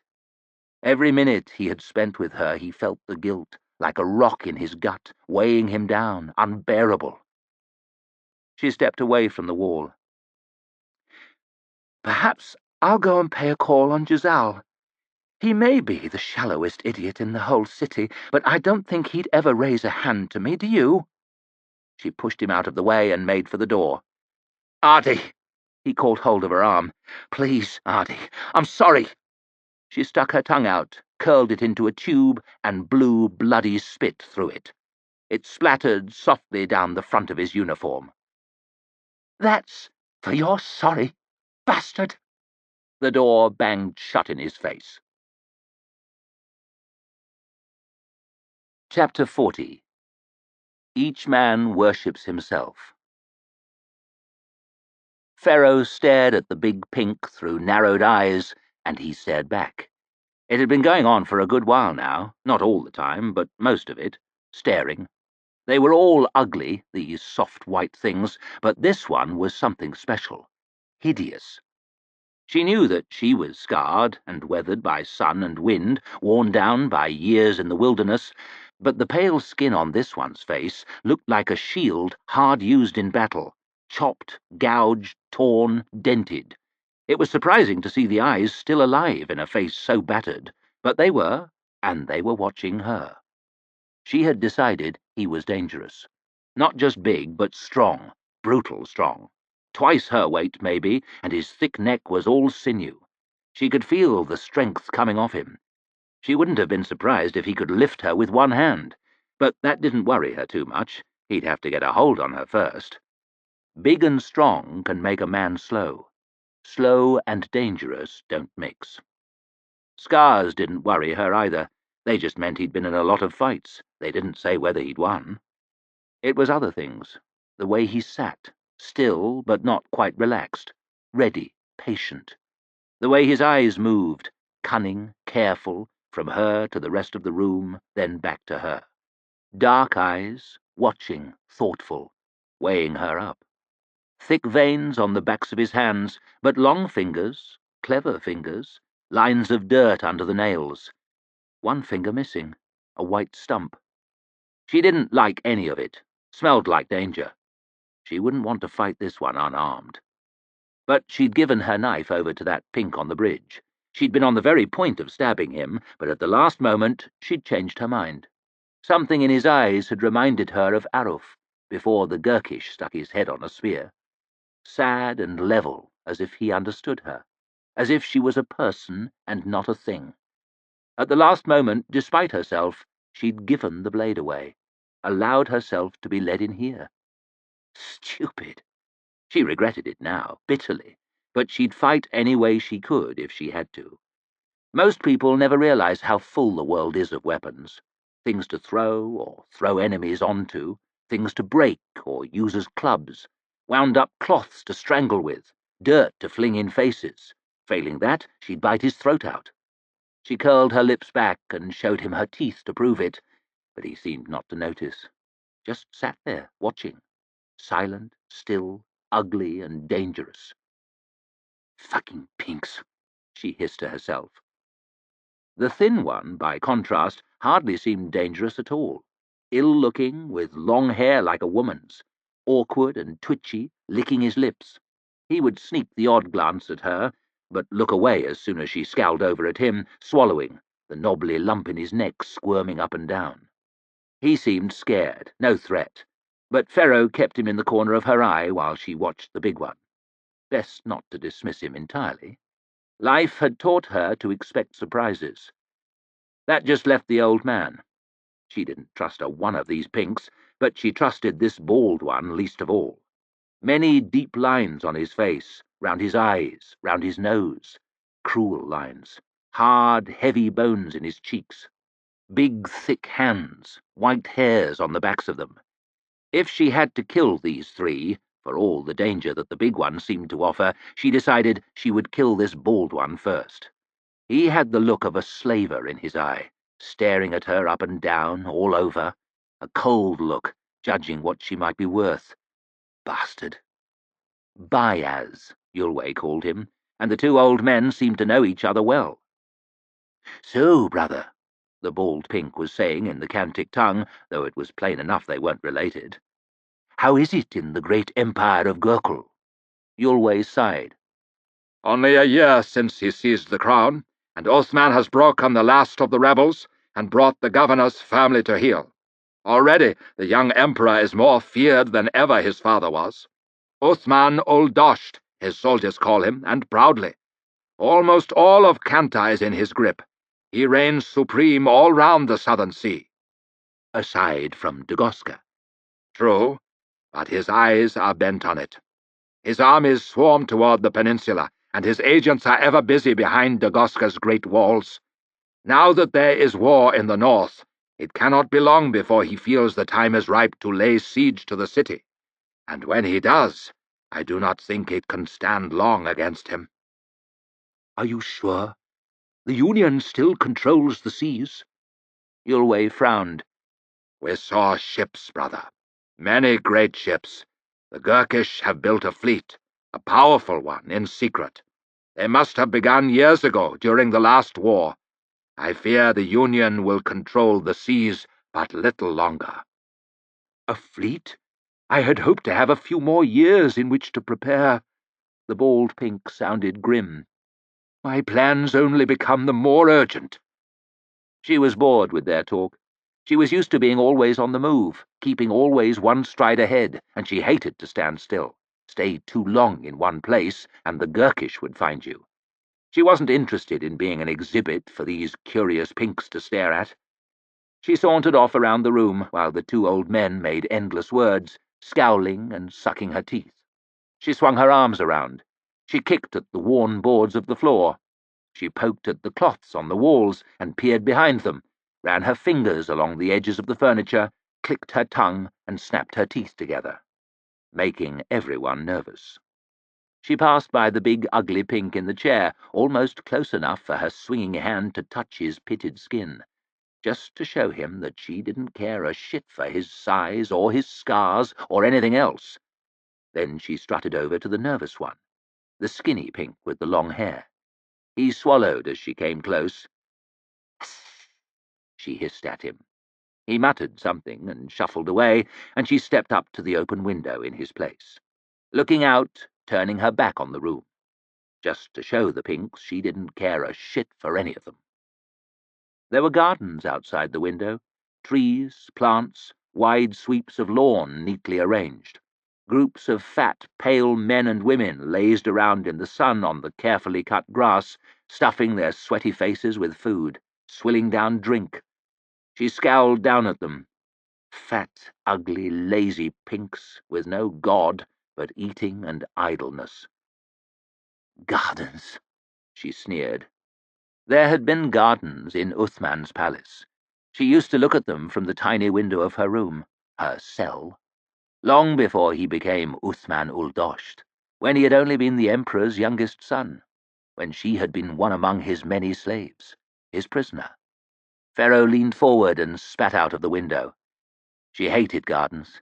She hated cities altogether, places of slavery, fear, degradation. Their walls were the walls of a prison. The sooner she was gone from this accursed place, the happier she would be, or the less unhappy at least. She turned away from the window and scowled again. They were all staring at her. The one called Byers was the first to speak. "It certainly is quite a striking thing you've discovered, brother. You wouldn't miss her in a crowd, eh? Are you sure she's what I'm looking for?" Yulway looked at her for a minute. As sure as I can be. "I'm standing right here," she growled at them, but the bald pink went on talking as though she couldn't hear. "Does she feel pain?" But little. She fought an eater on the road. "Really?" Byers chuckled softly to himself.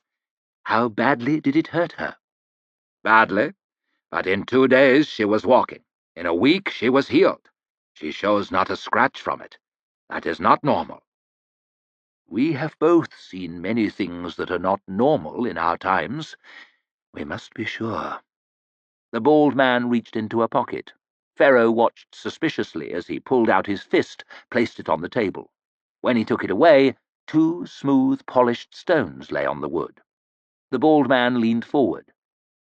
"Tell me, Pharaoh, which is the blue stone?" She stared at him hard, then down at the stones. There was no difference between them. They were all watching her, closer than ever now, and she ground her teeth. "That one." She pointed to the one on the left. Byers smiled. "Exactly the answer I was hoping for." Pharaoh shrugged her shoulders. Lucky, she thought, to guess the right one. Then she noticed the look on the big pink's face. He was frowning at the 2 stones, as though he didn't understand. "They both are red," said Byers. "You see no colours at all, eh, Pharaoh?" So the bald pink had played a trick on her. She wasn't sure how he could have known, but she was sure she didn't like it. No one plays trick on Pharaoh Malgin." She started to laugh, a rough, ugly, unpracticed gurgling. Then she sprang across the table. The look of surprise was just forming on the old pink's face as her fist crunched into his nose. He gave a grunt, chair tipping backwards, sprawling out onto the floor. She scrambled across the table to get at him, but Yulwei grabbed hold of her leg and dragged her back. Her clawing hands missed the bald bastard's neck and hauled the table over on its side instead, the two stones skittering away across the boards. She shook her leg free and went for the old pink as he staggered up from the floor, but Yulwei caught her arm and pulled her back again, all the while yelling, "Peace!" He got her elbow in his face for his trouble and sagged back against the wall with her on top of him. She was first up, ready to go at the bald bastard again. By now, the big one was on his feet, though, and moving forward, still watching her. Pharaoh smiled at him, fists clenched at her sides. Now she would see how dangerous he really was. He took another step. Then Baez put an arm out to stop him. He had his other hand clasped to his nose, trying to staunch the flow of blood. He started to chuckle. "Very good," he coughed. "Very fierce, and damn quick, too. Without a doubt, you're what we're after. I hope you will accept my apologies, Pharaoh." "What?" "For my awful manners." He wiped blood from his upper lip. "I deserved no less, but I had to be sure. I am sorry. Am I forgiven?" He looked somehow different now, though nothing had changed. Friendly, considerate, honest. Sorry. But it took more than that to win her trust, a lot more. "We'll see," she hissed. "That's all I ask. That, and that you give Yulwei and I a moment to discuss some matters best discussed in private." "It's all right, Pharaoh," said Yulwei. "They are friends." She was damn sure they weren't her friends, but she allowed him to shepherd her out of the door behind the two pinks. "Just try not to kill any of them." This room was much like the other. They had to be rich, these pinks, for all they didn't look it. Great big fireplace made of dark-veined stone, cushions and soft cloth round the window, covered in flowers and birds in tiny stitches. There was a painting of a stern man with a crown on his head, frowning down at Pharaoh from the wall. She frowned back at him. Luxury. Pharaoh hated luxury even more than she hated gardens. Luxury meant captivity more surely than the bars of a cage. Soft furniture spelled danger more surely than weapons. Hard ground and cold water was all she needed. Soft things make you soft, and she wanted no part of that. There was another man waiting in there, walking round and round, with his hands behind his back, as though he didn't like to stand still too long.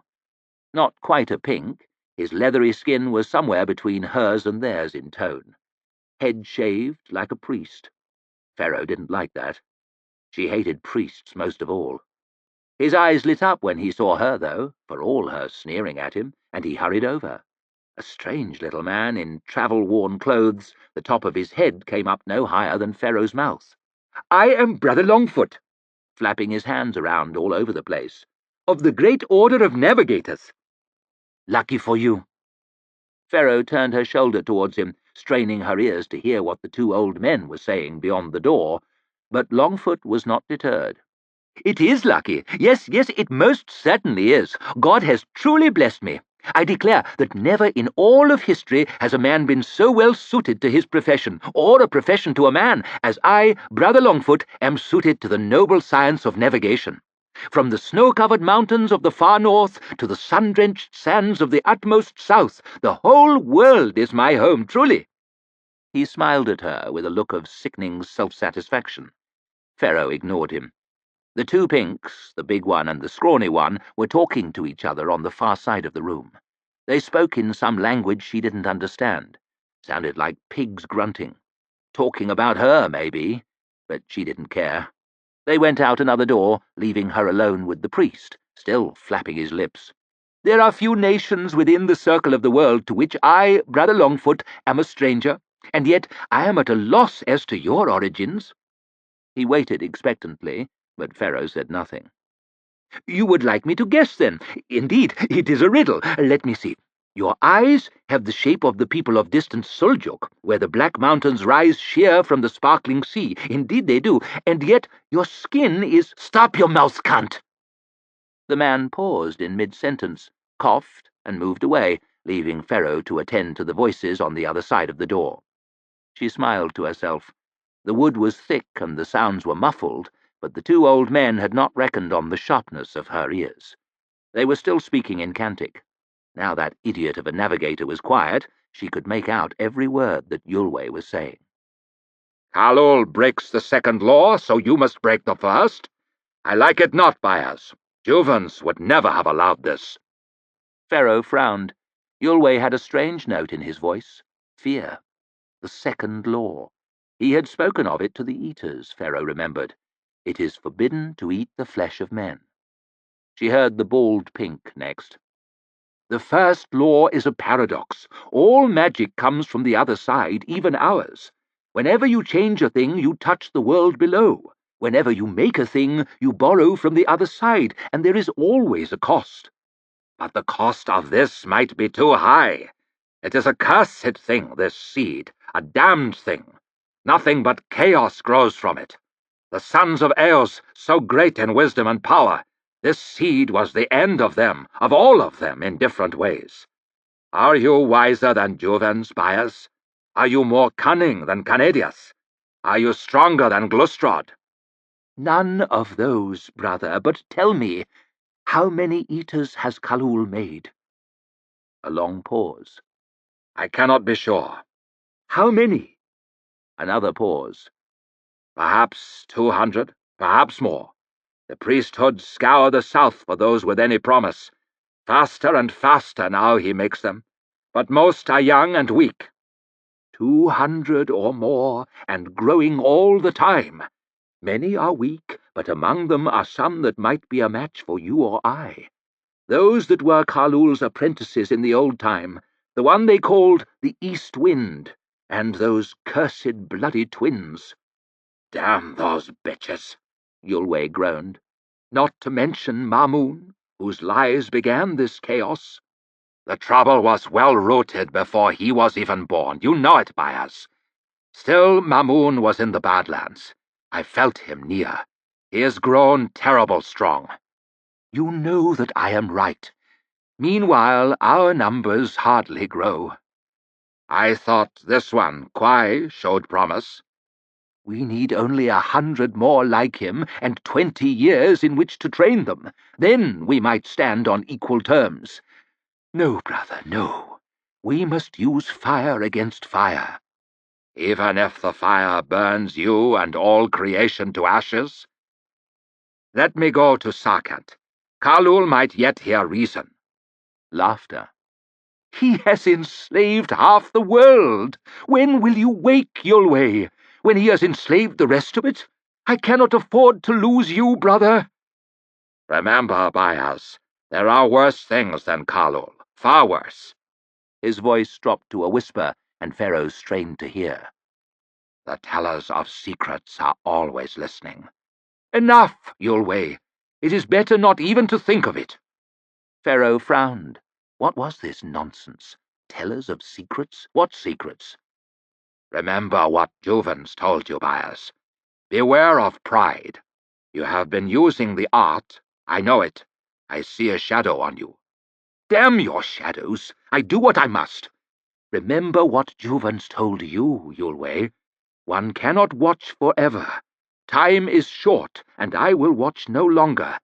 I am first. It is my decision to make. Have I not always followed where you have led? Always, even when my conscience told me otherwise? And have I ever led you wrong? That remains to be seen. You are first, Byers, but you are not Juvens. It is my part to question, and that of Zacharus, too. He will like this still less than I, far less. It must be done. But others will pay the price, as they always have.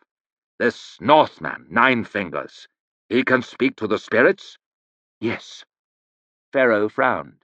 Spirits? The nine-fingered pink had scarcely looked as if he could speak to other humans. "And if you find the seed," came Yulway's voice from behind the door. "you mean for Pharaoh to carry it?" "She has the blood, and someone must." "Be careful, then, Bias. I know you, remember. Few better. Give me your word that you will keep her safe, even after she has served your purpose." "I will guard her more closely than I would my own child." "Guard her closer than you did the Maker's child, and I will be satisfied." A long silence. Pharaoh worked her jaw as she thought on what she had heard. Juvens, Canadius, Zacharus. The strange names meant nothing to her. And what kind of seed could burn all creation to ashes? She wanted no part of any such thing, she was sure of that. Her place was in the south, fighting the Gurkish with weapons that she understood. The door opened, and the two old men stepped through.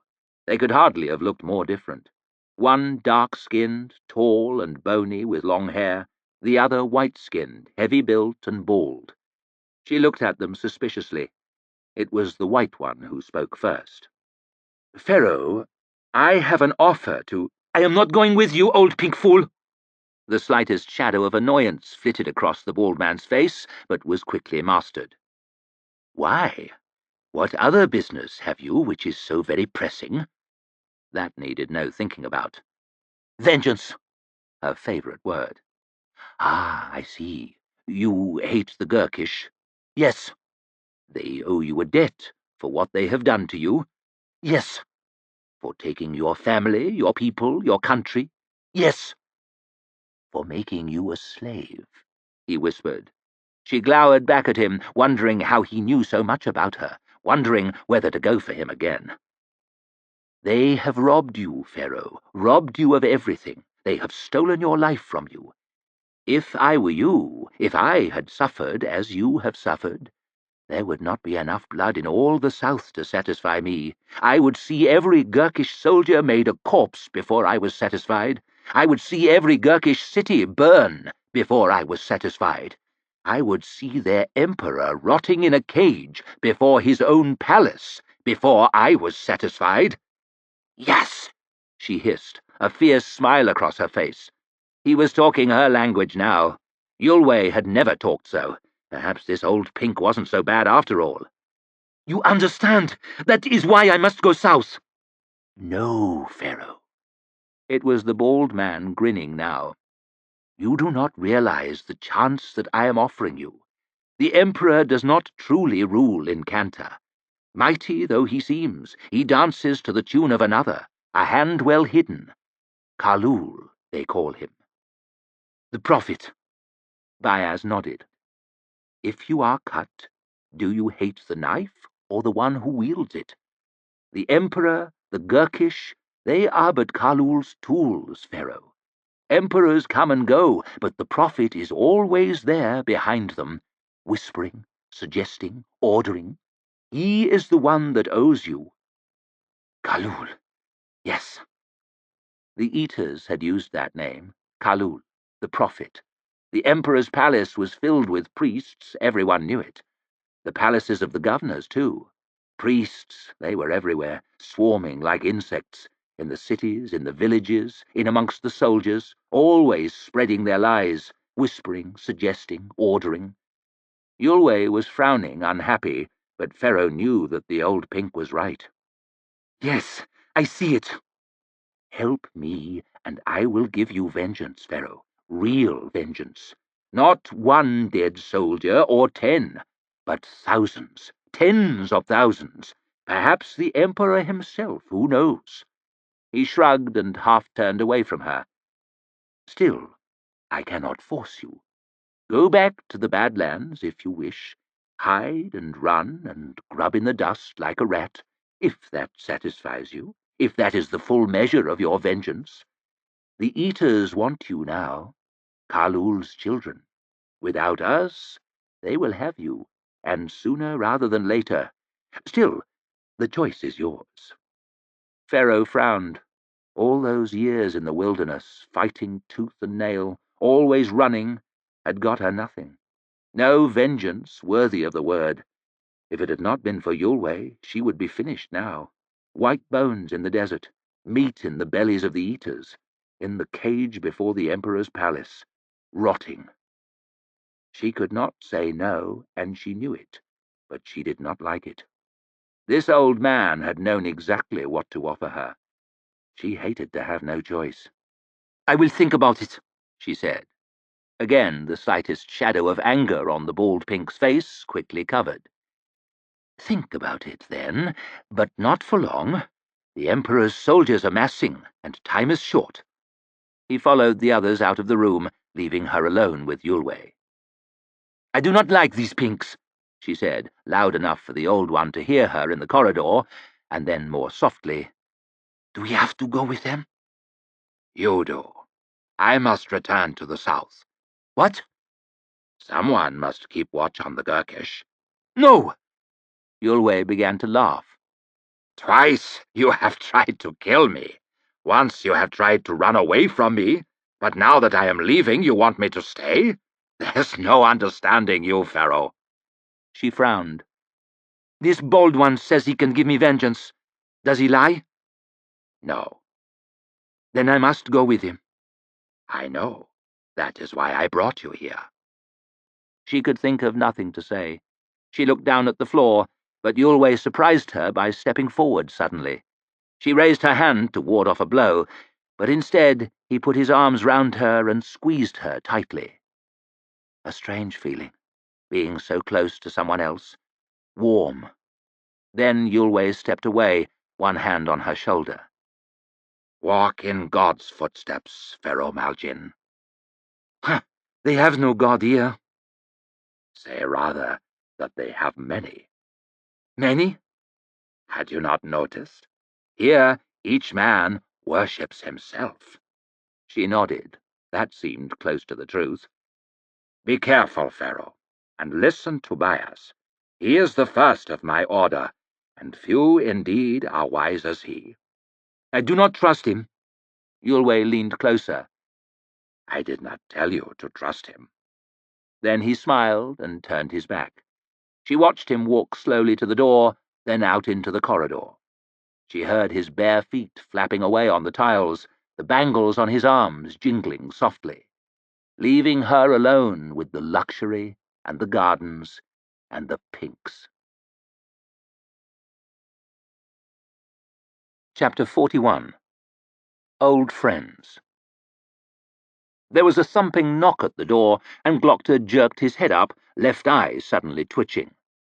Who the hell comes knocking at this hour? Frost? Severard? Or someone else? Superior Goyle, maybe, come to pay me a visit with his circus freaks? Might the Arch-Lector have grown tired of his toy cripple already?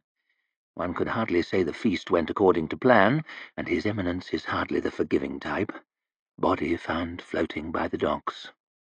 The knocking came again, loud, confident knocking, the kind that demands the door be opened before it's broken down. "I'm coming!" he shouted, voice cracking slightly as he prized himself out from behind his table, legs wobbly. "I'm just coming!" He snatched up his cane and limped to the front door, took a deep breath, and fumbled with the latch. It was not Frost or Severard, nor was it Goyle or one of his freakish practicals. It was someone much more unexpected. Glockter raised an eyebrow, then leaned against the doorframe. "Major West. What a surprise." Sometimes, when old friends meet, things are instantly as they were all those years before. The friendship resumes, untouched, as though there had been no interruption. Sometimes, but not now. "Inquisitor Glockter," mumbled West, hesitant, awkward, embarrassed. "I'm sorry to bother you so late." "Don't mention it," said Glockter with icy formality. The Major nearly winced. "May I come in?" "Of course."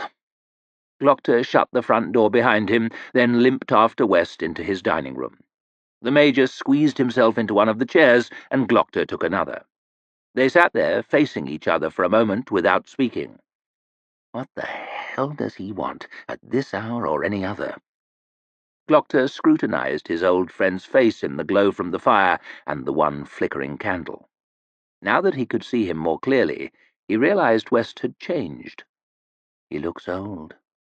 His hair was thinning at the temples, going grey round his ears. His face was pale, pinched, slightly hollow. He looks worried, ground down, close to the edge.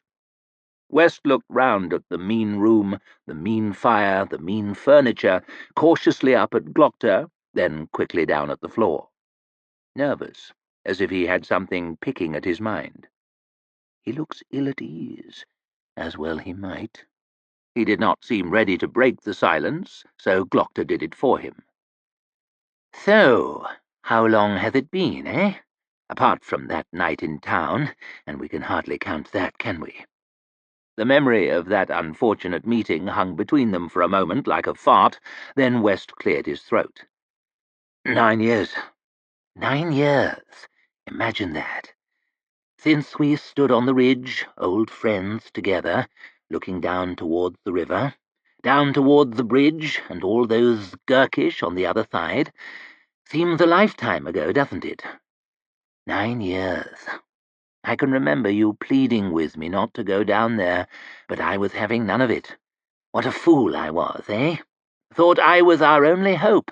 Thought I was invincible. You saved us all that day. Saved the whole army. Did I? How wonderful. I dare say if I died on that bridge, there'd be statues of me all over the place. Shame I didn't, really. Shame for everyone. West winced and shifted in his chair, looking ever more uncomfortable. "I looked for you afterwards," he mumbled. "You looked for me? How hugely fucking noble. What a true friend. Precious little good it did me. Dragged off in agony with my leg hacked to mincemeat, and that was just the beginning." "You did not come to discuss old times, West?" No, I didn't. I came about my sister." Glockter paused. He had certainly not expected that answer. "Adi?" "Adi, yes. I'm leaving for England soon, and I was hoping that perhaps you could keep an eye on her for me while I'm away." West's eyes flickered up nervously. "You always had a way with women, Sand." Glockter grimaced at the sound of his first name. No one called him that any more. No one besides my mother. "You always knew just what to say. Do you remember those 3 sisters? What were their names? You had them all eating out of your hand." West smiled, but Glockter couldn't. He remembered, but the memories were weak now, colourless, faded. The memories of another man, a dead man. My life began in Gurkel, in the Emperor's prisons. The memories since then are much more real.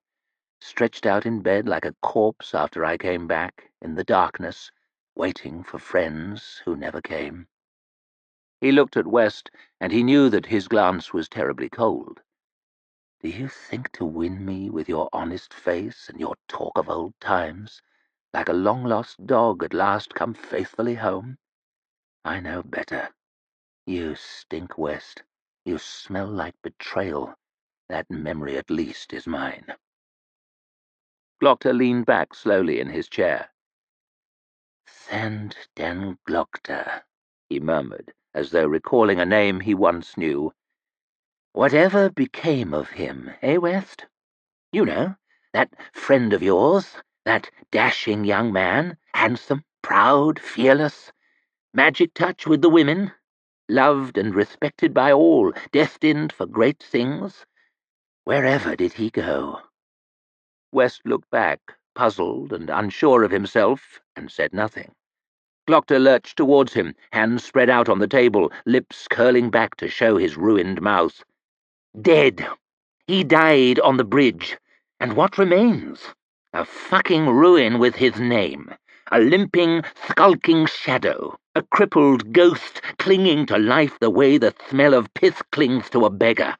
He has no friends, this loathsome fucking remnant, and he wants none.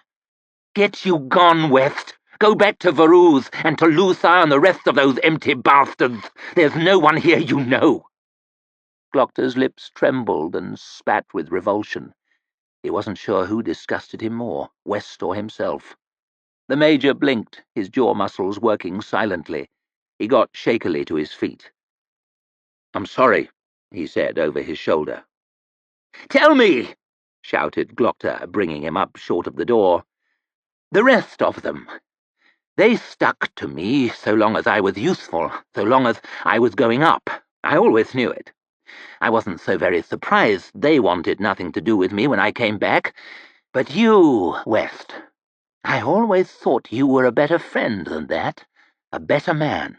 I always thought that you at least, you alone, would come to visit me." He shrugged. "I suppose I was wrong."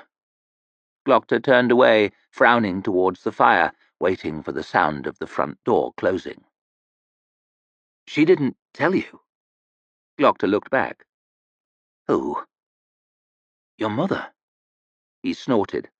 "My mother? Tell me what?" "I did come. Twice. As soon as I learned that you were back, I came.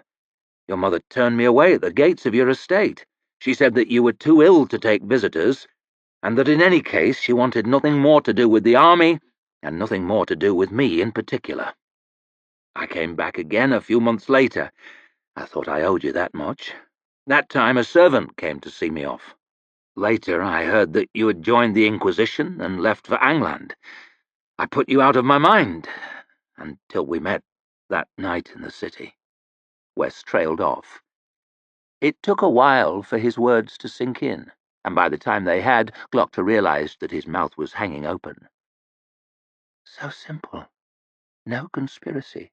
No web of betrayal. He almost wanted to laugh at the stupidity of it.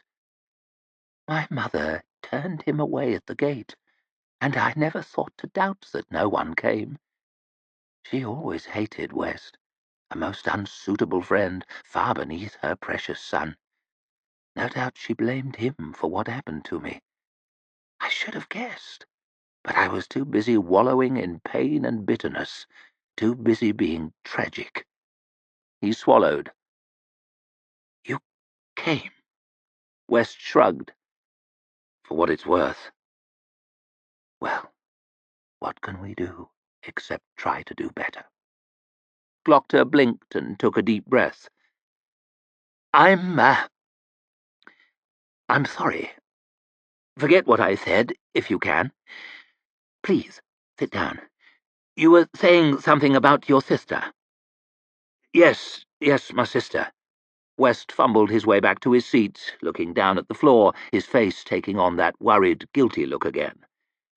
"We're leaving for England soon, and I don't know when I'll be back. Or if, I suppose.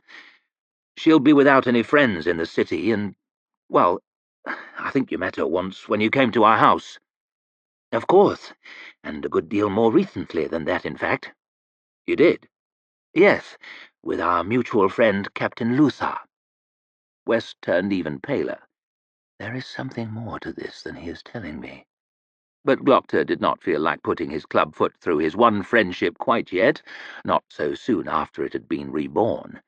He stayed quiet, and after a moment the Major went on. "Life has been difficult for her. I could have done something. I should have done something." He stared miserably down at the table, and an ugly spasm ran across his face. "I know that one of my own favourites, self-loathing. But I chose to let other things get in the way, and I did my best to forget all about it, and I pretended that everything was fine.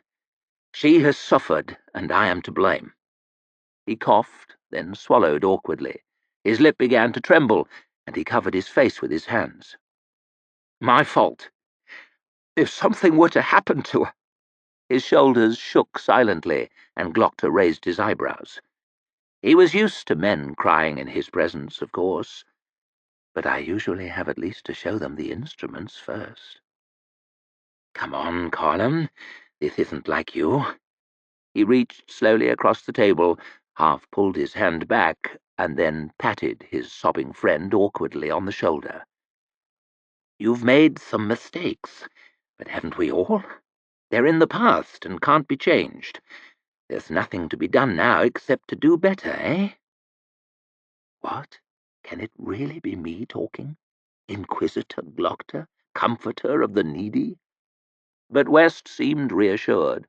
He lifted his head, wiped his runny nose, stared up hopefully at Glockter with wet eyes. You're right. You're right, of course.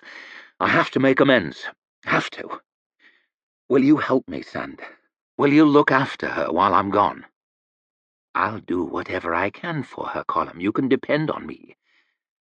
I was once proud to call you my friend, and I would be again. Strange, but Glockter could almost feel a tear in his own eye. Me? Can it be? Inquisitor Glockter, trustworthy friend, Inquisitor Glockter, protector of vulnerable young women?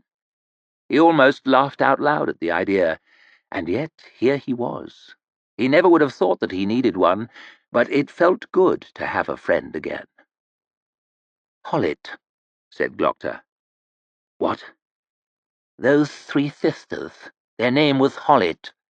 He chuckled to himself, the memory filtering through a little clearer than before. They had a thing about fencing. Loved it. Something about the sweat, maybe. I think that was when I decided to take it up. West laughed, then screwed up his face as if he was trying to remember something. What was our quartermaster's name? He had a thing for the youngest one, was out of his mind with jealousy. What the hell was that man's name? Fat Man. The name was not so very difficult for Glockter to recall. Ruth. Salem Ruth. Ruse, that's the one. I'd forgotten all about him. Ruth. He could tell a story like no one else, that man. We'd sit up all night listening to him, all of us rolling with laughter. Whatever became of him? Glockter paused for a moment. I think he left the army to become a merchant of some sort. He waved his hand dismissively. I heard he moved north. Chapter 42. Back to the mud. Carleon weren't at all how the dogman remembered it, but then he tended to remember it burning. A memory like that stays with you. Roofs falling in, windows cracking, crowds of fighters everywhere, all drunk on pain and winning and, well, drink. Looting, killing, setting fires, all the unpleasant rest of it. Women screaming, men shouting, stinking with smoke and fear. In short, a sack with him and Logan at the heart of it. Bethod had put the fires out and made it his, moved in, then started building. He hadn't got far when he kicked Logan and the dogman and the rest of them into exile, but they must have been building every day since. It was twice as big now as it used to be, even before it got burned, covering the whole hill and all the slope down to the river. Bigger than Ufrith, bigger than any city the dogman had seen. From where he was, up in the trees on the other side of the valley, you couldn't see the people, but there had to be an awful lot of them in there. 3 new roads leading out from the gates, 2 big new bridges, new buildings everywhere, and big ones where the small ones used to be. Lots of them, built from stone mostly, slate roofs, glass in some of the windows even. They've been busy, said Three Trees. New walls, said Grim. Lots of 'em, muttered the dogman. There were walls all over. There was a big one round the outside, with proper towers and everything, and a big ditch beyond it. There was even a bigger one round the top of the hill where Scarling's Hall used to stand. Huge great thing. Dogman could hardly work out where they got all the stone for the building of it. Biggest damn wall I ever saw, he said. Three Trees shook his head. I don't like it. If Fawley gets took, we won't never get him out. If Fawley gets took, there'll be 5 of us, Chief, and we'll be looked for. He's no threat to no one, but we are.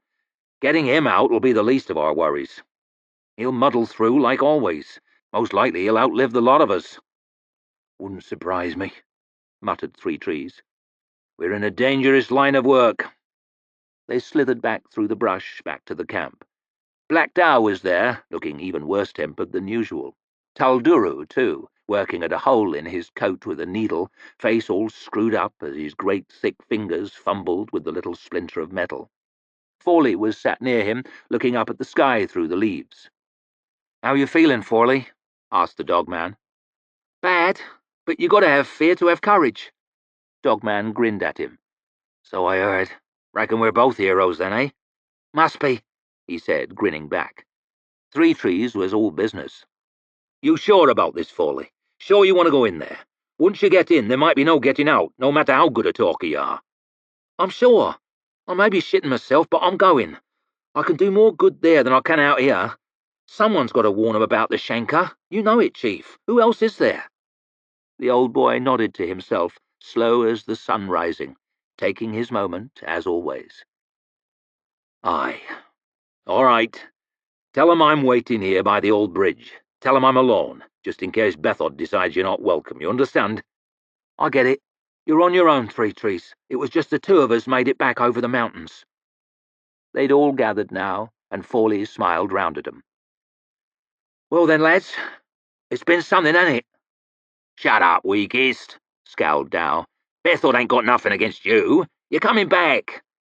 In case I don't know, it's been something.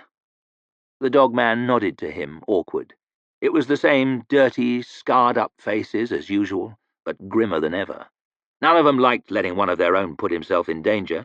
But Fawley was right. Someone had to do it, and he was the best suited.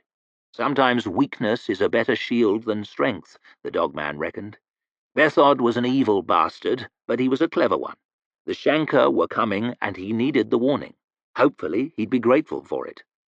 They walked together down to the edge of the trees, looking out towards the path. It crossed over the old bridge and wound down into the valley. From there to the gates of Carlion, into Bethod's fortress.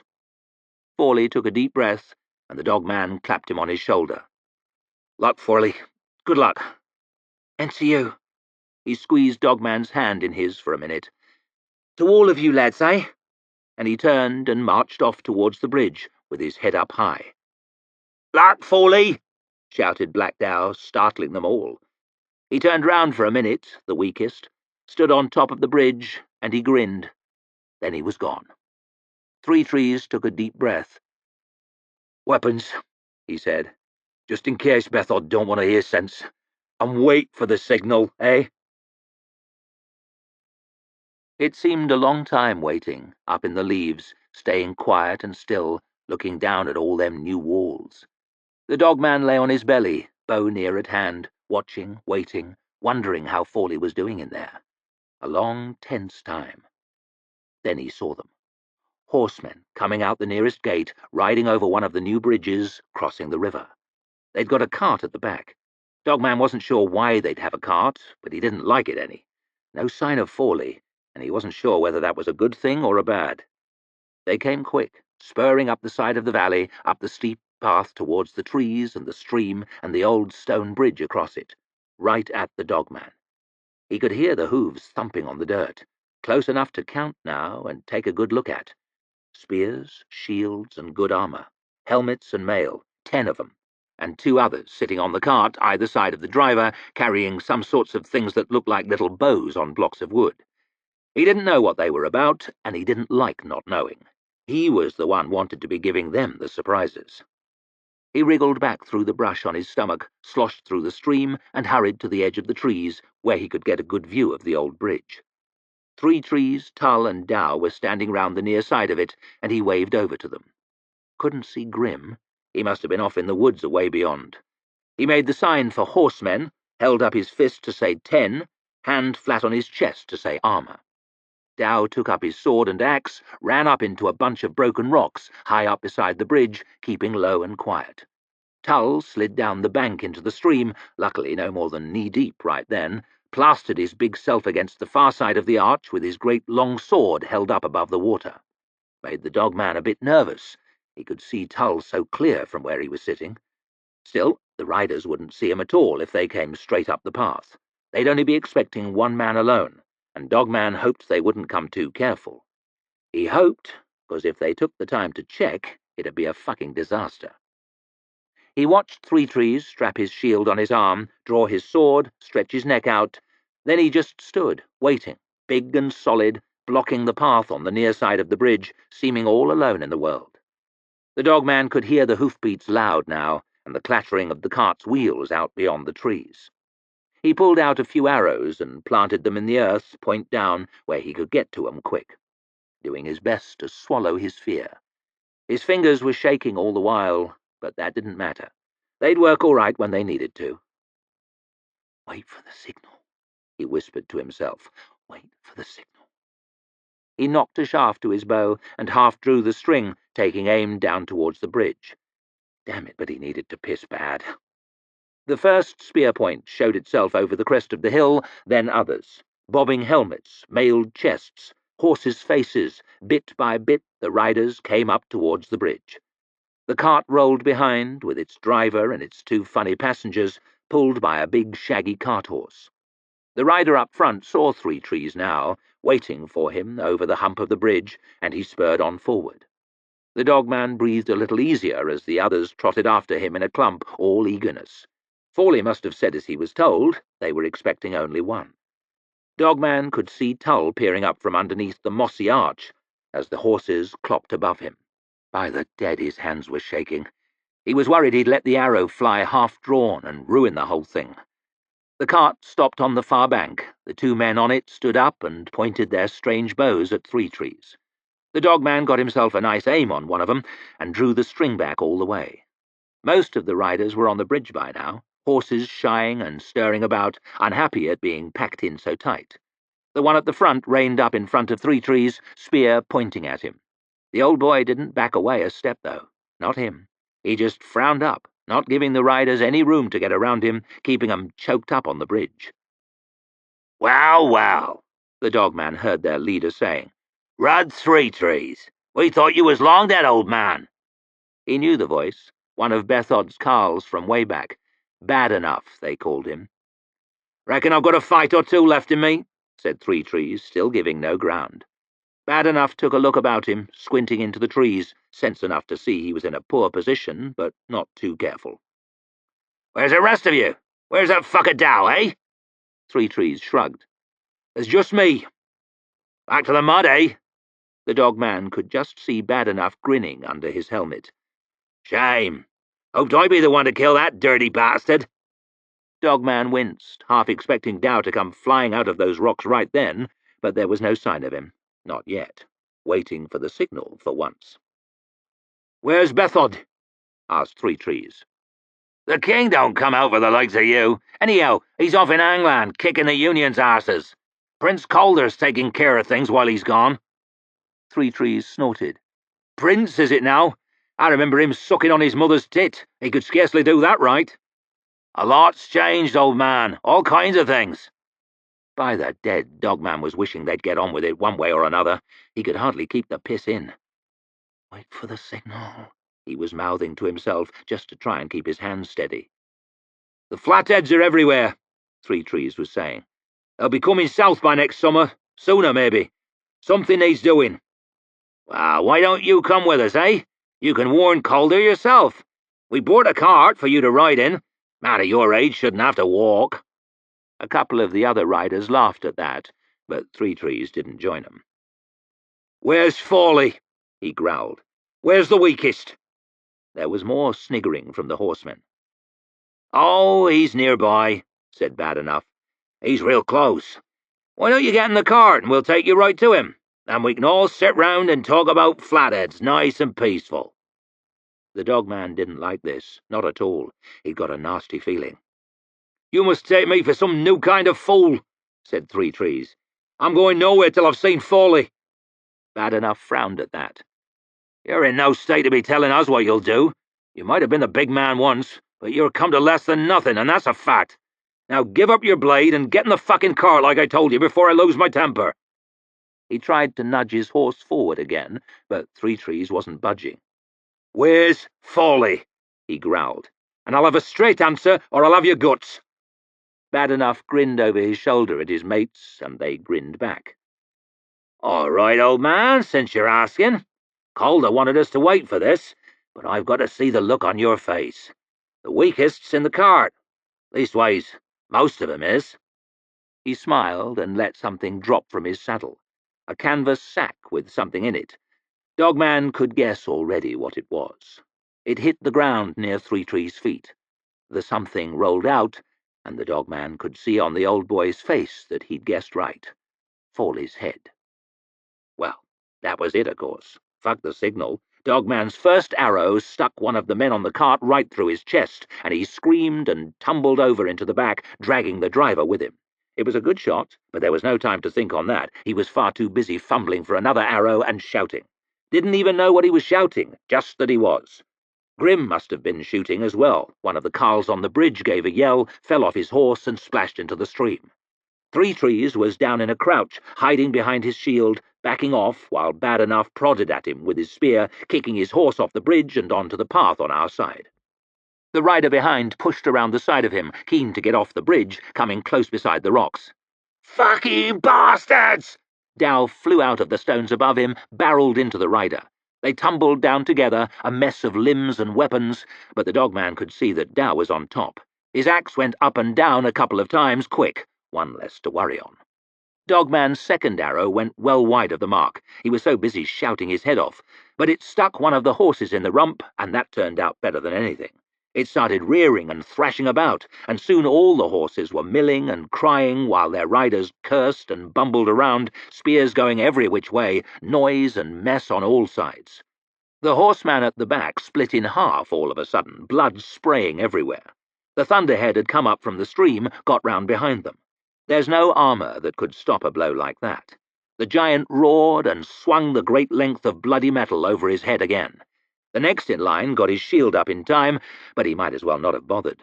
The blade hacked a big chunk out of it, tore his head open, and hammered him out of the saddle. The blow was that strong it clubbed the horse down too. One of them had got his mount turned now, bringing up his spear to stab at Tull from the side. Before he could, he grunted and jerked, arching his back. Dogman could see the feathers sticking from his side.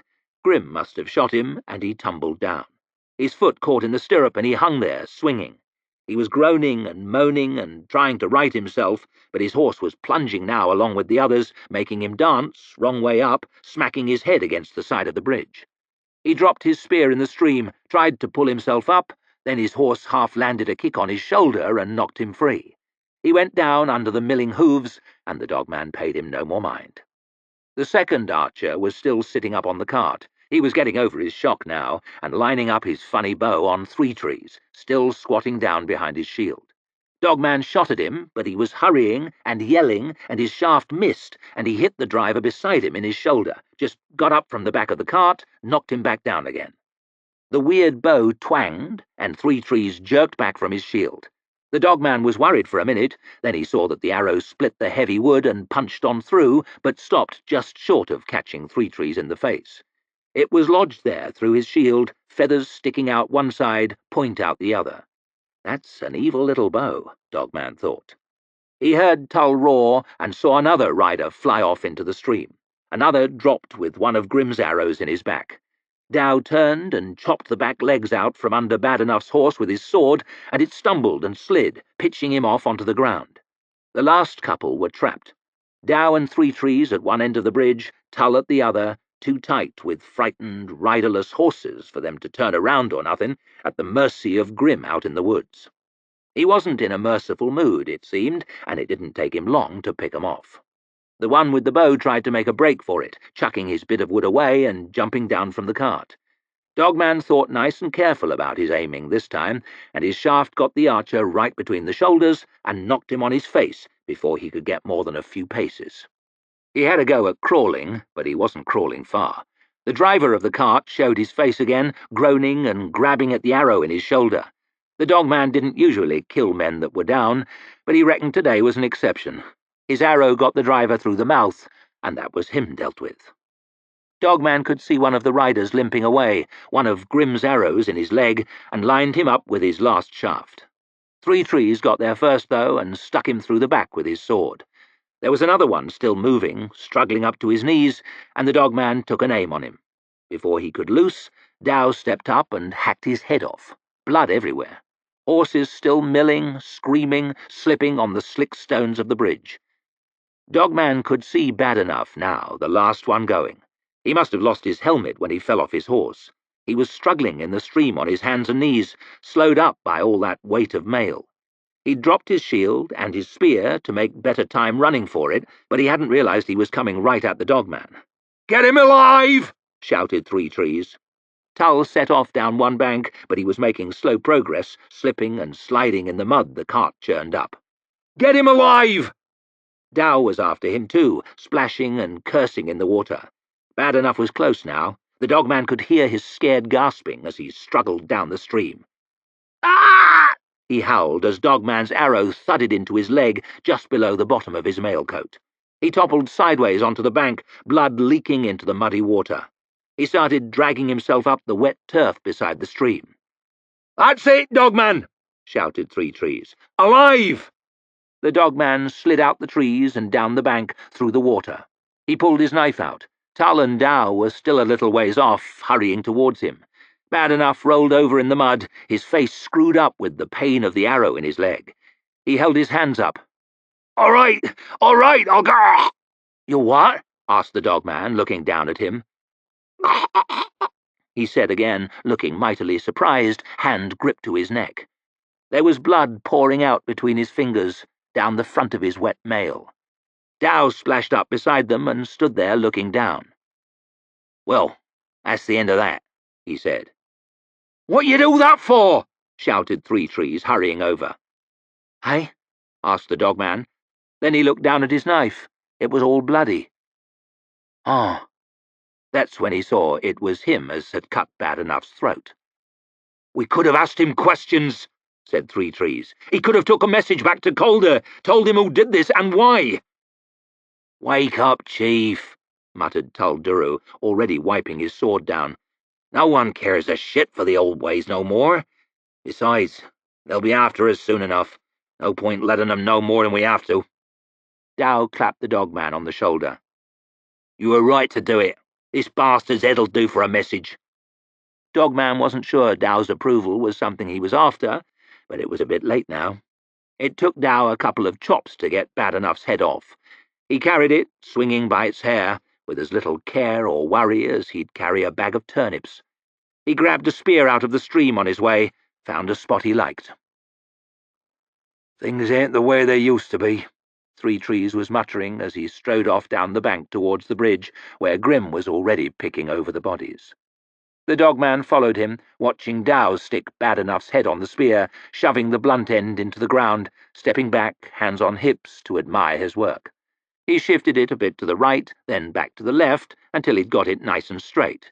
He grinned over at the dogman. "Perfect," he said. "What now, Chief?" Tull was asking. "What now?" Three Trees was stooping down on the bank, washing his bloody hands in the river. "What do we do?" asked Dow. The old boy stood up slowly, wiped his hands on his coat, taking his time, thinking on it. "South. We're very Foley on the way. We take these horses here, since they'll be coming after us now, and we head south. Tull, you better unhitch that cart horse. He's the only one as'll carry you." "South?" asked the Thunderhead, looking confused. "South to where?" "Angland." "Angland?"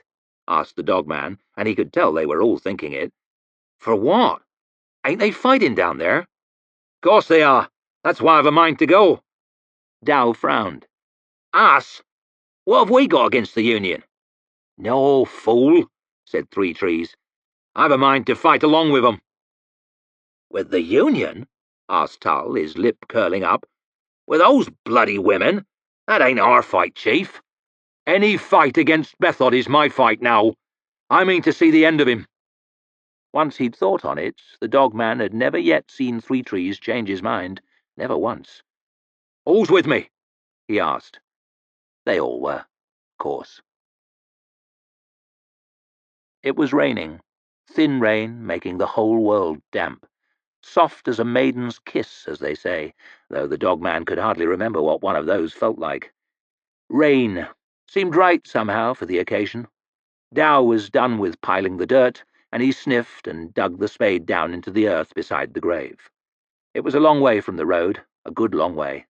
They didn't want no one finding it and digging Fawley up. They all gathered round, just 5 now, looking down. It was a long time since they'd had anyone to bury among them. The shanker got Logan, of course, not too long ago, but they never had found the body. There might have been just one less in the band, but it seemed to the dogman like there was a lot missing. Three Trees frowned, taking a moment, thinking out what to say. It was just as well he was the chief and had to find the words, because Dogman didn't reckon he could have found a thing. After a minute, Three Trees started speaking, slow as the light fading at sunset. "This was a weak man here. The weakest, that's a fact. That was his name, and ain't that a joke? To call a man the weakest. The worst fighter they could find to surrender to Nine Fingers. Weak fighter, no doubt, but strong heart, say I." "Aye," said Grim. "Strong heart," said Tulduru. "The strongest," mumbled the dogman. He had a bit of a lump in the throat, being honest. Three Trees nodded to himself. "It takes some bones to meet your death as well as he did. To walk to it with no complaint, to ask for it, and not for his own sake, but for others that he didn't even know." Three Trees clenched his teeth and took his moment, looking down at the earth. They all did. "That's all I've got to say. Back to the mud with you, Folly. We're the poorer, and the ground's the richer for it." Dow knelt down and set his hand on the fresh-turned soil. "Back to the mud," he said. The dogman thought for a minute there might be a tear dripping off his nose, but it had to be only the rain. This was Black Dow, after all. He got up and walked away with his head down, and the others followed him, one by one, off towards the horses. "Fare you well, Forley," said the dogman. "No more fear." He reckoned now that he was the coward of the band. Chapter 43. Misery. Giselle frowned. Ardy was taking her time. She never took her time. She was always there when he arrived, at whatever spot had been arranged. He didn't like having to wait for her one bit. He always had to wait for her letters, and that rankled as it was. Standing here like an idiot, it made him feel even more of a slave than he did already. He frowned up at the grey skies. There were a few spots of rain falling, just to match his mood. He felt one from time to time, a tiny pinprick on his face. He could see the drops making circles in the grey surface of the lake, making pale streaks against the green of the trees, the grey of the buildings. The dark shape of the House of the Maker was rendered hazy by them. He frowned at that building with particular displeasure. He hardly knew what to make of it now. The whole thing had been like some feverish nightmare, and, like a nightmare, he had decided simply to ignore it and pretend it never happened. He might have succeeded, too, except that the bloody thing was always looming on the edge of his vision, whenever he stepped out of the door, reminding him the world was full of mysteries he did not understand, seething just below the surface. "Damn it," he muttered. "And damn that lunatic Baez as well." He frowned across the damp lawns. The rain was keeping people away from the park, and it was emptier than he had seen it in a long time.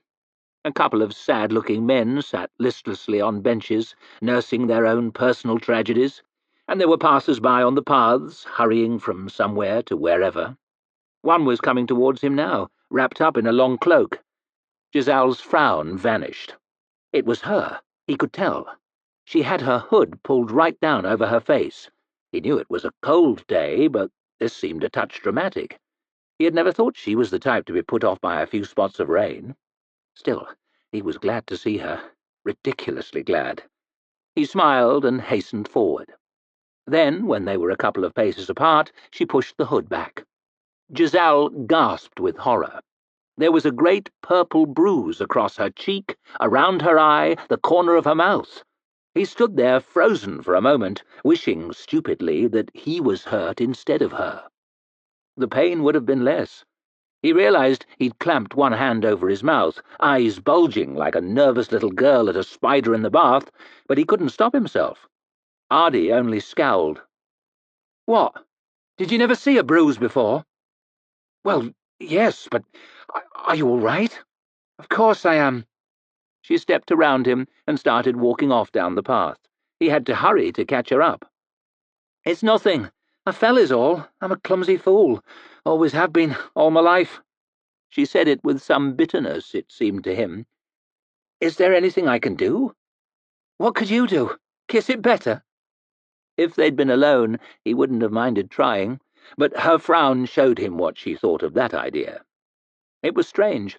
The bruises should have repelled him, but they didn't. Not at all. Rather, he had an almost overpowering urge to take her in his arms, to stroke her hair, to murmur soothing words. Pathetic. Probably she would slap him if he tried. Probably he would deserve it. She didn't need his help. Besides, he couldn't touch her. There were people around, damn them, eyes everywhere. You never knew who might be watching. The thought made him more than a little nervous. "Ardy, aren't we taking a risk? I mean, what if your brother were to—" She snorted. "Forget about him. He won't do anything. I've told him to keep his nose out of my business." Giselle had to smile. He imagined that must have been quite an amusing scene. "Besides, I hear that you're all leaving for England on the next tide, and I could hardly let you go without saying goodbye, now could I?" "I wouldn't have done that," he said, horrified again. It hurt just hearing her say the word goodbye. "I mean, well, I'd have let them sail without me before I would have done that." Huh. They walked along in silence for a moment, skirting the lake, both with their eyes on the gravel. It was hardly the bitter-sweet farewell that he had pictured so far, just bitter. They passed among the trunks of some willow trees, their branches trailing in the water below. It was a secluded spot, screened from prying eyes. Giselle reckoned he was unlikely to find one better for what he had to say. He glanced sideways at her and took a deep breath. "Ardy, I don't know how long we'll be away. I mean, I suppose it could be months."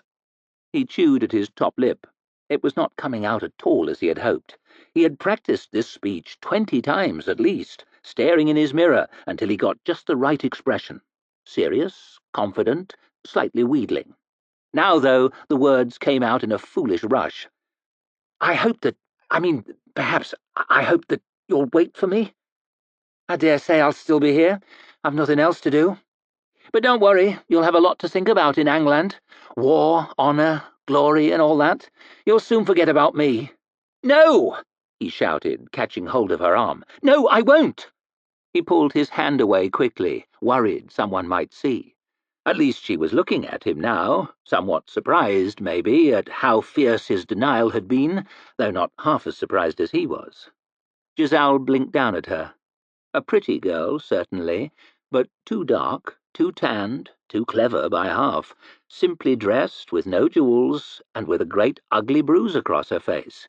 She would hardly have excited much comment in the officers' mess. How was it that she seemed to him the most beautiful woman in the world? The Princess Thérèse was an unwashed dog beside her. The clever words leaked out of his mind, and he spoke without thinking, looking her straight in the eye. Maybe this was what honesty felt like. "Look, Ardy, I know you think I'm an ass, and, well, I dare say I am, but I don't plan always to be one. I don't know why you even look at me, and I don't know much about this sort of thing, but, well, I think about you all the time. I hardly think about anything else anymore." He took another deep breath. "I think—" He glanced round again, just to check that no one was watching. "I think I love you." She spluttered with laughter. "You really are an ass," she said. Despair. He was utterly crushed. He couldn't breathe for disappointment. His face screwed up, his head drooped, and he stared down at the ground. There were tears in his eyes, actual tears. Pitiful. "But I'll wait." Joy. It swelled in his chest and burst out in a little girlish sob. He was helpless. It was ridiculous, the power she had over him. The difference between misery and happiness was the right word from her. She laughed again. "Look at you, you fool!" She reached up and touched his face, rubbed a tear from his cheek with her thumb.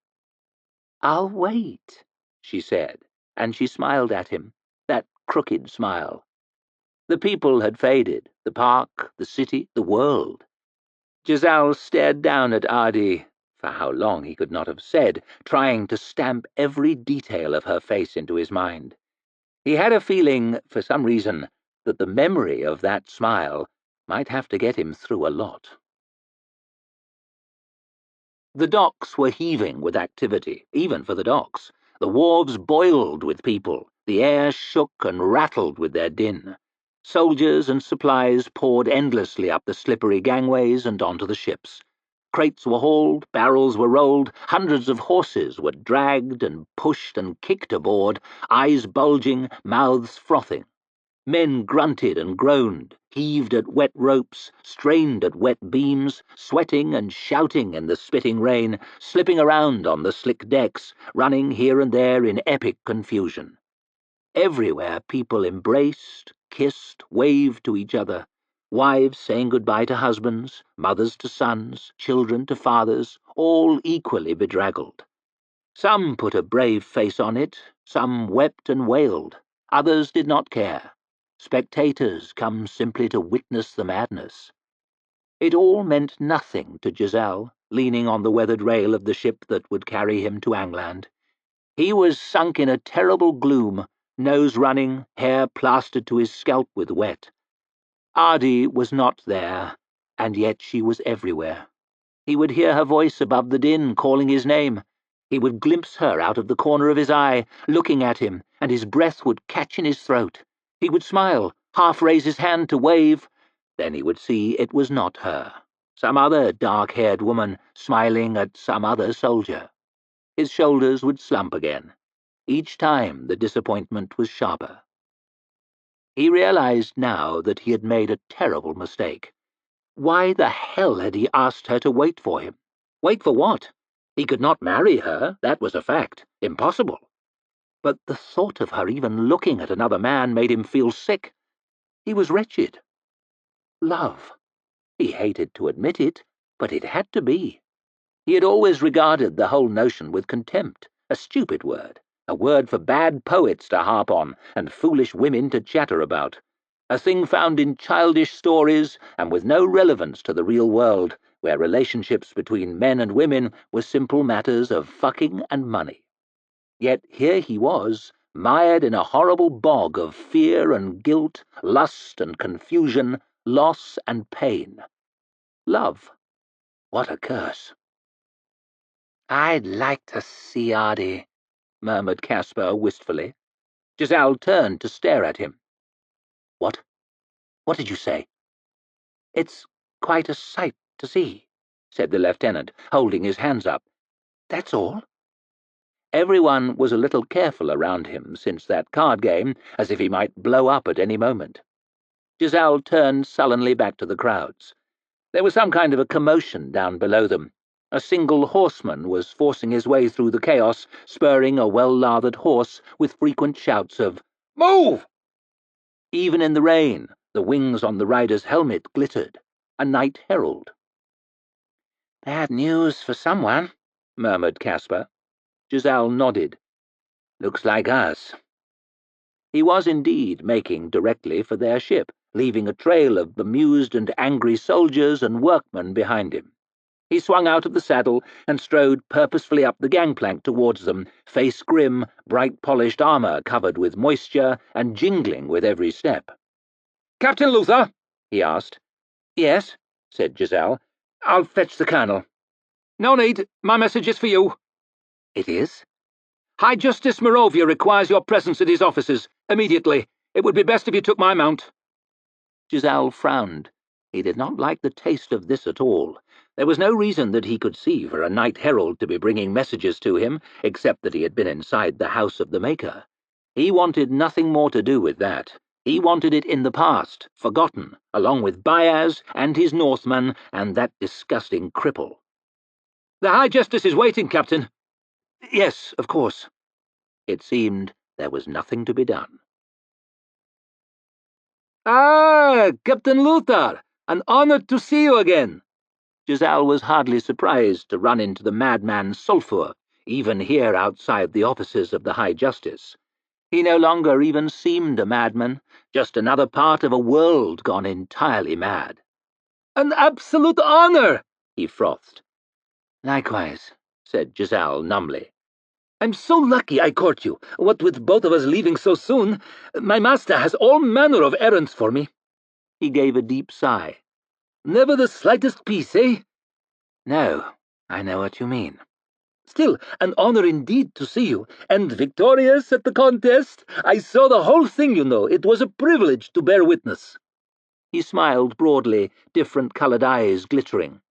And to think you were set on giving it up! Ha! But you stuck at it, just as I said you would. Yes, you did, and now you reap the rewards.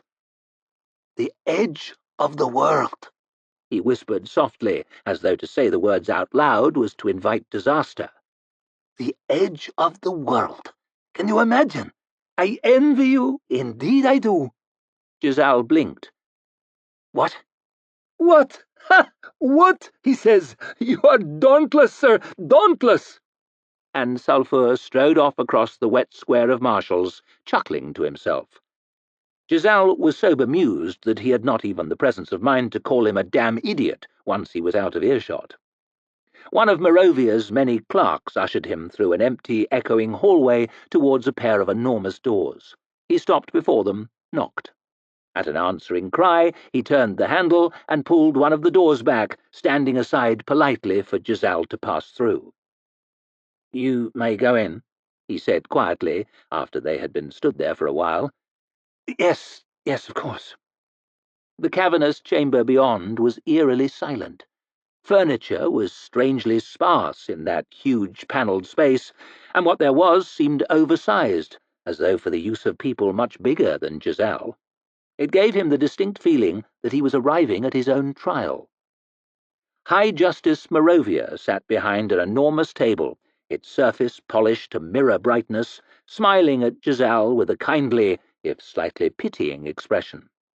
Marshal Varuse was seated to his left, staring down guiltily at his own blurry reflection. Giselle had not thought he could feel more depressed, but on seeing the third member of the group, he realized he had been wrong. Baez, wearing a self-satisfied smirk. He felt a mild surge of panic as the door shut behind him.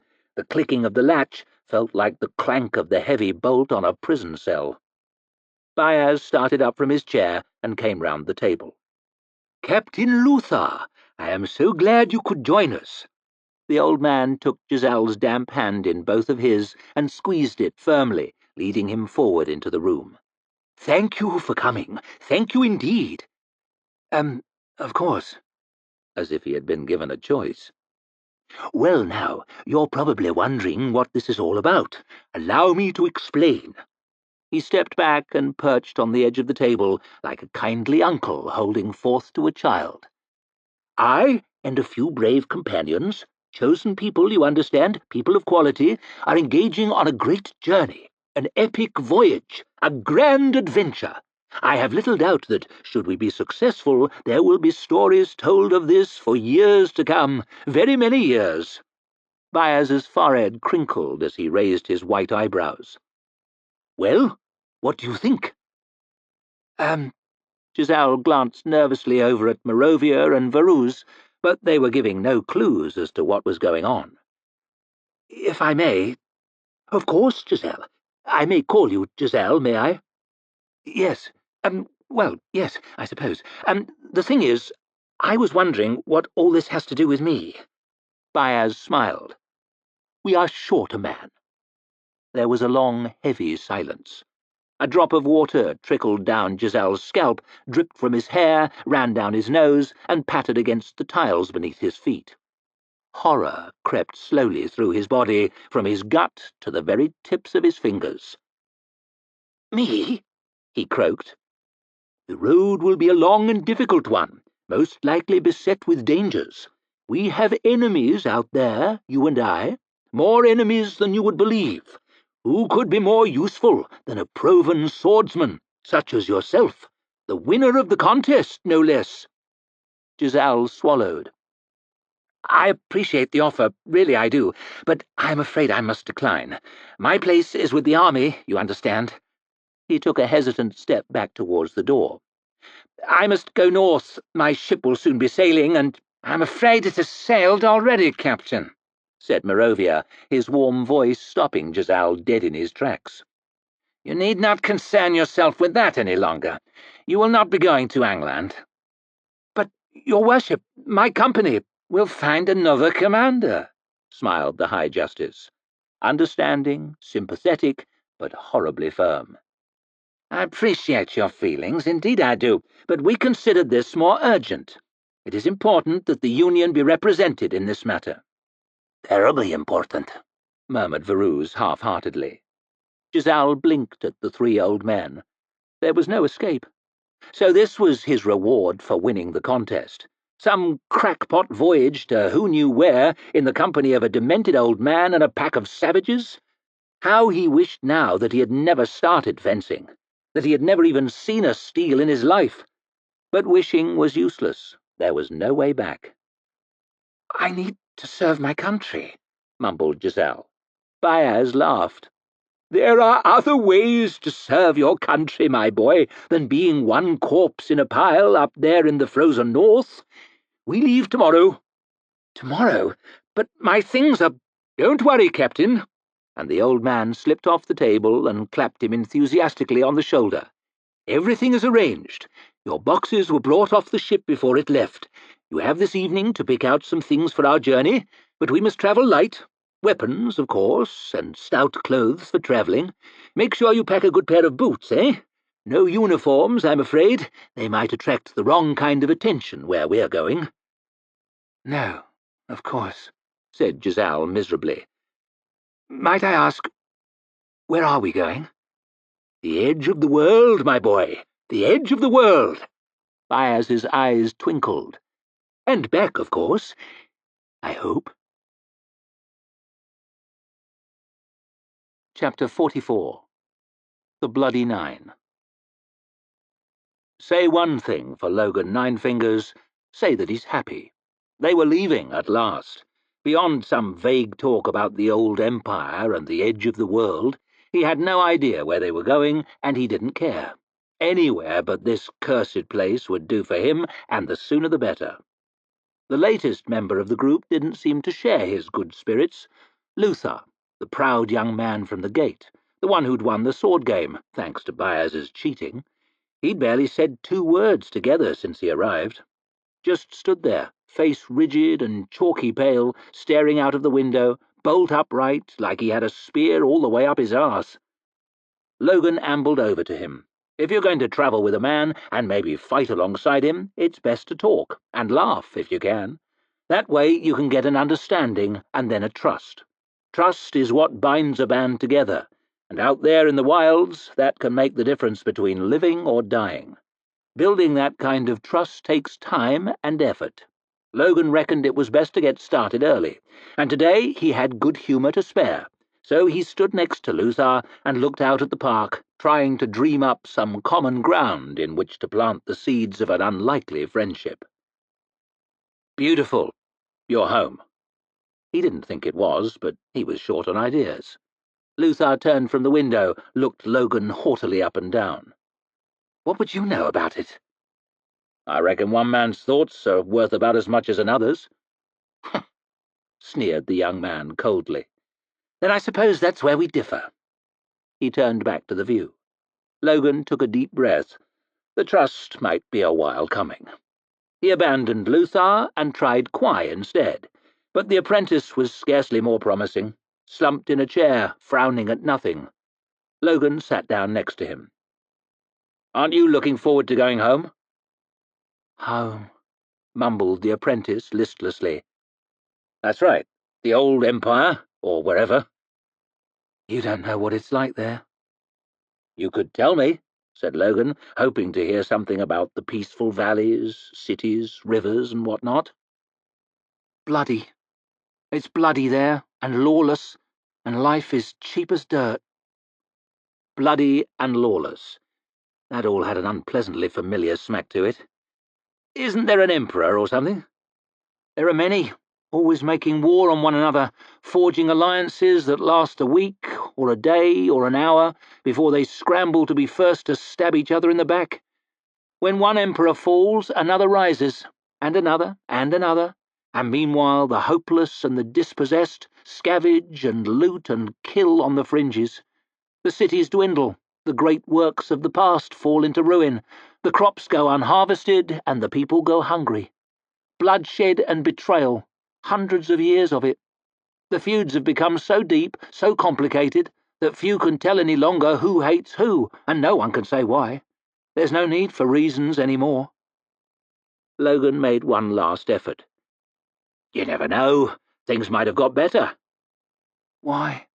Muttered the apprentice. Why? Logan was fumbling for a reply when one of the doors swung briskly open. Baez frowned around the room. Where's Melgin? Quai swallowed. She left. I can see she left. I thought I told you to keep her here. You didn't tell me how, muttered the apprentice. His master ignored him. What the hell has become of that bloody woman? We must be away by noon. 3 days I've known her, and she already has me at the end of my rope. He clenched his teeth and took a deep breath. Find her, will you, Logan? Find her and bring her back. What if she doesn't want to come back? I don't know. Pick her up and carry her. You can kick her all the way back here as far as I'm concerned. Easy to say, but Logan didn't fancy trying it. Still, if it had to be done before they could leave, it was best done now. He sighed, got up from his chair, and made for the door. Logan pressed himself into the shadows by the wall, watching. Shit, he whispered to himself. It would have to be now, just as they were about to leave. Ferro was 20 strides away, standing up tall, with a deeper-than-usual scowl on her dark face. There were 3 men gathered round her. Masked men, all in black. Their sticks were down by their legs, behind their backs, kept half out of sight, but Logan had no doubt about what they had in mind. He could hear one of them talking, hissing through his mask, something about coming quietly. He winced. Coming quietly didn't sound like Ferro's style. He wondered whether he should slip away and tell the others. He couldn't really say he liked the woman much, not near enough to get his head broken for her. But if he left them to it, 3 against 1, the chances were they'd have knocked her to pieces by the time he got back, however tough she was, and dragged her off to who knew where. He might never get out of this damn city then. He started judging the distance, thinking about how best to go at them, weighing his chances. But he'd been too long doing nothing, and his mind moved slowly.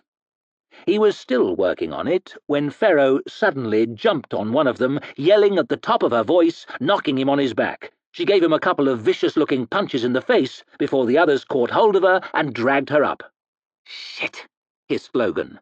The 3 of them wrestled, lurching around in the lane, knocking against the walls, grunting and swearing, kicking and punching, a tangle of flailing limbs.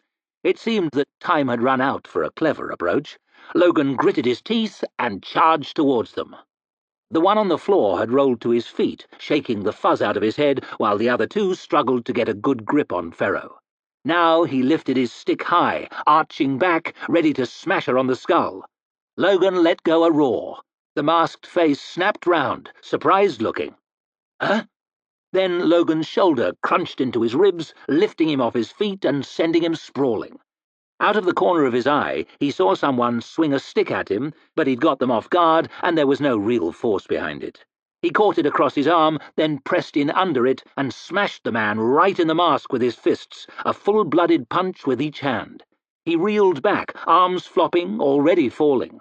Logan grabbed him by 2 fistfuls of his black coat, hauled him into the air, and flung him upside down into the wall. He bounced off with a gurgle and crumpled on the cobbles.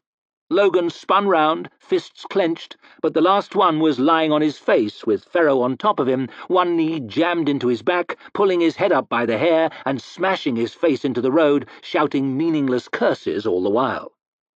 "What did you fucking do?" he shouted, grabbing her under the elbow and dragging her off. She tore free of his grip and stood there, panting, fists bunched up by her sides, blood leaking out of her nose. "Nothing!" she snarled. Logan took a cautious step back. "Nothing? What's this, then?" She bit off each word in her ugly accent and spat them at him. "I don't know." She wiped her bloody mouth with one hand, then froze. Logan glanced over his shoulder.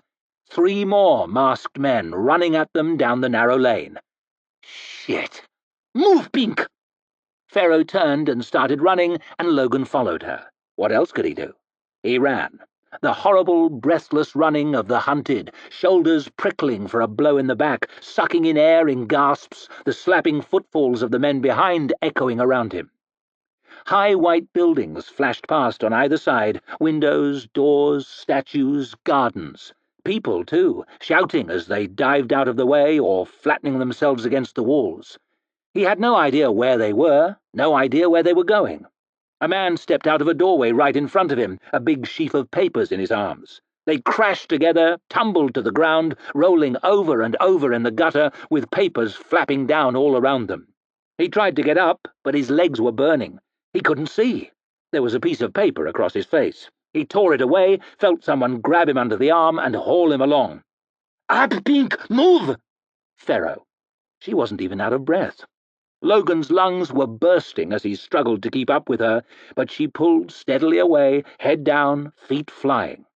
She charged through an archway just ahead, and Logan laboured after her, boots skidding as he turned the corner. A great shadowy space, timbers reaching up high above, like a strange forest of square beams. Where the hell were they? There was bright light just ahead, open air. He plunged out into it, blinking. Pharaoh was just behind him, turning round slowly, breathing hard. They were in the middle of a circle of grass, a little circle. He knew where they were now, the arena where he'd sat among the crowds, watching the sword game.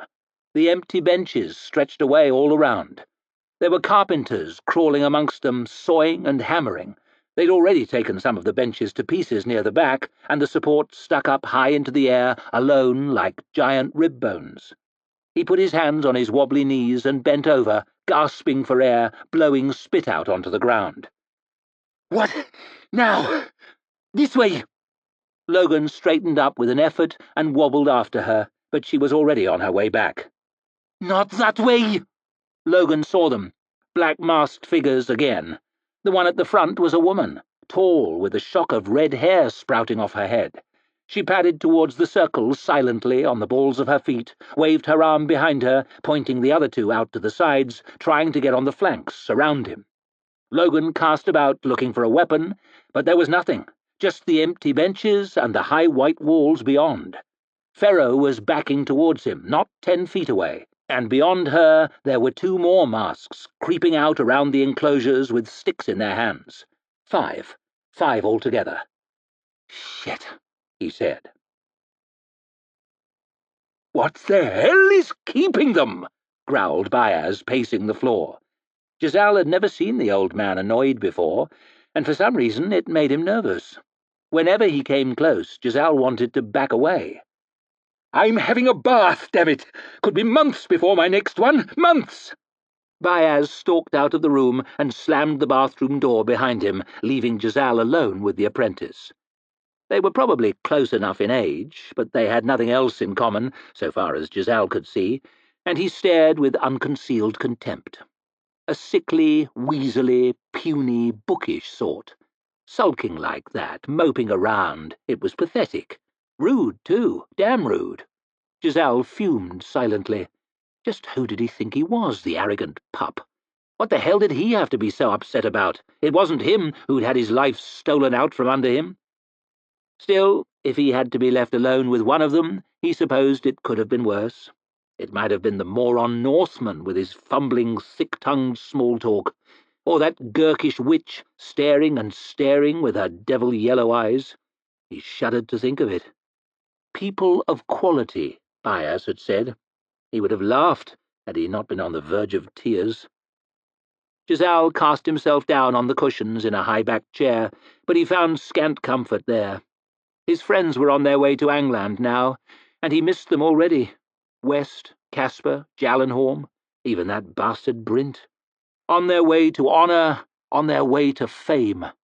The campaign would be long finished by the time he returned from whatever pit the old madman was leading him to, if he returned at all. Who knew when the next war would be, the next chance of glory? How he wished he was going to fight the Northmen.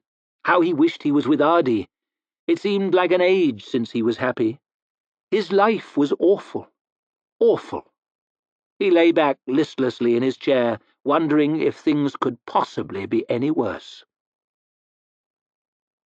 "Gah!" growled Logan, as a stick cracked into his arm, then another into his shoulder, one in his side. He stumbled back, half on his knees, fending them away as best he could. He could hear Ferro screaming somewhere behind him, fury or pain he couldn't say, he was too busy taking a battering. Something smacked across his skull, hard enough to send him reeling away towards the seats. He fell on his face, and the front bench hit him in the chest, driving the air from his lungs. There was blood running down his scalp, on his hands, in his mouth. His eyes were watering from a blow to the nose. His knuckles were all skinned and bloody, near as ripped as his clothes were. He lay there for a moment, gathering whatever strength was left. There was a thick length of timber lying on the ground behind the bench. He grabbed hold of the end of it. It was loose. He dragged it towards him. It felt good in his hand, heavy. He sucked in air, summoning one more effort. He moved his arms and legs a little, testing them. Nothing broken, except his nose, maybe, but it was hardly the first time. He heard footsteps coming up behind, slow footsteps, taking their time. He pushed himself up, slowly, trying to look as though he was in a daze. Then he let go a roar and spun round, swinging the timber over his head. It broke in half across the masked man's shoulder with a mighty crack, half of it flying up off the turf and clattering away. The man gave a muffled wail and sank down, eyes screwed shut, one hand clutching at his neck, the other hanging useless, stick dropping from his fingers. Logan hefted the short piece of wood left in his hands and clubbed him across the face with it. It snapped his head back and drove him into the turf, mask half torn off, blood bubbling out from underneath. Logan's head exploded with light, and he tottered and sagged down onto his knees. Someone had hit him in the back of the head, hit him hard. He swayed there for a moment, trying to stop himself falling on his face. Then things came suddenly back into focus. The red-haired woman was standing over him, raising her stick high. Logan shoved himself up, flailed into her, fumbled with her arm, half pulling at her, half leaning on her, ears ringing, the world swinging madly.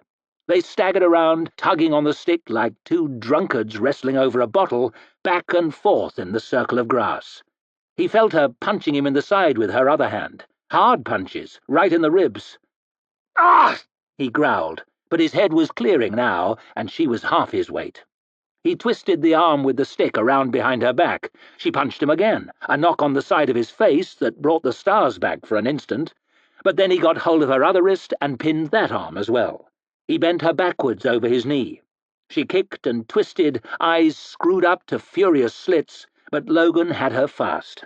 He freed his right hand from the tangle of limbs, brought his fist up high, and smashed it into her stomach. She gave a breathy wheeze and went limp, eyes bulging. He flung her away, and she crawled a foot or two, pulled her mask down, and started coughing puke onto the grass.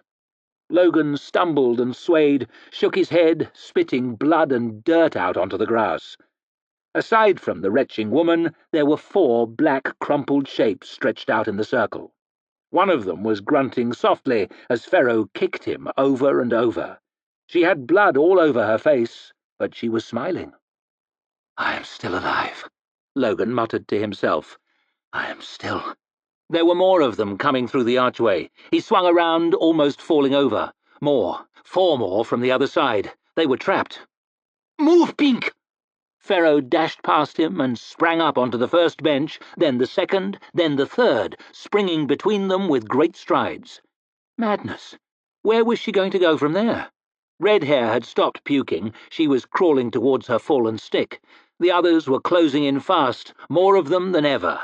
Ferro was already a quarter of the way back and showing no signs of slowing, bounding from one bench to the next, making the planks rattle. Shit! Logan set off after her. After a dozen benches, his legs were burning again. He gave up trying to spring between them and started scrambling however he could. As he flopped over the backs of the benches, he could see the masked men behind, following, watching, pointing and calling, spreading out through the seats. He was slowing now. Each bench was a mountain. The nearest mask was only a few rows behind. He scrambled on, higher and higher, bloody hands clutching at the wood, bloody knees scraping across the benches, skull echoing with his own breath, skin prickling with sweat and fear. Air loomed suddenly empty before him. He stopped, gasping, arms waving, teetering on the edge of a dizzying drop. He was close to the high roofs of the buildings behind, but most of the seating near the back had already been taken down, leaving the supports exposed, single looming pillars, narrow beams between them, and a lot of high, empty space. He watched Ferro spring from one soaring upright to another, then run across a wobbling plank, heedless of the plunging space below. She jumped off onto a flat roof at the far end, high above him. It seemed a very long way away. Shit! Logan teetered out across the nearest beam, arms stretched out wide for balance, feet moving in an old man's shuffle. His heart was banging like a smith's hammer on an anvil. His knees were weak and wobbling from the climb. He tried to ignore the scrambling and shouting of the men behind him and look only at the knotted surface of the beam, but he couldn't look down without seeing the spider's web of timbers below him and the tiny flagstones of the square below them, far below. He lurched onto a stretch of walkway still intact, clattered up it to the far end. He hauled himself up onto a timber above his head, locked his legs around it, and dragged himself along on his arse, whispering, "I am still alive," to himself over and over. The nearest mask had made it to the walkway, was running along it towards him. The beam ended at the top of one of the upright struts, a square of wood a foot or two across. Then there was nothing. 2 strides of empty air, then another square at the top of another dizzying mast, then the plank to the flat roof. Ferro stared at him from the parapet. "Jump!" she screamed. "Jump, you pink bastard!" He jumped. He felt the wind around him. His left foot landed on the square of wood, but there was no stopping. His right foot hit the plank. His ankle twisted, his knee buckled. The dizzy world pitched. His left foot came down, half on the wood, half off. The plank rattled. He was in the empty air, limbs flailing. It seemed like a long time. Oof! The parapet crashed into his chest. His arms clawed with it, but there was no breath left in him. He began to slide back, ever so slowly, inch by terrible inch. First he could see the roof, then he could see his hands, then he could see nothing but the stones in front of his face. "Help!" he whispered, but no help came. It was a long way down, he knew that. A long, long way, and there was no water to fall into this time. Only hard, flat, fatal stone. He heard a rattling, the mask coming across the plank behind him. He heard someone shouting, but none of it mattered much now. He slipped backwards a little further, hands scrabbling at the crumbling mortar. "Help!"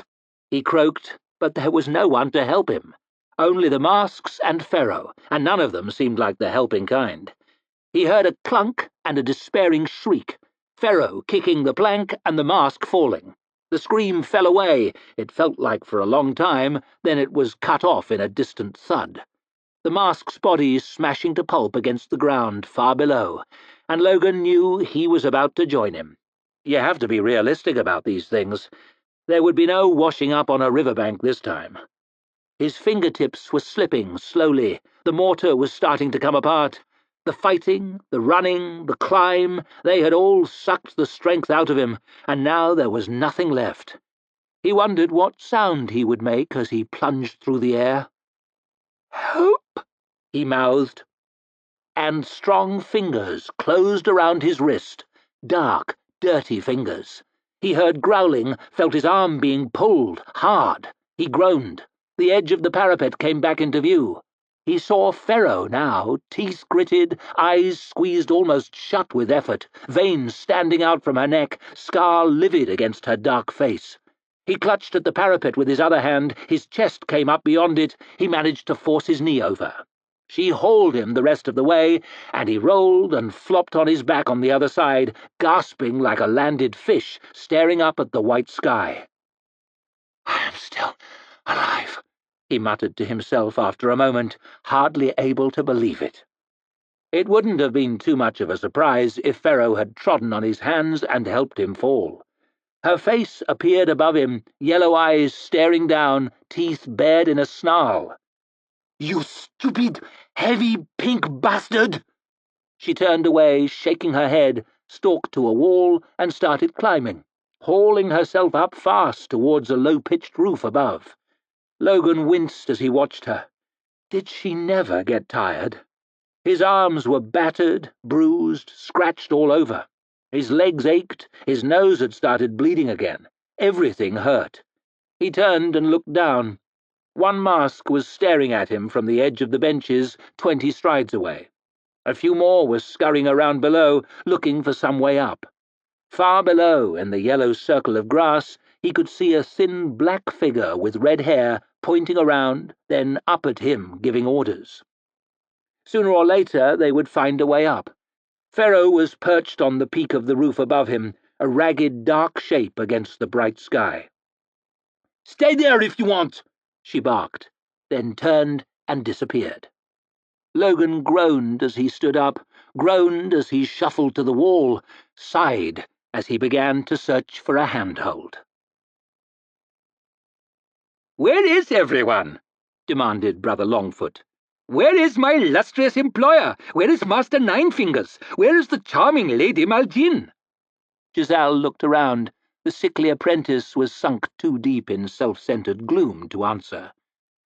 "I don't know about the other two, but Baez is in the bath." "I swear I never came upon a man more attached to bathing than he. I hope the others will not be long. All is prepared, you know. The ship is ready. The stores are loaded. It is not my way to delay. Indeed it is not.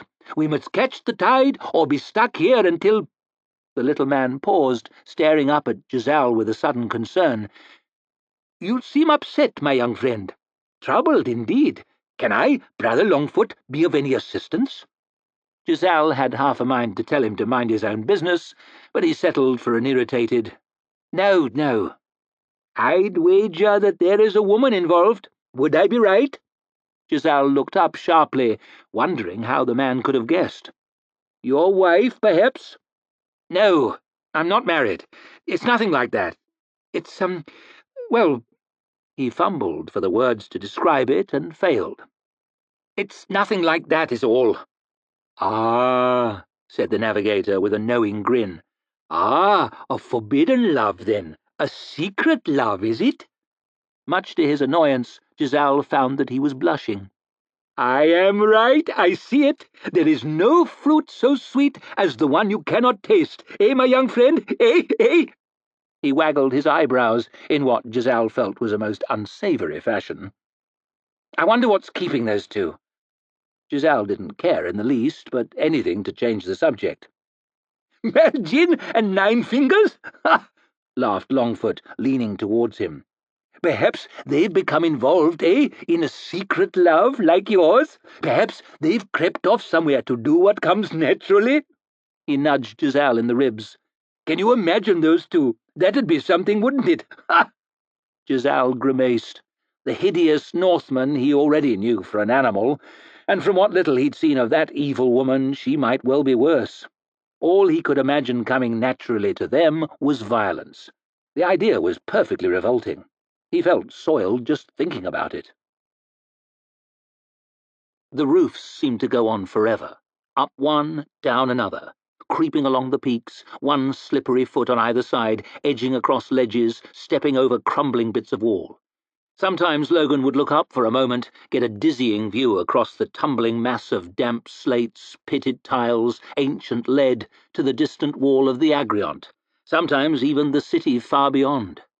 It might almost have been peaceful, if it wasn't for Pharaoh, fast-moving, sure-footed, cursing at him and pulling him on, giving him no time to think about the view, or the nerve-wracking drops they skirted, or the black figures, surely still seeking for them below.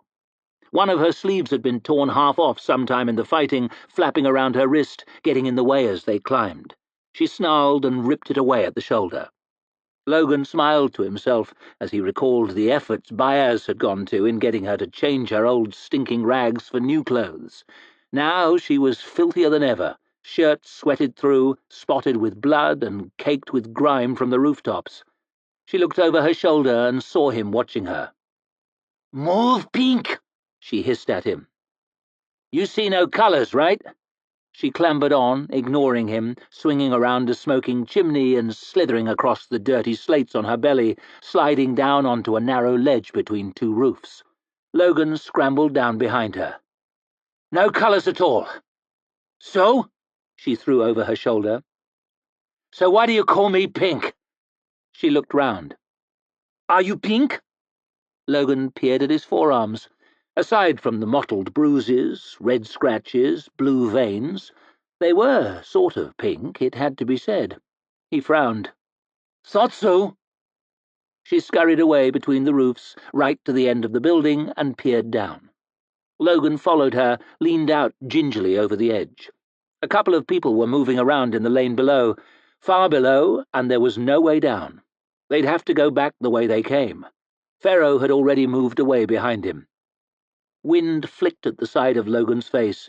Ferro's foot slapped against the edge of the roof, and then she was in the air. His jaw hung open as he watched her fly away, back arched, arms and legs flailing. She landed on a flat roof, grey lead streaked with green moss, rolled once, then came up smoothly to her feet. Logan licked his lips, pointed at his chest. She nodded. The flat roof was 10 feet below, but there might have been 20 feet of empty air between him and it was a long way down. He backed away slowly, giving himself a good run-up. He sucked in a couple of deep breaths, closed his eyes for a moment. It would be perfect, in a way, if he fell.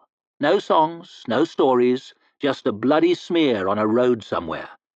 He started running. His feet thumped on the stone. The air whistled in his mouth, plucked at his torn clothes. The flat roof came flying up towards him. He landed with a shuddering impact, rolled once, just as Ferro had done, stood up beside her. He was still alive. "Ha!" he shouted. "What do you think of that?" There was a creaking sound, then a cracking, then the roof gave way under Logan's feet. He grabbed despairingly at Ferro as he fell, and she slid through after him, helpless. He tumbled in the air for a sickening moment, wailing, hands clutching at nothing. He crashed down on his back. Logan coughed on choking dust, shook his head, shifted painfully. He was in a room, inky dark after the brightness outside. Dust was filtering down through the light from the ragged hole in the roof above. There was something soft under him. A bed. It had half collapsed, leaning at an angle, blankets covered in broken plaster. There was something across his legs. Ferro. He snorted a gurgling laugh to himself. In bed with a woman again at last. Unfortunately, it wasn't quite what he'd been hoping for. "Stupid fucking Pink!"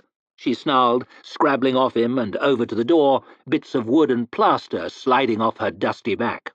She hauled on the doorknob. "Locked! It's—" Logan crashed past her, ripping the door off its hinges and sprawling out into the corridor beyond. Ferro sprang over him. "Up, Pink, up!" A handy-looking length of wood had split from the edge of the door, a couple of nails sticking out of the end. Logan snatched it up in his hand. He struggled to his feet, stumbled down the corridor a few paces, came to a junction. A shadowy hallway stretched away to either side. Small windows cast sharp pools of light on the dark matting. No way to tell which way Ferro had gone. He turned right towards a flight of stairs. There was a figure moving carefully down the dim corridor towards him, long and thin like a black spider in the darkness, balanced on the balls of its feet. A chink of light shone on bright red hair. "You again," said Logan, weighing the length of wood in his hand. "That's right, me." There was a jingling sound, a flash of metal in the dark. Logan felt the piece of wood ripped out of his fingers, and he saw it fly over the woman's shoulder and clatter away down the corridor. Unarmed again, but she didn't give him long to worry about it. There was something in her hand, something like a knife, and she threw it at him. He ducked out of the way, and it hissed past his ear. Then she jerked her other arm, and something slashed him across the face, just under his eye. He lurched back against the wall, trying to understand what kind of magic he was facing. It was like a metal cross, the thing in her hand. 3 curved blades, one with a hook on the end. A chain looped from a ring on the handle and disappeared up her sleeve. The knife thing darted out, missed Logan's face by an inch as he bobbed away, struck a shower of sparks as it ripped back along the wall and slapped smoothly back into her hand. She let it drop, swinging gently from its chain, rattling against the floor, jumping and dancing towards him as she edged forward. She jerked her wrist, and the thing shot out at Logan again, slashed across his chest as he tried to get away, spattering drops of blood against the wall. He dived at her, but his outspread arms caught nothing. There was a rattle, and he felt his foot dragged from under him. His ankles snapped round painfully, caught by the chain as she ducked by. He sprawled out on his face, started to push himself up. The chain snaked under his neck. He'd just got his hand behind it before it snapped taut. The woman was on top of him. He could feel her knee pressing into his back, could hear her breath hissing through her mask as she pulled, the chain growing tighter and tighter, cutting into the palm of his hand. Logan grunted, scrabbling to his knees, lumbering unsteadily to his feet. The woman was still on his back, all her weight bearing down on him, pulling at the chain as hard as she could. Logan flailed around with his free hand, but he couldn't get at her, couldn't throw her off. She was like a barnacle stuck fast to him. He could hardly breathe now. He tottered forward a few steps, then dropped over backwards. "Ah!" whispered the woman in his ear as his weight crushed her into the floor. The chain went slack enough for Logan to drag it clear and slither out from under it. Free. He rolled over and grabbed the woman's neck with his left hand, started squeezing. She kneed at him, dug at him with her fists, but his weight was across her and the blows were weak. They snarled and gasped and croaked at each other, animal sounds, faces only inches apart.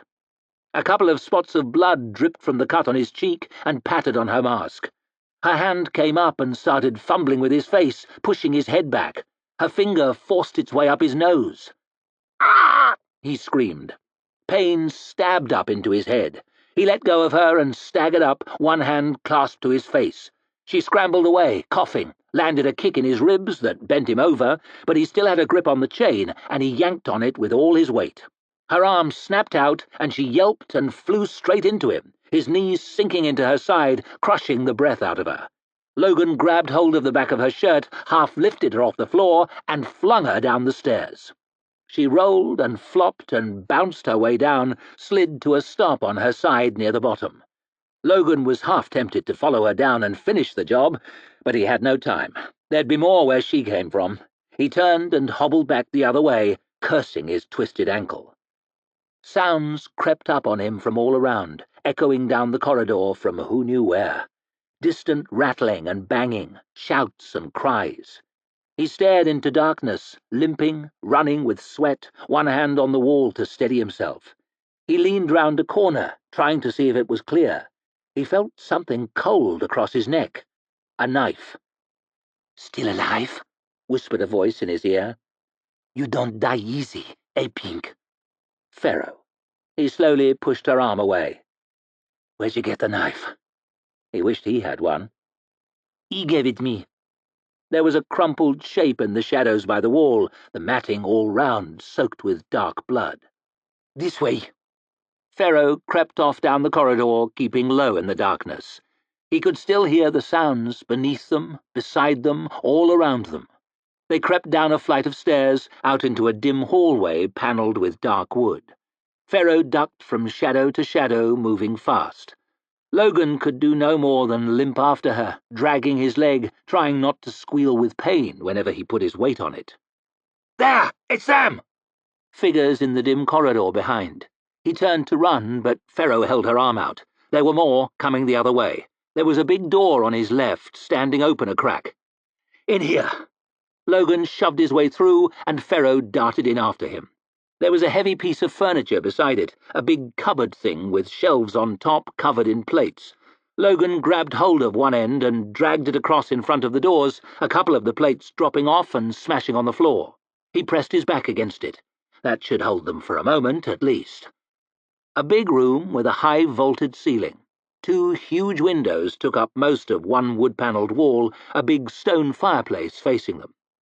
A long table stood between, 10 chairs on either side, set for eating with cutlery and candlesticks.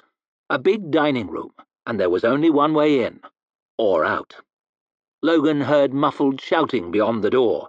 The big cupboard wobbled against his back.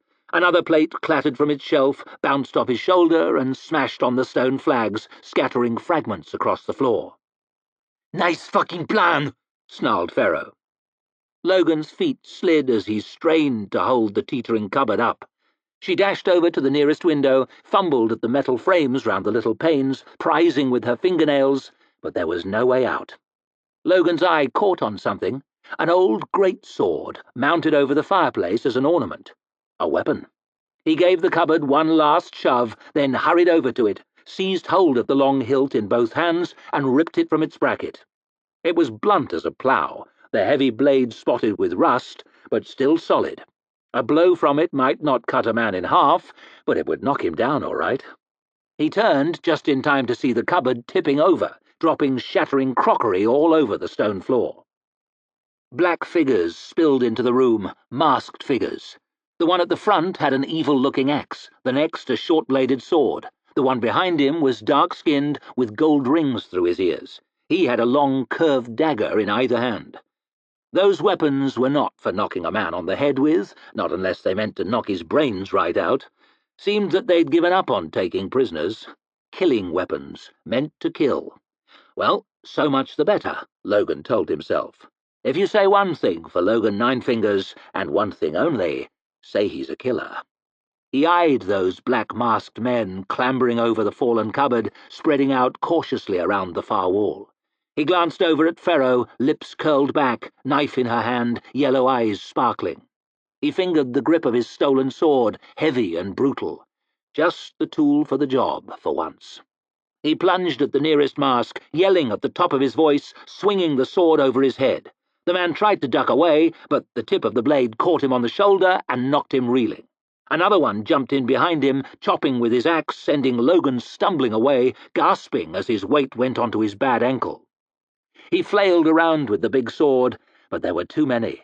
One scrambled over the table, got between him and Ferro. Something hit him in the back, and he stumbled, spun, slipped, lashed out with the sword, and hit something soft.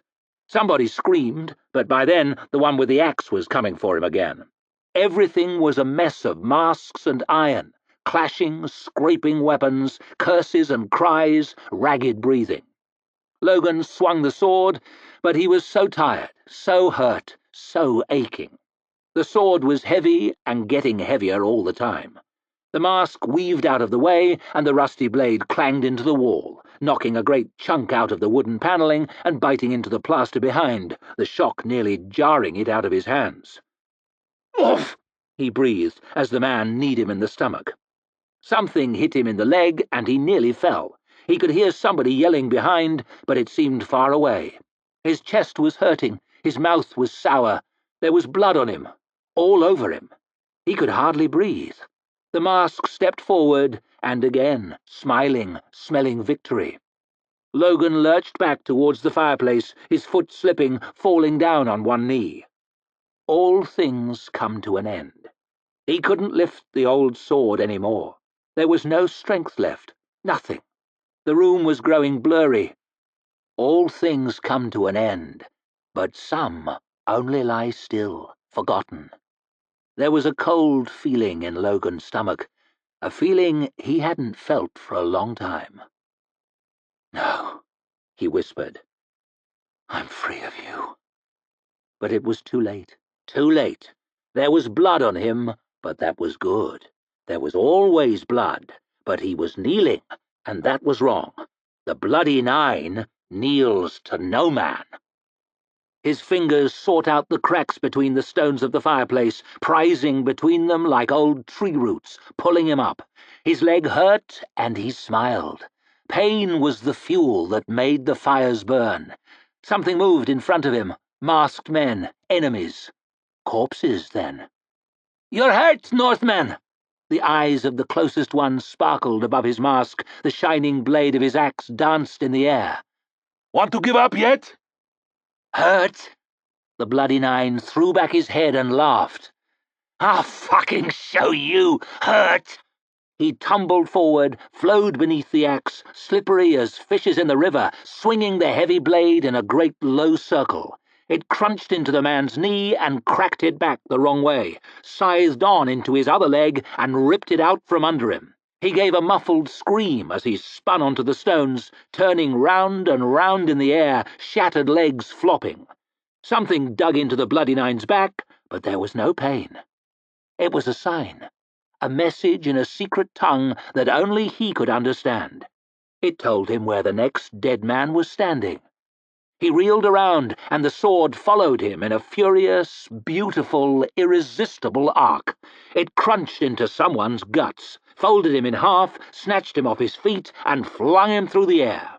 He bounced from the wall beside the fireplace and crumpled on the floor in a shower of broken plaster. A knife whirled, hissing, stuck deep into the Bloody Nine's shoulder with a damp thud. The black one, with the rings through his ears. He had thrown it. He was on the other side of the table, smiling, pleased with his throw. A terrible mistake. The Bloody Nine came for him. Another knife flashed past, clattered against the wall. He sprang over the table, and the sword followed behind. The dark man dodged the first great swing, and the second. Fast and tricky clever, but not clever enough. The third blow bit him in the side. A glancing bite, just a nibble. It only smashed his ribs and knocked him screaming to his knees. The last one was better, a circle of flesh and iron that carved into his mouth and ripped his head half off, showering blood across the walls. The Bloody Nine plucked the knife from his shoulder and tossed it to the floor. Blood ran from the wound, soaked through his shirt, and made a great, lovely, warm red stain. He dropped and faded away, leaves falling from the tree, rolling across the ground. A man lunged past, slashing at the air where he had stood with a short-bladed sword. Before he could turn, the Bloody Nine was on him, left hand snaking round his fists. He struggled and strained, but it was useless. The Bloody Nine's grip was strong as the roots of mountains, relentless as the tide. "They send such as you to fight me?" He flung the man back against the wall and squeezed, crushing his hands around the grip of his weapon, turning the short blade until it was pointing at his chest. "A fucking insult!" he roared, spitting him on his own sword. The man screamed and screamed behind his mask, and the Bloody Nine laughed and twisted the blade. Logan might have pitied him, but Logan was far away, and the Bloody Nine had no more pity in him than the winter, less even. He stabbed and cut and smiled, and the screams bubbled and died, and he let the corpse drop to the cold stones. His fingers were slick with blood, and he wiped it on his clothes, on his arms, on his face, just as it should be. The one by the fireplace was sitting, hanging limp, head back, eyes like wet stones staring at the ceiling. Part of the earth now. The Bloody Nine smashed his face open with the sword, just to make sure. Best to leave no doubts. The one who'd had the axe was crawling for the door, legs twisted out and dragging over the stones behind him, gasping and whimpering all the way. "Quiet now." The heavy blade crunched into the back of the man's skull and sprayed his blood across the stones. "More," he whispered, and the room turned around him as he sought out the next kill. "More!" he bellowed, and he laughed, and the walls laughed, and the corpses laughed with him. "Where's the rest of you?" He saw a dark-skinned woman with a bleeding cut on her face and a knife in her hand. She didn't look like the others, but she would do just as well. He smiled, crept forward, raising the sword in both hands. She stepped away, watching him, keeping the table between them, hard yellow eyes like the wolf. A tiny voice seemed to tell him that she was on his side. Shame. "Northerner, eh?" asked a massive shape in the doorway. "Aye. Who's asking?" "The Stone Splitter." He was big, this one, very big, and tough and savage. You could see it on him as he shoved the cupboard away with his huge boot and crunched forward through the broken plates. It meant less than nothing to the Bloody Nine, though. He was made to break such men.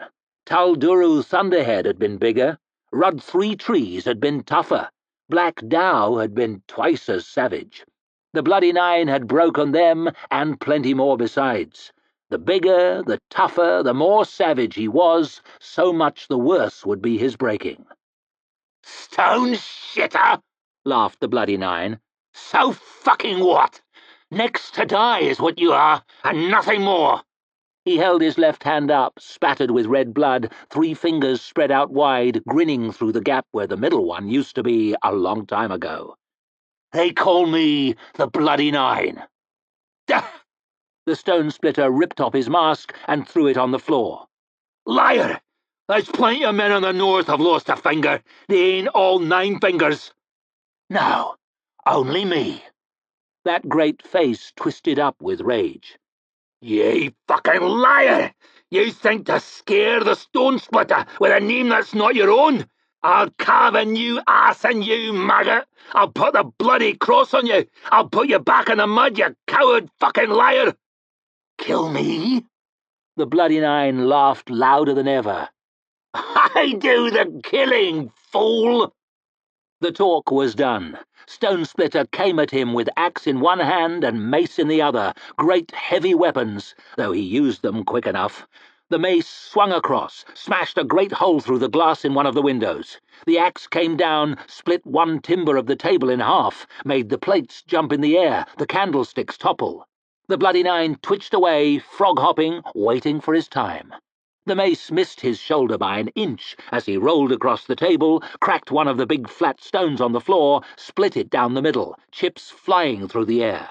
Stone Splitter roared, swinging his weapons, smashing a chair in half, knocking a chunk of stone out of the fireplace, chopping a great gash in the wall. His axe stuck fast in the wood for a moment, and the Bloody Nine's sword flashed over, broke the haft into splintered halves, leaving the Stone Splitter with a broken stick in his paw. He flung it away and hefted the mace, came on even harder, swinging it round with furious bellows. It sailed over, and the Bloody Nine's sword caught it just below the head, ripped it out of the big hand. It twisted through the air and clattered into the corner, but the Stone Splitter pressed forward, spreading his great hands out wide. Too close to use the big sword now. Stone Splitter smiled as his huge arms closed around the Bloody Nine, folding him tight, holding him fast. "Got ya!" he shouted, squeezing him in a great hug. An awful mistake. Better to embrace the burning fire. Crack! The Bloody Nine's forehead smashed into his mouth. He felt the Stone Splitter's grip slacken a little, and he wriggled his shoulders, making room, wriggling, mole in his burrow. He swung his head back as far as it would go. Billy goat charges. The second headbutt smashed the Stone Splitter's flat nose open. He grunted, and the big arms released a little more. The third cracked his cheekbone. The arms fell away. The fourth broke his heavy jaw. Now it was the Bloody Nine holding him up, smiling as he mashed his forehead into the shattered face. Woodpecker pecking. Tap, tap, tap. 5, 6, 7, 8. There was a satisfying rhythm to the crunching of the face bones. 9, and he let the Stone Splitter fall. He sagged sideways and crumpled onto the floor, blood spilling from his ruined face. "How's that for you?" laughed the Bloody Nine, wiping blood out of his eyes and giving the Stone Splitter's lifeless body a couple of kicks. The room spun around him, swam around him, laughing. "How's that? Fuck." He stumbled, blinked, sleepy, campfire guttering. "No, not yet." He dropped to his knees. Not yet. There was more to do. Always more. "Not yet," he snarled, but his time was up. Logan screamed. He fell down. Pain everywhere. His legs, his shoulder, his head. He wailed until the blood caught in his throat, then he coughed and gasped and rolled around, scrabbling at the floor. The world was a blurry smear. He gurgled up blood and drooled it out, long enough to start wailing again. A hand clamped over his mouth. "Stop your damn crying, Pink! Now you hear me?" A voice whispering urgent in his ear. Strange, hard voice. "Stop your crying, or I leave you, understand? One chance." The hand came away. Air came out between his gritted teeth in a high-pitched, keening moan, but not too loud. A hand clamped round his wrist, dragged his arm up. He gasped as his shoulder stretched out, was dragged over something hard. Torture. "Up, bastard! I can't carry you! Up now! One chance, understand?" He was lifted slowly. He tried to push with his legs. The breath whistled and clicked in his throat, but he could do it. Left foot, right foot. Easy. His knee buckled, pain stabbed up his leg. He screamed again and fell, grovelled on the floor. Best to lie still, his eyes closed. Something slapped him hard in the face, and again. He grunted. Something slid under his armpit, started to pull him up. "Up, Pink! Up, or I leave you! One chance, you hear?" Breath in, breath out. Left foot, right foot. Longfoot fussed and worried, first tapping his fingers on the arm of his chair, then counting on them, shaking his head and moaning about tides. Giselle stayed silent, hoping against hope that the two savages might have drowned in the moat, and that the whole venture might therefore come to nothing. There would still be plenty of time to make it to Angland. Perhaps all was not lost. He heard the door open behind him, and his dreams were punctured. Misery swaddled him once again, but it was soon replaced by horrified surprise as he turned around. Two ragged shapes stood in the doorway, covered in blood and filth. Devils, surely, stepped out from some gate to hell. The Gurkish woman was cursing as she lurched into the room. Nine Fingers had one arm across her shoulders, the other swinging loose, blood dripping from his fingertips, head drooping. They wobbled together for a step or two, then the Northman's stumbling foot caught on a chair leg, and they tumbled onto the floor. The woman snarled and shrugged off his limp arm, shoved him away, and scrambled up to her feet. Nine Fingers rolled over slowly, groaning, and a deep gash in his shoulder yawned open, oozing blood across the carpet. It was red in there, like fresh meat in a butcher's shop.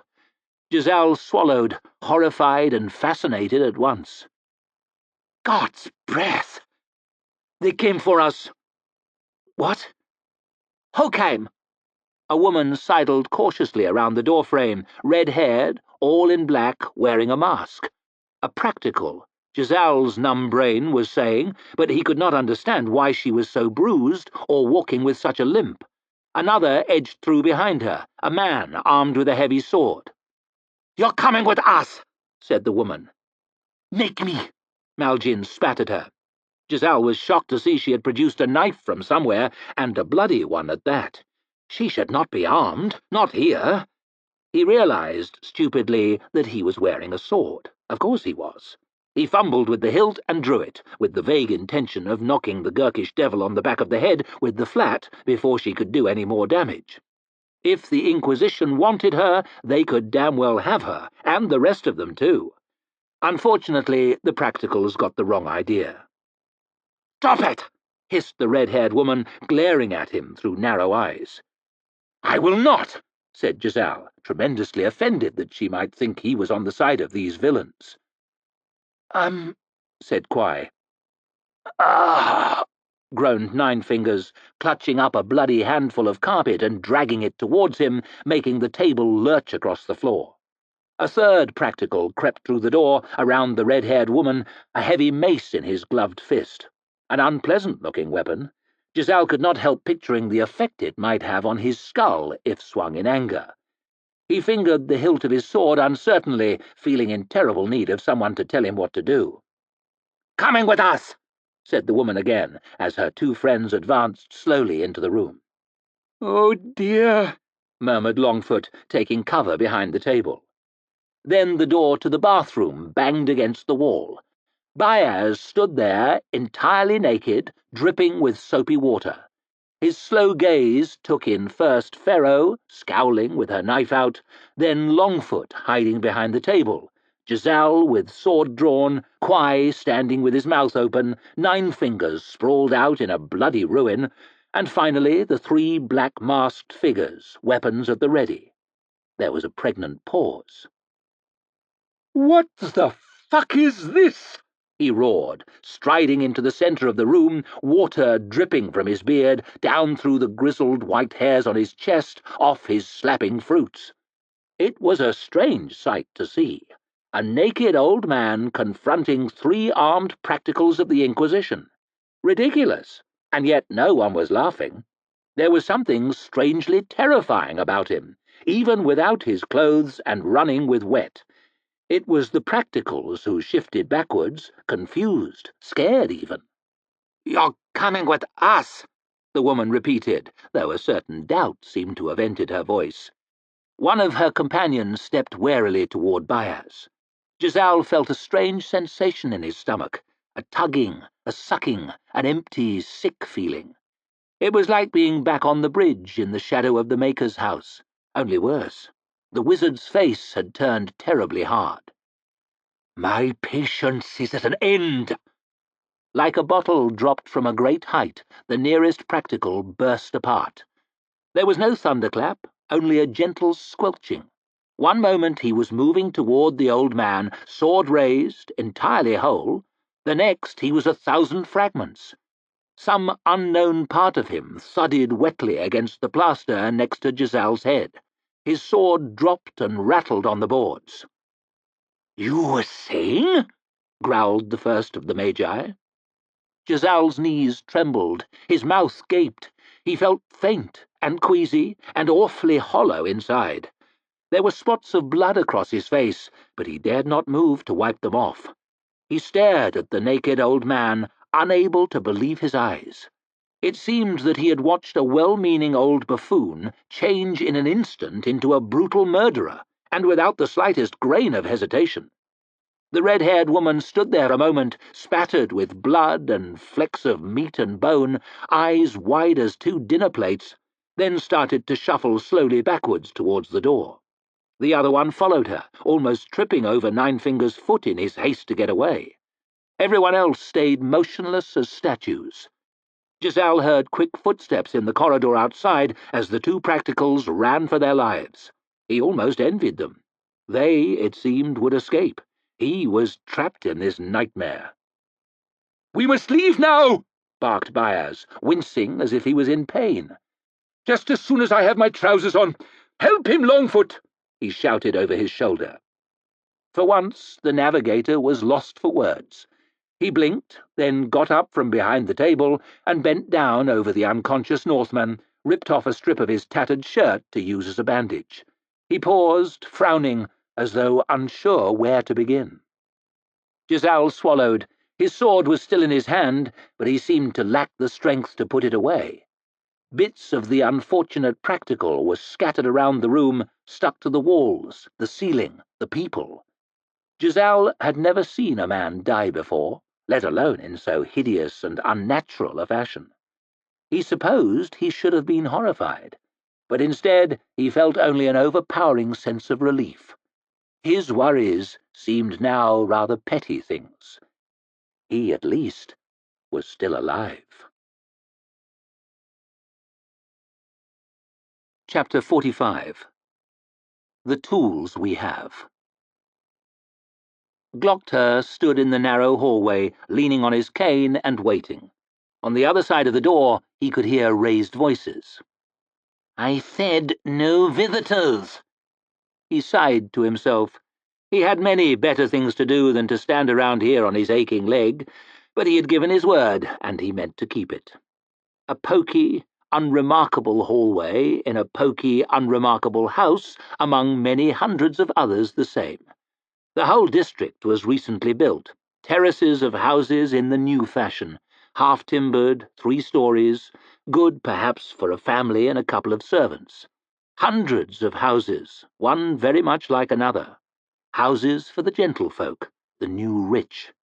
Jumped-up commoners, Salt would probably have called them. Bankers, merchants, artisans, shopkeepers, clerks. Perhaps the odd townhouse of some successful gentleman farmer, like this one here. The voices had stopped now. Glockter heard movement, some clinking of glass, then the door opened a crack and the maid peered out. An ill-favoured girl with big watery eyes. She looked scared and guilty. Still, I am used to that. Everyone seems scared and guilty around the Inquisition. "She'll see you now," the girl mumbled. Glockter nodded and shuffled past her into the room beyond. He had some hazy memories of staying with West's family for a week or two one summer up in Angland, a dozen years ago perhaps, although it seemed more like 100. He remembered fencing with West in the courtyard of their house, of being watched every day by a dark-haired girl with a serious face.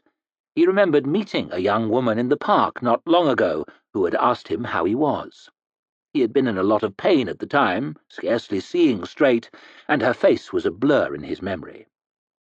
So it was that Glockter was not sure what to expect. But he certainly had not expected the bruises.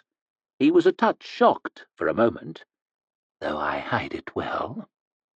Dark purple and brown and yellow under her left eye, the lower lid well swollen. Round the corner of her mouth, too, the lip split and scabbed over. Glockter knew a lot about bruises, few men more. And I hardly think she got these by accident. She was punched in the face by someone who meant it. He looked at those ugly marks, and he thought about his old friend Colum West, crying in his dining room and begging for help, and he put the two together. Interesting. She sat there all the while, looking back at him with her chin high, the side of her face with the worst bruises turned towards him, as though challenging him to say something. She is not much like to her brother, not much like at all. I don't think she'll be bursting into tears in my dining room, or anywhere else. "What can I do for you, Inquisitor?" she asked him coldly. He detected the very slightest slurring of the word Inquisitor. She has been drinking, though she hides it well. Not enough to make her stupid. Glockter pursed his lips. For some reason he had the feeling that he needed to watch his step. "I'm not here in a professional capacity. Your brother asked me to—" She cut him off rudely. "Did he? Really? Here to make sure I don't fuck the wrong man, are you?" Glockter waited for a moment, allowing that to sink in. Then he began to chuckle softly to himself. "Oh, that's grand. I begin to quite like her." "Something funny?" she snapped. "Pardon me," said Glockter, wiping his running eye with a finger, "but I spent 2 years in the Emperor's prisons. I dare say if I had known I'd be there half that long at the start, I would have made a more concerted effort to kill myself. 700 days, give or take, in the darkness. As close to hell, I would have thought, as a living man can go. My point is this. If you mean to upset me, you'll need more than harsh language." Glockter treated her to his most revolting, toothless, crazy smile. There were few people, indeed, who could stomach that for long, but she did not look away for an instant. Soon, in fact, she was smiling back at him, a lopsided grin of her own, and one which he found oddly disarming. A different tack, perhaps. "The fact is, your brother asked me to look after your welfare while he is away. As far as I'm concerned, you can fuck whomever you please, though my general observation has been that, as far as the reputations of young women are concerned, the less fucking the better. The reverse is true for young men, of course. Hardly fair, but then life is unfair in so many ways. This one hardly seems worth commenting on." "Huh, you're right there." "Good," said Glockter. "So we understand each other, then. I see that you hurt your face." She shrugged. "I fell. I'm a clumsy fool." "I know how you feel. I'm such a fool. I knocked half my teeth out and hacked my leg to useless pulp. Look at me now, a cripple. It's amazing where a little foolishness can take you if it goes unchecked. We clumsy types should stick together, don't you think?" She looked at him thoughtfully for a moment, stroking the bruises on her jaw. "Yes," she said, "I suppose we should." Goyle's practical Vitari was sprawled on a chair opposite Glockter, just outside the huge dark doors to the Archlector's office. She was slumped into it, poured onto it, draped over it like a wet cloth, long limbs dangling, head resting on the back. Her eyes twitched lazily around the room from time to time under heavy lids, sometimes coming to rest on Glockter himself for insultingly long periods. She never turned her head, though, or indeed moved a muscle, as though the effort might be too painful. Which, indeed, it probably would be. Plainly, she had been involved in a most violent melee, hand to hand. Above her black collar, her neck was a mass of mottled bruises. There were more around her black mask, a lot more, and a long cut across her forehead. One of her drooping hands was heavily bandaged. The knuckles of the other were scratched and scabbed over. She's taken more than a couple of knocks, fighting hard against someone who meant business. The tiny bell jumped and tinkled. "Inquisitor Glockter," said the secretary as he hurried out from behind his desk to open the door. "His Eminence will see you now." Glockter sighed, grunted, and heaved on his cane as he got to his feet. "Good luck," said the woman as he limped past. "What?" She gave a barely perceptible nod towards the Archlector's office. "He's in a hell of a mood today." As the door opened, Salt's voice washed out into the anteroom, changing from a muffled murmuring into an all-out scream. The secretary jerked back from the gap as if slapped in the face. 20 practicals! Shrieked the Archlector from beyond the archway. 20! We should have been questioning that bitch now instead of sitting here licking our wounds. How many practicals? 20, Archlector. 20, damn it! Glockter took a deep breath and insinuated himself through the door. And how many dead? The Archlector was striding briskly up and down the tiled floor of his huge circular office, waving his long arms in the air. He was dressed all in white, as spotless as ever. Though I fancy a hair is out of place, maybe even two. He must truly be in a fury. How many? 7, mumbled Superior Goyle, hunched into his chair. A third of them! A third! How many injured? 8. Most of the rest! Against how many? In all, there was 6. Really? The Archlector thumped his fists on the table, leaning down over the shrinking Superior. I heard 2! 2! He screamed, pacing once more round and round the table. And both of them savages! 2, I heard! A white one and a black one, and the black one a woman! A woman! He kicked savagely at the chair next to Goyle, and it wobbled back and forth on its feet. And what's worse, there were countless witnesses to this disgrace. Did I not say discreet? What part of the word discreet is beyond your comprehension, Goyle?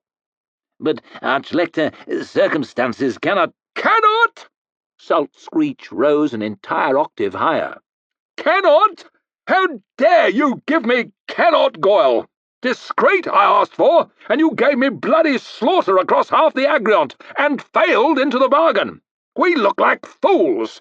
Far worse, we look like weak fools. My enemies on the closed council will waste no time in turning this farce to their advantage. Moravia's already stirring trouble, the old windbag, whining about liberty and tighter reins and all the rest of it. Damn lawyers! They had their way, we'd get nothing done. And you're making it happen, Goyle. I'm stalling, and I'm saying sorry, and I'm trying to put things in the best light, but a turd's a turd, whatever light it's in. Do you have any notion of the damage you've inflicted, of the months of hard work you've undone? But, Archlector, have they not now left the— They'll be back, you cretin! He did not go to all this trouble simply to leave, dolt. Yes, they've gone, idiot, and they've taken the answers with them. Who they are, what they want, who is behind them. Left! Left! Damn you, Goyle! I am wretched, Your Eminence. You are less than wretched. I cannot but apologize. You're lucky you're not apologizing over a slow fire. Salt sneered his disgust. Now get out of my sight! Goyle flashed a look of the most profound hatred at Glockter as he cringed his way out of the room. Goodbye, Superior Goyle, goodbye. The Arch-Lector's fury could not fall upon a more deserving candidate. Glockter could not suppress the tiniest of smiles as he watched him go. "Something amusing you?" Salt's voice was ice as he held out his white-gloved hand, purple stone flashing on his finger. Glockter bent to kiss it. "Of course not, Your Eminence." "Good, because you've nothing to be amused about, I can tell you. Keys?" he sneered. "Stories? Scrolls? What could have possessed me to listen to your drivel?" "I know, Arch-Lector. I apologize." Glockter edged humbly into the chair that Goyle had so recently vacated. "You apologize, do you? Everyone apologizes. Some good that does me. Fewer apologies and more successes is what I need. And to think I had such high hopes for you. Still, I suppose we must work with the tools we have." "Meaning?" But Glockter said nothing. "We have problems. Very serious problems in the south." "The South, Arch-Lector?" "Togoska. The situation there is grave. Gurkish troops are flocking to the peninsula. They already outnumber our garrison by 10 to 1, and all our strength is committed in the north. 3 regiments of the King's Own remain in Adua, but with the peasants getting out of hand across half of Midderland, they cannot be spared. Superior de Voost was keeping me informed in weekly letters. He was my eyes, Glockter. Do you understand? He suspected that there was a conspiracy afoot within the city. A conspiracy intending to deliver Dagoska into the hands of the Gurkish. 3 weeks ago the letters stopped, and yesterday I learned that de Voost has disappeared. Disappeared! A superior of the Inquisition! Vanished into thin air! I am blind, Glockter. I am fumbling in the dark at a most crucial time. I need someone there that I can trust. Do you understand?" Glockter's heart was thumping. "Me?" "Oh, you're learning," sneered Salt. "You are the new superior of Dagoska." "Me?" "Many congratulations, but forgive me if we leave the feast until a quieter moment. You, Glockter, you!" The Arch-Lector leaned down over him. "Go to Dagoska and dig. Find out what happened to de Voost. Weed the garden down there. Root out everything disloyal. Everything and anyone. Light a fire under them. I need to know what's going on, if you have to toast the Lord Governor until he drips gravy." Glockter swallowed. "Toast the Lord Governor?" "Is there an echo in here?" snarled Salt, looming even lower. "Sniff out the rot and cut it away. Hack it off. Burn it out. All of it, wherever it is. Take charge of the city's defences yourself if you must. You were a soldier." He reached out and slid a single sheet of parchment across the tabletop. "This is the King's writ, signed by all 12 chairs on the closed council. All 12. I sweated blood to get it. Within the city of Dagoska, you will have full powers." Glockter stared down at the document. A simple sheet of cream-coloured paper, black writing, a huge red seal at the bottom.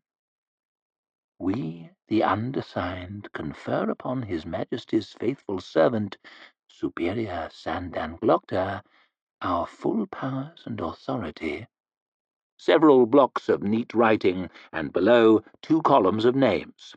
Crabby blotches, flowing swirls, near illegible scrawls. Hoff, Salt, Barovia, Baruz, Halleck, Burr, Torlicom, and all the rest. Powerful names. Glockter felt faint as he picked up the document in his 2 trembling hands. It seemed heavy. "Don't let it go to your head. You still have to tread carefully. We can stand no more embarrassments. But the Gurkish must be kept out at all costs, at least until this business in Angland is settled. At all costs. Do you understand?" "I understand. A posting to a city surrounded by enemies and riddled with traitors, where one superior has already mysteriously disappeared. Closer to a knife in the back than a promotion, but we must work with the tools we have." "I understand, Arch-Lector." "Good. Keep me well informed. I want to be swamped by your letters. Of course. You have 2 practicals, correct? Yes, Your Eminence. Frost and Severard, both very— Not nearly enough. You won't be able to trust anyone down there, not even the Inquisition. Salt seemed to think about that for a moment. Especially the Inquisition. I have picked out a half-dozen others whose skills are proven, including practical Vitari. That woman watching over my shoulder? But, Archlector— Don't butt me, Glockter, hissed Salt. Don't you dare butt me, not today. You're not half as crippled as you could be. Not half as crippled, you understand? Glockter bowed his head. I apologize. You're thinking, aren't you? I can see the cogs turning, thinking you don't want one of Goyle's people getting in the way. Well, before she worked for him, she worked for me, a Styrian from Sipano. Cold as the snow, those people, and she's the coldest of them, I can tell you. So you needn't worry, not about Goyle, anyway. No, only about you, which is far worse. I will be honored to have her along. I will be damned careful. Be as honored as you damn well please. Just don't let me down. Make a mess of this, and you'll need more than that piece of paper to save you. A ship is waiting at the docks. Leave, now. Of course, Your Eminence. Salt turned away and strode over to the window. Glockter quietly got up, quietly slid his chair under the table, quietly shuffled across the room. The Archlector was still standing, hands clasped behind him, as Glockter ever so carefully pulled the doors to. It was not until they clicked shut that he realized he had been holding his breath. "How'd it go?" Glockter turned round sharply, his neck giving a painful click. Strange how I never learn not to do that. Practical Vitari was still flopped in her chair, looking up at him with tired eyes. She did not seem to have moved the whole time he was inside. How did it go? He ran his tongue around his mouth, over his empty gums, thinking about it. That remains to be seen. "Interesting," he said in the end. "I am going to Dagorska." "So I hear." The woman did indeed have an accent, now he thought about it, A slight whiff of the free cities. "I understand you're coming with me." "I understand I am." But she did not move. We are in something of a hurry. "I know." She held out her hand. "Could you help me up?" Glockter raised his eyebrows. I wonder when I was last asked that question. He had half a mind to say no, but in the end he held his hand out, if only for the novelty. Her fingers closed round it, started to pull. Her eyes were narrowed. He could hear her breath hissing as she unfolded herself slowly from the chair. It hurt, having her pull on him like that, in his arm, in his back. But it hurts her more. Behind her mask, he was pretty sure her teeth were gritted with pain. She moved her limbs one at a time, cautiously, not sure what would hurt and how much. Glockter had to smile. A routine I go through myself every morning. Strangely invigorating to see someone else doing it. Eventually she was standing, her bandaged hand clutched against her ribs. "You able to walk?" asked Glockter. "I'll loosen up." What happened? Dogs? She gave a bark of laughter. "No! A big Northman knocked the shit out of me." Glockter snorted. Well, forthright at least. Shall we go? She looked down at his cane. "Don't suppose you got one of those spare, have you?" "I'm afraid not. I only have the one, and I can't walk without it." "I know how you feel." "Not quite." Glockter turned and began to limp away from the Archlector's office. "Not quite." He could hear the woman hobbling along behind. Strangely invigorating to have someone trying to keep up with me. He upped the pace, and it hurt him. but it hurts her more. Back to the south, then. He licked at his empty gums.